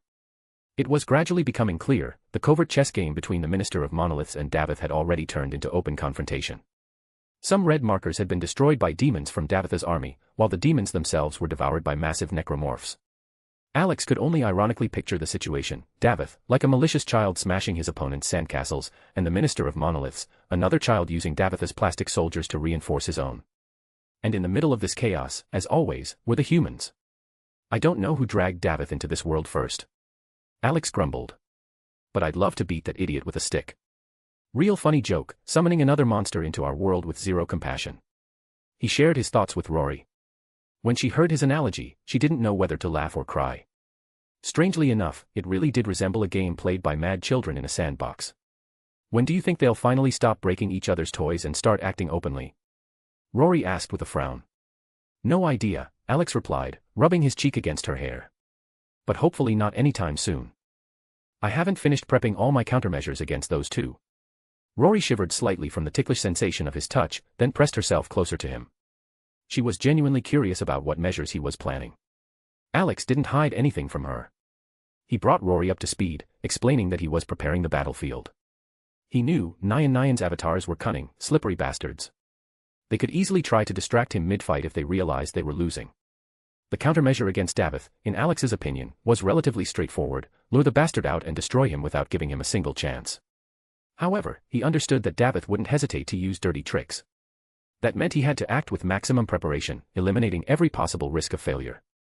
Rory listened to Alex and was impressed by his thoroughness. He never acted on impulse, especially now, when the enemies he faced could destroy timelines and consume them, only growing stronger. When all the questions had been asked and answered, Alex returned to his work. He continued designing his gifts for the Minister of Monoliths. And the minister would only learn about them when fireworks lit up the sky. To keep Rory from getting bored while watching him work, he pulled a book from his personal collection and handed it to her. She accepted the gift with gratitude and got comfortable, immersing herself in the story. A calm, soothing atmosphere settled over the workshop. Alex kept working while Rory, without disturbing him, read in silence. His thoughts drifted from one idea to another, one of them concerning the evil corporation. He figured it wouldn't hurt to find out where their main headquarters was, just in case. But rather than waste time on speculation, he decided to ask someone who would know for sure. He pulled out his phone and sent a message to the Red Queen. She and the White Queen had once been part of the evil corporation, but ever since being connected to Alex's server, their abilities had increased significantly. Still, Alex already had some ideas, either to improve them a bit more, or to give them humanity. Real humanity. To make them not just androids, but living, breathing women. But he believed that decision should be theirs to make. How can I help you, Alex? Came the voice of the Red Queen. She appeared in the doorway of the workshop, as confident and composed as always. Alex turned his head and looked at her. He still hadn't fully gotten used to how much she resembled 2B, and perhaps that's what made her particularly charming. Despite the visual similarity, Red even had a personality reminiscent of the original 2B. Alex noticed she was wearing one of the girls' outfits, even a bra, clearly something the girls had suggested. Without commenting on her appearance, he motioned for her to come closer and gestured to the seat beside him. Red silently approached and sat down next to him. Rory was already sitting on his other side, fully absorbed in her book and paying no attention to anything around her. As Red settled in, Alex felt her legs rest across his lap. He raised an eyebrow in mild surprise. And why exactly did you put your legs on my lap? He asked with a hint of confusion. The girls said you like women's legs, Red answered calmly, not breaking eye contact. I thought if you saw how beautiful mine are, you'd start paying more attention to me. Alex's eye twitched slightly as he stared at her serious expression. Rory, still holding the book, overheard their exchange and couldn't help but burst out laughing. She covered her face with the pages, giggling, clearly they had hit the mark. Alex glanced down at Red's legs. He wasn't going to deny the obvious, they were, indeed, beautiful. As were White's. What really bothered him was how easily the girls shared his personal preferences. Yeah, I admit it. You've got nice legs. So does White. Just, please, don't tell anyone else about that, he muttered, placing his hands on her thighs. All right. So, why did you call me? Red nodded. Ah, right. You threw me off with your initiative. I wanted to ask where the main branch of the evil corporation is located. The main branch of Live Corporation is in Raccoon City, she replied almost instantly. Alex let out a heavy sigh. Everything about this situation reeked of cruel irony. From the very beginning, he suspected that the Minister of Monoliths had a terrible sense of humor, otherwise, why would the headquarters of a corporation with such a shady name be located in Raccoon City? Live Corporation, we strive to improve life, and in the end, Evil Corporation, we will destroy everything that lives. Even the name itself felt like a mocking sneer at all of humanity. And the mysterious director, is he in Raccoon City as well? Alex asked, already anticipating the answer. Correct. The director is permanently stationed at the main headquarters. The only one who has direct contact with him is Caleb Williams. No one else has access. The director never leaves his office, and no one knows what he does in there, Red explained calmly. Alex simply pinched the bridge of his nose. Of course. Figures that bastard is sitting at the very top, watching the show from the front row. You think this director is the enemy you're looking for? Rory asked, setting her book aside. Maybe. Or a projection. Or the real body. I'm not sure yet, Alex muttered, leaning back in his chair. Why the uncertainty? What makes you think the body is just a projection? Red asked, wanting to gather more data for analysis. Alex decided to share his thoughts, why he doubted the director was the Minister of Monolith's physical body and why he believed him to be a mere projection. It all came back to Tau Volantis, an ancient planet that had existed since time immemorial. It was the birthplace of a mysterious alien civilization, and Alex suspected it was there that the minister's true form resided. Given the monstrous nature of the outer gods and their terrifying appearances, he believed the minister's real body was hidden on Tau Volantis. The director, on the other hand, was merely an avatar, something like a holographic projection that had appeared throughout human history under different names and masks. His theory was also based on archaeological data about the Tau Volantis civilization, which had existed billions of years before Earth. Alex believed the minister used the planet as a domain he claimed for himself. Red and Rory listened attentively. Despite sounding fantastical, everything fit together disturbingly well. None of them, not even the other girls, had ever heard of Tau Volantis before. Only Alex had the necessary information about the outer gods to connect such pieces. He also knew exactly what the true form of the Minister of Monoliths looked like. After all, the avatar created by Nyan Nyan had taken the shape of a massive pointed monolith covered in mysterious symbols. It stood on 4 huge legs resembling crustacean claws, clad in rough carapace armor with sharp talons. Just below the monolith's peak was a 3-lobed orange eye, capable of closing shut. Its emergence from the ground was accompanied by a powerful explosion, just like the arrival of other outer gods. Alex described the creature's form to the girls, so they could understand why he believed the director to be nothing more than an illusion. We need to update the database. Red said, already inputting the new information into her archive. Divine beings, according to records, were always depicted in humanoid form. Just hearing the description gives me chills, Rory said, shaking her head. I don't want to ever see its real appearance. It won't come to that. Don't worry, Alex replied softly, gently stroking her cheek. Rory nodded and leaned into his hand. Alex then felt Red's legs press against his waist. Turning to her, he noticed a hint of jealousy on her face, which surprised him. But he couldn't just ignore it, she deserved affection too. Alex placed a hand on her legs and began to gently stroke them, trying to soothe the jealous android girl. Having made sure both girls were comfortable, Alex returned to his work, preparing gifts and gear. Red, unwilling to leave, stayed to help. With her assistance, the work sped up, her precision and efficiency made many tasks easier. After a while, White peeked into the workshop. She had been looking for Red, who had left and never returned. Entering, she immediately noticed Red's legs resting on Alex's lap and the two working together. Curious about what was going on, she listened to Alex's brief explanation and, without saying a word, joined them. Mimicking Red, she also placed her legs on Alex's lap. After all, she knew he liked women's legs. The work continued until evening. The 3 of them didn't even notice how time flew. Tired of reading, Rory left the workshop and returned to the others. Thanks to Red and White's help, Alex finished creating the gifts for the Minister of Monoliths and Davith. Now the 3 were focused on upgrading the combat suits for the rest. Meanwhile, the girls who had been lazily spending their day noticed that Alex was still in the workshop and hadn't come out even once. From Rory's account, they learned what he was doing. Rebecca and Brunhild just sighed. This was typical of Alex. He could spend an entire day working without even eating. No one wanted to go to sleep without him, so they made a collective decision to drag him out by force. Shizuka volunteered. She approached the workshop door, gently cracked it open, and peeked inside. Alex was sitting in the center, Red and White on either side, both still working, their legs resting on his lap. Shizuka quietly crept into the workshop and came up behind him. Suddenly, she covered his eyes with her hands and softly pressed her chest against the back of his head. "Guess who?" she asked, trying to disguise her voice. "Shizuka," Alex replied with a smile. "I can feel your chest pressing against my head. If you were trying to impersonate Rika, it didn't work." He gently removed her hands from his eyes. "Boo, you're no fun." Shizuka pouted. "And you're too cute for me to be mad," Alex said softly, turning around and resting his head against her chest. "What brings you to me, my love?" Shizuka giggled softly as Alex rested his head against her chest. She gently ran her fingers through his hair, letting him relax a little. Pressing his face into the softness of her embrace, Alex let out a deep sigh, finally allowing himself to rest. The last few hours had been especially exhausting. He hadn't taken even a moment's break, completely immersed in his work. Sometimes he regretted deciding to arm every member of the group, not just his girls. Now he had to create hundreds of unique devices, and even with magic, it was draining his time and energy.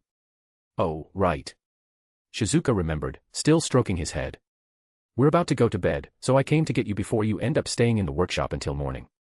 Brunhild and Rebecca said you've gone missing in here for a whole day before, without even stepping out to eat." Hearing her words, Alex lifted his head slightly and pulled his phone from his pocket. One glance at the screen told him it was already past midnight. With a light sigh, he nodded and, along with Red and White, cleared the table of scattered parts and tools. Once the workshop was tidy again, he took Shizuka's hand and left the room, accompanied by all three girls. Entering the main hall, Alex saw that the others had already settled on the large couch, clearly waiting for him. "Alex, hurry up. It's my turn to cuddle with you today," Ray exclaimed, happily patting the empty spot next to her. "Wait, wasn't it your turn yesterday?" Siko squinted at her, eyeing her with mild irritation. "Exactly. It's my turn today, so move over, Ray," Saya said, trying to push her friend aside. "Girls, don't fight. You should let your elders go first." "Tonight I'm sleeping next to Alex," Ada chimed in, also eager to claim her spot beside him.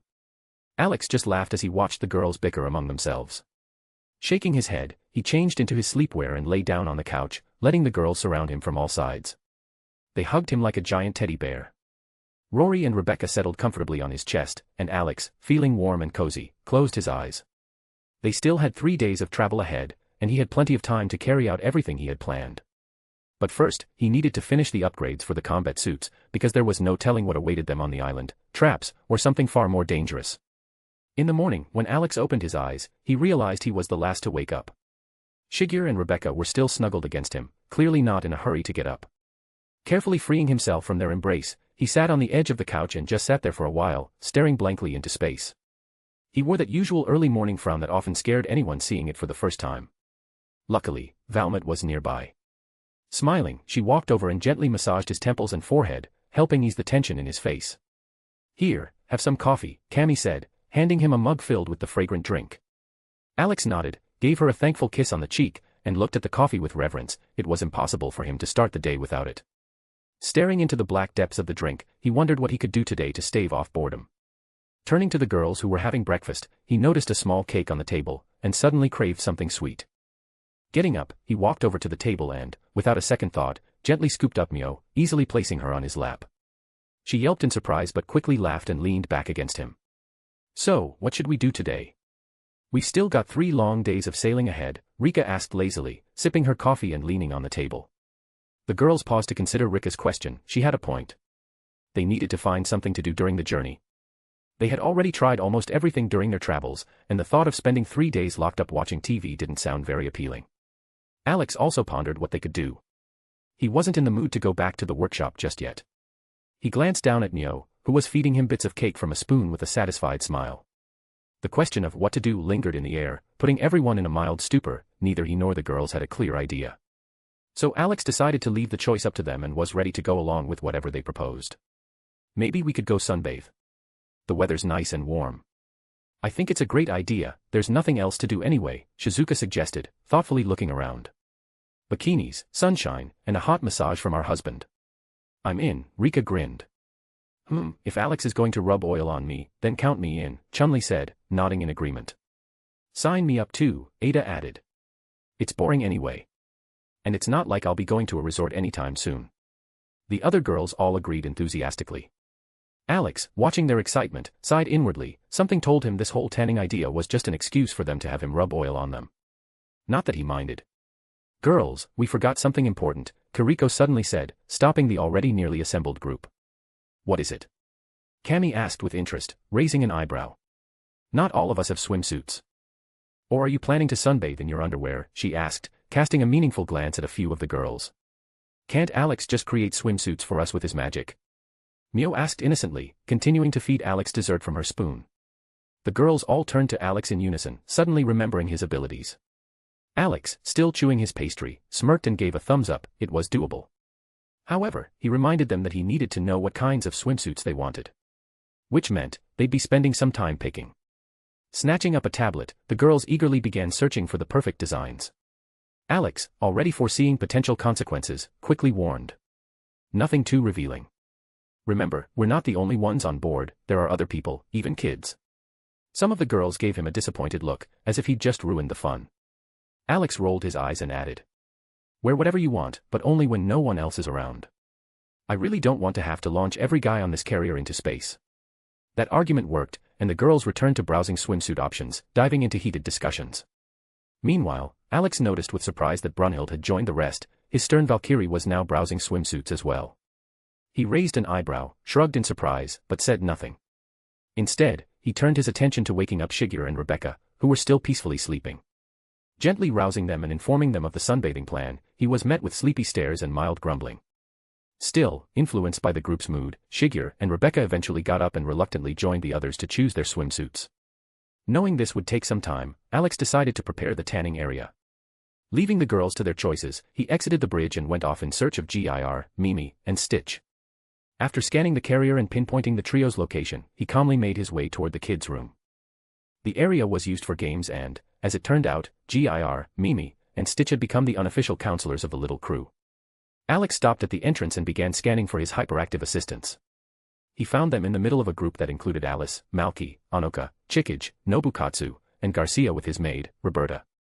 Spotting the two little gremlins near his sister, Alex instinctively reached for a stick, but thought better of it. For now. Alex walked over to the table where the kids were gathered. Roberta noticed him first. He simply nodded in greeting and turned his attention to the game. The children were engrossed in a high-tech, over-the-top version of Monopoly. Alex immediately recognized the handiwork, no doubt the creation of Gir, Mimi, and Stitch. Their version looked so complex and advanced that normal store-bought board games seemed like toddler toys in comparison. This was galactic-level Monopoly, and the rules seemed to have multiplied tenfold. The kids were so absorbed, they barely noticed anything around them. Alex sat nearby, deciding to watch for a bit. A thought crossed his mind, maybe he'd teach them some other tabletop games later, even Dungeons and Dragons. Gir and Mimi could easily come up with a wild campaign. Looks like you're all having fun, Alex said with a smile, pulling their attention away from the intense game. The children whipped their heads around at the sound of his voice, staring at him in surprise. Big brother. How long have you been sitting there? Alice exclaimed, blushing slightly. Since the moment you tried to buy a cotton candy-looking planet from Stitch, Alex replied with a smirk. But, you're usually so busy. Anoka murmured, tilting her head. I came to get Gir, Mimi, and Stitch. I need their help. The girls decided to go sunbathing, and these three are being drafted for labor, he explained. The tiny trio understood it was time to get to work. They quickly gathered all their game money, planet cards, and systems into their little pouches as if someone might steal them. Alex barely held back a laugh watching how seriously they took it. Big brother, when will you teach us ninjutsu? Alice asked, her eyes sparkling with excitement. I think I'll have time later. I can show you the 3 basic techniques, Alex replied, thoughtfully scratching his chin. Which ones? Malky leaned in immediately. Substitution, transformation, and cloning, he listed, holding up 3 fingers. Wait, how can you even turn into someone else? Nobukatsu frowned. Like this, Alex said calmly and formed a series of hand signs. In the next instant, a puff of white smoke surrounded him. When it cleared, standing before the kids wasn't grown-up Alex anymore, it was a child, a perfect miniature version of himself. Alice, Anoka, Malky, Nobukatsu, and Garcia stared at him, stunned, eyes wide open. Alex grinned, clearly enjoying their reactions. See? You can become anyone. But I'm warning you, no pranks on others, or you're getting smacked, he said in his new, childlike voice, wagging a finger at the 3 girls. Big brother, isn't that big anymore? Alice mumbled, staring at him. All right, enough shock and awe. Come find me later, I'll explain and show you everything. But for now, I need to go, or your older sisters will start getting grumpy, Alex said, reverting back to his usual self. Under the kids' amazed gazes, Alex gathered his trio of helpers and headed off to fetch the necessary supplies to prepare a sunbathing area for the girls. He knew full well that some of them simply wanted to bask in the sun, so he kept that in mind too. Once everything was ready, Alex, along with Gir, Mimi, and Stitch, made their way to the main deck, or more precisely, to the front of the carrier, where a secluded and spacious area made for the perfect relaxation spot. After hauling everything into place, Alex tasked the trio with getting things ready, setting up the lounge chairs, umbrellas, and bringing cold drinks. He, on the other hand, returned to the captain's bridge, hoping the girls had already settled on their swimsuits. When he entered, he was met with an unexpected yet pleasant sight. The girls had already chosen their swimsuits and were waiting for him. Unexpected, Alex raised an eyebrow in surprise. Where have you been all this time? We've been waiting for ages, and then you disappeared like a ghost. Saya puffed her cheeks, mildly annoyed. I thought it would take forever for you to decide, considering how many of you there are, Alex said with a slight smile. So I decided to get everything ready in the meantime. But now that you've made your choice, all that's left is to create them. Approaching them, Alex looked over the swimsuits the girls had picked to make sure he knew exactly what to create. Once he was sure everything was accounted for, he snapped his fingers, and the swimsuits gently landed in the girls' laps. Admiring how quickly he made them, the girls immediately began changing. Alex, maintaining his composure, calmly sat in a chair, watching with a slight smile. He no longer felt any embarrassment, he knew each of them too well by now. While the girls changed, Alex also changed into shorts and a bright Hawaiian shirt. When everyone was ready, they all headed down to the main deck and made their way to the nose of the carrier. There, Alex noticed that Gir, Mimi, and Stitch had already disappeared. Having finished their setup, it seemed they were eager to continue their game of Monopoly. He simply shook his head and smirked. Once there, each girl chose a lounge chair, and, of course, their first request was to have sunscreen applied.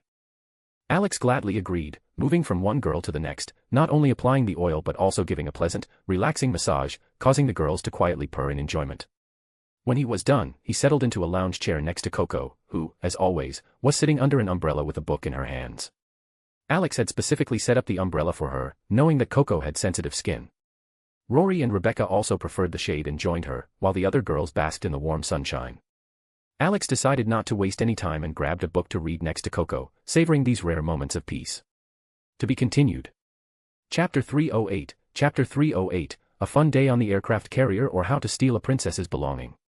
After helping the girls apply sunscreen and giving each of them a light, relaxing massage so they could fully enjoy their sunbathing, Alex quietly pulled a book from his inventory and settled onto a lounge chair next to Coco, careful not to draw too much attention.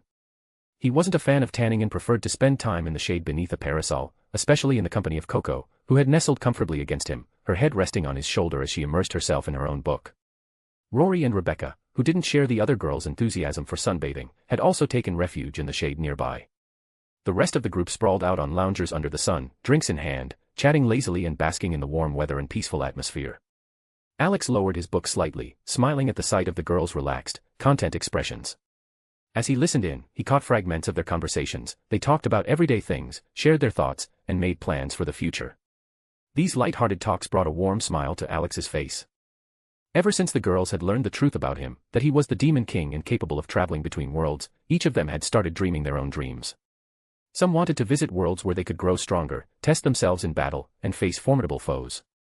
Others simply longed to explore the unknown, to bask in the beauty of distant lands. Alex didn't mind the idea of those journeys.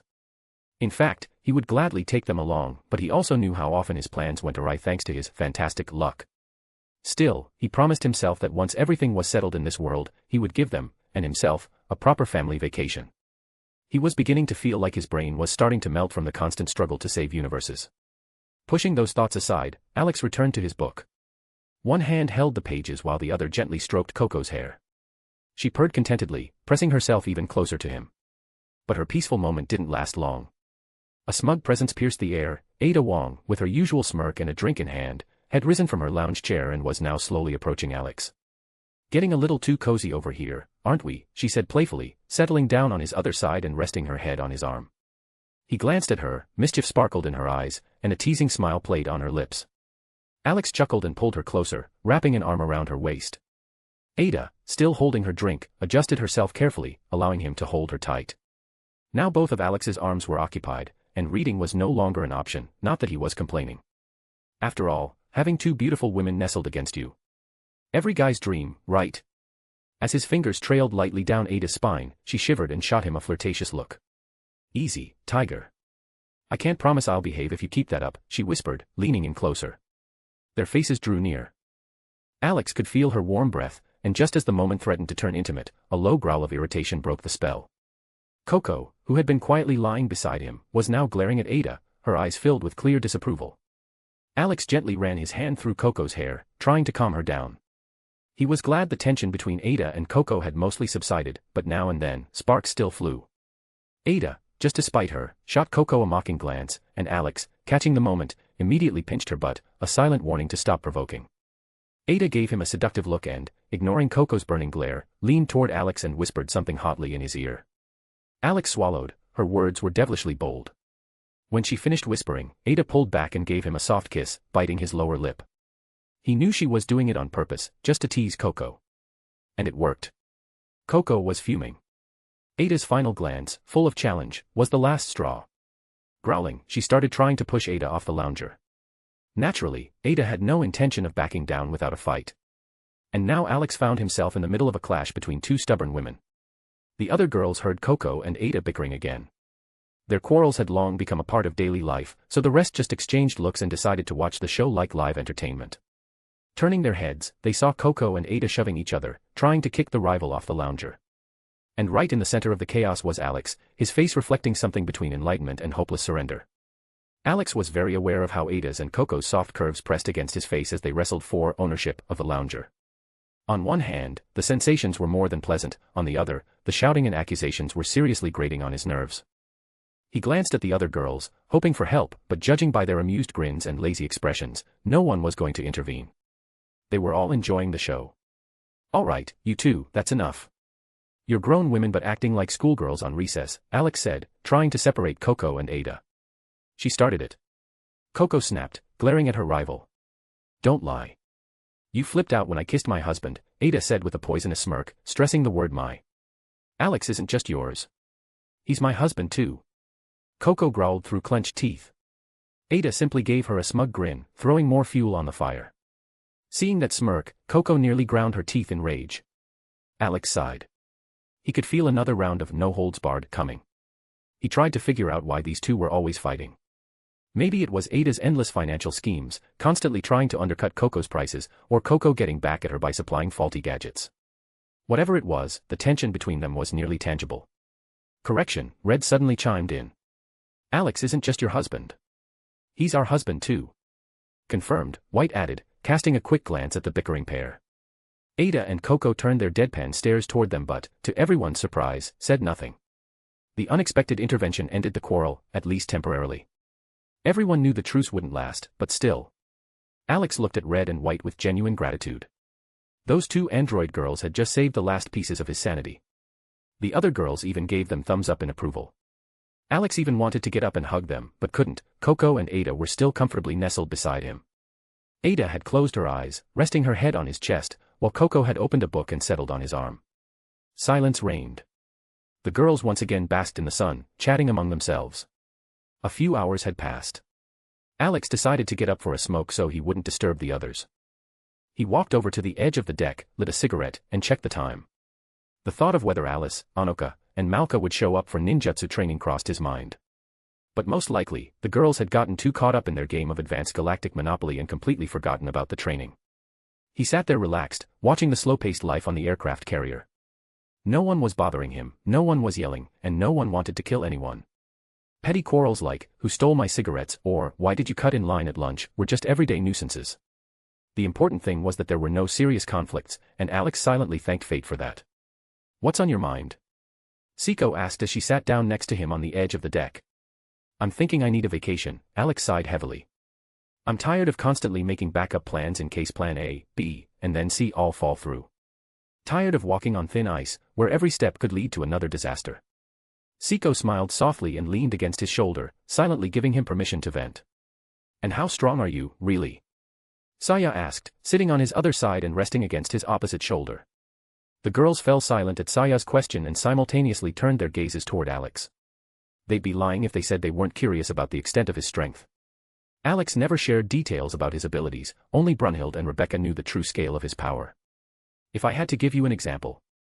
He began, staring thoughtfully at the sky. Once, I had to blow up an entire galaxy to destroy an enemy. And I was standing right in the epicenter of the explosion. That should give you a rough idea.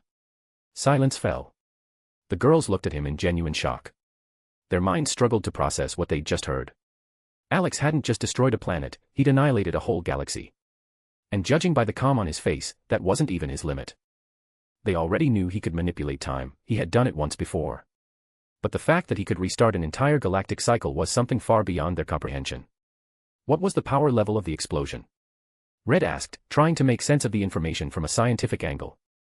Simply put, imagine the Big Bang, but on the scale of a single galaxy, not the entire universe, Alex replied, thoughtfully stroking his chin. Was there life there? Nemio asked carefully, worried that Alex might have wiped out living worlds. Of course not, he replied calmly. It was a dying galaxy. Its life cycle had come to an end. Actually. Alex paused for a second. I'd even rephrase that. I didn't destroy it, I restarted it. I triggered a Big Bang to begin its cycle anew. That brought on another wave of shocking information, though this time it was rooted in logic. Alex reminded them that he was the physical embodiment of the concept of destruction. And as they all knew, destruction is only the herald of creation. Basically, I just sped up the process. The spell helped launch a new era in a dead galaxy, he finished his explanation.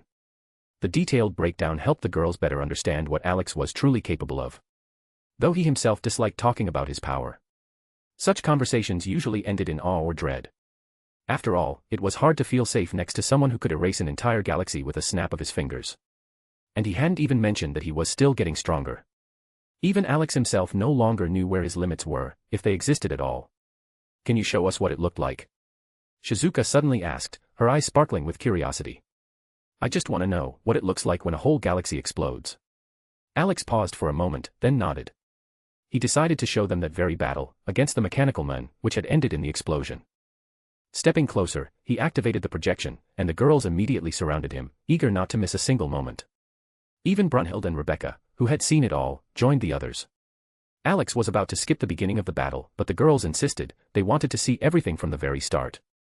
Why does this robot look like that villain from the superhero movie? Shizuka asked, frowning and pointing at the hologram. If you're talking about Ultron, Alex smirked, I don't know why he chose that particular appearance. I didn't really have the chance to ask him that.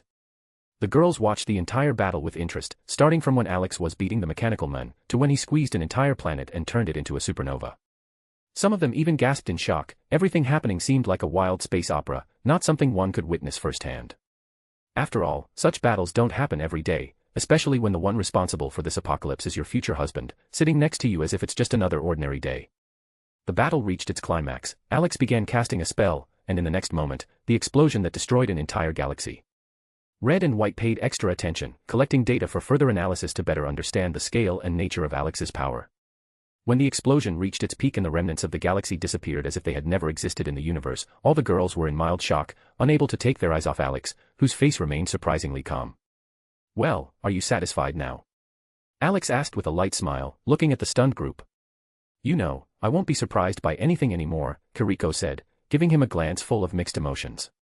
So, the fact that your future father-in-law isn't just anyone, but the actual big boss, doesn't impress you. But the fact that I had to blow up a galaxy does. Alex asked, raising an eyebrow with a smirk. You see, it's hard to accept that your future father-in-law is the boss, and even harder to accept that your fiancé destroys galaxies during a fight with some robot, Ray commented irritably, poking him with her finger. Alex simply shrugged, which only made the girls angrier. They immediately pounced on him, wanting to get revenge for his carefree behavior. Alex felt himself being pulled in different directions, all their accumulated anger being poured onto him. He decided to accept his fate and find inner peace amid the chaos. However, after a couple of minutes, the girls let go of him, seemingly deciding that starting a brawl wasn't worth it. They returned to their previous calm, as if nothing had happened. Alex opened one eye, carefully looked around, and smiled. Standing up, he walked over to Mio and lay next to her, gazing at her with a gentle smile. She responded with an equally sweet smile and quickly kissed him on the lips. Alex smirked, hugged her, and pulled her closer. At that moment, he felt someone's foot pressing against his back. He turned his head and saw Renka, who, with a mischievous look, was dragging her foot across his back. Alex narrowed his eyes and quickly grabbed her leg, pulling her toward him. Renka didn't have time to react and found herself in his arms in the next instant. The girl shot him a confused glance and, in retaliation, sank her teeth into his cheek like an angry cat. Several hours passed. The girls grew tired of lying in the scorching sun, and driven by hunger, they decided to head back. After gathering their belongings to avoid leaving them unattended on the aircraft carrier's deck, the group made their way back to the captain's bridge, to have lunch and rest a bit from their sunbathing. Alex noticed that the girls had gotten a bit of a tan, unsurprisingly, considering how much time they had spent in the sun. After lunch, when everyone found something to occupy themselves with, Alex suddenly realized that he had nothing to do. He still didn't want to work in the workshop, even though unfinished upgrades for the group's battle suits were waiting for him there.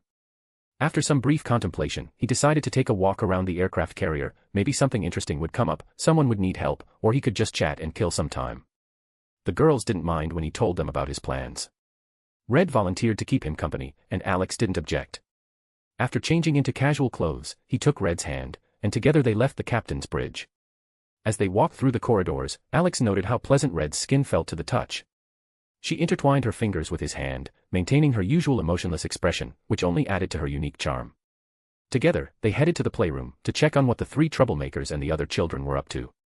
Peeking inside, Alex saw how the trio stood out among the group: Nobuna, Katsui, and Nagahide. He barely managed to hold back his laughter when he noticed that Nobuna had chased her younger brother Nobukatsu off the play area and was now playing in his place with full enthusiasm. Alex, along with Red, carefully approached, trying not to disturb them. Katsui and Nagahide looked at Alex with tired expressions. Apparently, they had once again suffered from Nobuna's overactive energy. Alex shifted his gaze to Nobukatsu, who was sitting in the corner with puffed lips, clearly upset. Meanwhile, Nobuna was eagerly playing Galactic Monopoly. "Nobuna, you can't take other people's spaces," Alex gently reminded her, noticing that she was trying to occupy GIR's territory. "Then what's the point of this game?" Nobuna scoffed. "If you can't conquer other people's spaces, it's no fun." "Princess, this is a family board game, not a strategy game," Nagahide quietly but firmly reminded her. "I don't care. The rules need to be revised. Otherwise, it's boring," Nobuna muttered, resting her cheek on her fist and looking disgruntled at the game board. Alex barely held back his laughter as he watched Nobuna's behavior. He shifted his gaze to Alice, Anoka, and Malka, who were looking at him with tired eyes. It was clear that Nobuna was once again trying to play by her own rules and was only making things difficult for the others. Deciding to pass the time, Alex joined Red at the table and started watching the Galactic Monopoly game. Soon enough, Nobuna once again ignored the established rules and tried to do things her own way. This became the final straw for GIR, Mimi, and Stitch. Combining their efforts, they declared an unofficial war on Nobuna. Alice, Anoka, and Malka, fed up with the constant conflicts, stopped playing and simply watched the unfolding chaos. Alex, enjoying the atmosphere, even went to grab some snacks so he could comfortably watch how the peaceful board game turned into a full-blown war monopoly. Meanwhile, Red, with her usual emotionless expression, fed him. "I wonder how long Nobuna will last against GIR, Mimi, and Stitch." Alex mused, chewing on another snack. "Our princess is very smart, she's been showing exceptional ability since childhood," Katsui proudly declared, puffing out her chest. Alex turned his gaze to her, unsure of how to gently explain that her princess was up against 2 advanced robots and 1 hyper-intelligent space dog, capable of adapting instantly to any situation. Red noticed his gaze and, without looking away from her analysis, made her prediction. The probability of Japanese Princess Oda Nobuna winning in this strategy is 0.01%. Katsui immediately deflated, looking at Alex with a hurt expression, though he wasn't the one who made the judgment. But Alex chose to ignore her look and focus on the game. He noticed that while GIR, Mimi, and Stitch were working together against Nobuna, there was still internal competition between them. This, as Alex realized, allowed Nobuna to hold on for so long. However, it ended just as Red predicted. The trio's powerful attack swept Nobuna off the board. After her defeat, the alliance immediately fell apart, and the war of all against all began. Nobuna was angry, but the other players were already immersed in their own battles. Alex decided to cheer her up. "You held up well, Nobuna. You fought against the strongest. That's something to be proud of. It's nearly impossible to defeat them." "It's okay, I can still beat them," Nobuna exclaimed with fighting spirit. "That's impossible," Red calmly stated, feeding Alex again. Considering the observations and analysis of Oda Nobuna's behavior, her chances of winning the next game dropped to 0.001%. GIR, Mimi, and Stitch have already adapted their strategy. Alex almost choked, looking at Red, who, without a hint of emotion in her voice, destroyed the last bit of Nobuna's confidence. All eyes turned to her as she gently patted Alex on the back, helping him cough. Nobuna ground her teeth, glaring at Red with fury. Katsui and Nagahide were already preparing to restrain her from making any rash moves, but at that very moment, the third wheel, Nobukatsu, intervened. He didn't understand the seriousness of the situation and loudly burst into laughter at his sister. All of her irritation instantly shifted to him. Realizing his mistake, Nobukatsu tried to run, but he didn't make it. Nobuna's wooden sandal hit him squarely in the back of the head. The guy collapsed face first onto the floor, sprawled out. Nobuna, calmly standing up from the table, approached him with an impassive expression. "You'll learn not to laugh at your older sister, you little brat," she said, putting the sandal back on. Alex struggled to contain his laughter as he watched the entire comical scene unfold. He just shook his head, fully aware that Nobukatsu had suffered at the hands of his angry sister more than once. It seemed like he never learned the simple lesson, never laugh at Nobuna. Especially not in her presence. With his arms folded, Alex pretended to pray for the poor guy's health. "May you live to see adulthood, young hero," he whispered with a smirk. "May you die of old age, not from a sandal strike to the back of the head." "You want to join him?" Nobuna asked, throwing Alex a dangerous look. "You can try," he replied with a smile. "Just know, once that sandal's thrown, it's mine. It becomes my trophy." "You sure about that?" Nobuna narrowed her eyes. "Surer than ever," Alex said, tilting his head and raising an eyebrow, grinning in return. A tense battle of gazes began between them. Everyone around them went silent. Even Gir, Mimi, and Stitch paused their games, not wanting to miss the development of this duel. A smirk played across Alex's face, practically screaming, "Go ahead, take the risk." Nobuna didn't hesitate. In a lightning-fast move, she grabbed the sandal and threw it at Alex's face. He effortlessly caught it with one hand. "Now this is my sandal," he declared grandly, bowing as though he had received a royal gift. "Thank you, princess." "Give it back, you bastard," Nobuna hissed, her eyes flashing with fury. Alas, he shook his head. "Now it's part of my collection. It'll have an honorable place next to my katana and Stitch's toothbrush." "I said, give it back," she growled, leaping toward him with a cry. Alex easily jumped over her and, laughing loudly, dashed down the corridor. Nobuna, grinding her teeth in rage, chased after him. Nagahide and Katsui remained seated, wide-eyed and with dropped jaws. "Big sister." Alice drawled, glancing at Red. "Aren't you going to go after Big Brother?" "I suppose I should," Red replied calmly and followed. Meanwhile, no one paid attention to Nobukatsu, still unconscious on the metal floor after the direct sandal hit. He lay there, spread-eagled on the cold steel, a silent reminder, "Don't anger your older sister." Alex, laughing loudly, ran through the corridors of the aircraft carrier, waving the sandal like a victory flag. Nobuna relentlessly chased after him, showering him with curses, which only made him laugh even louder. When she almost cornered him, Alex twisted at the last moment and slipped away again, leaving her furious. Suddenly, he found himself in the medical bay. As he ran past one of the rooms, he noticed Seal still inside. He stopped and took a step back to peek into the room. And immediately regretted it. Furious, Nobuna caught up with him and sank her teeth into his face. "Gotcha," she declared triumphantly, chewing on his cheek. "But that doesn't mean I should give you the sandal back." Alex said calmly, already used to this, feeling his face turn into a meal. Nobuna bit down harder on Alex's face as if trying to leave a permanent mark. But at that moment, Alex wasn't even looking at her. He was focused on Seol and Jaini, who had noticed his sudden appearance. Ignoring the feeling of Nobuna's teeth sinking into his cheek, he had gotten used to that sensation. He calmly walked into the room. "I see you're already feeling better, Seol," he said with a light smile as he approached. "Much better." "I even feel a bit strange," Seol replied, a weak but sincere smile appearing on her face. "It's always like that. You're sick all your life, and then suddenly, you're better. It's like the world turns upside down. So, where is everyone? Last time, there was barely any room to breathe in here." "I thought your subordinates would be circling around you forever," Alex said, sitting on the nearby bed. "Lady Seol kicked everyone out." "Even my grandfather," Jaini interjected, narrowing her eyes and glancing at Alex, or more specifically, at Nobuna, who was still firmly holding onto his cheek with her teeth. "She said they were disturbing her rest." "Is that so?" "Well, you're right," Alex agreed, nodding. "Doesn't it hurt?"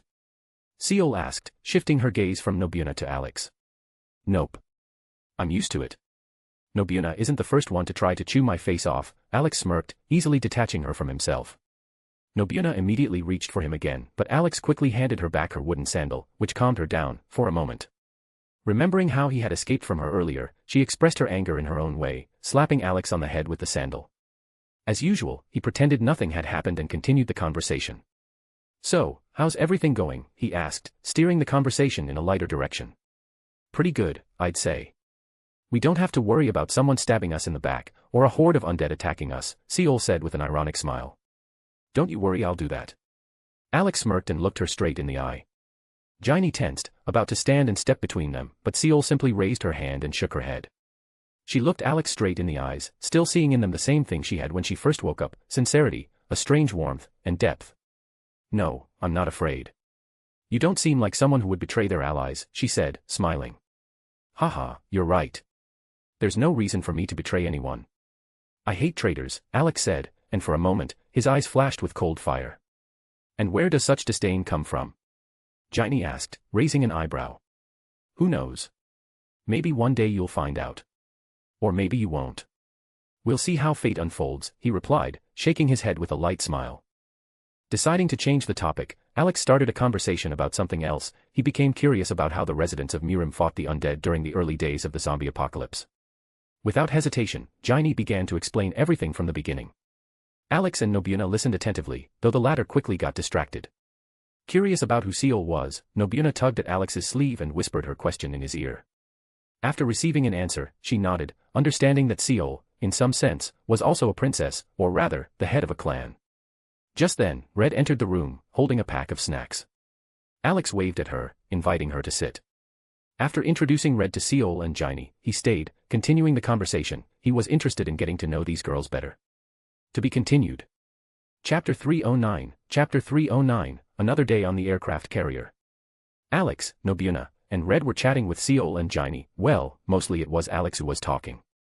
He wanted to learn more about Mirim, as his knowledge was limited to manhwa and books about Korean martial arts. But as he listened to Seol and Jaini's stories about the world of Mirim, he was surprised to realize that his assumptions weren't that far from reality. While they chatted, Alex suddenly felt like someone was eavesdropping on them. He immediately knew who it was. Behind the door, hidden in the shadows, stood Old Man Kwan. He had come to check on Seol and Jaini, but upon hearing the cheerful voices of his granddaughter and the young lady, and their friendly conversation with new acquaintances, he decided not to interrupt. He just stayed behind the door, like the stoic grandfathers do, unwilling to show their softer side. Alex understood him perfectly. Behind all that strictness was genuine care for Jaini. After chatting a bit more, Alex stood up, ready to leave. He wanted to go find something else to do. Already leaving? Seol asked, a hint of sadness in her voice as she looked at him. To her, Alex was more than just a savior. He had not only cured her of the illness that had plagued her since childhood but had accepted her and the rest of the Sunwoo clan without any conditions or demands. During this time, she had come to understand what kind of person Alex was. He helped others not for gain, but simply because he wanted to. And from the stories her people told, she realized that Alex always took on the heaviest burdens himself, never shifting responsibility onto others. In today's world, ravaged by a zombie apocalypse, it was hard to find someone who not only ensured people's safety but also taught them to protect themselves and gave them a chance at a new life. And what about the events on the South Korean border? After the city was evacuated, he alone had held back a horde of millions so that the rescued people could escape. That wasn't something anyone could ever forget. Alex looked at Seol. He could see she didn't want to let him go. And he understood that what she felt wasn't just gratitude.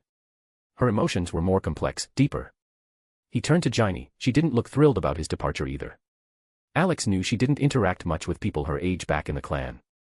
The only one who'd always been around was her older brother Hael, ever since Old Man Kwan brought her back to the clan. What's with those faces? Alex asked with a smirk. It's like we'll never see each other again. We're on an aircraft carrier in the middle of the ocean. It's not that hard to find me. Come visit anytime. You're right, Seol nodded with a gentle smile. I feel much better now, and I'm no longer afraid of passing out again. Humph, who even wants to look for you, Jaini muttered, crossing her arms. Alex gave her a blank stare. He had dealt with enough tsundere girls in his life to know that such words often hid completely different feelings. He thought maybe it was time to introduce Seol and Jaini to other girls their age, to help them get used to a more peaceful life. The Sunwoo clan, in essence, was part of the past, but he wasn't going to tell them that. Jaini snorted and turned away when she noticed his gaze. Seol, watching her, smiled softly. During all the time they had spent in the hospital room, Jaini had always been by her side, supporting her. I think you two should meet some girls your age. Like Mio and Renka, Alex suggested with a warm smile. Who are they? Jaini asked with interest. Mio is the granddaughter of the legendary master Hayato Furinji. And Renka is the daughter of that old pervert Ma Kensei. In short, they're also from the martial arts world, just from a different side of it. Master Quan told stories about Hayato Furinji. Seol smiled, recalling her childhood. When I was little, he would often share stories about their encounters, even how they fought each other. And who won? Nobunaga asked with curiosity. Humph. Of course, my grandpa did, Jaini answered proudly, snorting. Alex glanced at Jaini and just shook his head. He could clearly sense the emotions coming from Old Man Quan. The praise from his granddaughter clearly pleased him. But Alex wasn't one to play along with fantasies. He was more the type to shatter illusions and bring people back to harsh reality. Seol shifted her gaze to Jaini, hesitating. Should she tell the truth? Should she ruin the girl's faith in her grandfather's strength? She met Alex's eyes and realized he knew how that fight had really ended. Only Jaini still believed her grandfather was an unbeatable master. Jaini, I don't want to crush your dreams. Alex began, but Hayato isn't called a martial arts legend for nothing. He's the pinnacle all masters strive toward. Even after all these years, he remains a living legend. Even Han Chunwoo, known as the Dragon of Nine Arts, would have a 90% chance of losing to him. You're lying. Jaini shouted, baring her teeth. Alex calmly pointed at Red, signaling her to show the facts. He knew the evil corporation's database had detailed information on the Sunwoo clan, Hayato, and even Han Chunwoo. And Red could simulate a fight based on those data points. Seol and Jaini exchanged glances, then looked at the girl with short white hair and icy blue eyes who had been silently sitting and occasionally feeding Alex snacks. It was hard for them to believe she held all that information. Red understood Alex's hint and began running a simulation of a battle between Hayato and Han Chunwoo. Just as Alex had said, Han's chance of winning turned out to be less than 10%, confirming his words. You've got to be kidding me. Jaini muttered. Then what are your chances of beating Elder Hayato? 100%, Red answered in a calm, monotone voice. How strong are you? Seol asked in shock. I erased a city on the South Korean border by myself, Alex replied with a shrug. You do the math. Jaini leaned back in her chair with a tired sigh. Her admiration for her grandfather was sincere, but even she understood that Quan wouldn't be able to destroy an entire city alone. But Alex, he had done just that, during a battle against a multi-million-strong undead army. Alex caught the expression on Jaini's face, and as usual, he understood, his strength always left people in awe. He had never liked showing it off. Because once people knew what you were capable of, they'd start fearing you, even if they acted friendly on the surface. Seol noticed it too. She realized that Alex wasn't just secretive, he deliberately kept his power in the shadows. With abilities like his name would have already shaken the martial arts world, if he wanted it to. Well then, Alex sighed, if you ever want to meet Mio and Renka, it won't be a problem. You're around the same age. And you, Seol, it's time to stop lounging in the hospital bed all day. You're fine now, so quit lying down all the time. All right, I'll remember that, Seol smiled, looking at him warmly. Alex said goodbye to the girls, then, pulling Nobunaga and Red along, he left the room. In the hallway, he noticed Elder Quan, who seemed to have been eavesdropping on the whole conversation. Alex silently nodded at him and continued walking without slowing his pace. He pulled out his phone, glanced at the time, and realized how much time had passed with idle chatter. He shifted his gaze to the smiling Nobunaga, who walked confidently beside him, her shoulders squared. When they returned to the game room, Alex noticed that Nobukatsu had already recovered. But the look he gave his sister was full of fear. Nobunaga ignored it, returned to the table, and tried to rejoin the game, but the kids were resolute. This time, they stood their ground in defense of their galactic monopoly and fought back. Alex and Red sat down nearby, deciding to watch as Nobunaga argued with the group of children while Nagahide and Katsui struggled to stop her. Alex could hardly contain his laughter as he watched Nobunaga desperately try to squeeze into the game while Nagahide and Katsui failed to stop her. The funniest part wasn't even that, the children adamantly refused to play with her, which only made Nobunaga angrier and even more stubborn, demanding to be included. Alex smiled and shifted his gaze to Nobukatsu, who, though not participating in the small chaos, clearly supported the other kids' attempts to expel his sister. Nagahide cast a pleading look at Alex, asking for help, but he just raised his hands, signaling that he had no intention of getting involved. Well, it wasn't every day you saw an adult woman arguing with a group of kids over the right to play a board game. But Nagahide didn't give up, she kept drilling Alex with her eyes. Sighing, he finally got up from his seat, walked around the table, and approached Nobunaga. Without much effort, he lifted her under the armpits, as if she were a cat. All right, Nobunaga, let the kids play in peace. You're already an adult, it's time to let the younger ones have their turn, Alex said, holding her up. But I want a rematch. This time, I'm definitely going to win. Nobunaga protested, trying to break free. You'll get your chance. But not now, Alex answered calmly, not releasing her. Nobuena looked at him with a furrowed brow, demanding freedom. Alex met her gaze with his own, full of patience and confidence. Realizing she wouldn't be able to convince him, the girl gave up and allowed herself to be dragged away. The kids threw grateful looks at Alex, as if he had just defeated their greatest enemy. Just in case, Alex suggested to Nobuena that they take a walk so she wouldn't try to interfere again. To his surprise, she agreed almost immediately. Katsui and Nagahide also decided to join them. The four of them made their way up to the main deck. Alex wanted not only to pass the time but also to get to know his new companions better. Time flew by in the company of the girls. He learned a lot about Nobuena, Katsui, and Nagahide, and he had to admit, he even enjoyed their company. When evening came and it was time for dinner, the trio of girls said their goodbyes and headed toward the dining room. Alex, watching them for a moment, also decided to head back. As soon as he returned to the captain's bridge, he was immediately surrounded by the girls, all asking where he'd been. Alex smirked and calmly explained that he had spent his time with Nobuena. The girls exchanged meaningful glances and couldn't resist joking. "You shouldn't kidnap princesses, someone might have questions," one of them said with a sly smile. Alex gave them a blank look. "I may be the Demon King, but that doesn't mean I go around kidnapping princesses," he muttered. This was met with a collective laugh. Of course, no one believed him. Deciding not to argue, Alex changed the subject. "So, what have you been doing while we were gone?" It turned out there was nothing special. The girls had just been lounging and resting after sunbathing. "By the way, Mio, Renka. I think you should meet a couple of girls," Alex suddenly remembered. "Actually, two. Seol and Jaini. You want us to befriend them, because you like them?" Renka asked, squinting and smirking. Alex's eye twitched. Even Mio looked at him as if confirming Renka's words. He sighed heavily and started explaining. He told them about Seol, the girl who had suffered from an illness for most of her life and had never been able to live a normal one. Although she looked like a child on the outside, she was actually 17. The story touched the girls. Alex had managed to evoke sympathy. He also mentioned Jaini, a girl who had always tried to impress her grandfather and had diligently trained, forgetting about a normal youth. She didn't have any friends her age, and the only person close to her was her older brother, Hail. After hearing him out, Mio and Renka nodded, genuinely moved by the stories. "All right. I'll try to befriend them," Mio responded enthusiastically. "I'm asking you to be friends, not fight," Alex smirked, patting her on the head. "Isn't that the same thing? We fight, then we become friends," Renka said, nodding seriously. Alex just rolled his eyes and laughed softly. Chunli and Cammy also supported Renka, agreeing that you could really become friends through a fight. Alex looked at the girls with a tired expression, not wanting to argue with them. He knew perfectly well that if he started lecturing about how friendship is possible without fighting, it would backfire. So, he decided to let the situation unfold and watch how it developed. Nevertheless, he reminded Mio and Renka that although Seol was fine, she didn't know martial arts well enough to engage in a real duel. Jaini, however, was a different story. With her personality, she would definitely challenge them to test their skills. "So, I can beat this girl up if she wants to fight." Renka laughed, cracking her knuckles. "Just don't overdo it," Chunli smirked.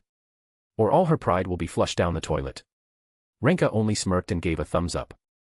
She was bursting with anticipation. She would gladly accept the challenge from the granddaughter of the Sunwoo clan elder and fight using Chiyu techniques. Alex, looking at Renka's burning eyes, just sighed. He reminded himself once again that he wouldn't interfere if the girls had decided that a fight was the way to friendship. With these thoughts, he headed to the table, deciding to have dinner and relax a bit. During the meal, he caught himself thinking again that he didn't want to go back to the workshop. It was much more pleasant to spend the evening with the girls. Noticing that Alex was having dinner, the girls' stomachs also started to growl. Giving in to their appetites, they joined him at the table, starting to argue about what to watch during dinner. And, as usual, the argument grew quite heated. Each had her own preferences in movie genres, and no one wanted to back down. Alex listened to the argument in silence, continuing to eat calmly. He had long understood that taking someone's side meant risking offending the others. Every time he voiced his opinion, the girls simply ignored him, insisting on their own. Eventually, a movie was chosen, and the whole group moved to the couch to eat and watch the film. And so, another day on the aircraft carrier came to an end. The next day, Alex, upon waking up, began thinking again about what to do during the long journey. It turned out, he wasn't alone in this. The girls were also racking their brains about how to pass the time. Mio and Renka decided to go with their own idea and get to know Seol and Jaini better, hoping that a fight would bring them closer. They were joined by Siko, Rei, and Saya, who showed interest. Chunli and Cammy headed to the training hall. In their words, idleness quickly leads to rust. Valmet, Chiquita, Shigyur, and Beatrix joined them. Rika and Rebecca armed themselves with sniper rifles, deciding to shoot at birds, and Ada and Rory followed them so they wouldn't be bored. Revi wasn't far behind, she grabbed a rifle and dashed after them. Meanwhile, Yuriko, Brunhilde, and Coco began early planning for the future settlement in Alaska. Kiriko, Namio, Red, and White joined them. In the end, only Alex and Shizuka remained, the only ones who hadn't found something to do. "What are we going to do?" Shizuka asked, gently holding Alex's hand. "To be honest, I have no idea. Maybe we could just go for a walk. Maybe we'll find something interesting along the way," Alex replied with a shrug. "Then let's go, off to adventure," Shizuka said cheerfully, raising a finger in the air. Alex smiled, looking at her sweet expression. He couldn't resist and kissed Shizuka on the cheek. The girl giggled softly and snuggled up to him. Taking her hand, Alex left the captain's bridge. They set off on a small date through the corridors of the aircraft carrier. While walking, they enjoyed the rare solitude until Alex decided to check one of the temporary laboratories set up on board. The scientists were still working on a vaccine against the zombie virus. As they approached the laboratory, Alex suddenly felt someone bump into him. A girl collided with him, not noticing him around the corner. "Oh, sorry," she said, embarrassed. Alex looked at the girl who had bumped into him and, to his surprise, recognized Rebecca Chambers. She was sitting on the floor, rubbing her bruised nose after the collision. He extended his hand and helped her up.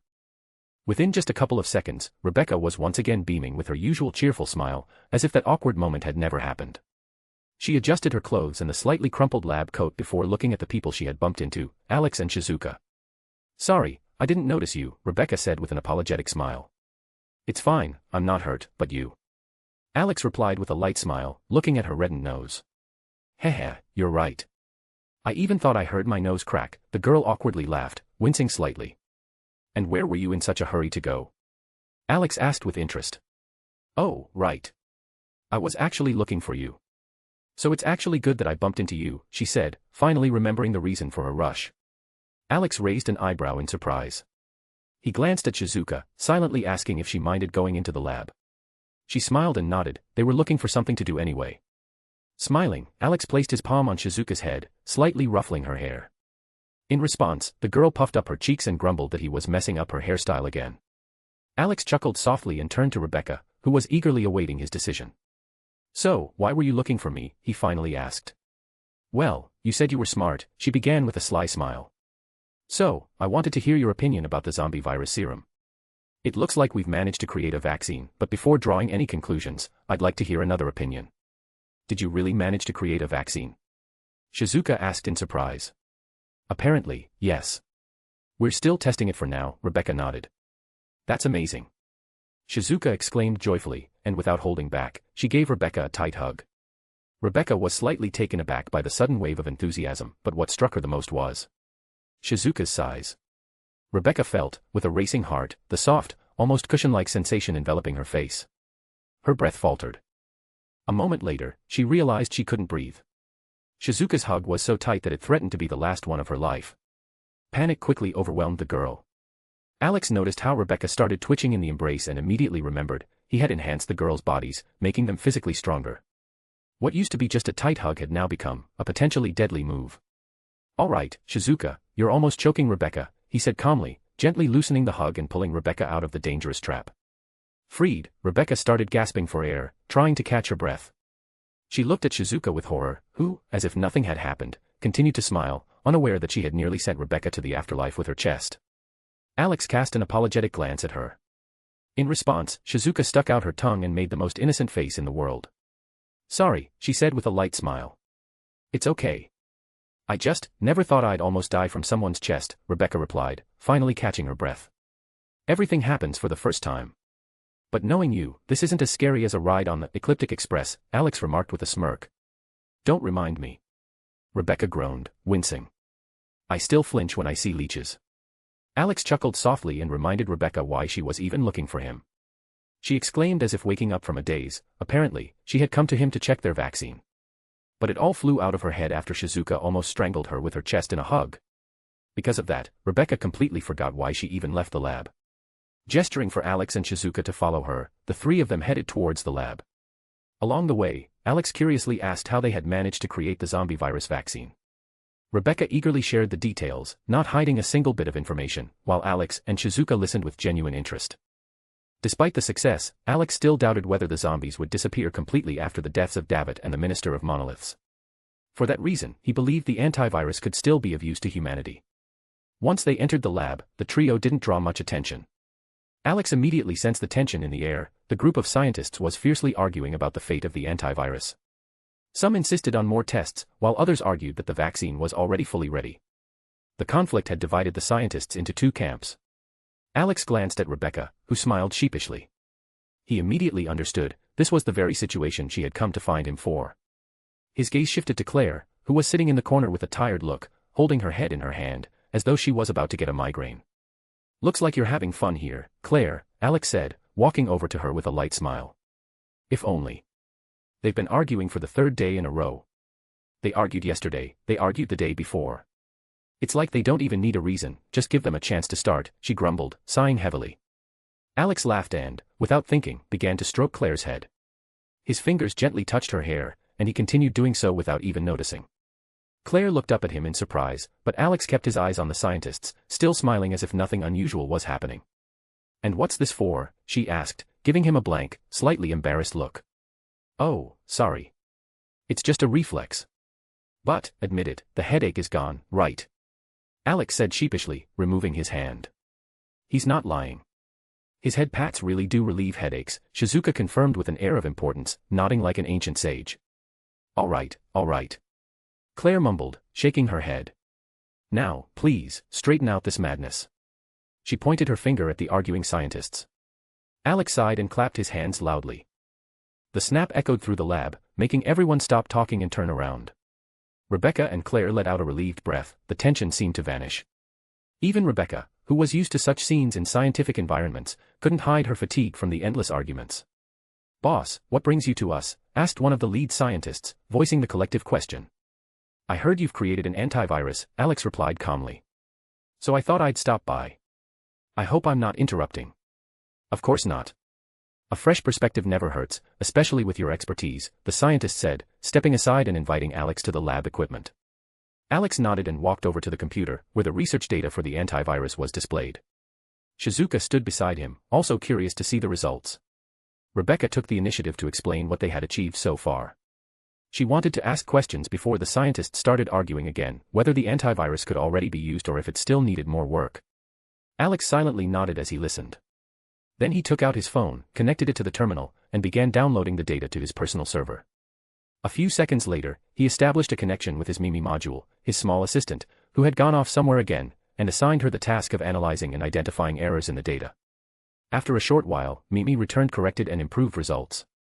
Alex glanced at them, sighed, reached for a cigarette, but Rebecca immediately coughed and nodded toward the "no smoking" sign on the wall.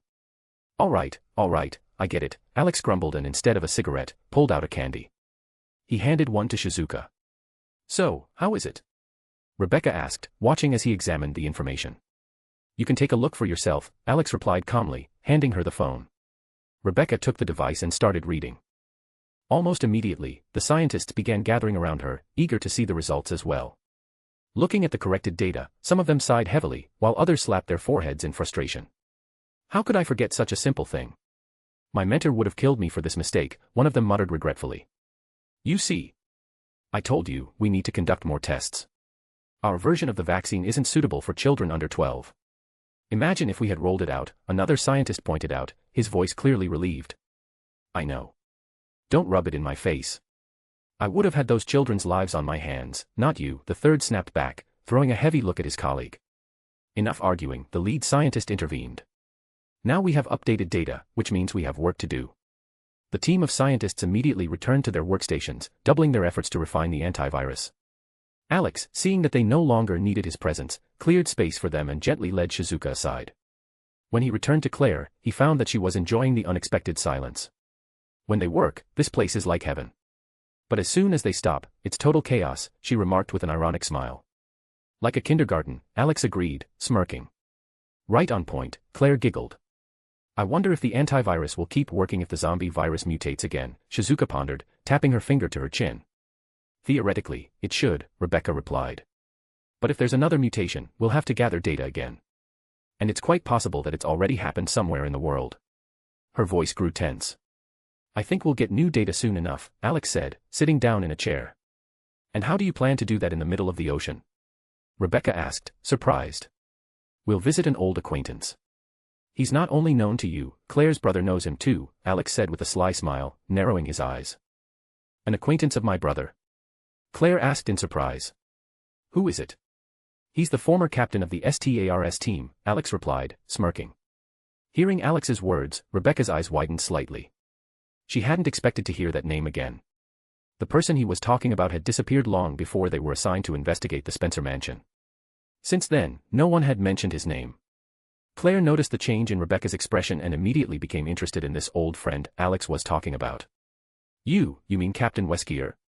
Rebecca asked cautiously, frowning. You got it, Alex replied with a cold smile. That bastard is hiding on one of the evil corporation's secret islands. And, knowing him, he definitely has some very interesting information. Why do you think that? Rebecca asked hesitantly, not understanding why Alex was so sure. Because Weskier isn't just a bastard, he's a snake. I don't want to go into details. To put it simply, you'll be seeing your former captain soon, Rebecca, he said, smirking. Why do I feel like this is a bad idea? Rebecca sighed, rubbing her forehead. Because it is, Alex answered without a trace of irony. On that island, the corporation conducted experiments that were, to put it mildly, unpleasant. And there's definitely something there that could interest me. Rebecca nodded, albeit reluctantly. She didn't want to admit it, even to herself, but when she was still part of the STARS team, Weskier always seemed too suspicious. Especially his sudden disappearance before their final mission, after which their team disbanded and everyone went their separate ways. Not in a hurry to leave, Alex and Shizuka decided to keep Claire and Rebecca company. To change the grim topic, Alex asked the girls about their past, what they had been doing and what unusual things had happened in their lives. To his surprise, they eagerly shared their stories. The conversation flowed easily. Alex, Shizuka, Claire, and Rebecca chatted, exchanging playful remarks, until the scientists, annoyed by the noise, asked them to leave the lab. Not wanting to cause a disturbance, Alex, along with the girls, stepped out, continuing their conversation outside. To be continued. Chapter 310, Arrival on the Island and an Unexpected Encounter. On a secret island owned by the evil corporation, in the shadow of a sterile white office, Albert Weskier sat in silence. His presence, as always, instilled fear, but now that fear ran deeper, almost primal. Even being near him caused a deep-seated terror in others, one that couldn't be concealed. Those who had once willingly followed Weskier, drawn by his dream of immortality, now felt uncertainty and unease. Ever since arriving on the island, he had started to change. He no longer shared his plans or led with words. Now, Weskier had become silent, distant, concealing his actions even from his most loyal subordinates.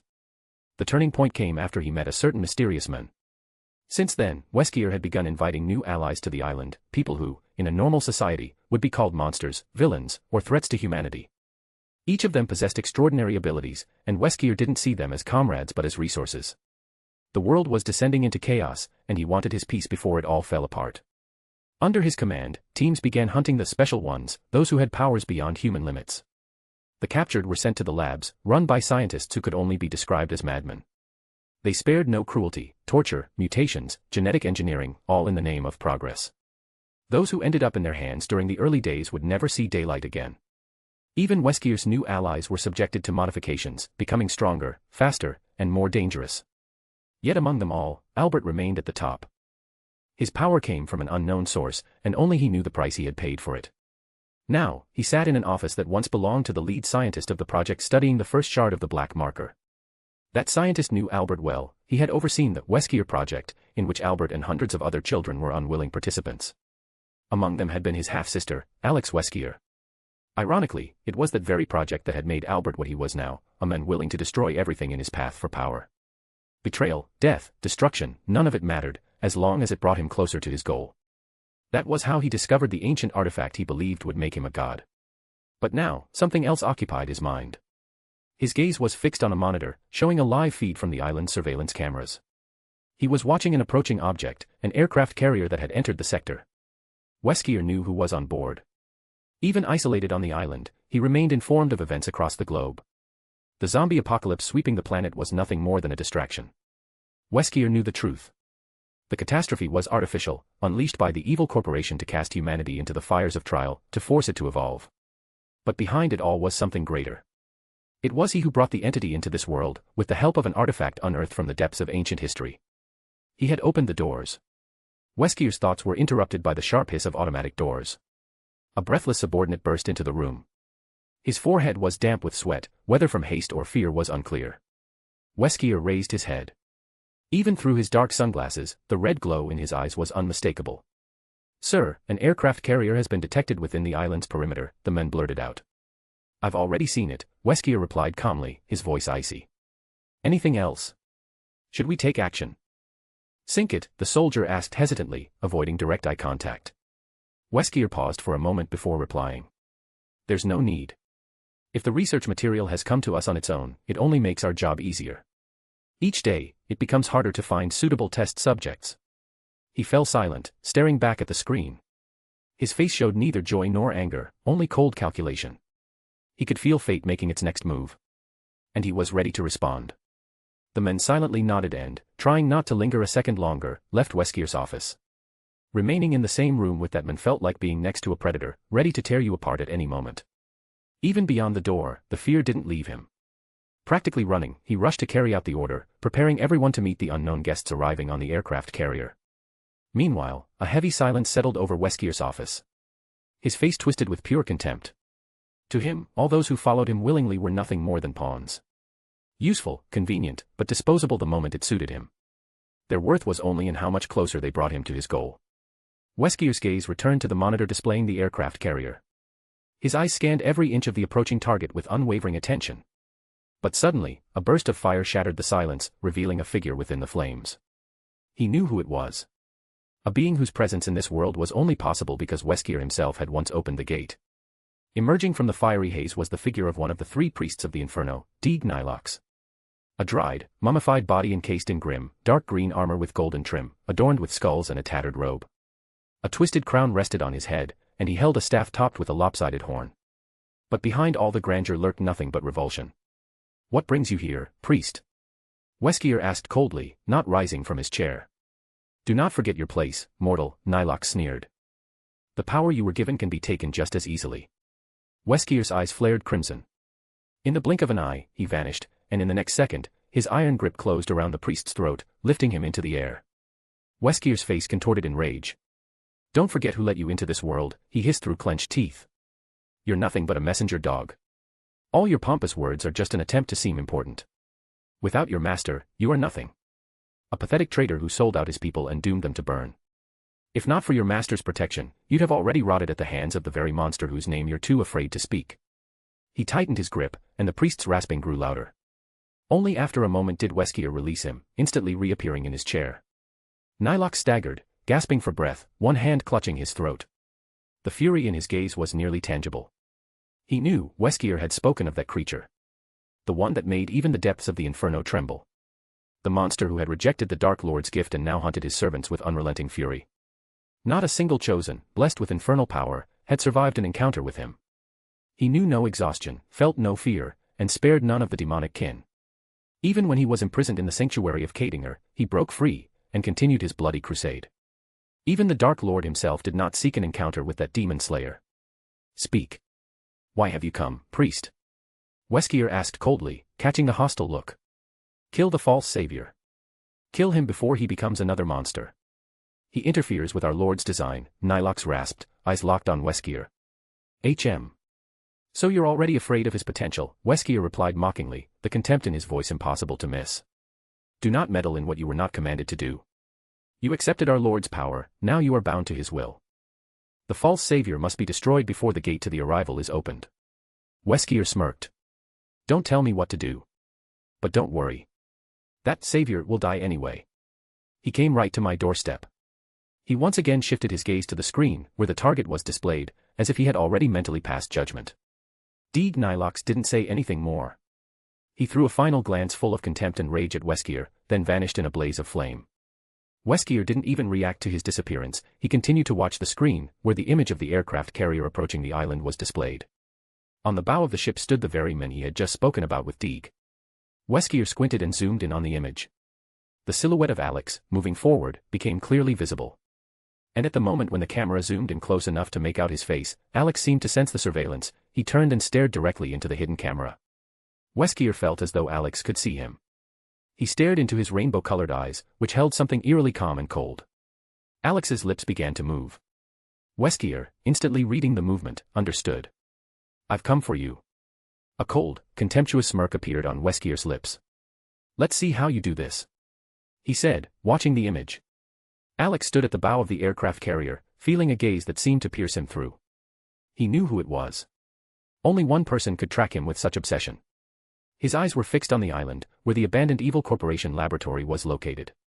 The tall building, rising in the center, loomed darkly over the entire area. Alex even thought that it looked more like Azkaban than a laboratory. It practically radiated despair. "How long are you going to keep staring at that island? Maybe you should start preparing," came the voice of Revi, who had approached him.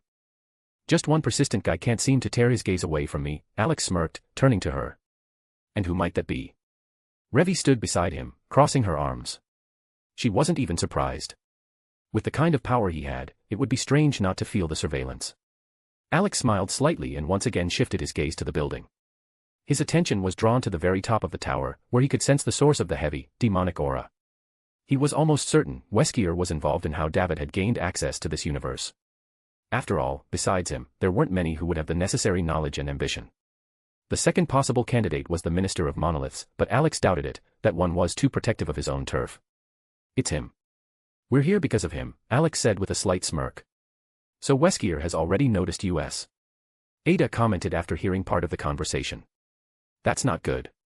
"We would have been noticed anyway," Alex explained calmly. "The entire island is covered with hidden cameras. Even if we'd landed secretly, the moment we stepped ashore, we'd have been tracked." "Alex is right," confirmed White, walking up to them.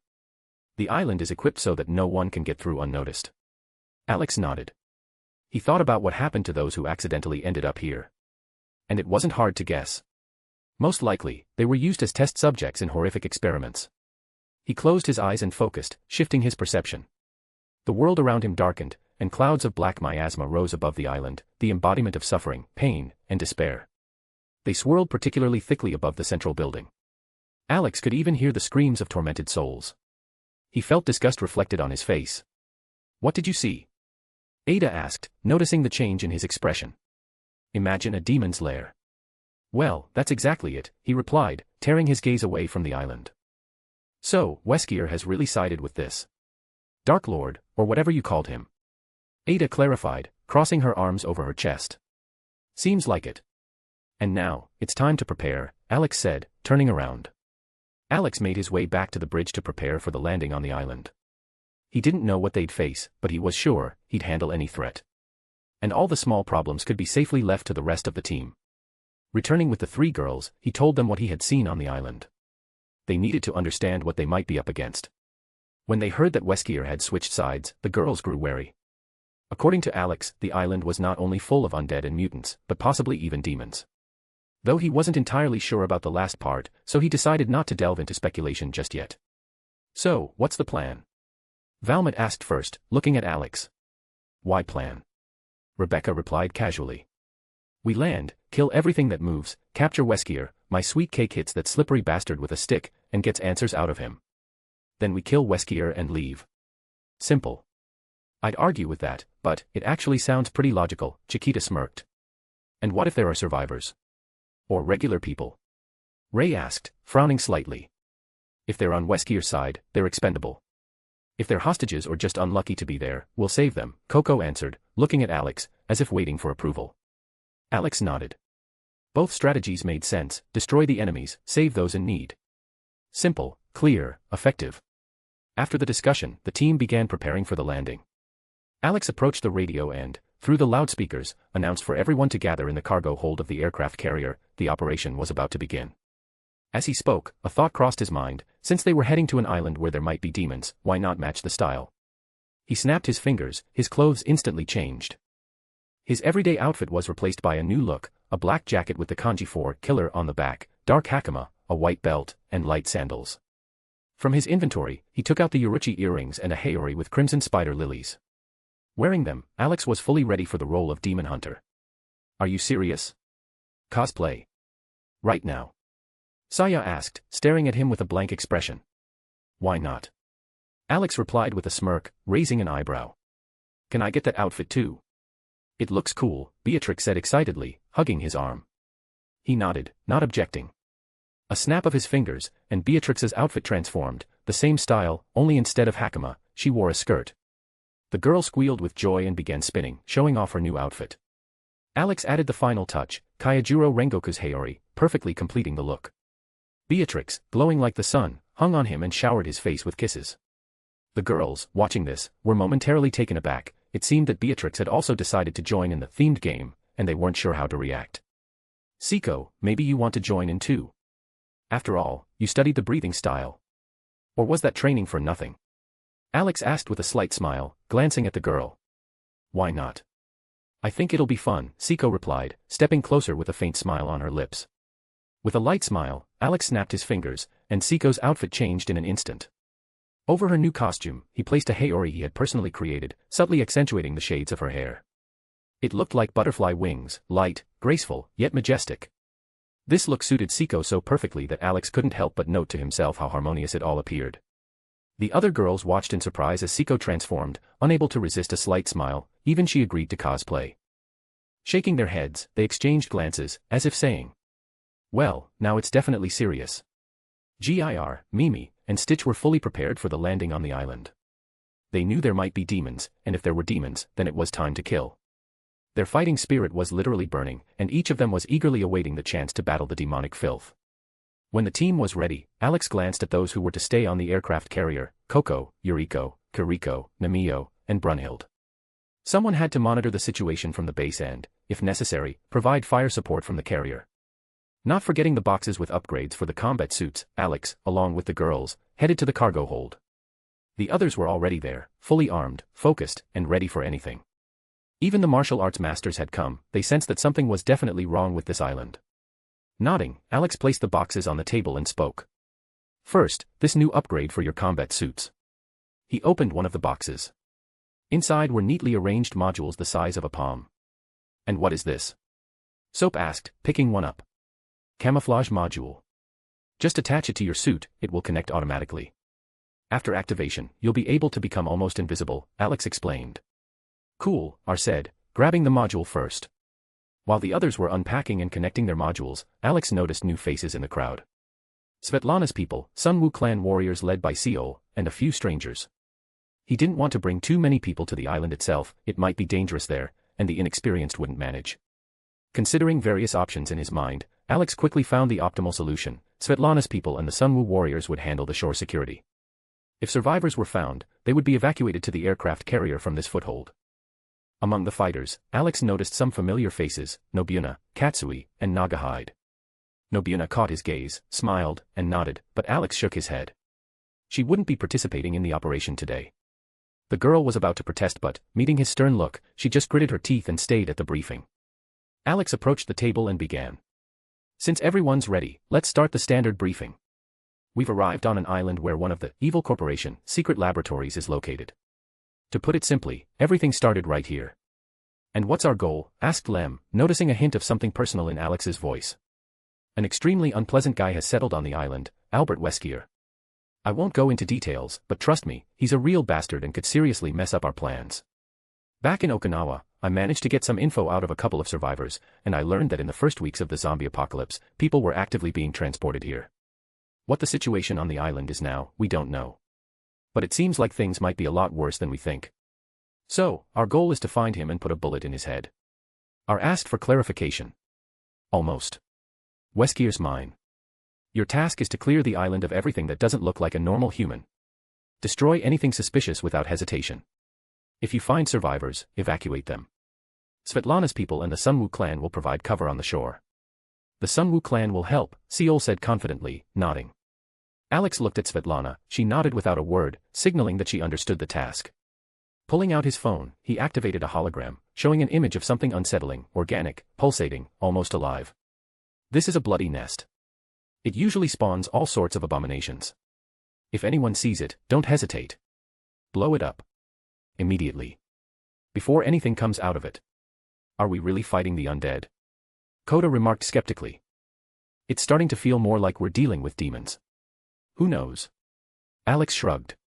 If I had all the answers, they'd have given me a vacation long ago. Anyway, moving on. When the clearing operation starts, head toward the laboratory. If you find survivors, bring them to the shore. Svetlana's people and Seol will handle the evacuation. Any questions? No, came the unanimous reply. Alex nodded. Great. May the light of the Imperium be with us. The aircraft carrier approached the island closely enough for the landing to go smoothly. When the ramp dropped, Alex created a stone bridge that allowed everyone to safely cross to the shore. He walked ahead, keeping a watchful eye on everything around him. Once they reached land, the group stopped and began to assess the situation. A sinister silence hung over the island, which only confirmed their fears. Too quiet, always a bad sign. Alex looked at the girls and asked them to help clear the area. Without a word, they once again split into groups. Rika, Ada, Rebecca, Revei, Valnut, and Chiquita formed the fire support group. Ray, Rory, Chunli, Kami, Shigyur, Miyu, and Renka made up the close combat group. Hayato and the others from Ryo Zampaka stayed on the shore with the dojo fighters. The rest of the team also split into their usual squads. Alex stayed with Siko, Beatrix, White, and Red. Gir, Mimi, Wolf, and Stitch suddenly decided to go off on their own. Alex felt it was a bad idea but didn't manage to stop them. They had already disappeared into the forest. I think we should head straight to the laboratory, Alex said, looking at the building in the center of the island. I'm fine with that. It's better not to disturb the others while they do their job, Siko agreed. Saya, are you with us? He turned to the girl. No, I'll stay here and coordinate the others. If anything goes wrong, I'll let you know immediately, Saya replied, adjusting her tech glasses. Then I'll rely on you, my little genius, Alex said with a smile and kissed her on the lips. Humph, I won't let you down, Saya huffed, pleased with his words. Alex and the girls moved deeper into the island. As they entered the forest, he felt like there were eyes on him. Looking around, he realized that he was sensing hidden cameras. Not wanting to waste time on this, he continued on. Convenient, there's even a trail, Beatrix remarked, pointing ahead. True, Siko nodded. Alex shrugged, and the whole group proceeded along the path. As they moved through the foliage, the walls of the building began to emerge in the distance. Not wanting to waste any more time, they quickened their pace. A loud explosion echoed in the distance. It didn't take a genius to figure out, either Rebecca had blown something up, or the trio of destroyers had caused more chaos. Looks like someone already found trouble, Siko smirked. Or there are self-exploding trees growing on the island, Alex shrugged. Impossible. This island doesn't have that type of flora, Red responded firmly. It was a joke. Although, considering the scale of the multiverse, exploding trees probably do exist, Alex smirked. That statement is acceptable, White nodded seriously. Alex sighed tiredly, still amazed at how Red and White sometimes behaved. At times, these two android girls were indistinguishable from regular women, laughing, arguing, joking, but at other times, their behavior would change drastically, cold, mechanical, as though their programs had taken over their personalities. It reminded Alex of who they truly were. Beatrix, as usual, was full of unexpected desires. This time, she passionately wanted to see trees that exploded. Alex merely grimaced mentally, searching for such rare specimens somewhere in the endless multiverse definitely wasn't part of his plans. After a few more minutes of walking, the trio finally reached the massive building. Alex, Siko, and Beatrix all simultaneously looked up to examine its majestic architecture. So, how are we getting inside? Beatrix asked curiously, turning to Alex. Maybe we should just do as usual. Break through the wall and walk in, Alex said thoughtfully, scratching his chin. According to the archives, the main entrance should be nearby, Red interrupted, pointing to the side. Well then, let's go like civilized people, through the front door, Alex nodded. I may be the Demon King, but I'm not a barbarian. You just wanted to break down the wall to get in, Siko reminded him with a slight smirk. Details, Siko. An artistic approach to architecture, he waved it off with a smile. Following Red's directions, they circled the building and approached the main entrance. Alex stopped in front of the massive metal doors and hesitated. Should he knock like a decent person, or follow the old plan, kick the door in and pretend he hadn't noticed it? His thoughts were interrupted by the sharp click of a mechanism. With a loud crash, the huge doors began to swing open. A foul, unpleasant, and sickening scent wafted from inside. Alex immediately tensed. As the doors opened, a silhouette began to emerge in the doorway. Sunlight slowly filtered through the gap, illuminating the figure of a person standing in the shadows. Alex couldn't shake the feeling that the silhouette seemed painfully familiar. And he wasn't the only one, Siko froze, staring at the face of the stranger, which was becoming clearer as it emerged from the darkness. Father, she whispered, her voice trembling. Alex spun around to look at her, his eyes wide. He thought he had misheard. But Seiko's expression left no doubt, she recognized him. Even Beatrix looked at her friend with disbelief, unable to believe her ears. Alex frowned. He could sense the energy emanating from this person, disgusting, rotten, saturated with demonic essence. If this was really Seiko's father. And if he had turned to the dark side, then things were much worse than he had expected. To be continued. Chapter 311, Unauthorized Entry. The massive iron doors of the complex continued to open slowly. But that wasn't what worried Alex the most at the moment. On the other side of the heavy gate stood Seiko's father. And the worst part was the demonic energy radiating from him. Alex understood perfectly, if the situation spiraled out of control, he would have to kill Seiko's father. And that was the last thing he wanted. He would never allow Seiko to dirty her own hands by killing her own blood. The wider the doors swung open, the stronger Alex felt a strange sense of déjà vu. He was sure he had seen this man somewhere before. But that was impossible. Before arriving in this world, Alex had never met any of its inhabitants. There was no way he could have known Seiko's father. And then, when the gates fully opened, Seiko stared at the figure standing in the doorway in horror, unable to believe her own eyes. When the silhouette finally emerged completely into the light, Alex understood why the men seemed so familiar. Standing before them was, damn Kokoshibo. Shock flooded through him. Seiko's father was an exact replica of Kokoshibo, a pale-skinned, tall, muscular man with long black hair, the tips dyed red and tied into a ponytail. His face bore 3 pairs of eyes, with yellow irises, red sclera, and black cracks radiating outward from each iris. He wore a dark purple nagagi kimono with a honeycomb pattern, over which he had layered black Ominori-style hakama and a white Uwagiobi belt. At his waist hung a fleshy katana, its surface embedded with eyes placed between the tsuka and the tsuba. Alex couldn't understand how Seiko's father was connected to Kokoshibo. Why did he look like a reincarnation of him? Earlier, Alex had discovered that a demon slayer core had once existed in this world, and that a small legacy remained from it. He also knew that Seiko's family practiced their own breathing style, although Seiko herself was unaware of the true nature behind it. At the time, Alex had decided not to press the issue further. But now, after seeing Seiko's father, doubt swarmed his mind regarding the true origins of her family. Still, there were more urgent matters to address. How could he handle this situation? How could he calm Seiko, who now stood face to face with her demonized father? Alex didn't know whether this transformation had been the man's own choice, or if he had been broken and forced into it by an external will. Gently taking Seiko's trembling hand, Alex began to lead the girls backward, retreating carefully. Seiko's father watched them in silence, without blinking. His hand rested lightly on his katana. Once they had retreated a safe distance, Seiko's father calmly stepped over the threshold, and the massive doors behind him began to close, cutting off the path to retreat. Alex couldn't shake the feeling, not only the appearance, but even the man's movements eerily resembled Kokoshibo's. "Father, how could you become like this? Why did you do it?" Seiko cried out, her voice breaking. "Seiko, my daughter," her father said calmly, staring straight into her eyes. "I didn't think you would make it this far. But it's no surprise. The blood of our great ancestor flows in our veins. We inherited everything from him. Then why did you accept this power? For what?" Seiko shouted desperately, unable to hold back her tears. "For Imari," he answered coldly. "This power gave me the means to avenge her, to do what I otherwise never could." His words stabbed into Seiko like a dagger. Her body tensed, and her hands began to tremble. She stared at him, eyes wide, unable to believe what she was hearing. He had done it willingly. He had chosen to become a demon. Alex's frown deepened. He could feel the immense strength within Seiko's father. And he knew, Seiko wouldn't be able to defeat him alone. "So you betrayed your own daughter?" Alex said coldly, his voice dripping with contempt. "All for the sake of petty revenge. You threw away everything you once were to become a loyal dog."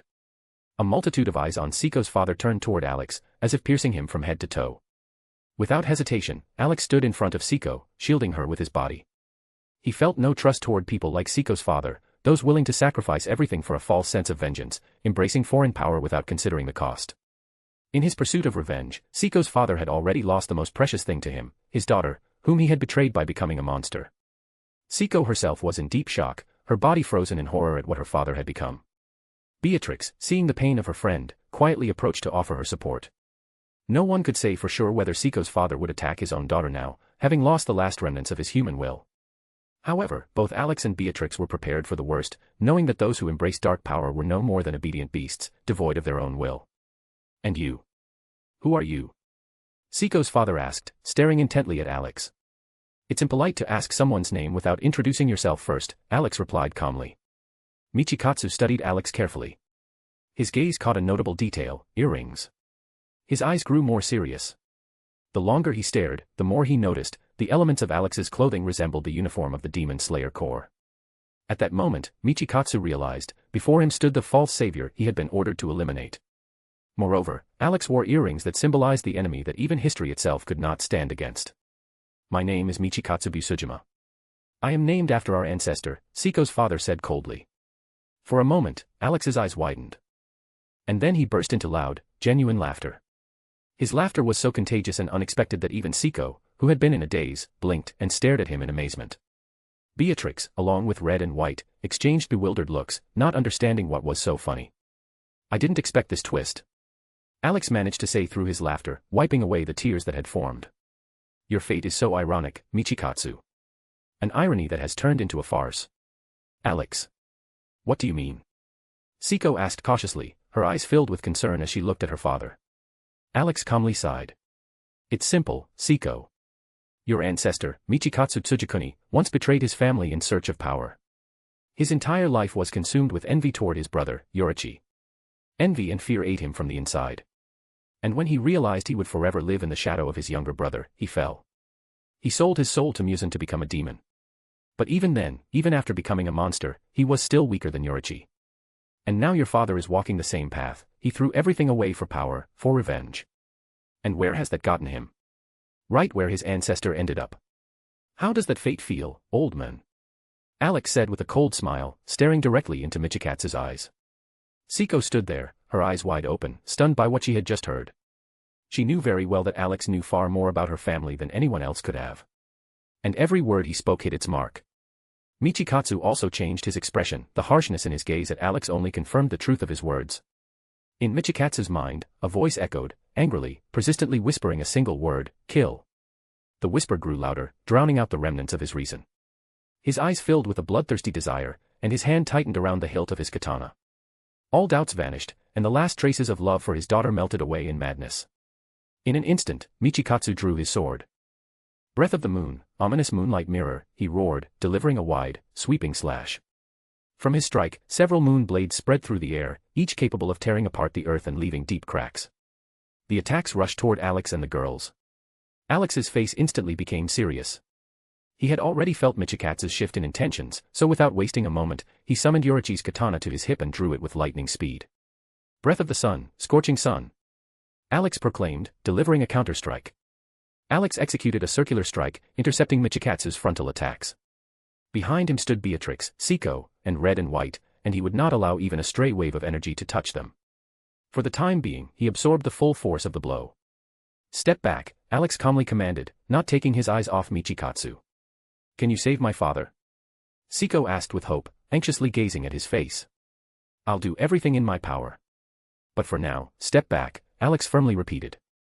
The girls silently nodded and quickly retreated, giving Alex space to fight. They knew why he still concealed his true power. Seiko, with all her heart, hoped that Alex could save her father from the demon's curse and the foreign will that had enslaved him. Alex was slightly surprised that Michikatsu allowed them to leave without trying to stop them. It seemed that even in his demonic madness, Michikatsu instinctively knew who among them posed the true threat. Alex pondered Seiko's words. He didn't want to disappoint her. He truly intended to save her father, but first, he needed to put on a show, convince Weskier, who was watching them through the cameras, that this was just a regular deadly clash. To carry out his plan, he first needed to destroy all the cameras. Once the girls were at a safe distance, Michikatsu no longer hesitated. He vanished from his position, and a moment later, appeared right in front of Alex. Breath of the moon, dark moon, evening shrine, he said, delivering a lightning-fast strike. Breath of the sun, parhelion rainbow. Alex responded, parrying the attack. Michikatsu delivered a single strike, from which countless chaotic blades scattered in every direction. Alex, using the technique of the parhelion rainbow, dodged, leaving behind numerous residual images. Michikatsu's attack ruthlessly tore everything apart, but the real Alex had already moved to the side. The earth around was slashed, trees were chopped to splinters by the chaotic strikes. Michikatsu quickly began searching for his target, relying on his sharpened senses. Feeling a threat from behind, he instantly spun around. Breath of the moon, lonely moon in the endless night of Avicii, he shouted, swinging his sword. Again and again, Michikatsu struck with sharp, frenzied blows in all directions, but Alex, with astonishing calmness, dodged each one at the last possible moment. His eyes never left the enemy, who was pressing harder and harder on the demon. Then, somewhere deep within, in the spark of his remaining sanity, Michikatsu asked himself, did my ancestor feel this way when he fought against his invincible brother? Not wanting to repeat his ancestor's fate, he roared and charged forward, giving it his all. His sword, charged with the demon's power and the moon's breath, cut through the air at a monstrous speed, but not a single strike hit its target. Alex evaded, making Michikatsu destroy everything around him. Alex waited. He waited for Michikatsu's attacks to destroy all the hidden cameras, leaving them completely isolated from Weskir's eyes. Why did you stop? Alex calmly asked, looking at the demon. His voice resonated in Michikatsu's ears, driving him deeper into fury. Breath of the moon, catastrophe, immortal proud crescent moon. Michikatsu growled, swinging his sword maliciously. Michikatsu swung his sword, creating a chaotic vortex around himself, destroying everything within its radius. The vortex charged toward Alex, but he calmly stepped back, not letting the attack touch him. The next moment, Michikatsu appeared behind him, aiming for a fatal strike. Breath of the moon, moon Ouroboros, he rasped, bringing his sword down on Alex's back. A slight smile appeared on Alex's face before he disappeared from his position. The vortex and Michikatsu's strike collided, creating a powerful shockwave. Michikatsu was thrown back, he crashed into the wall with a deafening crash, leaving a network of cracks, then fell to the ground with a dull thud. Alex, appearing nearby, calmly looked at the fallen enemy. Shifting his gaze, he noticed Seiko's worried eyes. He nodded to signal that everything was under control. Red, are there any cameras left? Alex asked, turning to Red. All destroyed, she answered briefly after a moment of hesitation. Alex nodded again and, with a light, reassuring smile, looked at Seiko, signaling that she didn't need to worry. Seiko noticed this and exhaled with relief. Beatrix, standing nearby, gently hugged her friend around the shoulders. Don't worry, Seiko, Beatrix quietly said. Our husband is strong, you know that. He will definitely save your father. I know, Seiko answered sadly, shaking her head. It's just hard to accept that my father became a demon. But Alex said he will save him, Beatrix said confidently, tightening her embrace around her friend. So, it will be. Seiko could only nod silently. Inside, doubts and pain raged within her. How had it come to this, that her father had fallen into such a state? Was it worth it, all for revenge for her mother? Alex listened to their conversation out of the corner of his ear and sighed quietly. Slowly, he made his way toward Michikatsu, who was pretending to be unconscious. Alex thought with irony, do all villains follow the same script? Step 1, dramatic speeches. Step 2, fight and lose. Step 3, pretend to be powerless. Step 4, strike from behind. He wanted to see if Michikatsu would follow the script exactly. As he got closer and entered the strike zone, Alex saw Michikatsu grip his katana tightly and suddenly deliver a powerful horizontal strike aimed at his waist. But just as the blade was about to touch his body, it froze in midair. The veins in Michikatsu's arms bulged from the strain as he desperately tried to complete the strike, but the sword didn't move an inch. Calmly holding the blade with one finger, Alex said. You don't need to try. It's not going to work. I won't lose, like my ancestor did. Michikatsu hissed through his teeth. The next moment, his body began to rapidly change. Michikatsu's body started transforming, becoming more and more demonic. Alex sighed heavily and, without hesitation, kicked him in the chest. The blow sent Michikatsu flying backward, crashing into the wall. His transformation halted as quickly as it had begun. Michikatsu returned to his original demonic form. Coughing up black blood, which trickled down his torn clothing, Michikatsu raised his gaze to Alex. Alex stood nearby with a carefree expression, as though everything happening around him had nothing to do with him. The destruction around them was overwhelming, but Alex remained unscathed, as if the events had no bearing on him at all. Michikatsu bitterly realized that all his strikes had been in vain. He hadn't been able to leave a single scratch on Alex. You know, Alex said slowly, walking closer, if it weren't for Seiko's request to save you, I would have killed you the moment you appeared. But as for who made you the father of my Seiko? Haha. Save me. Michikatsu laughed maniacally, his eyes filled with madness. I don't need saving. I chose my fate, and I don't regret anything. That's not for you to decide, Alex answered calmly. Zhanya, help hold this old fool. Michikatsu didn't understand the meaning of his words, but the next second, he felt something terrifying. The suffocating smell of blood filled the air. The world around him seemed to darken, and ominous bloody clouds gathered above his head. He was engulfed by an indescribable terror, a sensation he had never felt before. It was as if he had stepped into the lair of an ancient monster, ready to tear him apart at any moment. With great effort, Michikatsu lifted his eyes and saw the figure of a girl in crimson clothing floating behind Alex. Blood dripped from her body, pooling on the floor, while her long hair fluttered in the air as if alive. Her cold, piercing gaze seemed to tear into his soul. Michikatsu understood, if he turned away, he was doomed to a fate worse than death. He could feel it deep within, if he fell into her hands, death would seem like mercy. Alex silently observed Michikatsu's reaction, pleased with the result. Zhangya's presence was so overwhelming that the demonic samurai lost all will to resist. Zhangya, still hovering behind Alex, gently wrapped her arms around his neck. Her hair, like snakes, shot toward Michikatsu, binding his arms and legs and lifting him into the air. Alex thoughtfully watched the fallen demon. Normally, he would have to restrain Zhangya's influence on others, but this time he intentionally allowed her to show her true nature, to see how beings like Michikatsu would react to her presence. And the result was quite satisfactory. Now, Alex wanted to test something else, a power he had long forgotten and only recently recalled, but never before experienced. In his hand, Yamato appeared. Alex knew, this blade could separate all things. The wielder of Yamato, Virgil, once separated his humanity from his demonic essence. Alex wanted to try the same with Michikatsu. Drawing Yamato from its sheath, he swiftly pierced Michikatsu's chest and immediately pulled the blade back. The result was exactly as he expected, Michikatsu's human side fell from his body, while his demonic side, still bound by Zhangya's hair, remained in place. The demon whimpered and growled, turning into a mindless beast. Siko, noticing this, immediately rushed to her father. Reaching him, she carefully checked his breath. Feeling a faint but steady breath, she sighed in relief and, standing up, passionately kissed Alex on the lips. Alex simply smiled in response. "And what are you going to do with this?" Siko's father, who is still a demon. Beatrix asked, watching as Michikatsu's demonic half struggled to break free from the restraints. "I recommend conducting an autopsy," Red suggested calmly, not taking her eyes off the demon. "That way we can study the physiology of beings known as demons." Alex gave Red a blank look and simply shook his head. He wasn't interested in the physiology of demons, after all, they could be killed without such knowledge. He turned his gaze to Zhangya and nodded at the ghostly girl. Zhangya looked at Alex intently, and her hair began to wrap around Michikatsu's demonic half. His roar gradually faded until it was completely silent. When her hair returned to its owner, a doll made of hair fell to the ground, astonishingly similar to Michikatsu's demonic half. Alex stared at the doll for a while, then shifted his gaze to Zhangya.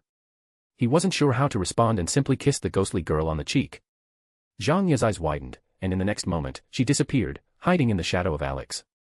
He smiled, slightly surprised by her shy behavior. Not wanting anyone to touch the cursed doll, Alex decided to destroy it on the spot. The doll burst into flames, and a mournful wail echoed, making both Siko and Beatrix flinch. "Saya, are you there?" Alex asked, touching his communicator. "What happened over there?" Saya immediately responded. "We found Siko's father. Had to calm him down a bit. Can you send someone for evacuation?" Alex explained calmly. "Siko's father? Seriously?" Saya's voice held disbelief, almost turning into a shout. "Quite. Send someone.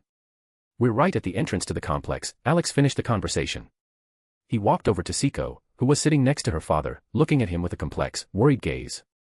Alex sighed and placed his hand on her shoulder in a gesture of support. Siko squeezed his hand, but her eyes remained filled with concern after everything that had happened. Alex explained that her father would be taken soon, and there was no need to worry, he was alive and would no longer be the way he had been recently.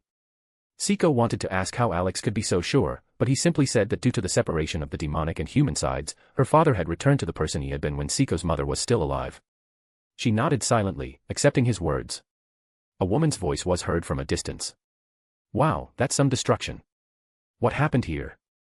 Alex turned and saw Rebecca Chambers, along with Claire and several members of the Sunwoo clan. They were looking around, astonished by the extent of the destruction at the main entrance to the complex. Siko and Beatrix noticed the newcomers and nodded in greeting. "Ah, just one overconfident enemy decided to jump out," Alex smirked, glancing at Rebecca and Claire. "Yeah, I can tell," Claire grinned, walking closer. "Who needs to be evacuated?" Rebecca asked, turning her gaze to Alex. Alex pointed to Michikatsu, who was unconscious. Members of the Sunwoo clan carefully lifted him onto a stretcher and headed toward the beach. Alex asked Siko to go with them. When her father woke up, it would be best if she was there. Siko didn't want to leave, but Alex insisted, explaining that now was the time to talk to her father. Otherwise, later, she would surely find 1,000 reasons to delay the conversation. Smiling, Seiko quickly kissed Alex on the lips and followed the clan members. Beatrix didn't want to leave her friend alone with her problems, so she followed, not forgetting to kiss Alex goodbye as well. Want some company? Since your girls are gone, Claire asked, narrowing her eyes. Up to you. As long as you're not afraid of getting hurt, Alex shrugged. You'll protect us, right? Rebecca smiled. Alex nodded briefly, activating the communication link with the other groups to let them know he was entering the complex. Now they would know he was already inside. Alex, we're almost there. You can go in first, Valmont spoke up first. We're here too. But we're stuck, there's a problem. We can't get to the last bloody nest on the way, Cammy reported on the general channel. We found 3 more. So, hold tight, we'll be delayed, Lem added. We're being surrounded by some flying creatures. We'll be delayed too and won't make it to the party, Soap chimed in. After receiving reports from all the groups, Alex realized that there were far more bloody nests on the island than he had anticipated. Claire and Rebecca patiently waited as he finished exchanging messages. After listening to everyone, Alex disconnected from the channel and turned to the girls, silently asking with his eyes if they were ready. Claire smirked, pulling out her gun, and Rebecca nodded, already ready with her weapon. Alex hesitated for a moment, thinking about saying that their guns probably wouldn't help much with what awaited them inside, but he decided against it. It was better to keep that to himself. Just as he was about to open the massive iron gates, a rustling sound came from the other side. Claire and Rebecca simultaneously raised their weapons, ready to shoot. Out of the bushes sprang Wolf, with Gir, Mimi, and Stitch sitting on his back, covered in blood. We've arrived. Gir exclaimed joyfully in a childish voice.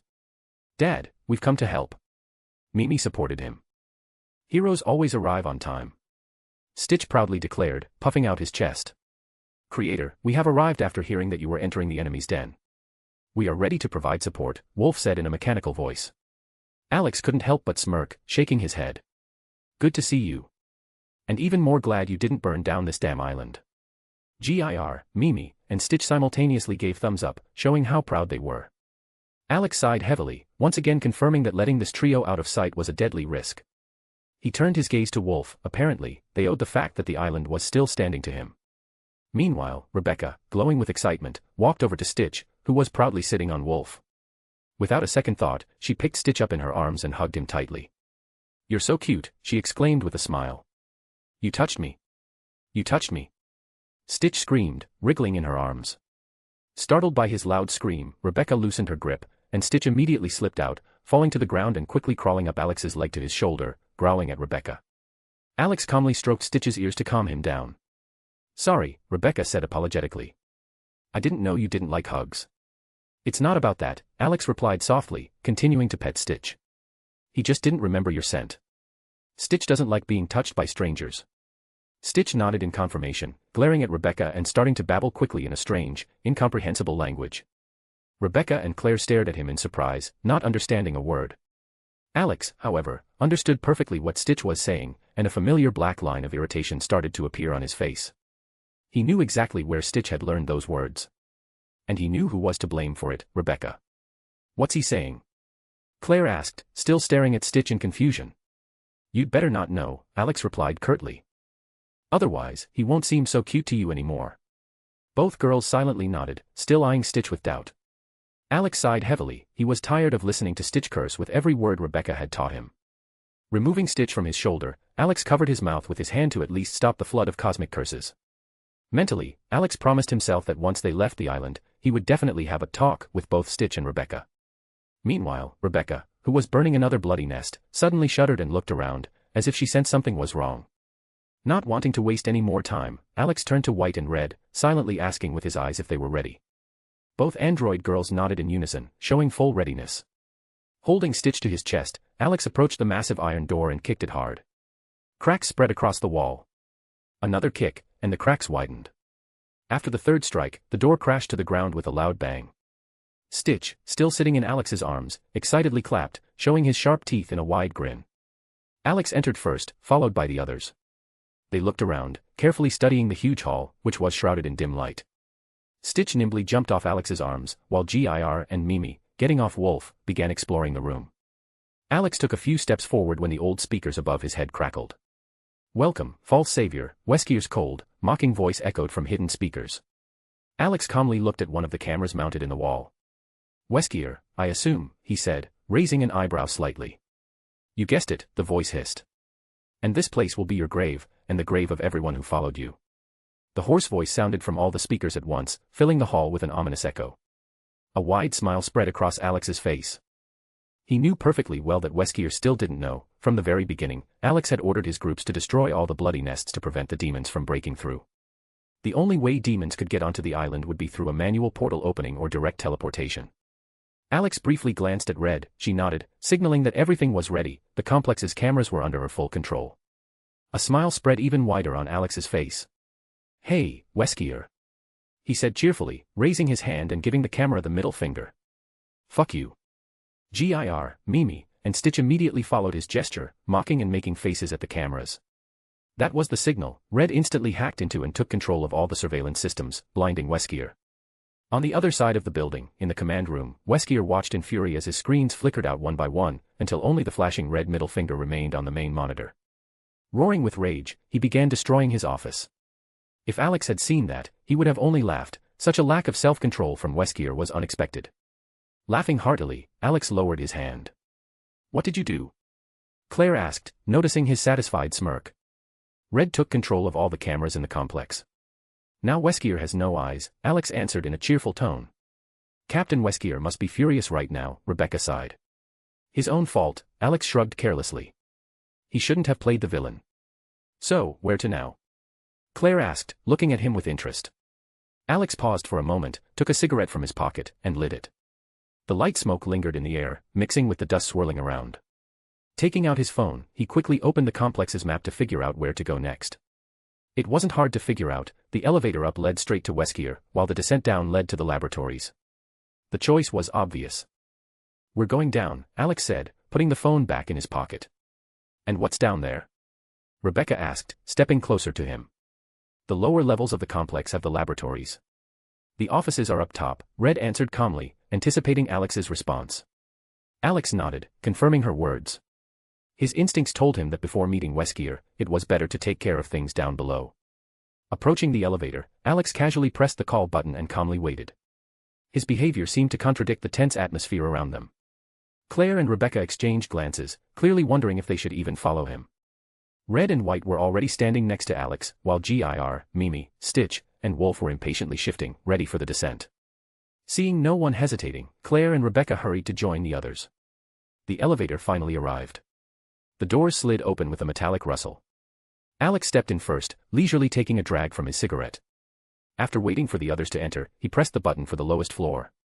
The ride deeper into the complex began. To be continued. Chapter 312, not the greatest masterpiece. While Alex and his group, now joined by Claire and Rebecca Chambers, were entering the facility, the other squads hurried to reach him as soon as possible to provide support. Everyone understood perfectly. Alex had already managed to eliminate one of the key opponents who could have stood in their way. And what was most remarkable, that enemy turned out to be Seiko's father, who had switched sides. However, he was defeated by Alex and was now aboard the aircraft carrier, receiving medical attention. Seiko's father was highly respected among martial arts masters. So when the people on the beach saw Michikatsu being carried on a stretcher, accompanied by members of the Sunwoo clan, many of the masters sighed heavily, realizing that even one of their best allies had ended up on the other side of the barricade. Nevertheless, now was not the time to dwell on it.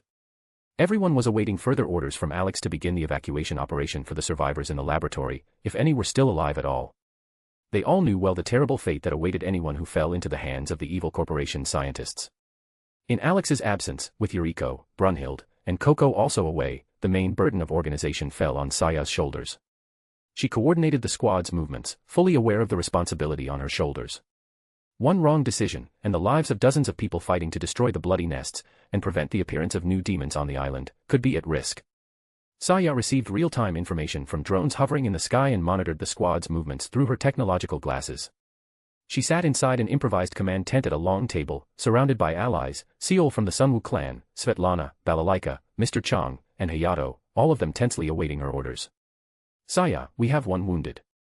We need assistance," came a voice through the communicator. "I see you. Sending help, hold on," she immediately replied. Saya glanced at Seol. She nodded silently, and a group of fighters from her clan immediately moved out to provide support. Those who had long been involved in training and commanding fighters couldn't help but note how quickly and efficiently Saya reacted. Barely a minute later, another urgent signal came in. One of the groups had been surrounded by demons and could not move forward. My brother and I will go. Let's see if these demons are much different from the ones we dealt with in Korea, said Sojetsu, standing up from the table, casually holding a bottle of alcohol. Your help won't be necessary. I'll get there faster, Kensai interrupted with a grin, quickly leaving the tent. Sojetsu chuckled, watching his younger brother dart away. He nodded to Lady Ma before leaving himself. Lady Ma just sighed heavily, wearily rubbing her forehead. Ever since Alex had managed to save Sojetsu, he and Kensai hadn't stopped arguing. If it weren't for her constant interventions, they might have been fighting every day. Still, there was a silver lining. Because of their constant quarrels, Kensai no longer had time for his usual antics, like peeking at girls in the showers, something Lady Ma secretly felt quite pleased about. I don't like this, Svetlana muttered, watching the drone footage. Agreed. Everything is going too smoothly. Considering what we're dealing with, it's suspicious, Balalaika said, lighting a thin cigar. No, everything is going as planned, Saya said calmly, adjusting her glasses and glancing at the women. We're moving faster than the bloody nests can react. They haven't yet sensed the danger and started spawning even more abominations. We know there are those who can control the horde. Most likely, Weskier is one of them. Right now, all his attention is focused on Alex, who has entered the facility. Weskier has no time for us. If he knew we were destroying the nests, the situation would be much worse. Both women involuntarily nodded in response to Saya's words, impressed by how clearly and competently she had laid out the current situation. Svetlana and Balalaika were still amazed that someone her age could take on such responsibility and coordinate action so effectively in the midst of battle. Saya herself didn't allow any distractions. She understood perfectly well that even the slightest mistake or delay could lead to unforeseen consequences that would ruin the entire carefully planned operation. Meanwhile, requests for support were becoming more frequent, and Saya was directing reinforcements to different areas of the island, delivering ammunition and explosives, evacuating the wounded, and fortifying positions. Fortunately, they had a vaccine against the zombie virus, so there was no longer a risk that someone would hide an infection out of fear of being eliminated. Pinky, we're done here. Where's my cupcake? Rebecca's voice came through the communicator. I've told you 100 times, stop calling me that, Greenie. Saya responded irritably. Alex is already descending into the lab, I'm tracking him through GIR. K. We're heading to the complex then, we'll try to catch up to him before he wrecks everything, Rebecca answered and immediately cut the connection. Saya was about to say something else, but, as always, Rebecca ended the conversation too quickly. Gritting her teeth in frustration, Saya decided not to waste time arguing and simply sent the girls Alex's coordinates. The other squads were also slowly moving toward the complex, while the number of blood nests on the island was rapidly decreasing.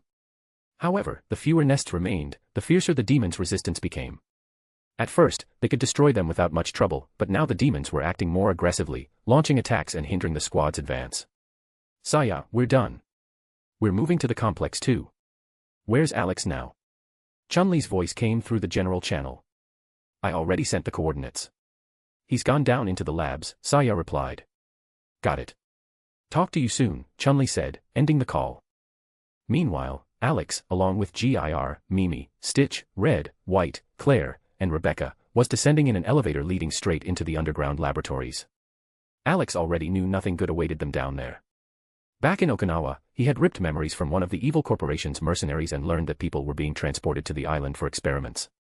At that time, he hadn't yet known that Weskier was behind it all. The mercenary's memory only mentioned a scientist giving the orders. At that moment, Saya contacted Alex and informed him that reinforcements were heading his way. The girls were coming to support him. Alex looked at those already with him in the elevator and smirked. He wasn't alone, but an extra pair of hands definitely wouldn't hurt. According to the map, the laboratory sprawled across a vast area, and it would take a lot of time to comb through everything by hand, especially considering that at the end of the path, Weskier himself was waiting, holed up at the very top of the complex like the final boss in a video game's last chapter. Alex doubted Weskier would have the patience to wait, so just in case, he asked Red to monitor his movements through the network, to prevent any escape attempt or surprise attack. I wonder who'll greet us down there? Claire asked, glancing at Alex. They'll greet us for sure. They're already prepared, Alex replied calmly, showing her his phone. Claire and Rebecca leaned closer to peer at the screen. The surveillance footage showed a squad of armed soldiers taking combat positions and aiming at the elevator doors. Maybe we should get out through the elevator shaft, so we don't get shot like targets, Claire suggested, turning to Alex. You can try. But I'm too lazy. They won't have time to do anything anyway, Alex shrugged. You're too confident if you think you can handle them under a hail of bullets, Rebecca remarked, giving him a stern look. You'll see soon enough, Alex smirked. For now, step back against the wall so you don't get accidentally grazed, just in case someone manages to pull the trigger. Claire and Rebecca were still not entirely convinced by Alex's words, but seeing his carefree expression, they decided to trust him. After all, Alex had single-handedly destroyed an entire city while fighting off a horde of undead, so dealing with armed soldiers should be even easier. As Claire and Rebecca moved to the sides to avoid being accidentally hit by a stray bullet, Alex looked at Red and White, checking if they were ready. Both android girls confirmed their readiness once again. Alex didn't ask Gir, Mimi, Stitch, or Wolf, because he knew these companions were always ready for anything, just give them a reason. The elevator was approaching the correct floor and finally stopped. Alex realized they had arrived and smirked. The elevator doors began to slowly open, and the first thing he saw was rows of soldiers, lined up and aiming their guns at them. "Target in sight, fire!" shouted the leader of the soldier group. However, his voice was cut off at the end, he never managed to finish. The entire corridor fell into an eerie silence. Claire and Rebecca had been expecting a barrage of bullets, but, cautiously peeking out from their cover, they saw that Alex had disappeared. Peering around the wall, they noticed Alex already standing behind the soldiers. All the fighters stood frozen, unable to move, while the leader still held his hand up, as if still trying to give the order to open fire. Alex slowly sheathed Yamato, and the familiar click echoed in the corridor. After that, the soldiers' bodies began to slowly fall apart into neatly cut pieces. With dull thuds, the body parts hit the white floor, and thick crimson blood quickly stained it a deep red. Claire and Rebecca looked in surprise at Alex's calm face, then shifted their gaze to the soldiers' bodies, now reduced to unrecognizable pieces. Red and White, ignoring the shocked girls, calmly walked towards Alex on their heels, stepping over the blood without a second thought. Gir, Mimi, and Stitch deftly jumped onto Wolf's back and followed them. "Are you two going to stand there for long? Or should I move you so your shoes don't get stained with blood?" Alex asked lazily, glancing at the girls. "No. It's just that everything ended so quickly, I'm kind of impressed," Claire said, still shaking her head in shock. "You killed those people so quickly." "It's kind of scary," Rebecca added, looking at him warily. "Who said they were people?" Alex raised an eyebrow, looking at her in surprise. "Then who were they?" Claire asked, pointing at the soldiers' bodies. Alex approached the nearest decapitated body, lifted the severed head, and pulled off the mask so the girls could see for themselves. Beneath the mask was something horrifying, gray skin crossed by black veins, sharp deformed teeth, and bloodshot eyes that still seemed to burn with fury even after death. Both girls understood what Alex meant, these were not people. Cautiously stepping over the floor, trying not to step into the blood, Claire and Rebecca moved closer to him. They drew their weapons and began scanning their surroundings. "So, where to next?" "According to the map, we'll be wandering here for a while," Rebecca asked, glancing down the long corridor. "We'll find some unlucky guy and ask for directions," Alex smirked, lighting a cigarette. "Doesn't your Red know the way?" Claire asked, nodding at Red, who was standing motionless with a cold expression. "She does. But it's easier to ask someone. After all, maybe the unlucky one has the information we need," Alex said, placing his hand on Red's head and gently stroking her hair. Red felt Alex's hand on her hair, and a faint smile appeared on her cold face. She glanced at her sister, White. When White met her gaze, she immediately understood that Red, in her own way, was asserting her superiority, just like the girls around Alex usually did. Alex, however, didn't notice the silent exchange of looks between the two android girls. He was focused on something else. They needed to find a scientist and extract all the necessary information from his head to avoid wasting time on a lengthy search. Once he stopped stroking Red's hair, Alex moved first.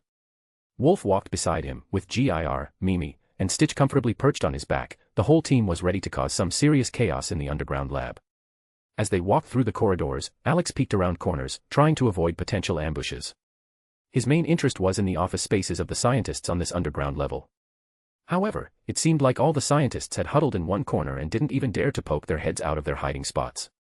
Where did everyone go? "It feels like there's no one here except that group of soldiers," Rebecca said, scanning the empty laboratory rooms. "Be careful," Alex warned and abruptly pulled Rebecca back. Before Rebecca could understand what was happening, a bullet whizzed past her face. It struck the wall and exploded. Alex was slightly surprised. He didn't often come across such powerful explosive rounds.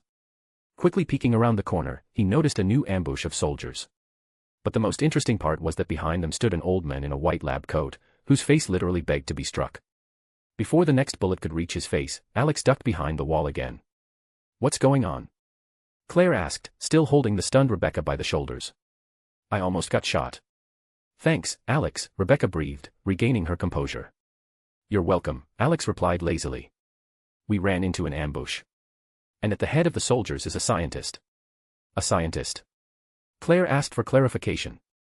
Have no idea. But his face made me want to hit him immediately, Alex shrugged, leaning against the wall. From your description, only one person fits, Red interjected. The lead scientist from the Africa branch. His name is Liam Baker. 53 years old, single, devoted his whole life to genetic engineering. He worked under Oswell E. Spencer, then was hired by Live Corporation. After the discovery of the Stairway to Heaven flower in Africa, he conducted experiments on the local population. Alex raised an eyebrow as he listened to the information. After thinking for a moment, he peeked around the corner again. Their gazes met, Alex and Liam Baker. The scientist frowned, and at his command, the soldiers opened fire on the wall behind which Alex and his group were hiding. Alex ducked again as gunshots rang out. Liam Baker. Surrender. I promise it won't hurt when I get to you. Alex yelled from behind the wall. Go to hell. You'll never defeat my greatest creations, came the response. Alex smirked, amused by the scientist's pompous words. He suspected that the greatest creations were the soldiers, clad in heavy armor like real tanks. He even had the thought that these might be some kind of uber soldiers who had escaped from another universe. Well, if he doesn't want to surrender the easy way, I'll make him, Alex said lazily. And how are you going to reach him? Claire asked, showing Alex the footage from the cameras. They're at the far end of the long corridor. I don't want to downplay your abilities, but this won't be easy. Wolf, attack. Kill everyone except the scientist, Alex commanded, looking at his faithful companion. A metallic growl came from Wolf. His steel claws dug into the floor with a loud crash, and a mechanical mask dropped over his face. Before anyone could react, Wolf lunged forward, and the corridor was filled with the screams of Liam Baker and the sounds of chaotic gunfire. A second later, the sound of a chainsaw screeching, Stitch's manic laughter, and GIR and Mimi's fanatic shouts about purging the heretics joined in. The sounds of flesh being cleaved and the roar of chainsaws echoed throughout the corridor. Claire and Rebecca, driven by curiosity, cautiously peered around the corner and saw a real bloodbath. GIR, Mimi, Stitch, and Wolf were tearing the armored soldiers apart. Those who had once looked like living tanks were now nothing more than bloody wreckage. Blood flowed in rivers across the floor, staining the walls and even the ceiling. Leaning lazily against the wall, Alex calmly watched the carnage. At that moment, he smirked, thinking that soon he might not even have to intervene. His little helpers would do all the dirty work for him. All that would be left was to kill the final boss and move on. The thought made Alex smile involuntarily. A few seconds later, the bloodbath subsided. Only the wet scraping sound remained. Something was being dragged across the floor. Alex put his phone back in his pocket and saw his loyal helpers dragging the bound Liam Baker by his leg. The scientist's mouth was carefully gagged to prevent him from making noise. Dad, we're done, GIR proudly announced, letting go of Liam.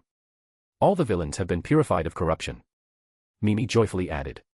Alex smiled and patted all four on the heads, praising them for the excellent work. Once done, he turned his attention to Liam, who, despite being bound, shot him a look full of rage. Alex smirked, squatted next to him, and coldly spoke. Didn't expect this, did you? My little ones are way better than the trash you dared to call your greatest creation. A trash scientist with trash results. And that's all you'll ever be, in the past, present, and future. Ugh, even I felt a pain in my heart from your words, Alex, Rebecca said, clutching her chest with feigned hurt. Alex gave a quick smile, glancing at Rebecca, then at Claire, who was barely holding back a smirk. He shook his head. He still couldn't understand why people around him quickly started behaving so carefree. Maybe it had something to do with him, or with Hestia's blessing, the goddess of family and home. All right, Alex drawled, let's chat. And keep in mind, if you start yelling, I'll make sure you stay quiet again. With that, he removed the gag from Liam's mouth. You think you've won already? Liam hissed through gritted teeth. These soldiers were my greatest masterpiece for a reason. You can't destroy them by simply ripping apart their bodies. They're much more than you can imagine. Alex raised an eyebrow, intrigued. Rebecca and Claire exchanged tense glances. Without another word, Alex shoved the gag back into the scientist's mouth and stood up. He walked toward the corner with the girls, and they cautiously peered around it. What they saw made Alex frown. From the torn bodies of the slain soldiers, black tendrils began to emerge, dripping with a thick, viscous liquid that resembled tar.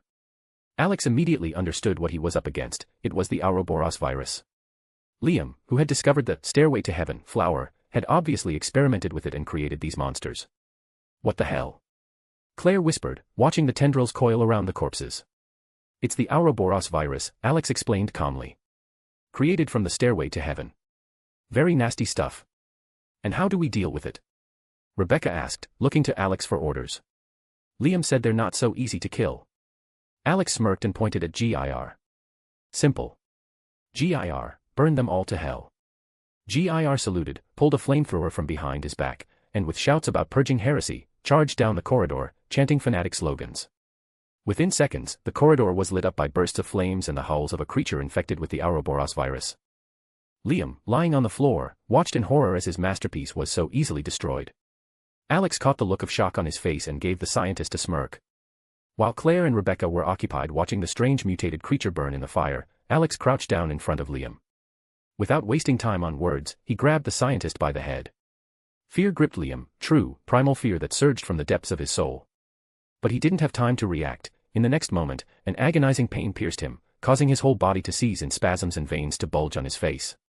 The pain was so unbearable that Liam's eyes almost popped out of their sockets. Meanwhile, Alex silently sifted through his memories. The more he saw, the stronger the fury in his heart grew. What unfolded before him was enraging. He knew that the kidnapped people would be experimented on. But knowing and seeing it with his own eyes were two completely different things. Now Alex was completely convinced, people like these scientists didn't deserve a chance at redemption or mercy. Those who could conduct inhumane experiments on children deserved neither forgiveness nor compassion. Holding back the rising rage, Alex loosened his grip. Liam's head hit the floor with a dull thud. His face froze in an expression of unbearable pain, his eyes wide open as if he had endured unimaginable suffering until his death. Alex remembered the faces of all the scientists involved in these atrocities and made a firm decision: none of them would leave this underground lab alive. However, within Liam's memory, Alex saw something else, a recollection related to prisoners who were still somewhere deep within the complex. What's with him? He was fine just a moment ago. Claire muttered, noticing that Liam had died. Maybe his fragile heart couldn't handle the fact that his so-called masterpiece turned out to be just a burning pile of trash, Alex replied calmly, shrugging. You know, on paper, he's a genius, but in reality, he's nothing.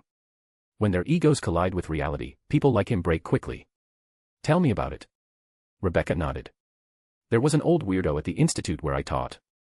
Thought he was incredibly smart. I outdid him, and the next day, he quit. Haven't heard from him since. Poor guy. Imagine, a girl barely over 20 outshines you, and your whole life falls apart. If I were in his place, I'd probably burn your house down too, Alex smirked. Are you serious right now? Rebecca asked, horrified, staring at his face. Rebecca, your house, like the institute, is already gone. So what should I burn? Your bunk in the cabin? Or your underwear? Alex raised an innocent eyebrow. Hey. Not my underwear. Where am I supposed to find new sets of bras and panties, if there's a zombie apocalypse going on with a hint of Armageddon? Rebecca protested, wagging her finger at him. Alex smirked and touched his communicator to relay the situation in the lab to the others. Everything was just beginning, and their group had already encountered the first serious obstacles. What awaited them deeper in the complex, traps, monstrous experiments, or something worse, was still anyone's guess. Alex briefly reported that the path to the elevator was cleared, except for the dismembered bodies of soldiers, but warned everyone to be extremely cautious when descending. Are there any survivors? Valmont asked over the general channel. I mean, besides the scientists and soldiers. There are, Alex replied briskly. In the depths of the lab. Prisoners who were subjected to experiments. One scientist let it slip about them, just before his fragile little heart couldn't handle it. I knew you were so scary that a single look could frighten anyone, Soap's laughter came through the channel. Shut up and hurry up, Alex grumbled, rolling his eyes. The lab is huge, and God knows how many people need to be evacuated from here. We're close, Cammy responded. We're approaching that huge door you kicked down. We'll be there soon. Cupcake, we're on our way too, Rebecca added, laughing cheerfully. So don't kill everyone without us. I want to see these masterpieces you mentioned for myself. No problem. We'll move slowly. Just follow our tracks, Alex replied with a grin. You mean the blood trails? Chiquita clarified. Pretty much, Alex responded carelessly, ending the conversation. Alex looked at his group, checking if everyone was ready. Just then, GIR ran out of the corridor, slightly covered in ash from burning Liam's greatest creation. Everyone was ready to move on.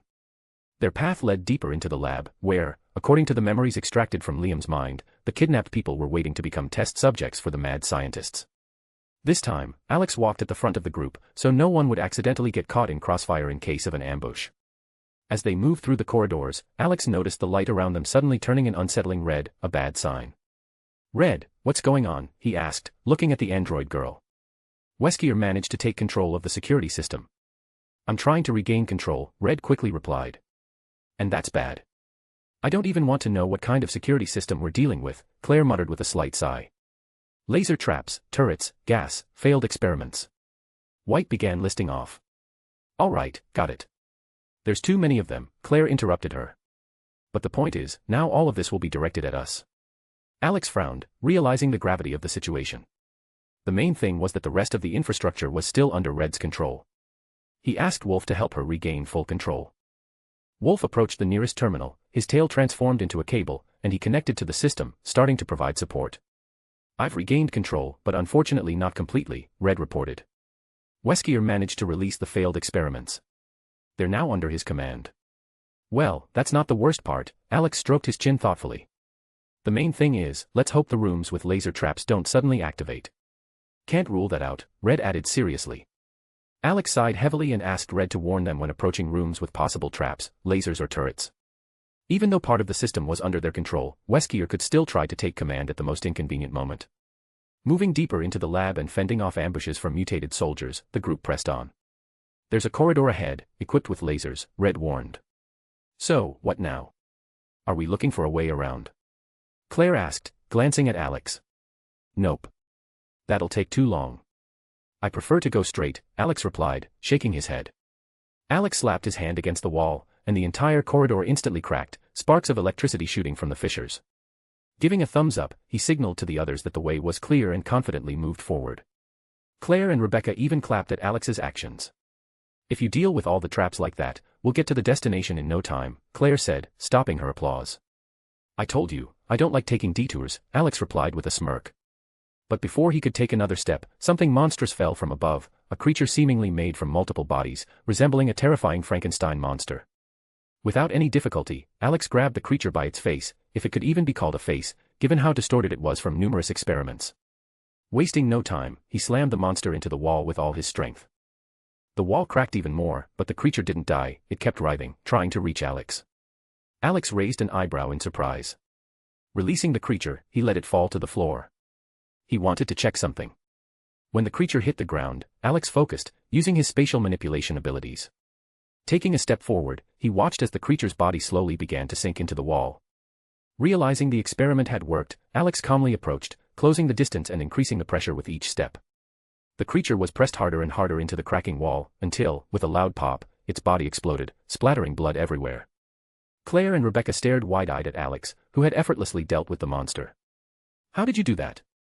Claire asked in shock, not taking her eyes off him. "Hard to explain," Alex replied with a slight grin, scratching his chin. "But to sum it up, I created an invisible wall in front of me and crushed the creature like a press." Claire and Rebecca simply nodded in silence. To them, Alex's abilities were still a mystery, shrouded in fog. Alex smirked and continued on, looking forward to what other interesting abilities he could borrow to fight enemies.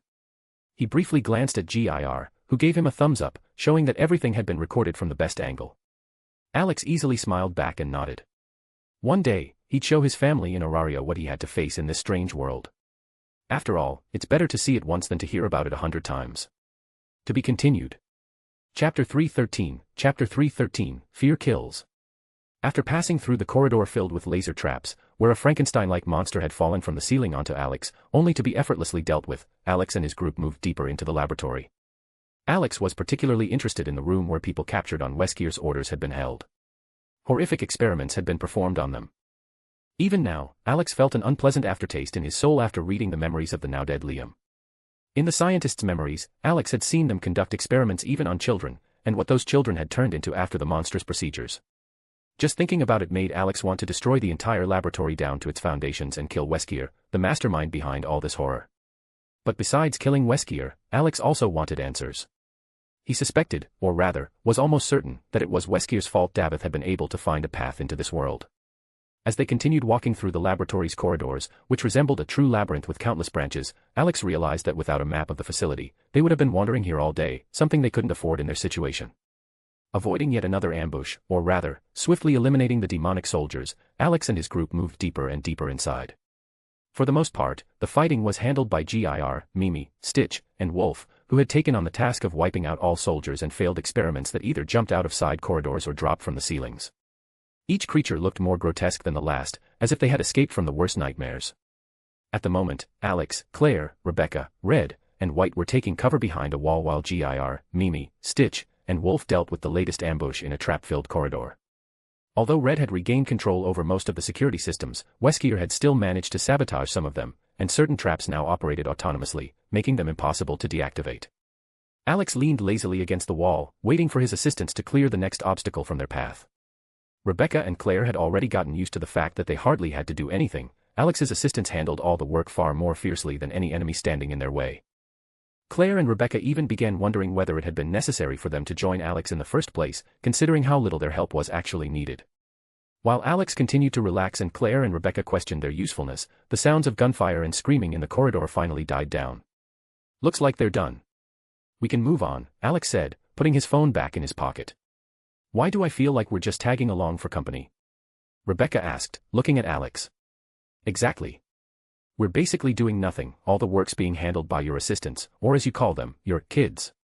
"I haven't even fired a single shot this whole time," Claire said, shaking her head. "Not for nothing. For example, you're a former TerraSave member, and thanks to your experience, you know how to organize people in a dangerous situation and lead them to safety. And Rebecca here is a former medic from a special unit, so when we find survivors, your skills will be crucial," Alex said, glancing at the girls. "No wonder you have so many girls around you. You seduce them with your speeches, it's hard to argue against you," Claire said with a smirk, looking at Alex. "Almost. There's love mixed in there too," Alex said exaggeratedly, making a theatrical gesture with his hand. "Yeah, love and your sweet talking," Rebecca added in the same exaggerated tone. Alex smirked and headed down the corridor where the carnage had just occurred. Red and White followed him without hesitation. Claire and Rebecca exchanged glances, smiled, and went after them. Stepping into the corridor, Alex saw the aftermath of the massacre his little helpers had caused. Everything around was destroyed, bodies were scattered everywhere. Now they all stood before a closed door. Alex approached Gir, Mimi, Stitch, and Wolf, curious about why they were staring at the door. Listening carefully, he caught muffled sounds coming from the other side. Someone was in there. There were two possibilities: either it was a scientist who had managed to escape and lock himself in to avoid becoming a victim, or it was a staff member who had hidden there at the very start after the alarm was triggered. "Why are they all staring at the door?" Claire asked, noticing everyone's focus. "Someone's hiding in there. Now the real question is, who exactly?" Alex replied. Alex stepped closer to the door and tapped on it lightly. Almost immediately, he sensed the person inside flinch in fear. Raising an eyebrow, Alex pulled out his phone and connected to the security camera inside the room where someone was hiding. He didn't want to simply phase through the wall. Claire and Rebecca would definitely have questions he didn't feel like answering. Claire and Rebecca leaned in to look over his shoulder. On the phone screen appeared a man around 40 years old in a lab coat. Alex recognized him instantly, a face he could never forget. One of the scientists responsible for the monstrous experiments on captured people and children. Thomas Johnson. One of Weskier's followers, obsessed with the dream of immortality and eternal life. Claire and Rebecca looked questioningly at Alex.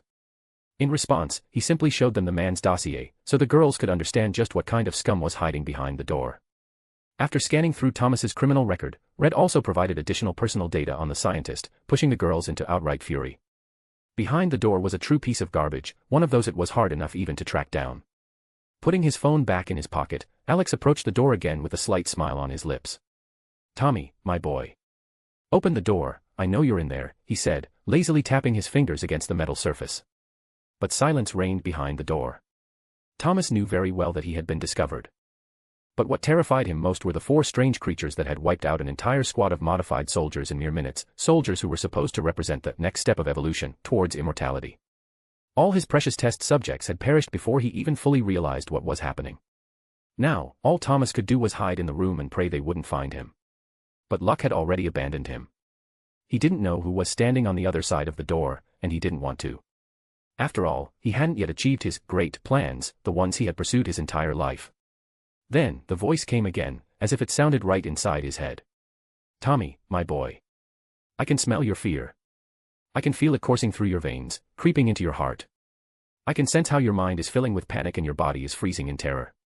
You weren't afraid when you were stealing the lives of innocent children, experimenting on them. So why are you trembling now, Tommy? Come out quickly, before the fear completely devours you. Alex's voice was quiet, almost a whisper, echoing against the walls and intensifying the suffocating atmosphere. Thomas felt the lights in the room dimming. Children's screams began tormenting him, piercing, desperate, and relentless, even when he clamped his hands over his ears. Each scream stabbed into his consciousness, tearing it apart from within. The lights flickered, shadows stretched and twisted, and objects in the room seemed to come alive. He could feel dozens of invisible eyes watching him. His heart pounded wildly, his veins felt heavy as lead, and every breath became harder to take. He tried to gulp in air, but the panic tightened around his throat even more. The pain in his chest intensified, as if a red-hot needle were piercing his heart. Thomas clutched his chest, trying to stop the pain, but it only grew stronger. And then he saw them, the silhouettes of children, standing in the shadows. With every passing moment, their outlines became clearer. As the ghosts of his victims neared him, Thomas let out a terrible, primal scream filled with raw fear. The last thing he saw before darkness consumed his vision was the small hands of the children reaching out to him. His heart couldn't take it.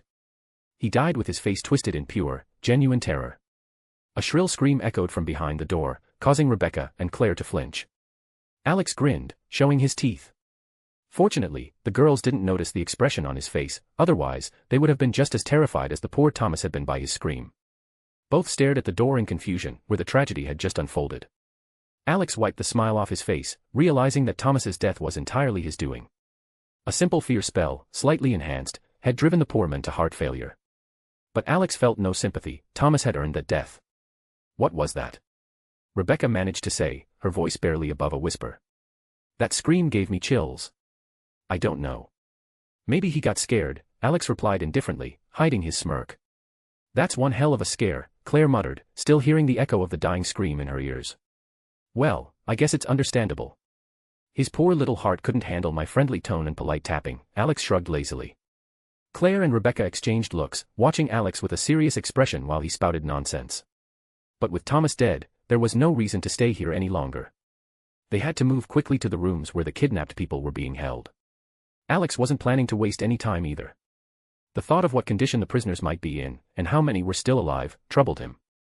Picking up the pace, he turned down another corridor, and unexpectedly ran into someone. He barely had time to blink in surprise before Cammy hit the floor with a dull thud. Alex bent down to help her up, but just then, Renka literally flew into him, wrapping her legs around his waist and kissing him on the face. The girls, seeing Alex, sighed in relief. At first, they had thought it was another group of strange soldiers, the kind they'd already encountered in this nightmarish place. If it hadn't been for Rory pointing the way, they would have definitely gotten completely lost. Although, to be honest, the apostles' help was dubious. Following her directions, they had begun to seriously doubt whether they would ever escape. Alex felt a slight moisture on his cheek and smiled warmly at the girls. They responded with equally warm smiles. All right, Renka, get off Alex. He's not just yours, Chunli said cheerfully, easily pulling Renka off of Alex. Renka wanted to protest, but she was quickly deprived of that opportunity. As soon as she was removed, the other girls also approached Alex, each of them gave him a quick kiss. Alex felt his face being covered in kisses. Claire and Rebecca were the most stunned. Witnessing such a display of affection made them feel quite awkward, especially considering both girls were still single. Mimi, and Stitch started hopping around excitedly, boasting to the girls about their achievements and waiting for praise. I'm happy to see you too. But how did it happen that we ran into each other here, instead of you catching up with us? Alex asked in surprise. There's nothing surprising about it. You can thank Rory for that, Ray replied with sharp sarcasm, casting a glance at the apostle. Alex turned his gaze to Rory, who gave him an embarrassed smile and stuck her tongue out. He realized he was clearly missing something important. Why had the girls listened to her instead of following the blood trail left by his group? The girls looked at Rory reproachfully. They had collectively decided that they wouldn't be listening to Rory's suggestions next time. And what did she do? Alex asked, though he already had a rough idea of the reason. She said she knew a shortcut to you, Chunli sighed. In the end, instead of just following the obvious trail, we stumbled upon a group of strange soldiers.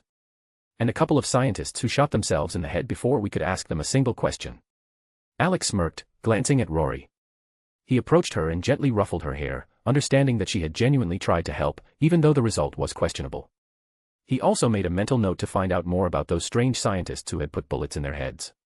The girls couldn't really tell him much about them. They preferred to kill themselves rather than be captured alive. Sighing, Alex remembered that he needed to introduce Claire and Rebecca to the other girls so they wouldn't feel like strangers. The introduction went smoothly and warmly, even though they hadn't met before, they knew about each other. "So, where are you headed?" Renka asked. "Since we've run into each other, let's go together. Otherwise, we'll get lost again if we decide to listen to Rory." "We were heading to where they were keeping the people who were being experimented on or were going to be," Alex explained. The girls nodded and followed Alex. Along the way, they took the opportunity to get to know Claire and Rebecca better, asking them about their pasts. Renka, as usual, climbed onto Alex's back, settling comfortably, and whispered to him about what had happened with Siko's father. It was already known that her father had ended up on the enemy side, and this question had been bothering Renka. Alex calmly replied that Siko's father's situation wasn't much different from her uncle Sujetsu's, who also had turned to the side of evil. Renka silently nodded, accepting the answer, and the journey continued in silence. But as soon as Alex's face appeared around the next corner, a fist flew at him with great force. Alex effortlessly intercepted the punch, halting it halfway. Cammy and Chun-Li reacted faster than the others. The former instantly shoved the attacker aside, while the latter fired her gun, assisting Shigeru, who had thrown shurikens that pierced the aggressor's hands. When the man lowered his hands, everyone could see his face clearly. Before them stood a tall man with gray hair and a body marked by scars. Alex looked at the attacker with interest. He seemed familiar to him. Judging by the expressions on Chun-Li and Cammy's faces, they recognized him too. "Do you know this idiot who attacked me?" Alex asked, squinting skeptically. "This is Brian Fury," Cammy explained, crossing her arms over her chest. "Half machine, half corpse. Hard to call him an ordinary human." Alex nodded, finally recalling where this character was from. In this strange mix of universes, he had long stopped being surprised by encounters with familiar heroes. But Brian wasn't going to wait for them to finish their conversation. He lunged at them again. Renka immediately jumped off Alex's back to avoid being in the way. Brian appeared in front of Alex and threw a deceptive punch at his face, sharply changing stance and attacking with a kick to the torso. Alex calmly deflected the punch, easily pushing the attacker back.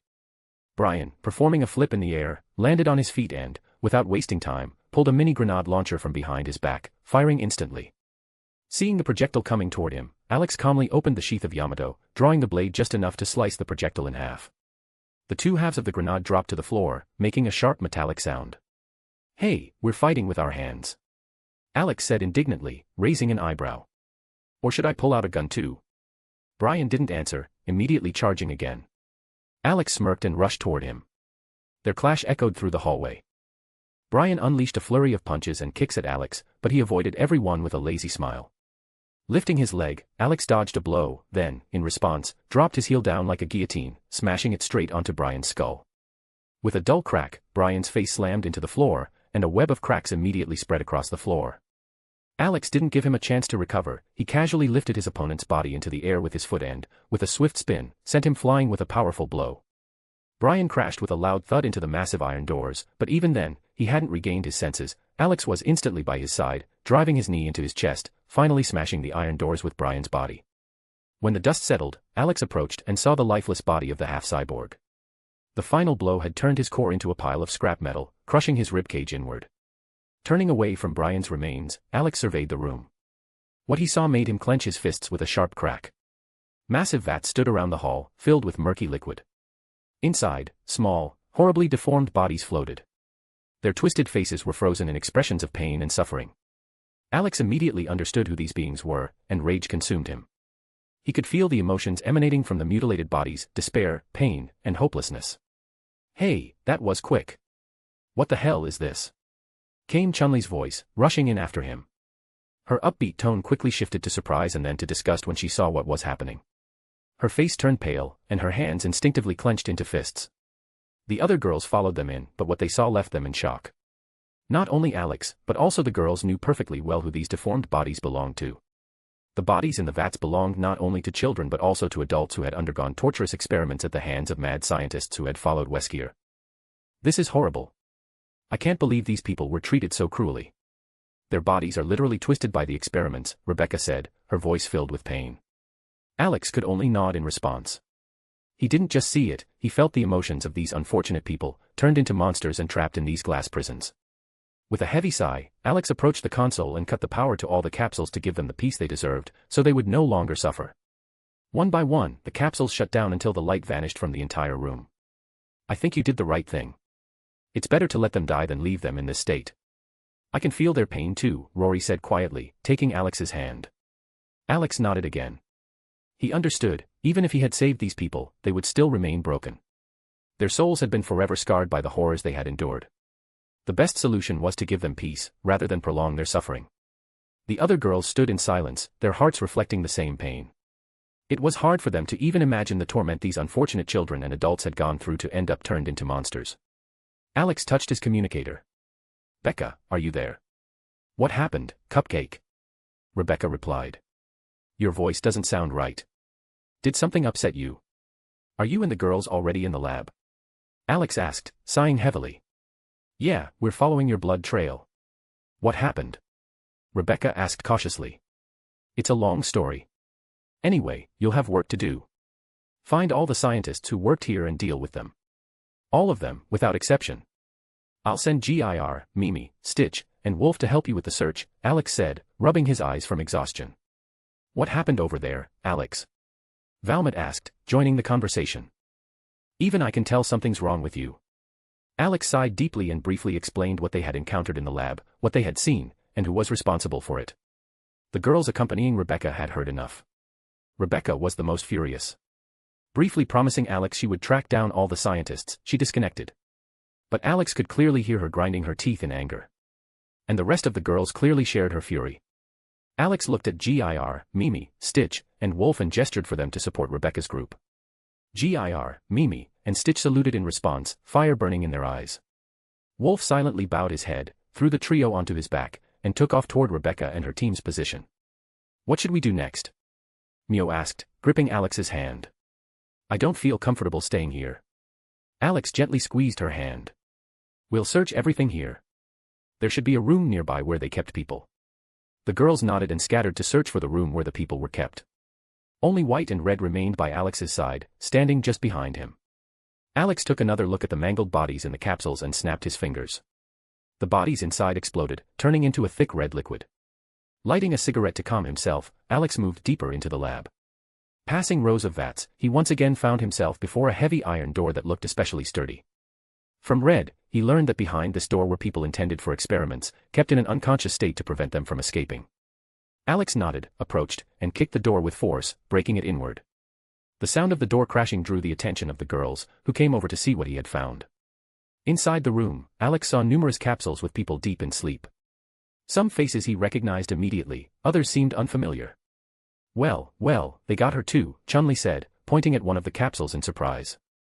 Alex followed her gaze and saw a woman in the capsule. It was Yuri Han, a longtime rival of Chun-Li. Both of them had gone through similar fates, both had lost their parents due to M. Bison, the head of Shadowlo, who had ordered their deaths.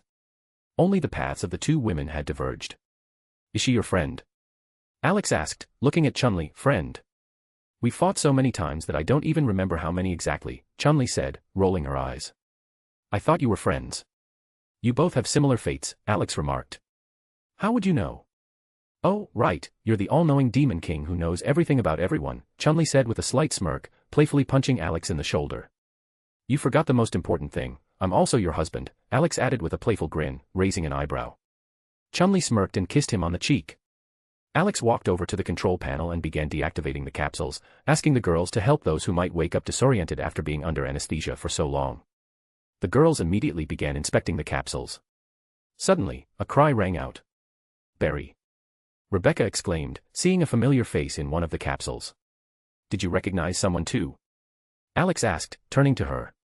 "Yes, it's Barry Burton. We worked together in STARS, Rebecca replied loudly. Alex raised an eyebrow, though he wasn't too surprised. Barry had once been Weskier's comrade, and it wasn't shocking that Weskier had used him in his experiments. Alex also hoped that Barry's daughter, Moira, was okay. Losing his daughter could have completely broken Barry. Alex warned the girls to prepare and press the activation button. The liquid in the capsules began to slowly recede, and soon the capsules started to open. The girls carefully helped the weakened people to the floor. At that moment, Claire, Mio, and Renka ran into the room. "We found people in cages," Claire reported. Alex immediately wanted to know their condition. According to the girls, it was less than ideal. The people looked exhausted and could barely stand. Alex nodded and contacted Saya, asking her to send people for evacuation and a team of doctors. Saya confirmed that reinforcements were on the way. Turning to White and Red, Alex asked them to meet the people at the elevator and bring them here. White and Red nodded and immediately left. You guys start releasing the people from the cages. Help is on the way, Alex said, addressing Mio, Claire, and Renka. All right. But these people look very weak and exhausted, Mio quietly remarked. That's not surprising, considering everything they've been through, Rory sadly added, shaking her head. Claire, Mio, and Renka went to release the people from the cages while the others carefully helped lower the rescued individuals from the capsules.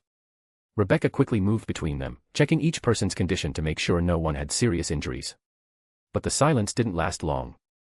One of the rescued suddenly opened their eyes and immediately lunged into an attack. Damn it, you bastards. You thought you could keep me here. Yuri screamed, not caring who her fury was directed at. In a blind rage, she attacked the first person she saw, Chun-Li.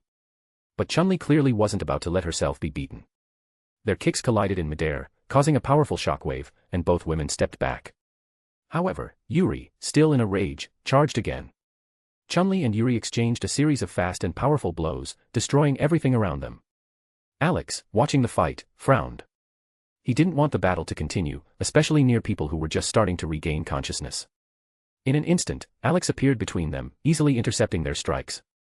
Enough, you two, he said calmly, holding their legs in the air. Chun-Li was the first to retract her leg and glance at Alex. He, in turn, casually threw Yuri back. She landed smoothly on her hands, flipped over, and stood at a safe distance. Alex quickly assessed her and sighed. Yuri was only wearing bandages hastily covering her body, essentially, she was almost naked. Gradually regaining her senses, Yuri stared at Chun-Li, who stood behind Alex. What are you doing here, Chun-Li? She sneered. Did they capture you too and turn you into a puppet? Unlike some people, I wasn't captured and locked in a capsule like a lab rat, Chun-Li retorted calmly. Alex sighed tiredly and rubbed his forehead. His mood was clearly souring. Meanwhile, Yuri shifted her gaze to Alex. Her eyebrow arched slightly, she was clearly sizing him up. And who's this handsome guy? She asked, smirking.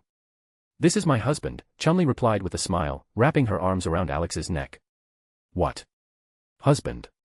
Yuri exclaimed in surprise. Since when do you like men? I thought you, had other preferences. Alex silently shook his head, his face showing a mix of exhaustion and indifference. I see you're coming to your senses. Maybe you should get dressed, he asked, casting a blank look at her. Yuri snorted and, loosening the bandages around her body, mockingly said. What, is my outfit bothering you? Or maybe you want to see more. You'll ditch this long-legged one and come over to me. Alex looked at Yuri with a tired expression as she slowly loosened the bandages around her body. His eye started twitching, a clear sign of an impending headache. He was 100% sure, another pair of girls was about to show up, and they would argue endlessly with each other. This time, it would be Chun-Li and Yuri. Once, Alex had considered Chun-Li calm and balanced. But that opinion was shattered the moment Yuri entered their lives. Turning his gaze to Chun-Li, he immediately noticed, another second, and she would snap. Chun-Li's face tensed, and there was a dangerous glint in her eyes. Meanwhile, Yuri, grinning, continued to provoke Alex, clearly enjoying the situation. Not getting the reaction she desired, Yuri disappointedly removed her hands from the bandages, realizing that Chun-Li's husband wouldn't easily fall for her games. You're no fun, she dramatically complained. Aren't you men supposed to be drooling over a half-naked girl? Maybe you're right, Alex answered calmly. But given the situation we're in, I couldn't care less. And for the love of all that's holy, put something on. Not wanting to waste more time on arguments, he removed his haori and casually threw it toward Yuri. The fabric landed right in her face, freezing her in complete shock. Slowly pulling the haori off her head, Yuri looked at Alex in confusion, who at that moment was massaging his forehead as if in despair. Then her gaze fell on Chun-Li, whose face now held a triumphant, almost victorious smirk. A vein popped on Yuri's temple, but instead of a burst of anger, her lips curled into a sly smile. Draping the haori over her shoulders, Yuri deliberately inhaled its scent, throwing a mocking glance at Chun-Li. The tension between the two women quickly reached its breaking point, just a little more, and the room would have turned into a battlefield again. But the sudden sound of a lighter stopped them. Alex leisurely lit a cigarette and gave a heavy glance at both Chun-Li and Yuri, clearly signaling that now was not the time for bickering. Meanwhile, Cammy was busy helping a familiar giant, Zangief, who had also been found among the prisoners in the capsules, regain his composure. Alex just waited for the main rescue team to finally arrive to evacuate all the freed prisoners, knowing that a headache from the ongoing chaos was just around the corner. To be continued. Chapter 314, Lady D. While the girls were helping the rescued people recover, Alex stood off to the side, smoking slowly and watching those who had once been captured and placed in capsules, for future experiments. His gaze slid across the faces, and with each new pair of eyes, he sank deeper into thought. Why capture people like this? He frowned, took a drag, and reflected.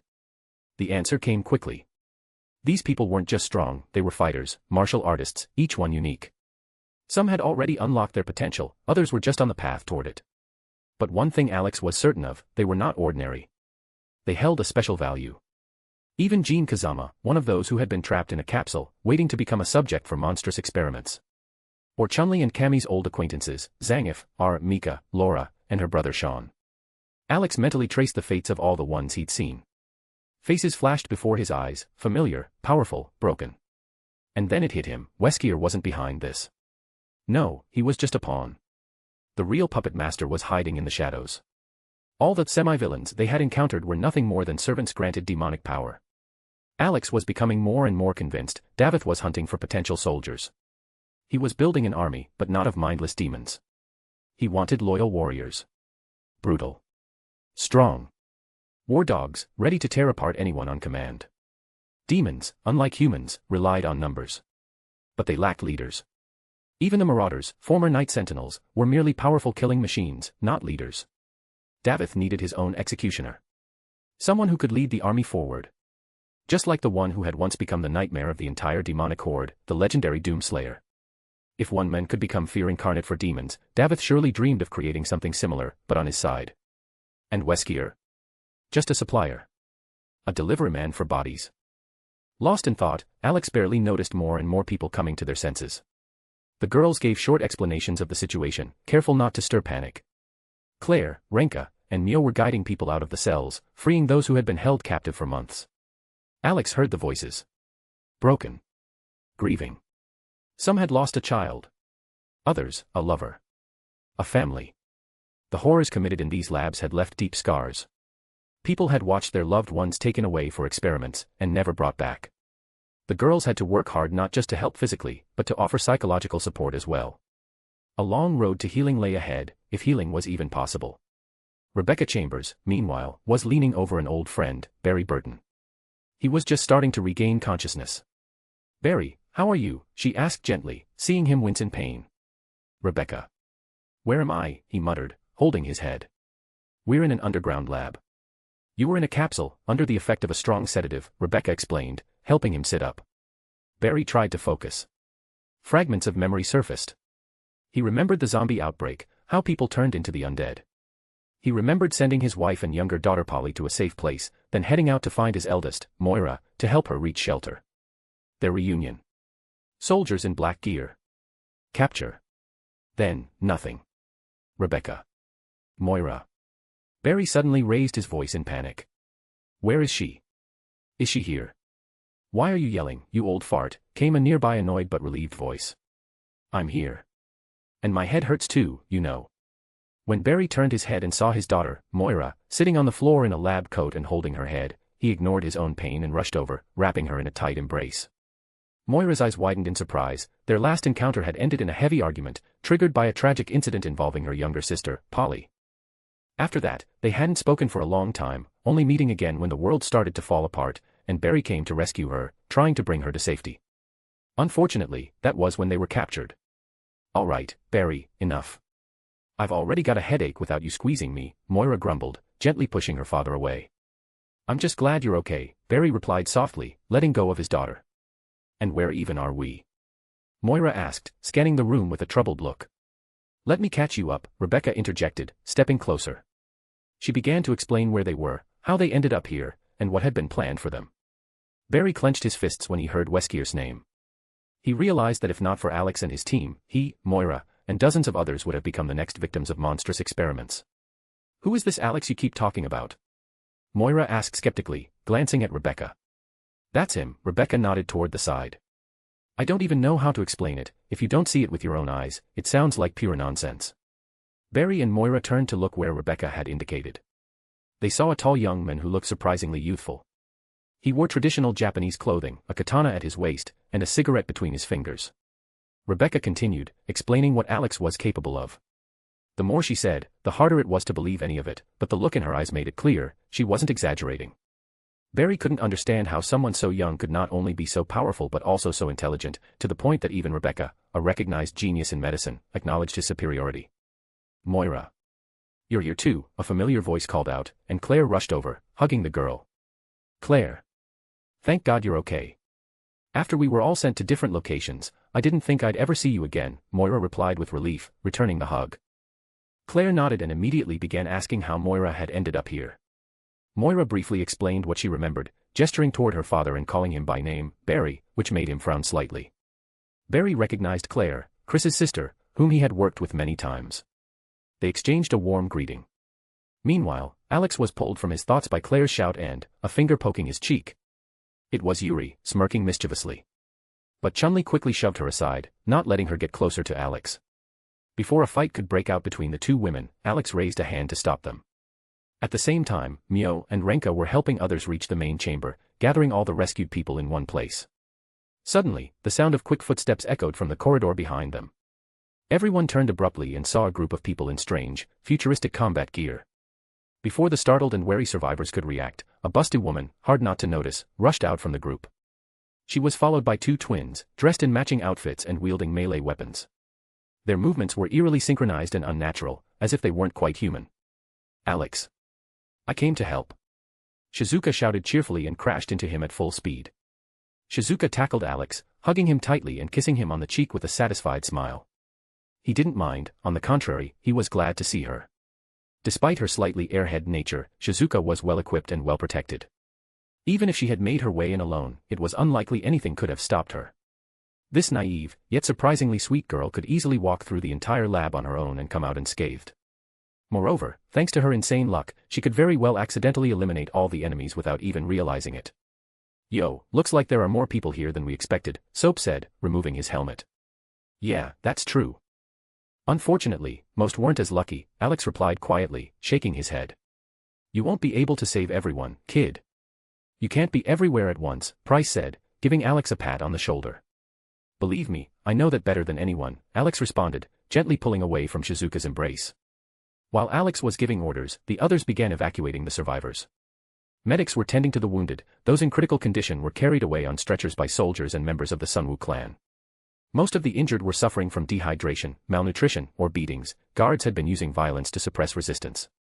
The children, in particular, were in bad shape, and they were prioritized for transport to the surface. Shizuka was darting between the children, checking their conditions and providing first aid to ensure safe transportation to the aircraft carrier. "What did this busted girl eat to grow such a chest?" Yuri smirked, nodding toward Shizuka. "And is she also dating your husband? Doesn't that bug you?" First of all, no one really understands how Shizuka managed to grow such a chest, Chun-Li rolled her eyes. "And secondly, Alex is not just my husband. He also, well, let's just say, he gets close to other girls." "Huh, sharing him, huh? So he must be a monster in bed. Come on, tell me how it is." Yuri continued to provoke with a mocking grin. Chun-Li ignored her and tried to walk away. Her patience was wearing thin, but she held herself back. Alex observed this with mild concern, hoping that if a fight did happen, it would be on the aircraft carrier and not in the middle of the evacuation. Feeling that his presence wasn't needed just yet, Alex decided to venture deeper into the complex. He suspected there might still be people, or something more interesting, left in the further sections of the lab. He beckoned Red and White to follow as he passed by Claire, Rebecca, Moira, and Barry, nodding at them as he went. Deep in the facility, his attention was drawn to a massive metal door. "What's behind this?" he asked, addressing Red. "According to the map, there should be a wall here," she replied, frowning. "If instead of a wall, we see a door, then they're hiding something. It could be something dangerous, or maybe it's just a dead end to confuse the curious," Alex mused, stroking his chin. "Old reports mention an artificial life project," White spoke up, scrolling through the archives. "What kind of project?" Alex glanced at her. "An attempt to create artificial life with special abilities, telepathy, teleportation, rapid regeneration. But all the subjects were extremely aggressive, the experiment was deemed a failure, the subjects were destroyed, and the project was shut down. All personnel involved were either fired or eliminated to prevent information leaks." Alex raised an eyebrow and pulled out his phone, reading through the report that had been sent to him. The more he read, the more he was convinced, the lead scientist of the project had clearly lied. If the door existed, then someone or something was still there. Perhaps one of the subjects had survived. "Maybe we should take a look inside." Who knows, there might be something interesting, he said with a hint of curiosity in his voice. But before he could open the door, Rebecca's voice echoed through the room. Hey, Cupcake. I brought a gift. Everyone in the room turned at Rebecca's shout. Those who weren't familiar with her saw a girl with bright green hair and a wide grin, resembling a true gremlin. What caught their attention the most was the fact that she was literally covered in firearms, like a walking arsenal. Alex noticed Rebecca, Rika, Valmet, Chiquita, Ada, and Revei. A slight smile appeared on his face, though he didn't immediately understand what gift she was referring to. Rebecca caught his gaze, standing at the end of the hall near the massive iron door, and, with the same mischievous look, strode toward him. All finished, girls. You found all the scientists pretty quickly, Alex asked with a slight smile. Was there even anything to find? These bastards huddled together like rats and hid behind the strange soldiers. Without their toys, they were no more than targets, Revei sneered. Did you find anything useful? Alex asked calmly. After all, he had given the order to eliminate all the scientists. Sweetheart, did you forget who I used to be? I was a spy. My hands just gravitate toward information. So, I borrowed a little something. And I deserve a reward for that, Ada said, wrapping her arms around his neck and looking him in the eyes with a flirtatious gaze. Alex smirked, leaned toward her ear, and began to whisper. As he spoke, a satisfied smile spread across Ada's face, one she couldn't suppress. The other girls, irritated that Ada was getting all the attention again, dragged her aside with disgruntled expressions and also demanded their compensation. Alex promised each of them would get what they desired. Satisfied with this answer, they calmed down. All right, now tell me, what's the gift you brought me? Alex asked, raising an eyebrow. Oh, right, this idiot, Rebecca said with a smirk, nodding over her shoulder. He used others as human shields and tried to escape. I thought maybe he'd be useful to you. Alex turned his gaze behind her and saw a man bound up as if he were being prepared for a sacrifice. He was being dragged by Gir, Mimi, and Stitch. Alex still couldn't understand where this trio had developed the habit of dragging people around like hunting trophies, but deciding not to focus on that, he motioned for them to bring him closer. The trio dropped the prisoner at Alex's feet. He kicked the man onto his back and squinted slightly, he recognized the face. William, motherfucker, Birkin. Didn't expect to see you alive. According to all the records, you're listed as dead. Of course, it's trendy to resurrect and eat people these days, but still, surprise, Alex smirked, squatting down next to him. That's why he seemed familiar, Ada recalled. I was supposed to steal the virus he created. But the mission got cancelled, and I lost a decent paycheck, because of his death. Hey, who is he? Valmet asked, looking between Alex and Ada. It's clear Alex knows everyone. But since Ada was supposed to steal something from him, spill it, who is he? William Birkin, a virologist, one of the developers of the G virus. He started working for the Live Corporation at 16. He tried to compete with Alexia Ashford, who was only 10 at the time, but couldn't surpass her. He was suspected of being involved in the death of James Marcus. Later, STARS took over the investigation because there were reports that young Marcus's body was found near the corporation's training center, where, according to eyewitnesses, he was searching for something, Red answered, pulling up the information from the archive. Alex nodded, everything matched the original storyline, except that in this universe, the main culprit was the Live Corporation. Learning more about William, the girls looked at him as if he were the scum of society. After all, he had killed his mentor and felt no remorse at all. Alex wasn't interested in why William was still alive, it didn't make sense. Instead, he reminded the girls that it was Rebecca Chambers who had dealt with James Marcus back then, when he had turned into a monster. The girls nodded and shifted their gaze to the other Rebecca, the one who was currently helping the medics tend to the survivors. It was hard to imagine that such a fragile-looking girl could have done something like that. But their green-haired gremlin, Rebecca, she could definitely pull it off. She probably wouldn't even bat an eye blowing up an entire mountain just to bury a monster under rocks. Meanwhile, Alex touched William to read his surface memories. Most of them were worthless, just labs, routine work, rare meetings with Weskier, where the latter only reported the progress of experiments. But one memory caught Alex's attention. It was connected to a room behind him, and a woman who was the embodiment of every second man's wet dream. This made Alex smile slightly. Let me guess, Revei spoke up. You read his memories and found something. Got it right, Alex nodded. Just the surface ones. If I dug deeper, he'd already be convulsing, and then he'd turn into a useless vegetable. So, he's no longer useful to us? Chiquita asked, pulling out her pistol. Oh no, my love, Alex smiled. He hasn't gotten the punishment he deserves yet. The girls immediately perked up. They were curious about what punishment Alex had in store for William. He was still in a semi-conscious state, and Alex, giving him a light pat on the cheek, brought the man back to reality. William's gaze cleared, and he immediately recognized Alex. In turn, Alex understood that William was fully aware of who stood before him. No wonder, one of his memories showed him ordering to capture Alex for experiments. Though that never came to pass. "Hello, William, my boy," Alex said, removing the gag from the man's mouth. "Surprised, aren't you? To come face to face with the one you wanted to use as a test subject. False savior." William hissed with disdain. "You really think everything you do matters? All your efforts are a pathetic attempt to save a dying scum. I've seen a god. His power is something your primitive mind can't comprehend." Alex raised an eyebrow in surprise and laughed. The girls, hearing William's words, couldn't suppress their smirks. They found it amusing that this arrogant scientist referred to the creature as a god. After all, the real god, in their view, was one, and he was about to become their father-in-law. "Ah, William, my boy," Alex said mockingly, leaning closer to his face. "Who drilled this nonsense about false savior into your head? Unfortunately, it's the other way around.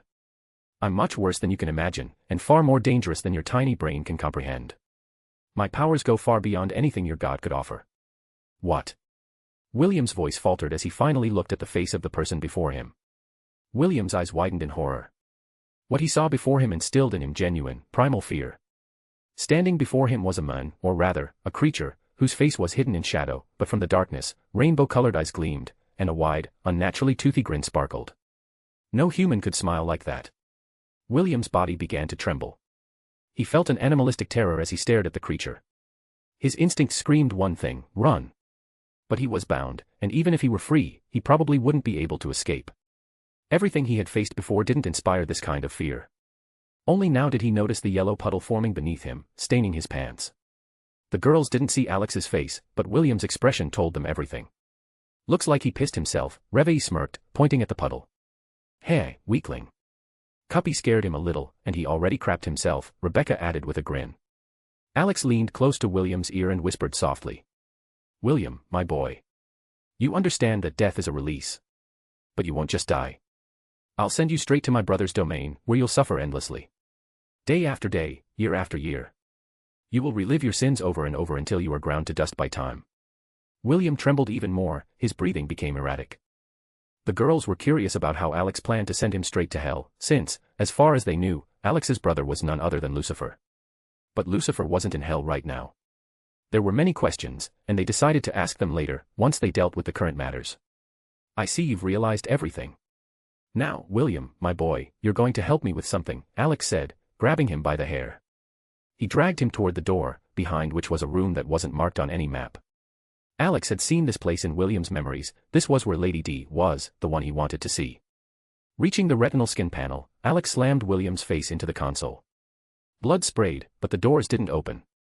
Continuing to hum a tune, Alex, with grim pleasure, repeated the strikes, as if taking payment in blood for a ticket to hell. "Alex, I don't want to disappoint you, but if you keep pounding his head like that, the door definitely won't open," Valmont said with a heavy sigh. It was clear he wasn't doing this out of necessity. "My dear, this is the delivery fee. Or do you think they transport people to hell for free?" Alex smirked, slamming William's face into the console once again. "Wait, don't people automatically end up there if they're sinners? Or how does this work? Is there even a heaven and hell in this world? Or is it the same for all worlds?" Reveille asked, slightly confused. Alex's hand froze, giving William a brief reprieve. The question genuinely interested the girls, except Rebecca, who couldn't care less. She'd already heard the answers before and had even met Alex's father, so such questions about existence didn't bother her. But Red and White were looking at him with clear curiosity. "Heaven and hell exist. But much depends on the specific universe," Alex began, stroking his chin with his free hand. "In most worlds, they're abstract concepts. In others, they're very real places. For example, the world of Brunhilde, or the one I came from. If heaven and hell are absent in a specific universe, the soul enters a reincarnation cycle and begins life anew, in another reality. Take Takashi, for instance. He used to be David, and now he's Komuro Takashi. Heaven and hell might just be transit points before the next cycle." "What are you guys rambling about?" A woman's voice came from behind. The girls, still processing Alex's answer about heaven and hell, turned their heads and saw Yuri, wearing the haori that had recently disappeared from Alex's shoulders. The mystery of the vanished clothing solved itself, now it was on her. Noticing their surprised looks, Alex simply waved his hand and introduced Yuri to the others. This is Yuri. An old acquaintance of Chunli, he said with a smirk. Rival of Chunli, to be exact. But Revei narrowed her eyes and, nodding toward Yuri, immediately asked the question that was hanging in the air. Why, exactly, is she wearing your haori? Alex sighed heavily and nodded toward Yuri. Well, just look at what she was wearing, he replied, raising an eyebrow. Those bandages barely cover the necessary areas, and that's being generous. So, what are you doing here? Yuri asked again, gazing at the group with lazy interest. We're trying to open the door, Alex replied nonchalantly, once again slamming William's face into the console. At the same time, we're contemplating the meaning of life, existence, and all that stuff. And what's the answer to this eternal question? Yuri squinted, smirking. 42, Alex and Rebecca answered in unison, exchanging a meaningful glance and a knowing grunt. The other girls looked at them suspiciously, not understanding the point. Alex didn't explain anything, the meaning was only clear to the chosen few, or those who had read certain books or seen that particular movie. At that moment, with another dull thud, the console finally accepted the fingerprint. A hiss echoed, and the metal door slowly began to rise. William's body collapsed to the floor with a disgusting sound, and his head, now a bloody pulp, finally proved that the express ticket to hell had been fully paid. There are traps in there, or a laser corridor, right? Rika asked, pointing at the dazzlingly white passage behind the door. Possibly. But it's better to be safe, Alex replied, slapping his hand against the wall. Smashing the nearest panel, he confidently stepped forward, clearly eager to finish things in the lab and finally deal with Weskier, the next genius who fancied himself a god. As he walked, Alex turned to Yuri. How's the evacuation going? Most of them have already been taken out, Yuri shrugged. And those who were in the same situation as me are moving out on their own. On foot. Alex nodded. His gaze flicked to Gir, Mimi, Stitch, and Wolf, the trio who seemed to be enjoying the chaos in the lab more than anyone else. Looks like you rushed with killing William, Ada said, smirking. There's another scanner. The girls laughed. No one felt any sympathy for William. Alex also smirked and simply spread the metal doors with his bare hands as if they were curtains. Behind them opened a spacious room, William's personal laboratory. Someone's here. And damn, it's huge. Especially the chest, bigger than Shizuki's, Rika muttered, pointing at the woman in the tank. Intrigued, the girls moved closer. Alex also stepped forward, he wanted to see Lady D with his own eyes. And, to be honest, she looked even better in person than in the game and in the memories. He knew what kind of personality he would have to deal with.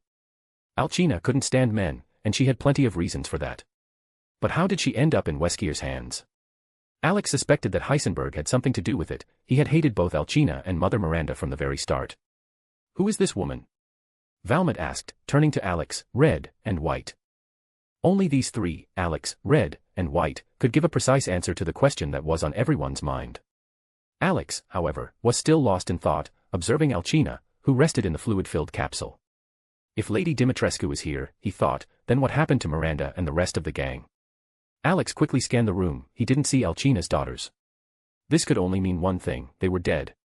Piecing together a possible chain of events, he concluded that Heisenberg had teamed up with Weskier, essentially selling Alcina and the rest of them out for his personal gain. After all, Heisenberg had always been ambitious and prone to betrayal. Realizing that he wouldn't get an answer from Alex, the girls shifted their attention to Red and White, the ones who surely knew who the woman in the glass capsule was. Alcina Dimitrescu, known as Lady Dimitrescu, Red began calmly.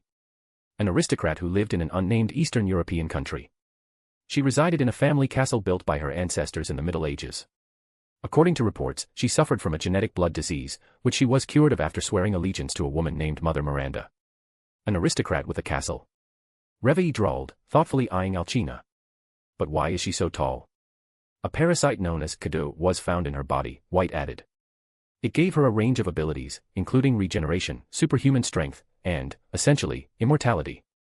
Whose side is she on? Valmont asked, turning her gaze to Alex. I remember you mentioned her. I think she worked with the corporation. It's not that simple, Alex replied, lighting a cigarette. It seems she was betrayed and sent here as an expendable asset. And there's only one person capable of doing that, Heisenberg. Essentially, a pathetic parody of Magneto. She had 3 daughters.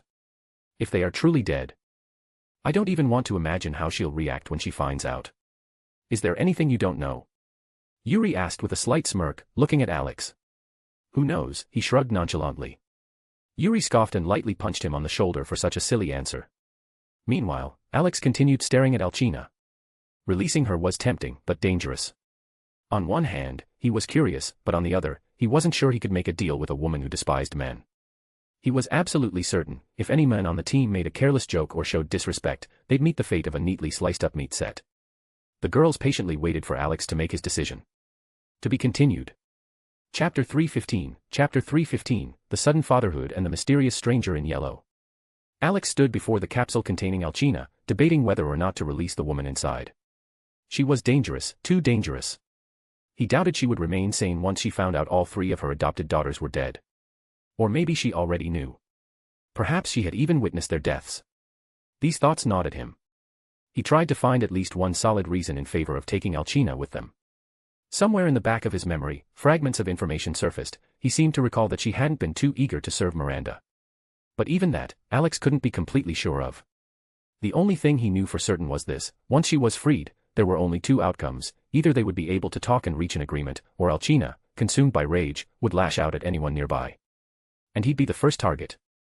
The girls, having learned enough from Red and White's accounts of Alcina's past, decided to leave the choice to Alex. Giving him a moment to think, they dispersed throughout the laboratory, once used by William Birkin as his personal base.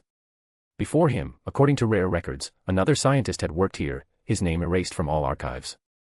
Only his research and fragments of correspondence remained. "I think I found personal logs from the scientist who worked here before Birkin," said Ada, sitting at an old terminal. Alex tore his eyes away from the capsule and walked over to Ada, leaning over her shoulder. He had always been curious about who this mysterious scientist was. The archives contained only reports on successful experiments and dry letters to management. Taking the nearby chair, Alex sat down beside Ada and began reading the personal journal.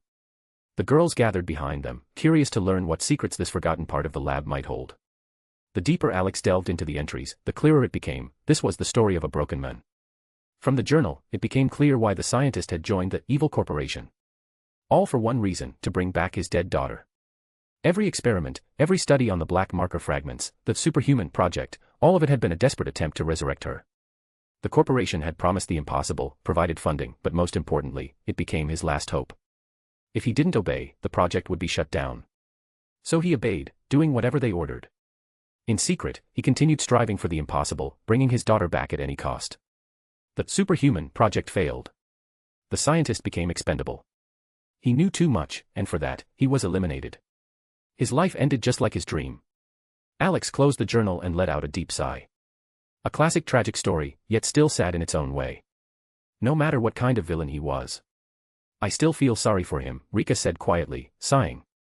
"Indirectly, he's part of why this is all happening, but he did it for his daughter." "I don't know whether to call him a monster or just a broken man chasing happiness," said Valmet, shaking her head. "He made his choice. Even if his project had worked, he wouldn't have brought her back. It would have been just a copy." "Similar, but not her," said Alex, closing the journal. The girls looked at him. They knew, if anyone understood life and death, it was Alex. If he said it was all in vain, then it truly was. Standing up, Alex asked Ada to copy all the research, both from the mysterious scientist and William Birkin. It might come in handy in the future. Ada nodded and began the data transfer. While the copying process was underway, Alex had already made his decision: he would release Alcina. He would try to talk, to negotiate, if it was even possible. The girls watched with interest as he approached the capsule once again. He looked at the sleeping giant woman, sighed heavily, and pressed the shutdown button. The water began to slowly drain, and once the capsule was completely empty, the walls lifted, releasing Alcina. She collapsed forward, right onto Alex. He managed to catch her and gently laid her on the floor, propping her up against the capsule. Then he took a few steps back, and that was the right call. Alcina's eyes snapped open, her claws instantly extended, turning into razor-sharp blades. With a single motion, she sliced through a nearby container like paper. Alcina slowly stood up. Rage burned in her eyes. "Where is that miserable worm?" "Heisenberg," she growled, glaring at Alex. "Lady Dimitrescu, first, let's calm down." "We can talk," he said calmly, trying not to provoke her. "You are a stupid man thing. Don't tell me what to do." Alcina shouted furiously and swung her claws at him. The girls were already preparing to shoot, but Alex raised a hand to stop them. The vampire's claws struck him, but caused no harm. He simply raised his arm, blocking the blow. The fury on Alcina's face was unmistakable. Perhaps Alex had been right, she had seen her daughters die with her own eyes. In a fit of rage, she pressed harder, trying to cut the men before her, but all her attempts were in vain. Her claws couldn't even scratch him, and she lacked the strength to move him. Alcina narrowed her eyes. The fury on her face faded slightly, and she took a step back, eyeing the men with suspicion. "I see you've calmed down a little, Lady Dimitrescu," Alex said evenly, meeting her gaze. "Let me start with this, neither I nor the women with me have anything to do with the corporation, Weskier, or Heisenberg. We came here to save people and kill Weskier. Meeting you was a coincidence." Alcina stared into his eyes, searching for even the slightest hint of deception. But she found none. From the beginning, the men had remained calm, met her gaze directly, and unlike most, addressed her with respect, calling her Lady Dimitrescu rather than a monster or beast. That stirred something in her. Her claws returned to normal size, and her breathing gradually steadied. "And why should I trust you?" she asked coldly. "It's quite simple," Alex replied. "I could have killed you back when you thought you could slice me apart with your claws.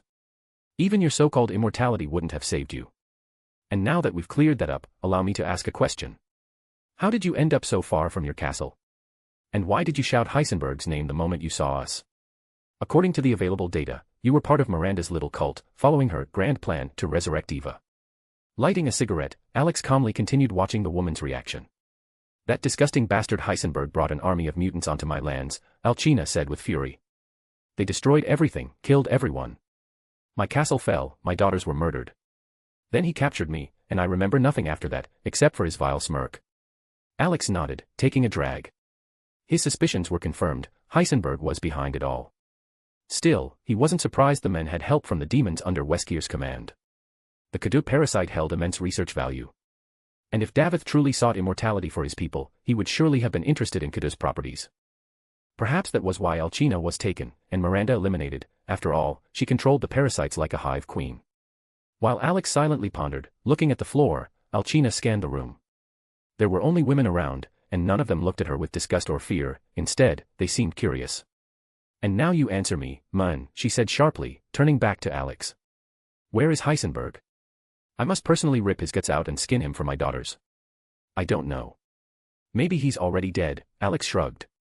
"Or do you think Weskier would leave someone with such ambitions alive? Heisenberg played his part, and most likely, he went under the knife before you. And you can call me Alex, not just a man. I'm aware of my gender." Alcina narrowed her eyes again, watching him closely, but Alex was already speaking with the girls, discussing the current situation. He glanced at Yuri and realized he didn't want to show off his abilities in front of her, pulling something out of his inventory or creating something out of thin air. While he could handle Alcina easily, threatening or simply controlling her, Yuri was more complicated. He decided to ask her to return to the others and tell them they would be staying in the lab for a while, and also head to the aircraft carrier for examination and recovery. Despite Yuri's protests, insisting that she was fine, both Alex and the girls ignored her. They understood perfectly well that he just wanted to get her away, and so reminded her that she had been in the capsule under anesthesia for a long time, and it would be wise to see a doctor. Understanding that she was being sent away, Yuri squinted, clearly suspecting that Alex was hiding something. But she didn't argue, she simply continued to watch him silently while he sent a message to Chunli, asking her to come and take her friend, or rival. Upon receiving Alex's message, Chunli had no desire to deal with Yuri, but she had no choice. Quickly heading to the secret lab, the first thing she saw was the tall, almost 3-meter woman standing next to Alex. Suppressing her surprise and deciding to leave questions for later, Chunli hit Yuri on the back of her head without warning, knocking her out. Then, throwing the lifeless body over her shoulder, she kissed Alex goodbye and hurried to rejoin the others. "Typical man," Alcina said with disdain, looking at Alex. "Always surrounded by women as if they're his personal trophies." "Oh, jealous madam," Becca replied mockingly, spinning lazily in her chair. "Don't get mad just because your field hasn't been plowed in ages." Alex's eye twitched. He slowly turned to his gremlin, clearly understanding where this was going. Alcina glared at Becca with open hostility, her gaze flashing with anger. "Since when do dwarfs speak for others?" she hissed, venom in her voice. Alex sighed heavily. Alcina had just stepped on a gremlin mine. The girls instinctively stepped back, sensing the storm approaching. The smile vanished from Becca's face, replaced by a cold, empty expression. Before she could grab her weapon, Alex lifted her off the ground, not allowing her to break free. The stream of curses that poured out at Alcina was truly legendary. Becca didn't repeat herself once, she was inventive and colorful in describing everything she thought about Alcina, her lineage, and her aristocratic backside. With tired inevitability, Alex covered her mouth, but even that didn't stop the flood of fury, the curses kept bursting through his clenched fingers. After struggling to quiet the gremlin, he finally put Becca back on the ground. She continued to burn Alcina with her gaze, clearly indicating that this wasn't the end. What an uncivilized woman, Alcina sneered, looking at Becca with disgust. You'd better keep quiet, Alex said tiredly. Otherwise, next time, I won't stop her. It doesn't matter whether you have Kado in you or something else, it won't save you if she decides to kill you. The girls nodded in agreement with every word. They knew what Becca was capable of, especially when enraged. Alex sighed in relief that Gir, Mimi, and Stitch hadn't intervened yet, otherwise, things could have spiraled out of control. After letting his gremlin go, Alex realized that she needed to find something to do urgently, or she would definitely start plotting revenge. But as if on cue, something happened again in the lab, a click, signaling the activation of a mechanism. Everyone turned simultaneously toward the sound. Alex and the girls saw the trio, Gir, Mimi, and Stitch, near the terminal. What now? He groaned, lowering Becca to the floor. Approaching closer, he found the trio proudly high-fiving each other. The terminal had clearly been hacked, but none of them were paying attention to the storm that was about to hit them in the form of Alex. Who did this? He asked calmly, but coldly. She did, the trio answered in unison, pointing at each other. It was you who started it. Gir said, pointing a finger at Stitch. No, it was you. Stitch retorted, scratching back at him with his claw. You're both at fault. Mimi tried to be the voice of reason. And so, the fight began. Right on the table. Alex and the girls silently watched the chaos unfold with empty, resigned stares. What kind of creatures are these? Alcina whispered, stunned by the unimaginable mess. My babies, Alex replied calmly, breaking up the fight. Alex separated the trio, who were still fighting fiercely among themselves, and handed them over to the careful but vigilant hands of the girls, who made sure Gir, Mimi, and Stitch wouldn't cause any more trouble. Despite being under supervision now, all three continued to glare at each other defiantly, clearly eager to settle things as soon as they got the chance. Ignoring the antics of the little ones, Alex approached the terminal, where they had already caused some damage. A quick glance at the screen confirmed his suspicions. The trio had accidentally activated a hidden mechanism in the lab. It seems they stumbled upon the hidden secret of this mysterious scientist, Ada commented, looking at the screen. Alex nodded and continued the activation process. A deep click echoed, and massive capsules began to rise from the floor nearby. Thick, cold steam billowed from them. Everyone froze, watching as 3 additional capsules emerged from beneath the floor. It seems the scientist lied in his report, claiming he destroyed all samples of the superhuman project. In reality, he just hid the remaining ones. Red connected to the terminal to extract the hidden data found thanks to the actions of Gir, Mimi, and Stitch. Alex nodded approvingly and gestured for her to continue. White and Wolf immediately joined the team to speed up the data processing. Meanwhile, Alex's gaze shifted to the capsules. Most likely, they contained the specimens from the superhuman project. But dealing with them could wait for later. Right now, he had a much bigger problem. His gaze landed on Alcina, who was standing a bit aside, frowning. What do you want? She muttered, not hiding her irritation. I just thought you might want to change. The lab coat looks, let's say, too revealing on you. I don't want all the men in my group turning into a pile of meat, Alex replied calmly. And where, pray tell, should I find clothes? Alcina smirked, raising an eyebrow. That's my problem. What color do you prefer? Alex asked, eyeing her closely. White and black, she replied shortly. Alex nodded, snapped his fingers, and Alcina's lab coat instantly transformed into her usual white dress. The clothing fit her form neatly, leaving no more reason for panic among the men. Alcina herself was in mild shock as she examined her dress, then looked at Alex with a playful grin on her face. The girls around her giggled, watching her reaction. Who the hell are you? She asked, still not entirely believing what had just happened. Oh, right, sorry. Let me introduce myself properly, Alex bowed gracefully. My name is Alexander Voldegode. I'm the Demon King from another world. So those creatures that destroyed my castle, are they your minions? Alcina asked angrily, her claws emerging. God forbid. It's hard to even call them demons. And to be precise, I have no relation to them. On the contrary, I'm here to destroy those responsible, Alex replied, still with a slight smile. Why should I believe you? Alcina asked coldly, narrowing her eyes. Because you're still alive, and that in itself is a pretty good proof, Alex shrugged. And also, I'm such a lovely savior of humanity. Some idiots even call me a false savior and think I'm a hero. Ugh, just the thought of it makes me shudder, he added with obvious sarcasm. The girls burst out laughing at Alex's deliberately sarcastic tone. They knew exactly how he felt about so-called heroes. Alcina, however, looked even more confused. Alex decided to lift the veil of mystery and share some information, warning her to keep her tongue in check. He explained that he wasn't doing this out of trust, but to earn her trust, and so she would understand that he wouldn't harm her unless she made the first move. Alcina simply nodded in shock, still processing what she had just heard. Meanwhile, Alex shifted his gaze from her to the android girls, who had finished gathering and processing all the relevant information while he was speaking. He joined the others as they approached Red and White to see what had been discovered. "So, what did you find?" Chiquita asked, peering at the monitor screen. The scientist kept 3 subjects under the codenames 001, 002, and 007, Red began. Subject 001 was named Lucy, after the skeleton of an ancient woman that led to a scientific breakthrough. According to the records, she has telekinesis and is extremely dangerous. Before she was put to sleep, she killed over 100 guards. Subject 002 has no name, the scientist referred to her simply as 02. The documents say she's a highly aggressive specimen with enhanced strength, reaction time, and accelerated regeneration. Finally, Subject 007, the last survivor of the project. She's listed as the calmest specimen. The scientist never figured out what abilities she possesses. Red brought up dossiers for all 3 subjects on the screen. Alex's eyes widened as he recognized all the girls in the photos. The first, Lucy from Elfin Lied, the second, 02 from Darling in the Franxx, and the last, Anya Forger from Spy Time's family. Alex rubbed his eyes in disbelief, but everything pointed to it not being an illusion. He now understood why the scientist's daughter's photo had seemed vaguely familiar. She really did share features with Anya. Since they're dangerous, maybe we shouldn't release them all at once. Only 007. She seems harmless. Ada suggested, eyeing the screen with skepticism. Or maybe we simplify things. Let them all out, and if they act up, bullet to the head, or we let Keck stretch his legs, Becca smirked carelessly. All eyes turned to Alex. He simply nodded, making his decision. Approaching the capsules, he touched each one in turn. A second later, a hissing sound was heard as the doors began to open, releasing clouds of cold steam. First, Lucy's eyes opened, her gaze immediately fixed on Alex. Next, 02 sharply opened her eyes, also never breaking her gaze from him. Finally, Anya woke up. She looked around and tried to climb out of the capsule but, being a child, couldn't keep her balance and almost fell. Alex immediately caught her in his arms.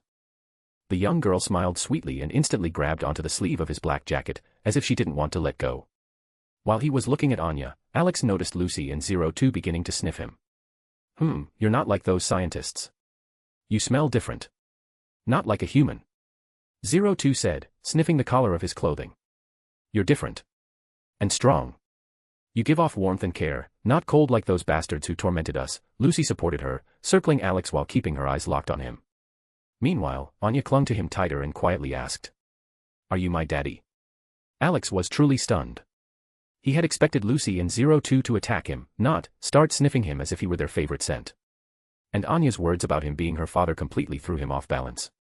She clung tightly to his sleeve, her big eyes never leaving his face, full of expectation and childlike hope. This wasn't the father moment he could have ever imagined, especially after he had become a mentor to adults like Takashi and Siegfried. "Red, didn't you say they were aggressive?" Revi asked in astonishment, glancing at Red, who was standing nearby. "Why are they now rubbing against him like cats smelling catnip?" "It's probably because Alex isn't human," Red replied, thoughtfully crossing her arms. "According to the data, all their aggression was directed solely at humans." She paused for a moment, then added, "It's also possible it's due to Hestia's blessing. It alters his aura. They feel warmth and safety in him, something they never experienced in those labs." "Well, that makes sense. That busty goddess really did save us all." Becca snorted, crossing her arms. "Even if she's lying on a couch in another world eating snacks." At that very moment, in another universe, in the city of Orario, Hestia was indeed sprawled on a couch, lazily munching on snacks, and watching some random movie. Suddenly, she sneezed. "Someone's talking bad about me." The goddess frowned, looking suspiciously at the ceiling. "And I bet it's that green-haired gremlin." Becca. Clenching her fists, she glared at the plate of snacks. Poor food soon learned what divine wrath meant. Meanwhile, Alex noticed how Anya's eyes began to fill with tears. That look pierced even his armor. He couldn't refuse the girl who had gone through so much suffering. "Yes," he said, smiling gently. "I'll be your father." "Hooray! Now I have a daddy." Anya cheered, shouting joyfully as she wrapped her little arms tightly around his neck. Alex smiled as he looked at the girl and turned to the others. He glanced at the girls, as if asking with his gaze whether they were okay with it. They all nodded in agreement. No one could leave behind a child who had become a victim of experiments. "What about us?" Lucy suddenly asked, pointing to herself and 02. What are we to you? Partners? Or, daughters too? I'd prefer to be a partner, 02 lazily drawled, licking her lips. He looks delicious. Daddy, what's my name? Anya suddenly asked, looking at Alex with childlike sincerity. Well. Alex gently stroked her cheek. You're my little potato. I'll call you Anya. I like it, the girl happily replied, nodding with a wide smile. Do you need a name? Alex turned to the others. No, 02 quickly answered. We already have names. I'm 02. And this, she nodded toward Lucy, with the sad face, is Lucy. This little one didn't have a name. Alex nodded affirmatively. As he looked at the girls more closely, he noticed that they were still wearing some old straitjackets. With a snap of his fingers, he changed their clothes to something familiar, their original outfits, reflecting their personalities and pasts. Lucy and 02 looked at themselves in surprise, then turned their gaze to Alex. A flicker of understanding passed through their eyes, he truly was different. Not just an ordinary human. Someone who deserved their trust. The android girls watched the scene with great interest. Alex hadn't just released experimental subjects, he had accidentally become a father. And that was something. Now I understand why you're different. Lucy said quietly, stepping closer to him. You're like us. Not human. You'll find out who I am later, Alex replied calmly. Right now, we have business to attend to. You're talking about that thing upstairs? 02 asked, lifting her gaze to the ceiling. It reeks of death and blood so much it gives me chills. Wow, they can smell that too. Rika said, raising an eyebrow. I wonder just how special they really are. 02 and Lucy turned, finally noticing the other girls. Alex watched their reaction with quiet apprehension, he still didn't know whether they would be hostile. However, his worries proved unnecessary. Instead of attacking, both began sniffing the air and slowly approached, sniffing the girls from head to toe. Although the girls knew Alex was nearby and their energy shields had proven reliable, they still felt a slight tension. It was hard to stay calm when two predators were watching you with interest. You smell like him.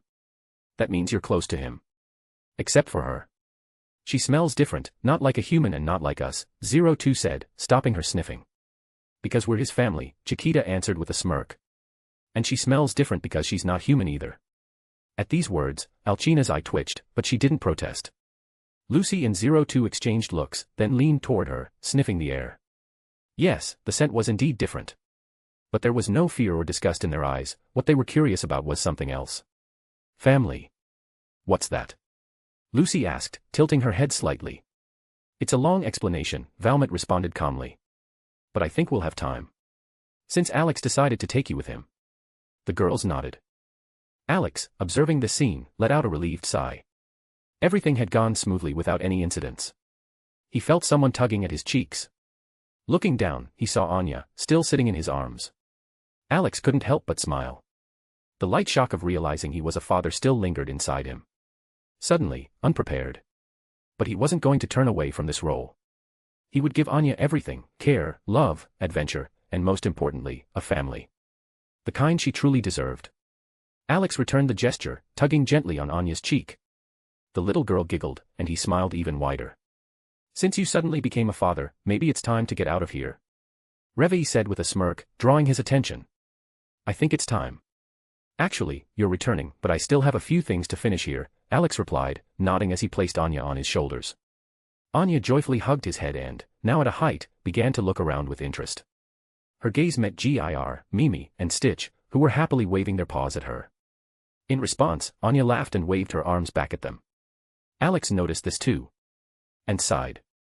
He already felt that the trio would need to be kept under control, just so they didn't brainwash his new daughter or pull her into the Imperium cult. After gathering everything they needed, the group headed toward the exit. Alex walked with the feeling that his family had just gotten even bigger. Along the way, he introduced Anya to each of the girls, telling her their names and giving a brief description of them.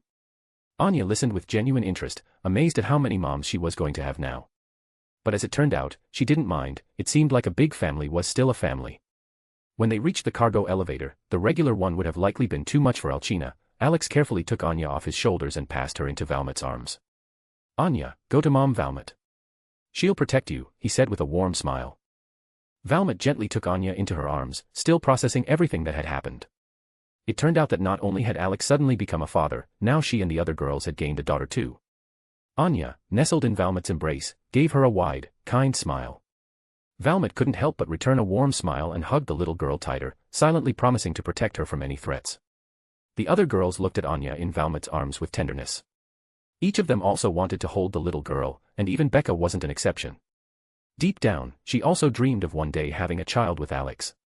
"We'll be waiting for you on the aircraft carrier. Just don't drag things out with Weskier. Beat all the crap out of him and come back," Reve said with a smirk, giving Alex a pat on the shoulder. "She's right. Alex, don't delay," Chiquita agreed, nodding. All right, Alex rolled his eyes. "You guys are so impatient. Explain everything to Brunhild and tell Nemeo to take the aircraft carrier 10 kilometers away from the island, just in case. Alcina, please, don't kill anyone. Just stay close to the girls. I know what you've been through, and I understand your aversion to men. But for all that's holy, don't pay attention to them. If any problems come up, tell the others, and they'll help." Alcina snorted and gave him a sideways glance.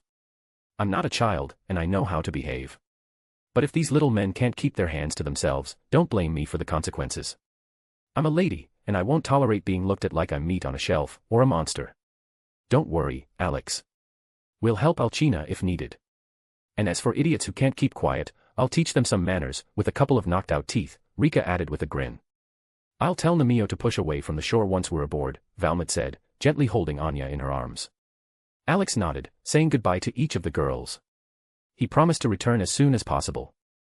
They saw him off with kisses, hugs, and even a light kiss on the cheek from Anya. A smile lit up his face as the cargo elevator doors began to close. But as soon as they shut, Alex's expression changed, the warm smile faded, replaced by focus and calm. Running his hand through his hair, he tossed it back, and in the same instant, his clothes changed, returning to the familiar outfit he had worn when he started his journey. He headed to another elevator, exchanging a few words with the Valkyries who teasingly congratulated him on his unexpected fatherhood. When the elevator arrived and the doors opened, an unfamiliar man stood before Alex, a man in a bright yellow suit and matching hat. His face was hidden behind thin glasses, and a neat beard adorned his chin. "It seems we're headed to the same place," he said with a slight smile, looking directly at Alex. "To be continued."